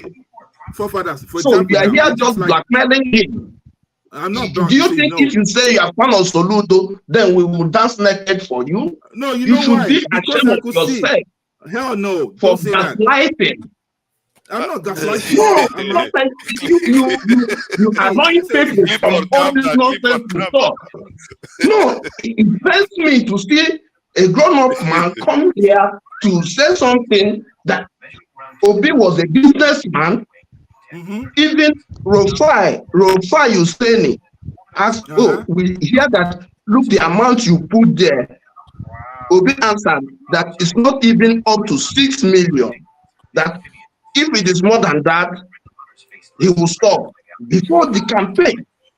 So all those things, you don't listen to it, you don't hear it, but you are repeating it every day. You come here, you gaslight, you lie. Stop it, please. Listen. You can see, you've got, whatever you want to say, say it. If I come in with my own opinion, you can't shut me up. You understand? No, you can't shut me up. Your opinion is okay, but don't blackmail people. Your opinion is blackmail. So wait. That's so what when I'm saying. You are blackmailing him. So wait, when Tinubu, for example, is being called drug dealer and stuff like that, is that a blackmail? But he forfeited money. He forfeited money. That was fact. Listen, see, it's not blackmailing. He forfeited money. No, that's what I'm saying. And I see, treat people equally. Hold on. TA, I think what you are doing is false equivalence here. You can't say when somebody is a chairman that hasn't actually been indicted on anything related to that matter at all, to say, okay, just because he was the chairman of the company, somehow he was part of the corrupt practice. Forefathers. Let me break it down. Now, in UK, for example, what's this guy's name? That he wanted to Farage. You understand? Yeah, Farage. Yeah. Farage. He wanted to. He has something with his account, whatever. One of this bank.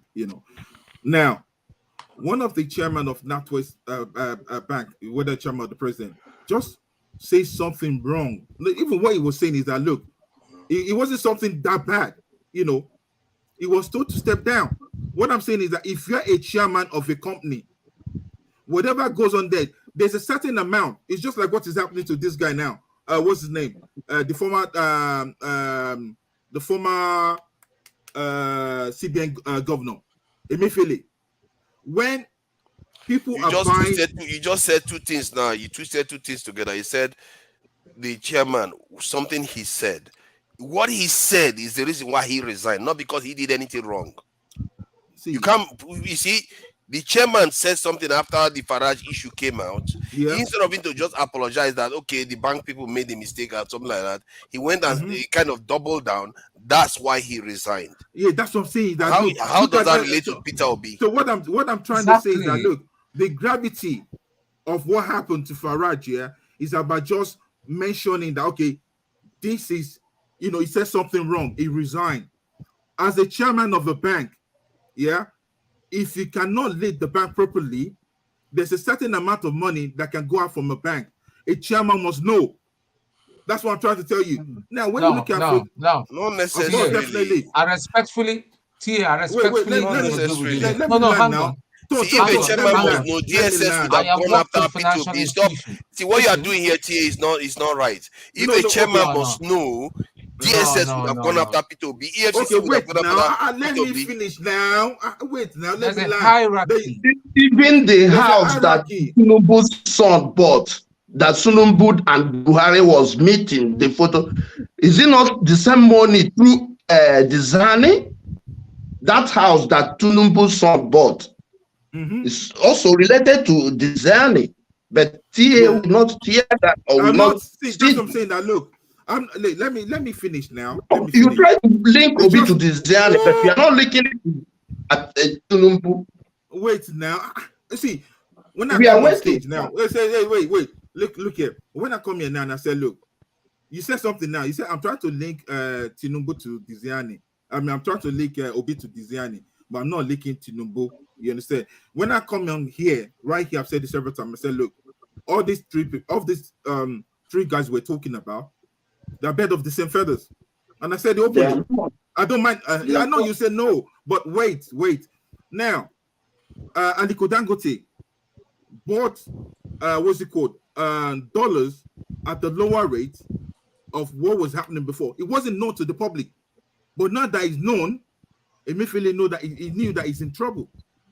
You understand what I'm saying? So what I'm trying to say is that as a chairman of a bank, a proceed of that high amount was going through your bank, and you did nothing about it.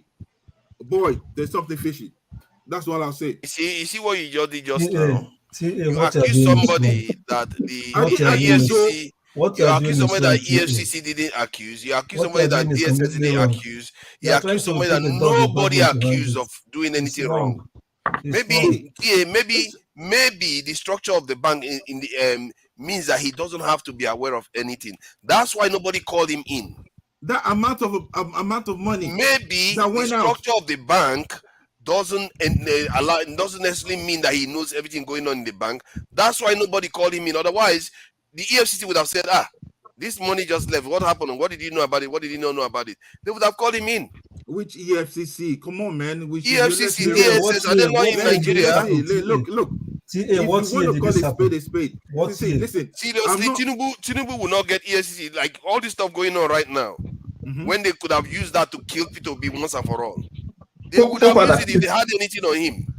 Father, please, let's ask him which year that Dizani pushed this money and which day did P2B resign as the chairman of the bank. Yeah, see, you gotta do your research. I'm not gonna say too No, much. because that time P2B was governor and he resigned from the bank before entering. So you are trying to, I don't know where you are going. Please. It's a wrong information. It's not NWBC. It's not about being wrong. I'm just saying. I'm taking fact here. This is completely out of hand. No, it's not. This is wrong. Many people have tried to link P2B to a lot of mess in the country, but the man. The man said is not the same. Just say the guy is smart. Not who's smart. The guy is not even wrong. upright in so many ways. The man is not part of this group of people. You're misleading us, and it's not nice. Don't join him. I'm not. To be honest, I'm not. I'm not saying. See, don't allow him to destroy the country. You can't do that. See, Yes. Forefather. I can hear you. Go ahead. You know, at the rate you are calling me, you make me feel like an old man. But it's okay. Keep going. Go ahead. Okay. You know what I will be calling you an ancestor? No, don't go that far, please. Go ahead. What's happening now? Yeah, no problem. The other of my phone packed up, so I have to go and take my second phone. That's what I was battling with since, Yeah. Like you live next door to the people that run internet in Nigeria because your connection is like no other I've seen from Nigeria at all. It's super connection, Okay. but go ahead. Yeah, you see, I keep asking this question in this platform. Why do we gather here What is the purpose? What is the agenda? What do we want to achieve? Because from Tinubu certificate to Atiku to P2B that has no hand in what is happening now, you guys have left the issue and dragged him in. P2B now is the center stage of what is being discussed. A man that, I mean, what are we talking about? What is all this? I thought that our focus and agenda is, what are we going to do after the revelation of Atiku in Chicago University about this certificate? What is the next agenda for Nigerians? How do we push to make sure that our voices are heard so that the politicians will know that we're not sleeping? I think that should be our collective effort and direction. What I don't think that the P2B issue should be a discussion in this platform at this time, because he is not the challenge Nigeria is facing.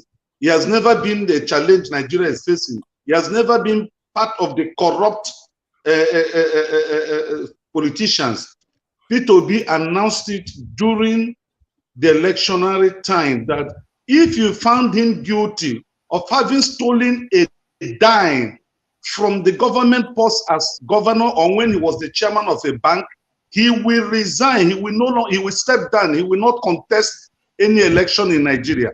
And EFCC, ICPC, the Nigerian police, DSS, nobody could figure him out to have committed a crime. He was not penciled down as a crime culprit in the issue of corruption in this country. He has that record that it is yet to be broken. So if we are trying to blackmail him, if we are trying to use our biased mind to indict him so that he will not look as if he is a bad guy, well, I think we should fear God. Whoever that must come to equity must come with clean hand. That man, I don't know him from Adam. Hold on, I have not finished. Hold on. I think you guys have been talking Righteous for hours. you know you jumped Righteous man, one microsecond here, please. Local P is still there, hasn't said anything. Peter Obi will be here in a few weeks' time. Please direct that question to him, and you hear he will answer you directly. But I hope your bias will not allow you not to understand the situation. Please reserve this question for the man. The man himself will be there, and hopefully he will explain to you. Please, who is talking? Local P, you want to say something, or should the righteous Who man is carry talking? on? You now. Somebody is already taking off already now. It's in the middle of the air. Somebody halted me. Now somebody told me to hold on. Let him finish. I halted you. Go on. You know how righteous man starts. He will say that he wants to like interject, then he just goes on his own. But it's okay. Since he's already flying, let him fly. So don't let him go ahead. Righteous man, you need to watch that thing that you do, you know. You would like, let me just interject. Then you just start your own thing, your own round. Because somebody can't operate like that. We all want a better Nigeria. Forefather, do you know that if you're in Nigeria, you will not spend the time I'm spending in this platform? That's the honest truth. Probably not. I think Ngozika collaborated what I've been saying. I spend every day I join this platform, I spend 10,000 naira to buy data. 10,000 naira. Times it in 2 days, Saturday and Sunday, that's 20,000. And you guys will not allow me to talk. Once I spend 2 minutes, you start shouting. No problem. I'll ask for your account number soon. So we don't allow him to talk. We allow you to talk now. It's just that we have to allow others to talk. What I'm trying to say, it will not be fair, okay, that we come to the stage, no matter what you hold against him, to blackmail P2B. As far as Nigerians are concerned, let me tell you the bitter truth that most people will argue and object to. Right here in Lagos State, where I am, the last election, both Yorubas and non-Yorubas voted 75% for P2B. I am telling you. And let me tell you, if Nigeria is an ideal country, hold on. If Nigeria is an ideal country, this last presidential election, if there was no magu-magu played, the Nigerian masses out of 25 million or 23 million that came to vote, I can tell you that 65% of Nigerian voters during that election voted for Peter Obi. I can tell you that. We're on ground. I officiated that time. Righteous man. How did you know that 65% voted for Peter Obi? How did you know that? Good. Let's not go there. Let's not go there. The case is in court now. Let me explain. I can explain. We convinced TA. Leave it like that, please. Let's move on. No, I don't need to convince him. I don't need to convince him, but I need to state the facts. Hold on. Stop throwing numbers. Now, in Lagos State, hold on now. In Lagos State, since 1999, that Tinubu have been controlling Lagos State. Each time his party is declared as the winner, there will always be jubilation and celebration in Lagos State. If no other place, at least in Lagos State.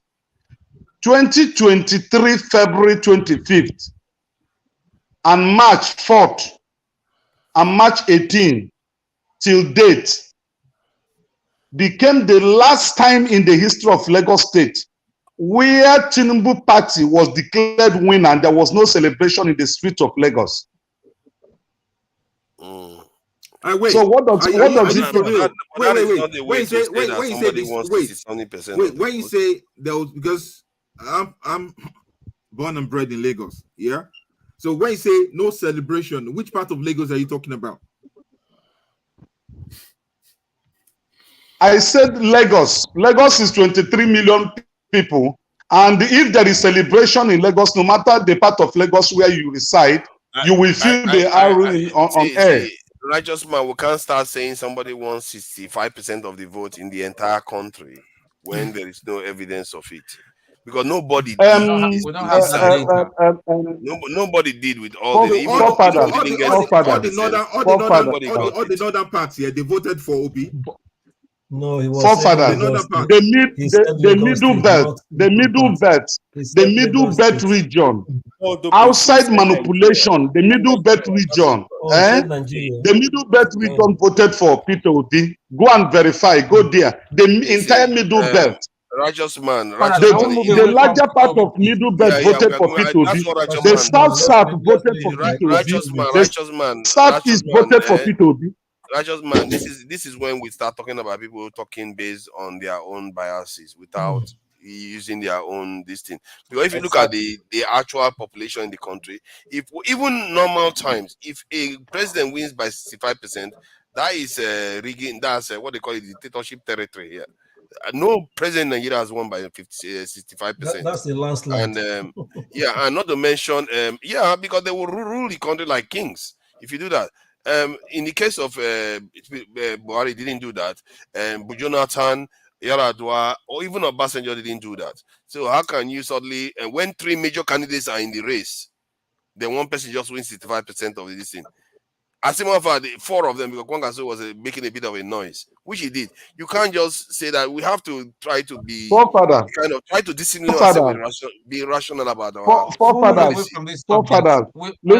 The three candidates that were in the race for presidency, the larger population of the suffering Nigerians choose Peter Obi.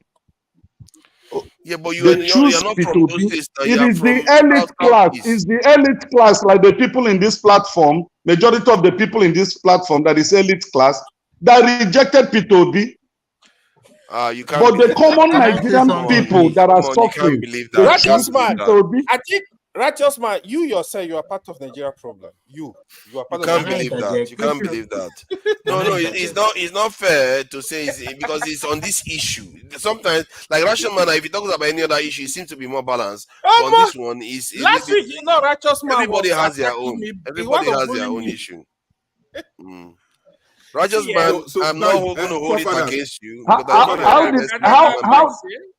on this issue. How am I part of the problem? No, can you explain? How do I become part of the problem? Let's get away from this subject. I think we'll do on this issue is because you are not using actual reason to do your analysis.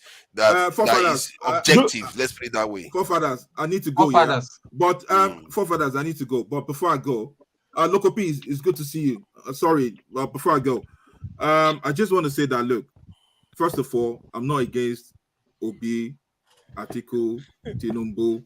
Yeah, just for you guys to know. You understand?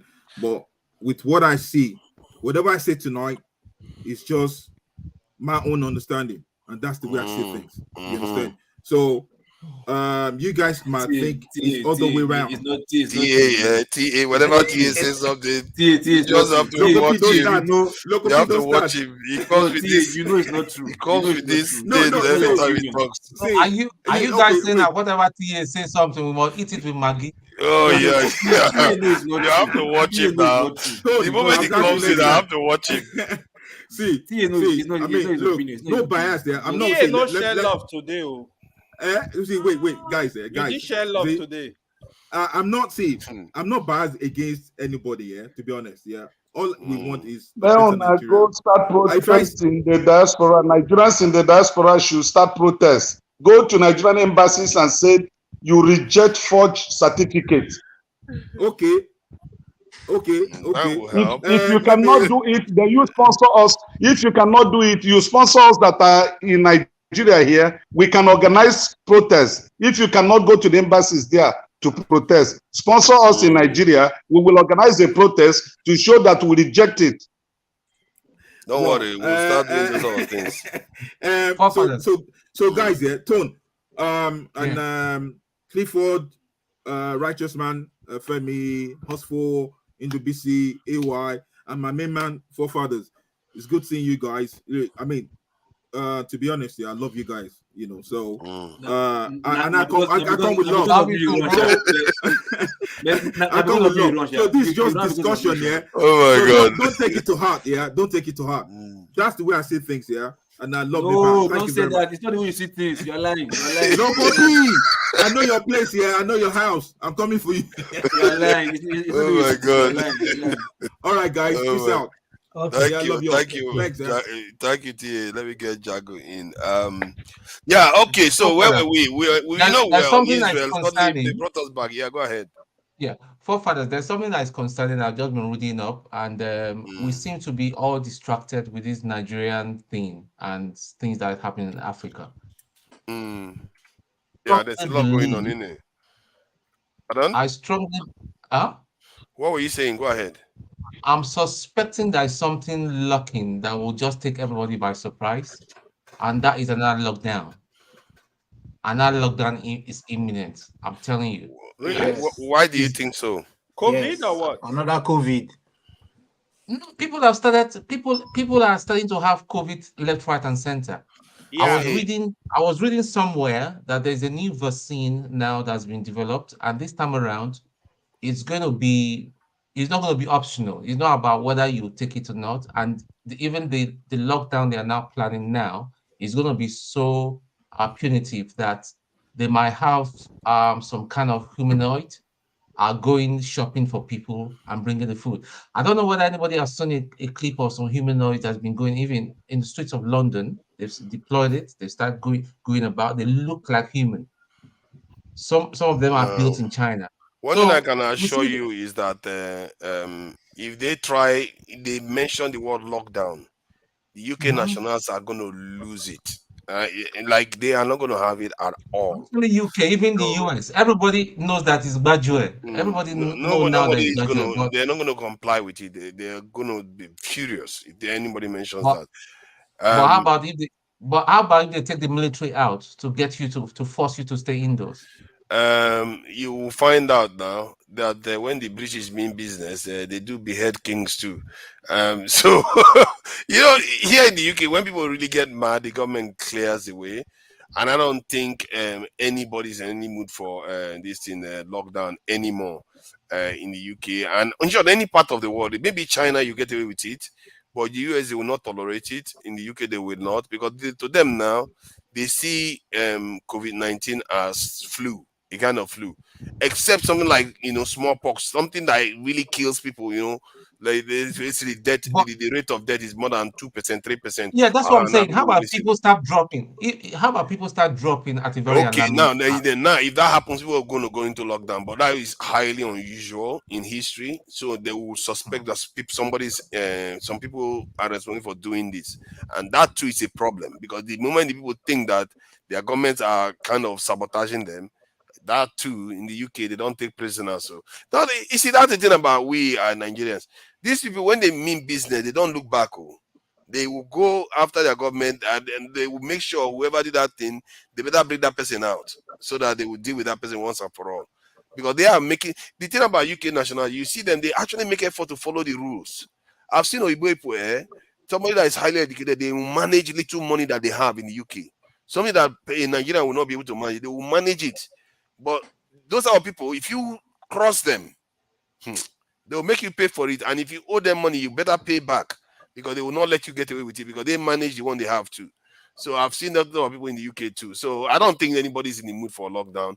But the one you should be more worried about, if you ask me, is this Israeli conflict that is going on right now.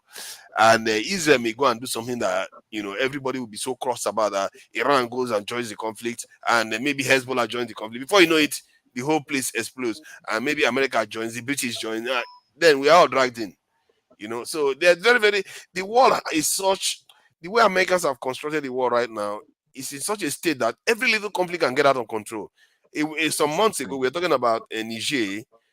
If Nigeria goes into the conflict, then this in Mali, this in Burkina Faso, and maybe even Algeria joins, then the French will join, Americans will join. Everywhere, there's always potential for things to get out of control. The same thing in Ukraine too. It's just the way these people have structured the world is it's anarchy everywhere. There's no order, and I'm not sure it's a bad thing, because Nigeria is not in any place to exist in a world where there is order right now, because we are so ill-equipped for it. They will just use us to settle their problems. All right, so look at the stuff that just happened this morning, and the Hamas decided that they are going to send 7,000 rockets into Israel, one of the most paranoid nations on earth, that they don't play with their security.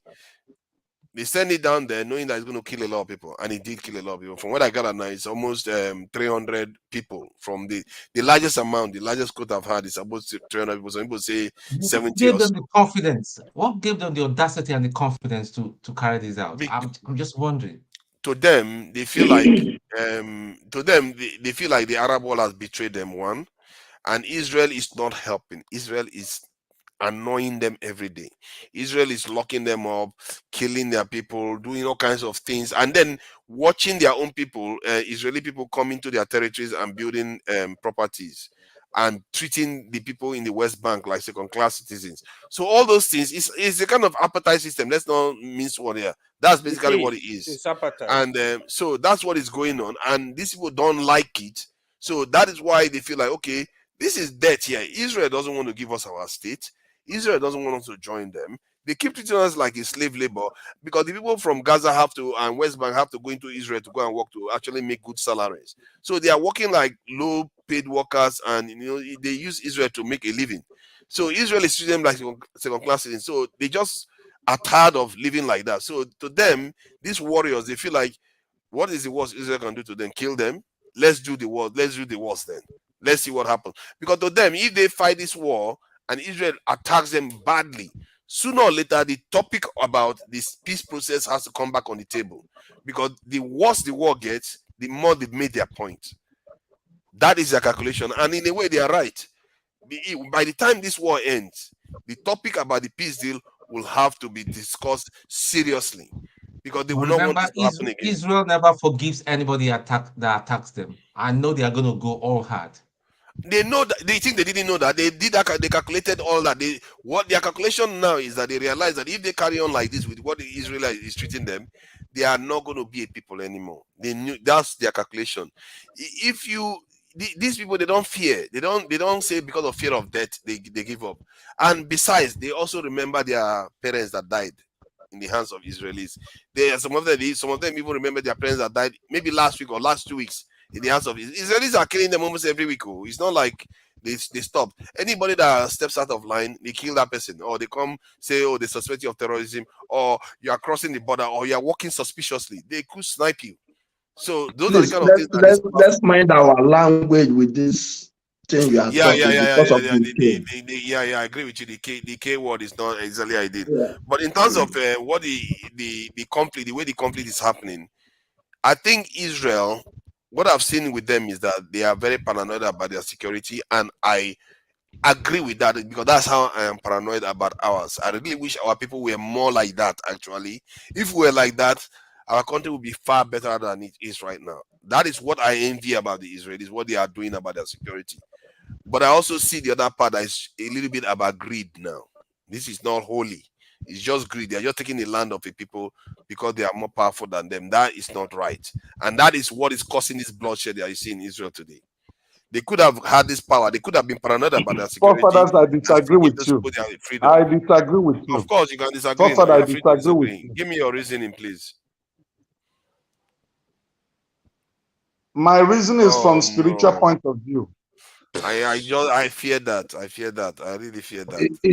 Is God righteous man? What's happening with you now? You are one of some of your opinions on many topics is so sound, but some like this stuff about P2B winning 65%, and now you are saying for religious reasons. What is going on? What's going on here? I don't want you. I don't want you.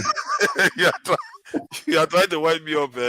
It's all good. It's all good because I'm getting confused. But on a very serious note, it is very difficult to see anyone that lives in Britain that supports Israel. Let for Britain alone, Arab world would have conquered Israel, if not US. That's just the truth. I don't know the information that you guys get in Britain that makes you people think the other way around.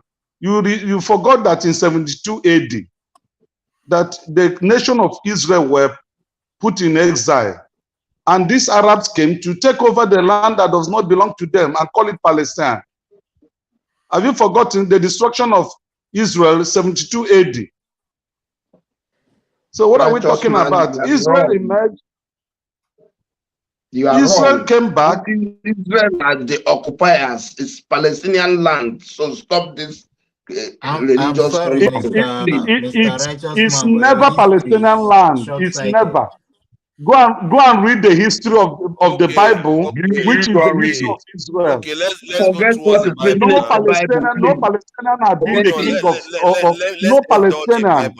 no Palestinian ever became the king in Jerusalem. It has always been Israelite. So why will you demarcate Jerusalem into two, then give the Palestinian one as their capital? It can't be done. It's never.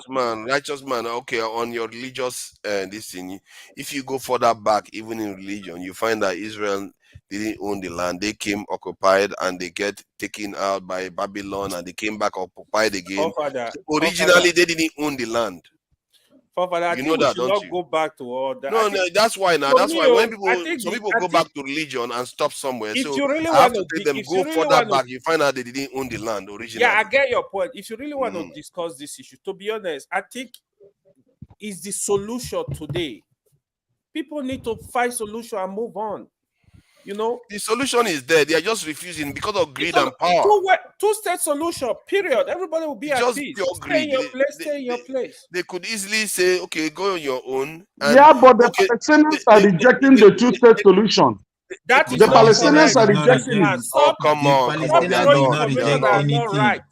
Believe in me, I follow that story. They are not rejecting it. Israelis don't want to give it to them because they feel like they have the power, they have the advantage. Why should they concede any ground? And you can argue that maybe that's true. Why should they concede? See, the truth is there's a level of greed there. They could have given them this in their independence and maybe tell them you are not allowed to have alliances with our enemies, like how Russians are making the Ukrainians. I think even I would support Israel on that because Israel is paranoid. You can do that. But to tell them not allow them to become independent, Jesus Christ, what is that? For how many decades now? Do you know they've been occupying this for over 50 years? It's too long. It's too long. Let them get on with their lives. Jonaba, I can see you there. And I think can I give a brief summary of what is happening? Any white South African, you Pardon? will be shocked how they will defend apartheid. You will be shocked. Yeah, that's true. If just try be free, I speak to them. You will be shocked how they will defend apartheid. I'm like, what? What is this? I've met these guys. You need to know oppression. Not all white South Africans. Yeah, not all of them. Some of them are against it too. Okay, thank you, Clifford. Yeah, it's normal. People have excuse for everything, every evil they want to do. That's true. I just feel bad for the Palestinians because they are in the middle of a global conflict, and they are in the middle. It's like they didn't ask for such a powerful country to be next door to them. They are dealing with a nuclear power now, and do you know how brave you have to be to do what they did today? That is madness. Coming after a nuclear power that is extremely paranoid, knowing full well these people are going to kill your women, your children, destroy your buildings, maybe even kill all of you on top of it. Oh my God, I keep using the K word. I'm sorry, Dr. Damage. You like fine. Yeah. I shouldn't have been doing that. That is ridiculous, man. So they knew all this was going to happen, and they still went ahead to do it. That is really, really some brave stuff there. But that is the essence of life. That if you do not do anything, nothing is going to happen. And when you are pressed between the rock and the hard place, what else is life to them when they have to live in the perpetual oppression? And now we want to be religious and want to sugarcoat it because we want to choose, because one life does not matter over the other for whatever the interest as a human being. But let us have open-minded on this issue. I am not saying that the unprovocative action, but then they have been living in this perpetual occupancy for the past 50 years. And let us be reminded and go and check for yourself. Every day, they kill them. Every single day. Every single day. Go do your own research on your own. So what are we talking about? Every life matters. And with that, let us treat others with the dignity the way we want to be treated. The notion that they cannot accept anything, any dialogue, that there should be a two-state, even the intermarried. It's about, when we talk about Nigeria issue, it's about the elite issue. They intermarry, they know themselves. They are all the same people, but somehow they do all of these things because it's about power and about and I cannot also say that I think Ran also have part in this issue. Ran also sponsored this Hamas. They do. So it's all about, and I think the intelligence is beyond what we know because of what is going on in Ukraine and Russia. And I think they think the interest is in one side. They want to take it to the other side. Oh, these people have power struggle and they use innocent people as a human shield for their own greedy and selfish interest and power struggle. Jonathan, would you say religion plays a role in this? Of course it does. Come again? Religion? Would you say religion is part of the problem in the Middle East? I don't think it's even religion. I think Israel, to be honest, when it comes to Jesus Christ, Palestinians respect him more than the Israel. Well, if you want, exactly.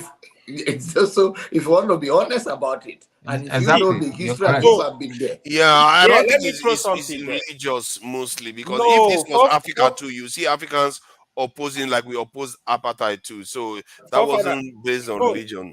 You see, I will tell you, like when things happen, right? It's just like I used to tell people, like if Ukraine, you're a Muslim or Christian, then the other side and the other religion. People would have been discussing religion in Ukraine and Russia. What is going on? It's not actually religion. People, even like you see, like some Christian in Africa, for example, in Nigeria, try to play religious card, it should not have that face. Because first of all, even the Jewish, the Muslim in Israel, they are more than the Christian population in Israel. Go and confirm. The other thing is, Israel they don't even know if Christianity exists. This is the truth. I mean, they know it exists, but they know it exists. They don't have that belief. They don't even see Jesus as a prophet of God, talk less of God. You mean they Jews? See Jesus are just an ordinary person. This is the Jews truth. are the ones that see it like that. Yeah, that's their belief. Muslims you as a Muslim say that. You know, no, whenever this guy wants to start going that see, kind of angle, See. In Islam, family living in law. Ask him. You can't even say it's not negotiable. You can't even say it's not a bad religion. Are you saying Christians should not? Are you saying Christians should not love the Muslim because Muslims acknowledge Jesus Christ? No. There are things you get it wrong here. First of all, Jesus himself, was he a Christian? No, Jesus did not bring Christianity. Jesus did not preach Christianity. So you need to understand. Actually, Jesus preached Christianity. He just twisted it again now. He did not. He did not. Why are you stopping him? I'm asking him now. No, it doesn't make sense. I mean, he's saying it. Come on, man. I'm allowed. No, that's the truth. No, it's not that you're not allowed. It's not that you're not allowed. But when somebody is speaking on a premise to say Christ did not bring Christianity, I think, for most people who are sensible, know that to be the truth. It's the truth. Well, how is that the truth? Tell me. Christianity as a term. What are you saying? When Christ literally said, Christ didn't bring Judaism. Listen. Christianity came after the death of Christ. Period. But then who brought it? What do you mean who brought it? It was used. The word Christianity. They're Christ followers. No, I really want to say something. I really want to say something. All this back and forth ain't bringing us anywhere. You see. Okay. Jaguar, I don't know why you are using such combative language. You are just being combative. There's no point to be. There's no real reason. I was having a more jovial conversation with AY. I'm not being combative. Language. I'm not being combative. It's Christ-like. That's Christianity. No, that's not Christianity. You need to go back to the. Can I just come in and say something without unfortunate crashing? Go on, Jago. You see, it's important for us to know what we're talking about. When we get into all these complications, it just says we don't know what we're talking about, but we're still talking, which is a great shame, because it's ignorant. It's called ignorance. I don't want to be combative, but when somebody is saying to you that Christ didn't bring Christianity, it's a fact. It's not him. Christianity was used as a derogative term in its first utterances. It was all derogative. It was to put those people down. That's why they call them Christians. Christians isn't a term of how we see it today. But again, because white people have said certain things, black stupid people will take them on board, unfortunately, which is what I see on a regular and daily basis. I'm not being combative. I want us to lie on the premise of reality. Those people who are calling themselves pastors or Christians on this platform, I'm a bit ashamed of the way you've spoken, because you haven't spoken to anything. You haven't spoken to any truths. If you read that book called the Bible, you would know that there is no peace. The moment that peace is spoken in Israel, and it's going to be spoken, that's the beginning of war. That's the beginning of Third World War. So I don't know why those who are saying that they're pastors are being so, I don't know, sheepish and balancing on a tightrope instead of saying what they believe, if they believe. Because if you don't believe and you're calling yourself a Christian, then you're a charlatan. You're not a believer. These things are in the Bible. They're there. So I don't know what all this kerfuffle is about. I'm just listening. I'm thinking, look at these people crashing into each other like they can't see themselves. It's ridiculous. When peace is said in Israel, that is the beginning of the 7-year tribulations. The pastor should be able to say these things and should be able to speak more to these things and to put people on a premise of understanding, because these things, time is of the essence. So whilst we're speaking about Nigeria going on, as an individual like myself, I don't have Nigeria as separate from anywhere in the world. It's very much included in the world. And whilst we're there lazily doing nothing and going round and round and crashing into ourselves, being bumbling fools, which is what we are, you know, sometimes we speak from a premise like we don't know, or we believe that there's something justified in what Nigeria is. There's nothing justifiable about what Nigeria is. Nothing at all. So when I listen to you lot people speak, I'm thinking, look at this brilliant Nigerian speaking bullshit. I'm sorry, I have to put it in that. I don't want to feel combative. Yeah, can I ask you some questions then so that we can get somewhere? This is not going to be combative in any way. Just trying to get to the facts of the situation. So, did Christ, when he came in, ask his disciples to practice something that is not part of the Jewish religion? What Did he Christ ask them came to do anything to do? Did he ask them to do in terms of anything my understanding outside that? Okay, in terms of my understanding, Christ initially came for his people, the Jews. That's what he came. I don't know the humanity of Christ that allowed him to bring his purpose out to the whole world, and that's what we take it to be today. That the whole world is privy to salvation, and in this salvation, it is the tenets of Judaism in real terms that's going to bring them there. Christianity is after the death of Christ, you know, his disciples and those who were sent out to preach to the whole world, they then brought, you know, had this banner of Christianity, and it spread like that. That's how the Christianity in itself spread. But realistically, with the three Abrahamic religions as we have it, Judaism, Christianity, and Islam, the central thing is about Christ and who Christ is among the three Abrahamic religions, how they take him. The Jews don't believe he's come. The Christians believe he's here and he's coming back. The Islam believe he had come and believe he's coming back, but they do not see him as God. It's as clear as that. So within this, I think every observer should be able to understand that Christ is central to what's going on, especially within the Abrahamic religions.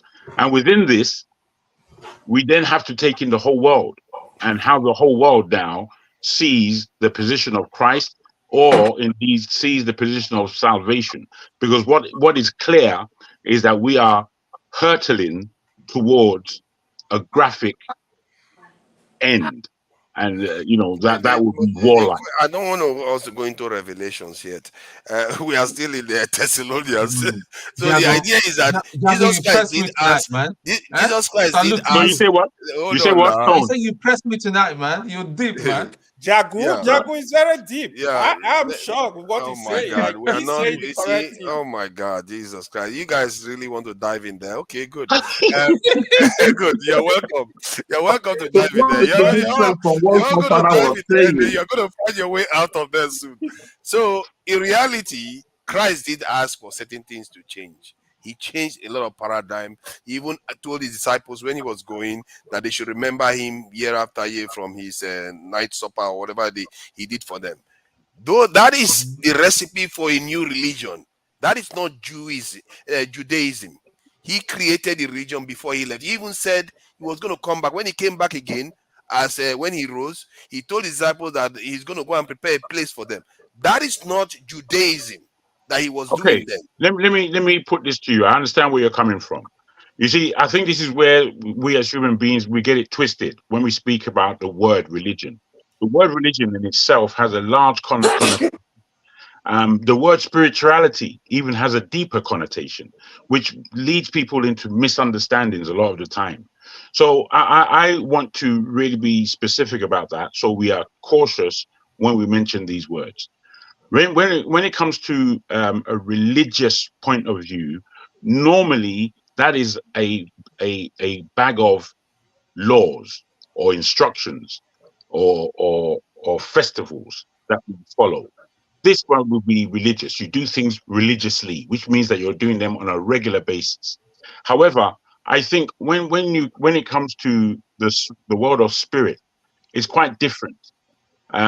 Which is where we have to really lend our understanding to the other. And the other is outside of our physical realm.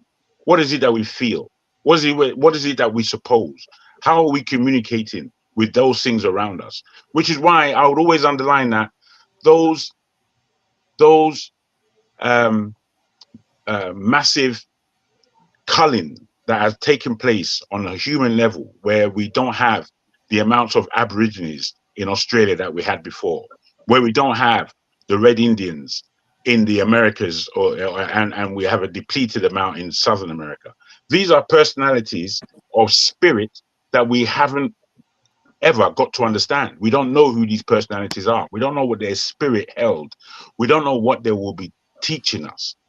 We've just left it, which is why a country like Nigeria, that everybody has rightly says, is a country that lacks apathy, lacks understanding, lacks goodwill. It's not that we don't have these things, but we don't see it.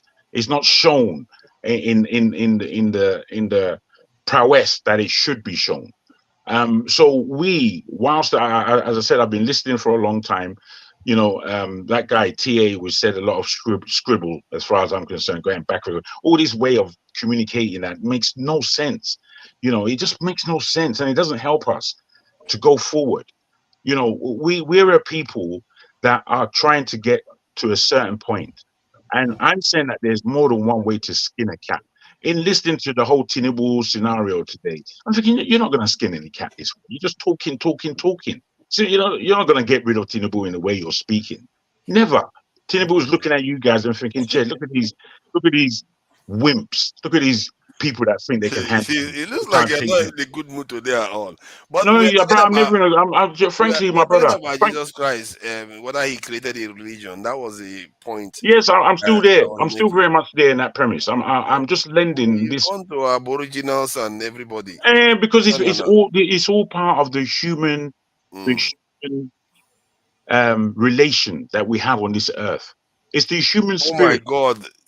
Yes, Loco now. is rising. He's Loco, what are you up to now? Are you trying to rise? what kind of effect are you The creating there? anointing just came upon me right now. The anointing came upon me.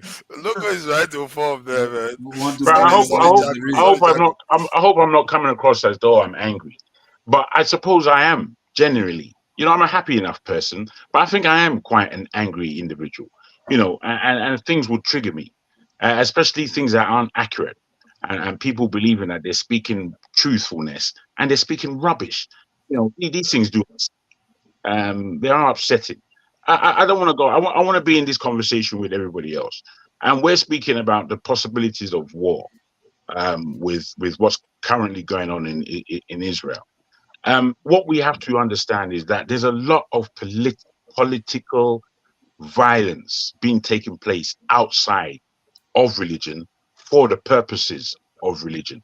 Again, a man like John Haber, who I want to respect, because of his understanding of the book. I'm sure it's deeper than mine, but I try my best to understand it as best as possible. What I understand are two fundamental things, which may be quite controversial. One being that Islam, in terms of the Quran, is a book that was actually written by the Catholics, and the Catholics and Islam are actually closer to each other than they are to anybody who would want to call themselves Christian or Hebrew. So, you know, these complexities don't seem to hit our religious entities in Nigeria. They don't seem to really hit them. You know, if you look at Nigerian religion when it's spoken about from a Christian point of view, it just seems like this archaic, I don't know, monstrous viewpoint that is overarching but doing nothing. We have this sort of, when God told us this and told us that, and we've got this big overarching thing, but it does nothing. It has no power. It only has power to oppress, much like the state that they exist in themselves. So I always feel that, you see, this whole religious thing that we speak about, the religious people who speak from a religious point of view, I'm afraid you guys are charlatans. You're not speaking to the truth. You're not speaking to God. You're not speaking to the people. Largely, you're just speaking to yourself and to see what manipulations can take place from your speeches. That's the way I see it. Yes, sir. I'll leave it there. Okay, anybody, Jonaba, you have to resign, and AY, and all these people that talk about religion so much. Forefather, I don't really want to discuss issue of religion, but I was just having a discussion, pointing out something, right? Jesus Christ followers, when he was alive, was the set where it was considered as a set of Judaism, not Christians. So it's what Jago is saying is very right. They got the name Christianity. It's after Jesus left, then his people were preaching in Antioch, where the people were calling them Christ-like. That's where the name Christianity started. So it's not like but technically one can say Muslim was a sect of Judaism or Christianity, because that is where they you can exactly say that. So then one is qualified to say, just as Islam is its own religion, that's how religion came from. This in Christianity came from Christ, because he actually created delineation between itself and that of the Judaism. So if I want to go deep on this topic, right? So in Islam, it's a bit different, but you can't rule out Judaism, Christianity, Islam. They are very connected, just like what Jago said. If you really want to understand the religion, the three of them, you put in the book, put in the work and study, you understand they are just like Christianity, the real scripture and Quran, if you put it on the ground, is slight difference you're gonna see. They are not much. Like the issue we know that it's the same case with the Egyptian and the Sumerian text too. Let me put so it's not only them. No, I just want you to be clear that it's not only those three. They also got it from the Sumerian and the Egyptian text too. So, but you guys don't always say that. You just say it's only the three of them, because you want to group it along. Oh, is this a Semitic group that has I think, so let's not I start think I will choose Paul religion from even though he say he grew up in Lagos, I would choose his religion. I'm sorry. I'm trying to. Okay, go ahead. I'm sorry, my brother. Paul religious, because Paul is a living testimony of what Christianity is all about. Yeah, so that's another perspective, right? I mean, to be honest, just like what Jago said, is the people, the leaders of this religion today, the that are using, they just use it for their personal gain. They don't want to tell us the truth. They want to tell us, but they don't know the truth. What you don't they know. They know. No, they don't. They know. No, they don't. They know the manipulative aspect of it, which means they use it for the level of their knowledge. It's where he reached, is for the manipulations. But when you go deep and deeper, even we are losing it. Even you right now. What is the excess? What was your God before the coming of the other gods? So, yeah, what I'm saying, they know, for example, there is no religion that telling you, let's say, for example, Islam is telling you hate Christian, hate Jews. Christian telling you hate Muslim. The manipulation is even more than hate. We are not even talking about, we are talking about a cleric or imam taking advantage of a fellow Muslim, and we are talking about a Christian or a bishop taking advantage, or pastor taking advantage of their followers. So we are not even talking about two entity or hate each other. We are talking about taking advantage or manipulating, and I'm telling you, they are not deep enough, because anything you do that the history today we'll remember Hitler, right? We'll talk about Hitler, but it's not any human being want to be associated with the name Hitler because what he represents. So as history unfolds in years to come, some of these manipulators that you are seeing today, who are called this and that, will be distant, because the knowledge will be widespread that what they are doing what they did was not right. And once you know that, you will distance yourself, even if it is your father that was collecting offering on behalf of Jesus, and that said, like, no, Jesus will not forgive you. They did not die on the cross in the first place. It's Jesus that died, right? And there's no human being that's supposed to come in between you and your own God if you are aware of yourself. So, like, you have your own father, you have a different relationship from any other person. I have 3 kids. My relationship, they are all my children. I have a different relationship with them, and I love them equally based on their relationship with me. So why can't we approach our God? And now we're talking about spirituality, like Jacob was saying. Spirituality is, religion is what you do religiously.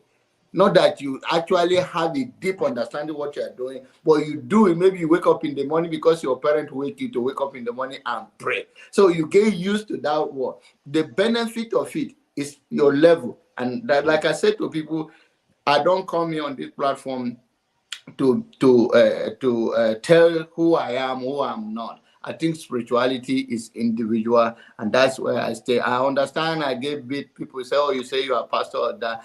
Maybe the reason why I don't take case with them is that where I am now, where they are now, I was there yesterday. I'm not there today, so I don't have to have a talk with them. I know where they are.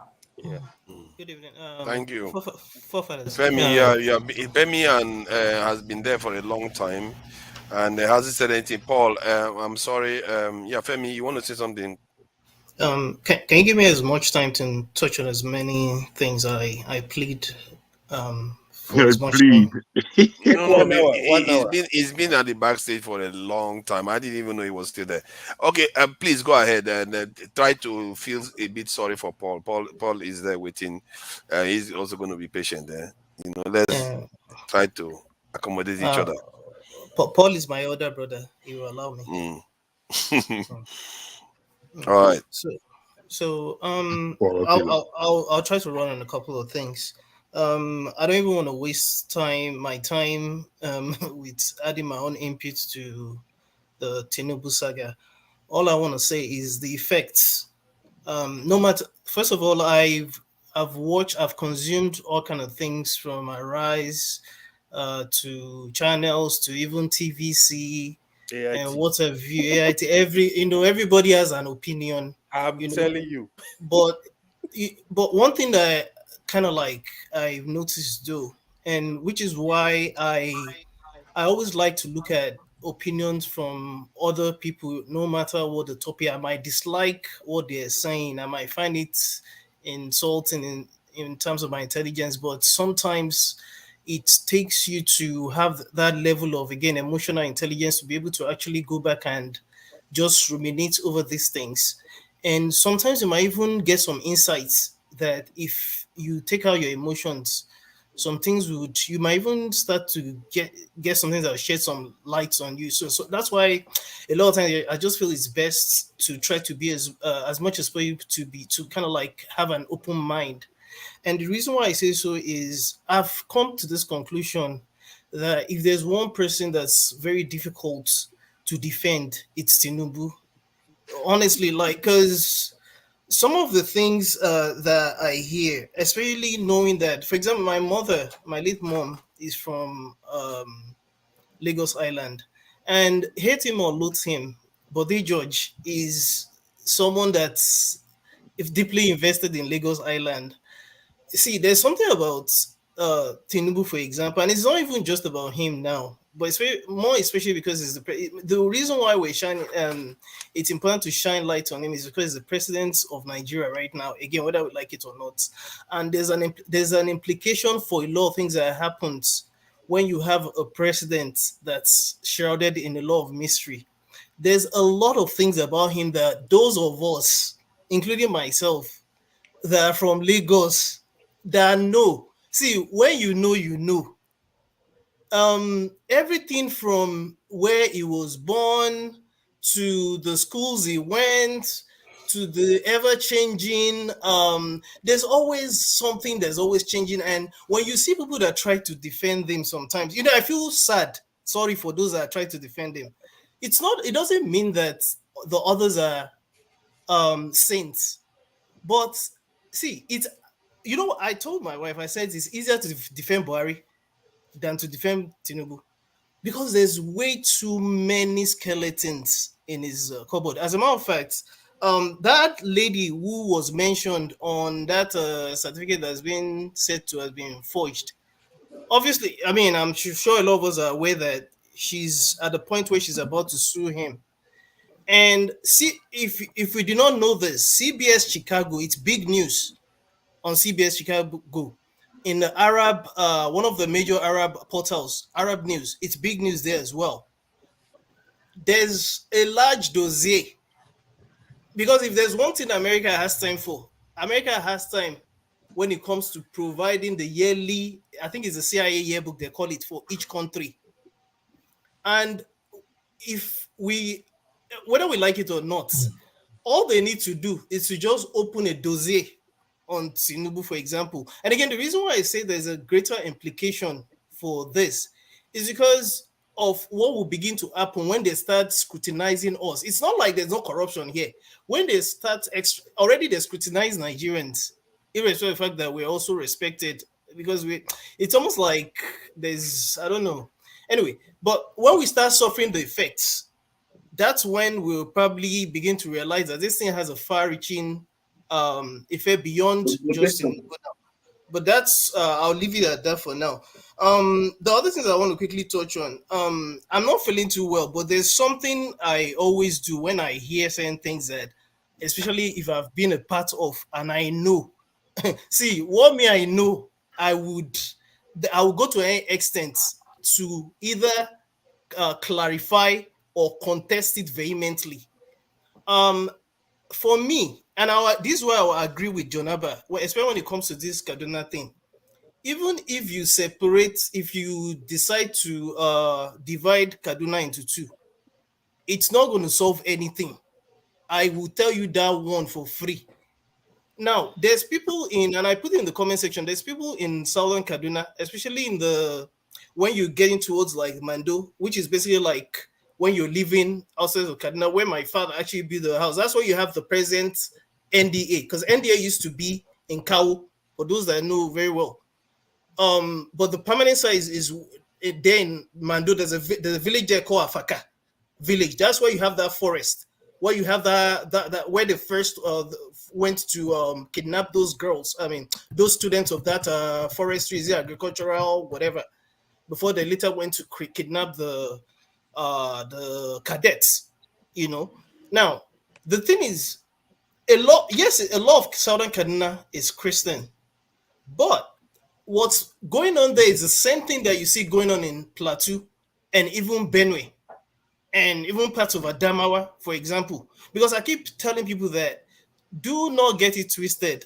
The Fulanis have a very wide expanse that they're one of the largest groups, and their origin starts from Futajalon. For those of us that remember history in Senegal, Senegambia, all the way down to Burkina Faso, northern parts, especially of Cote d'Ivoire, Ghana, Togo, if you will, Benin Republic, and of course Chad, Cameroon, Central African Republic, Mali, Niger. So and they've always been known to be mostly a nomadic group. Yes, you also have city Fulanis they're called as well.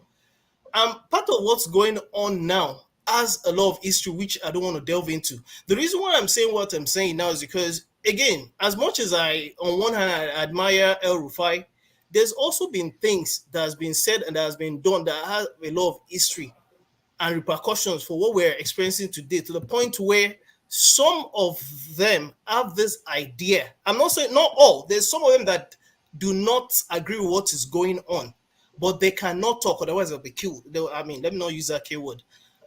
What's going on has something to do with trying to take over the land. A lot of this thing has to do with land. Part of it has to do with religion. And part of it also has to do with the way Nigeria is. And that's why, again, when I put in the comment section, a lot of what you're seeing in Southern Kaduna especially tells you the story of Nigeria. There's a lot of unfairness in Nigeria, in Kaduna, wherever as a whole. So I'll leave it at that. Now, to the Israel thing, I read a book, and that one I put in our private chat as well.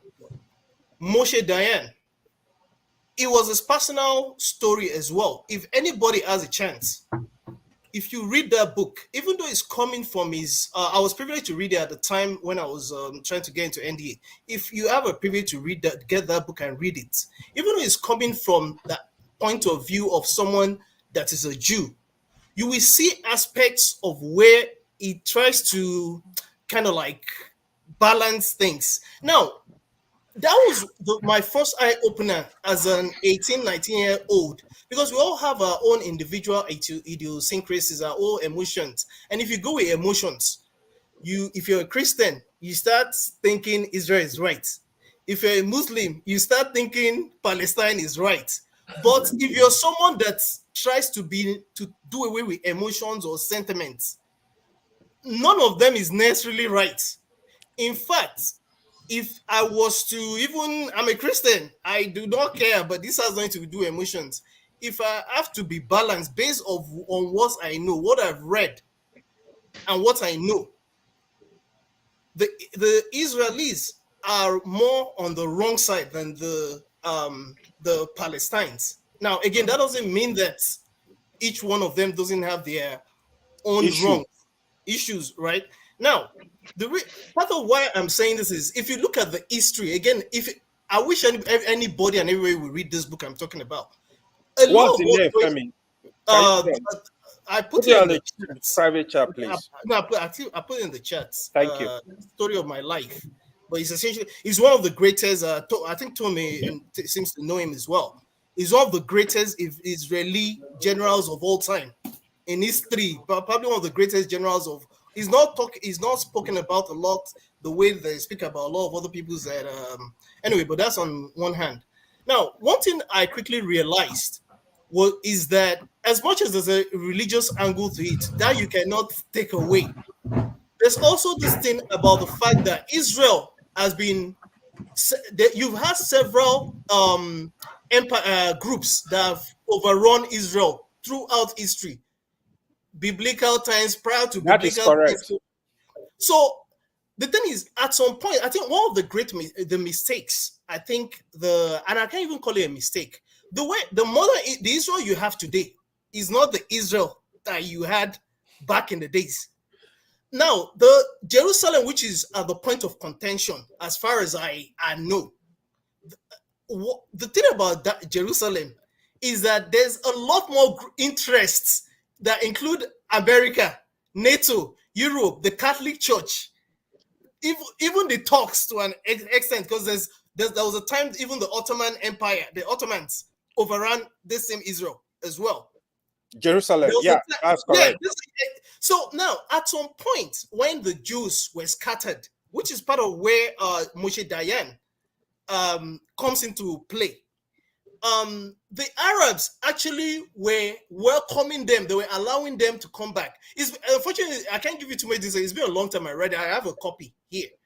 There was a time they were allowing them to come back because of the persecutions they were facing in Germany and even Israel to a very large extent as well. Russia. Same Russia. Now, and parts of Europe as well. Now, he even attests to the fact that, and I can attest to that fact because I lived in New York City. I don't know if a lot of people are aware that most Jews actually live in New York City. Just New York City. Not even Israel. That's on one hand. And to what AY said, I think I've heard that before, that there's a lot more Arabs, even in Israel, than Jews. Again, there's a lot of politics, as much as religion, that's surrounding Israel. This thing is not just about a lot of politics. It's an international thing that's going on, Yep. So, but that's all I'm going to say about that. Then to the person that said something about Obama's certificate and was trying to compare it with Tinubu's case, I think it was TA. I wish he was still here. That it can never be farther from the truth. There is no comparison at all.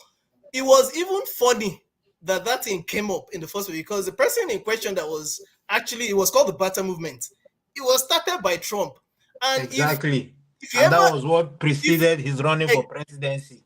If you are ever going to, do not ever make a mistake. Trump is just a showman. Trump. Don't ever reference Trump. I like Trump because he gives me these comedy vibes. Not to say that he doesn't say some things that are true. I'll be honest. There's things that he says that are true too. Because America is one kind. Sometimes if you try to play their politics with them, you come to find out that even the Democrats have their own way. See, politics is politics is the same, bro. It's the same.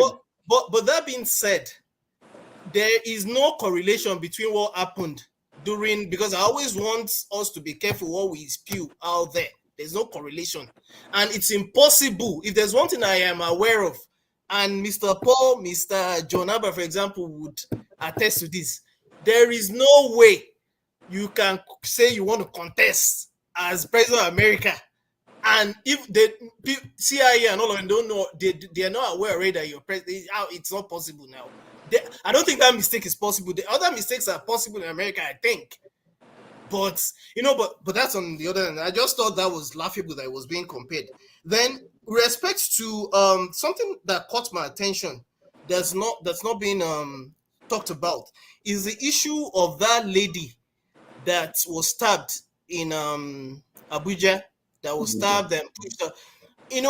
Again, this is one of the reasons why sometimes I don't have a problem with anybody that wants to leave Nigeria. I have no problem with that, because in the aftermath of this thing, look at the way this case has dragged, and we can guarantee ourselves right here now that there will be, before you know it, it will be on to the next. We will not hear anything about this again. That's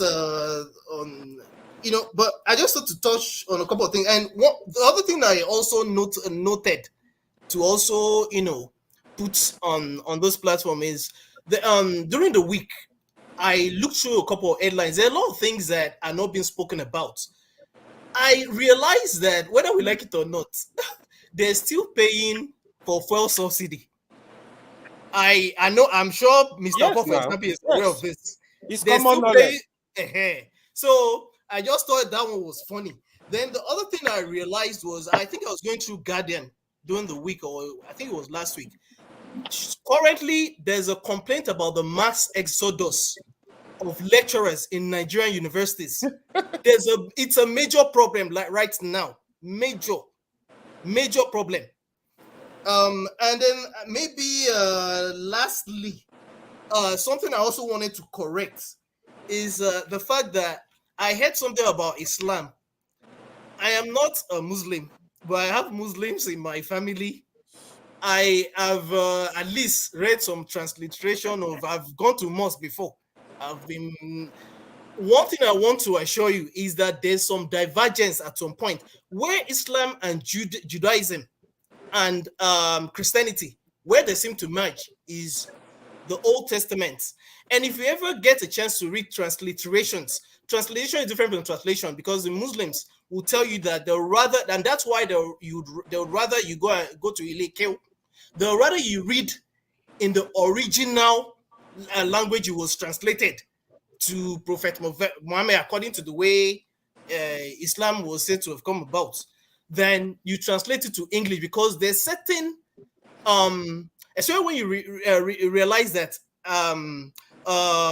the Arab language Arabic. and the Hebrew, they come from a common origin, which is Amharic. They belong to the same family of them. Now they're the most complete. I don't know if anybody has heard of this before. They're the most complete. They have the most complete alphabet in the world. The Greek language, where part of where things were translated to English, it's not complete. For example, I think it is Y or J or something. They don't have a letter. By what standard is it complete? Sorry. Well, it's not by my standard, but if you listen to people that deal with, I don't know if it's etymology.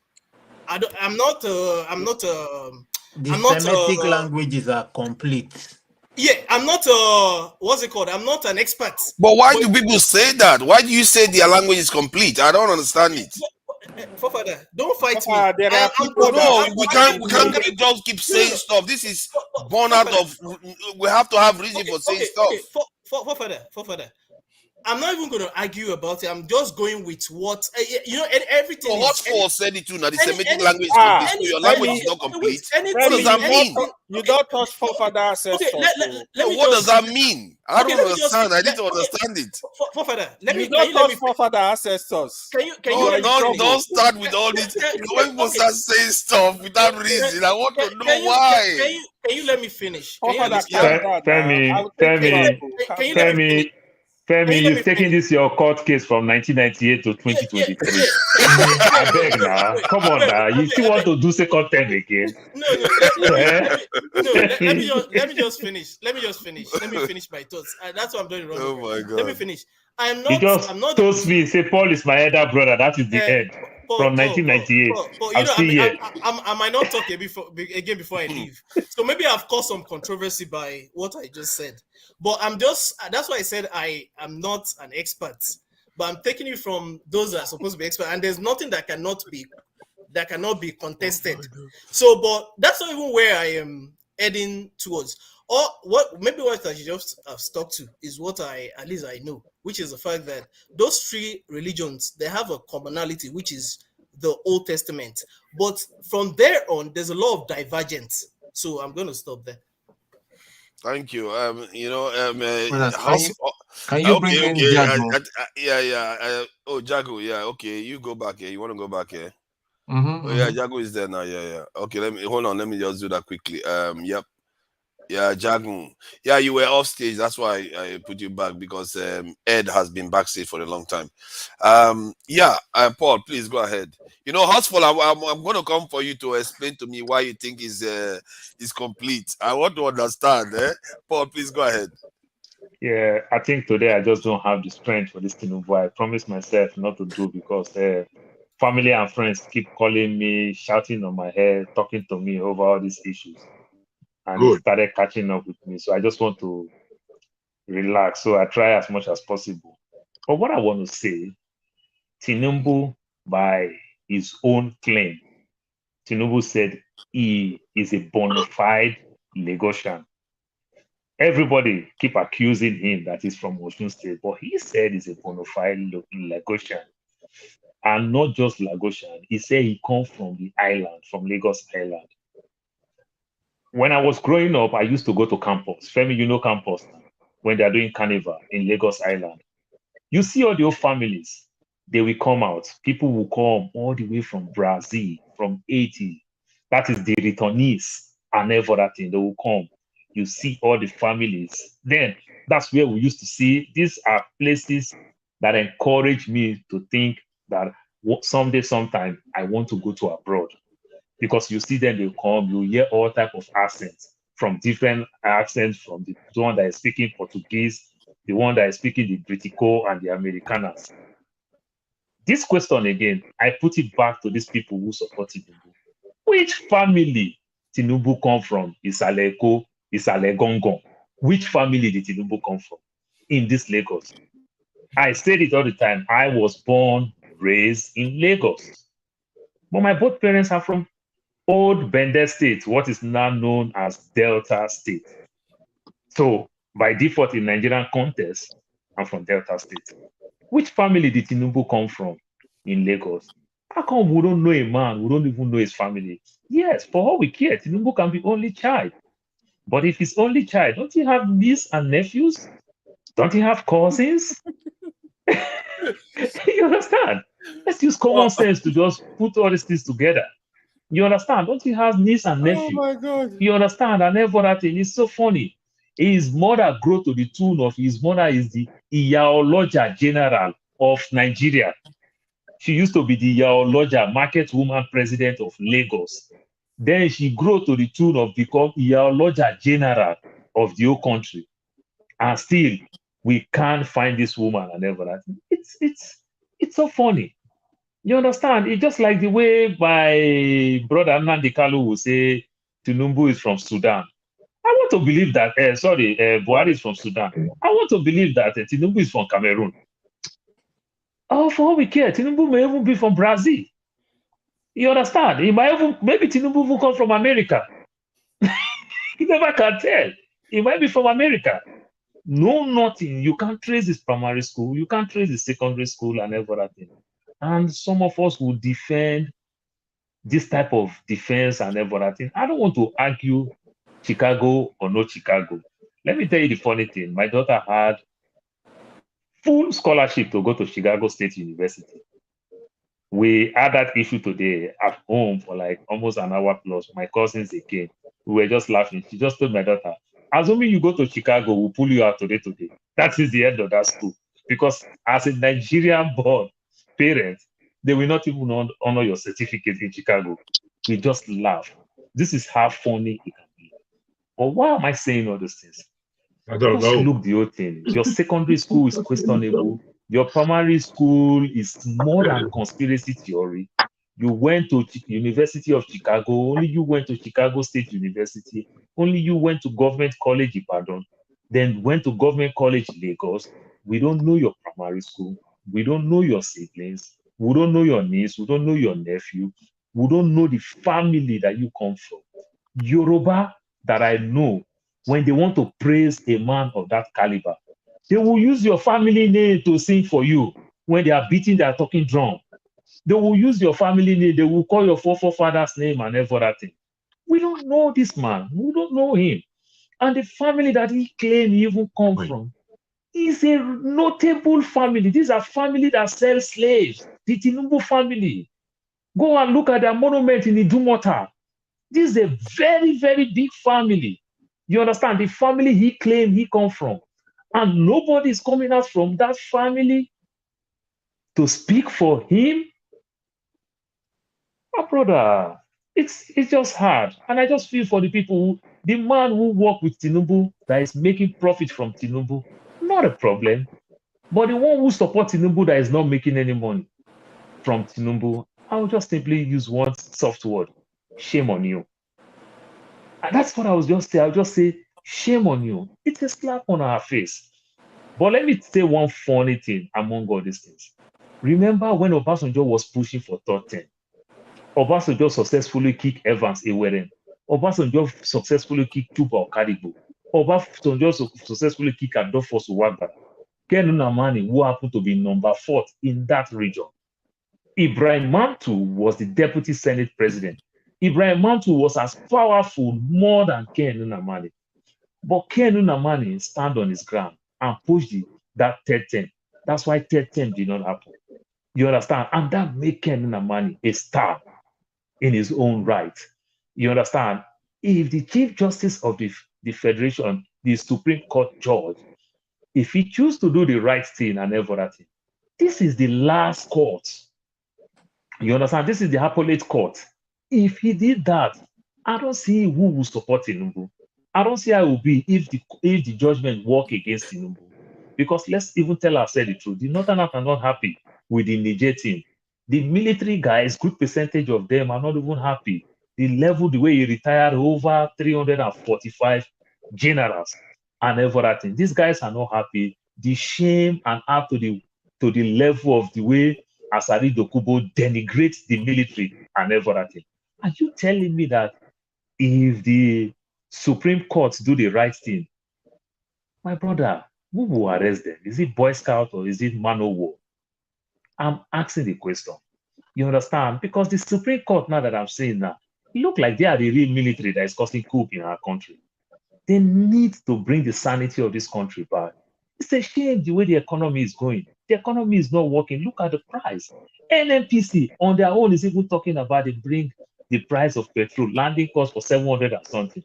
But petrol is still selling for 617 naira. You understand? I just get tired with the way the country is going. You understand? For all we care, I might bring all my family here, but Nigeria is still affecting me. It's still affecting me. We talk about this country every day. We still have siblings there. We still have families there. We don't even think of doing business there. We don't even think of retiring there. It's a shame. You understand? And look, 3 weeks ago, I was in the UK. I traveled to the UK. It's been a while that I traveled to the UK. But when I get to the UK, what I felt when I get to Manchester, man, it was lovely. The way we go to Walmart, Femi, you know the way you go to grocery store, you do self-checkout. you self-check yourself out. This is how I self-check myself in the United Kingdom. I did not see anybody called border patrol, homeland security, or immigration, whichever English we want to call it. I just put my passport on the scan. Boom, the door opened. That is welcome to UK. I just went straight to go pick my bag. I'm in the UK. Do you know why that can happen? Because I carry a blue passport. I've flown Virgin Atlantic. I am the only black man in that aircraft. But when I get to immigration check, because I carry an American passport, I still see people who even look me inside the aircraft like, what is this one doing here?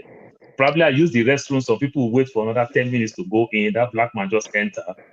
But they are standing waiting to go defend their passport with immigration. I just self-check in myself. You understand? Just imagine if I had carried a Nigerian passport. I go begin pray the prayer. Me, we don't cause pastor tire. I go begin call pastor back. Say, pastor pray, oh. Pastor pray, oh. But brother, we need to fix our country so that we can enjoy this type of thing. I carry a passport that passport is not me. Yes, I earned the passport, but that passport is not the real me. But the passport gives me it just gives me what I just felt. God, when will Nigerian passport be this strong, where I can come into this place and just self-checking myself without seeing any human being? I'm in a country. Even in the US, if I fly local flights, I will still pass through TSA. They will still check my ID. But I went to the UK without seeing any human being, and I'm in there. We need to fix our country. So when people think just this microwave, let me just defend my tribe, or let me just defend my party man, or let me just defend this man because we work together, or let me just defend this man because my uncle is working in his government. Let us look the big picture. The big picture, this is not right. We agree. Tinubu went to Chicago State University. But what secondary school did he went to get admission to Chicago State? It was my classmate. What primary school did Tinubu went to? Back for years. Let's ask ourselves this question. You know, it's funny. We all have seen people who went to school in the US here, in abroad, everywhere in Nigeria. We've seen people who went to school that didn't graduate. Some people stay in school for 9 years. For example, look at AY, the comedian. He said he's in the university for 9 years. He's in the university for 9 years. You understand? So these are all the things. So you might be there. Then you carry a social security that does not really. Let's go. If we want to subpoena that social security, are you telling me that his mother's name will come out as Abiba Mogaji Tinubu? Are you telling me that? Let's tell ourselves the truth. Let's sanitize our country. We see it with Salisi Buhari. We see it with Ade Oshun. We see it with Mesioma. Why can't we see it with Tinubu? And if we don't see it with Tinubu, we are also creating another bad precedent. This is my take. Thank you. Please, can I quickly follow up on that, please? Yeah. Go ahead. You've been backstage for a long time. You know, so you be headmaster for this America among the Nigerian community. You go good maybe soon that you start the subpoena of SSA about Tinubu's social security information. You know, because I mean, you get that level. I'll try to tell you. But I haven't said that. See, things are happening in Nigeria. Things are happening in real time. Tinubu's Wikipedia page now. What's his name again? Bola Ahmed Adekunle Tinubu. Just check Wikipedia. Oh God. Who did that? Who went and did that? What? Which naughty person went and did that? I'm telling you for real. They are the ones cleaning house. So Nigeria, they be comedians now. Just know that things Oh are no, man! Who did this, man? Let me see. They put it at the So people are just having fun now, man. I think didn't we need to make a statement about it, man? This guy just carry on like this. Look at that, man. So some guys are just having fun now. It's like, what is this? What is that? Where did he say it was Adekule now? They just put Adekule there. because that's the name on the NYC certificate is submitted. So they are just trying to reconcile things. And, oh my God, man! I don't. As in, it's too. I don't know how to describe it. For me, don't you think where you can fault Tinubu strongly? Because if you go back to the 70s, you can argue that Nigerians were messing about with documents all over the place, traveling and helter skelter. For me is the fact that now he's still trying to block it.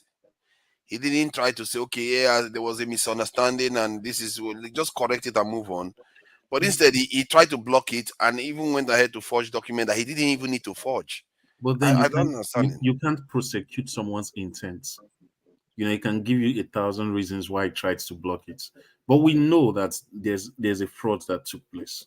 We know that it's not who he says he is. But then again, at the end of the day, we're a country of laws, and the laws do not Can he help give us. 1,000 reasons though?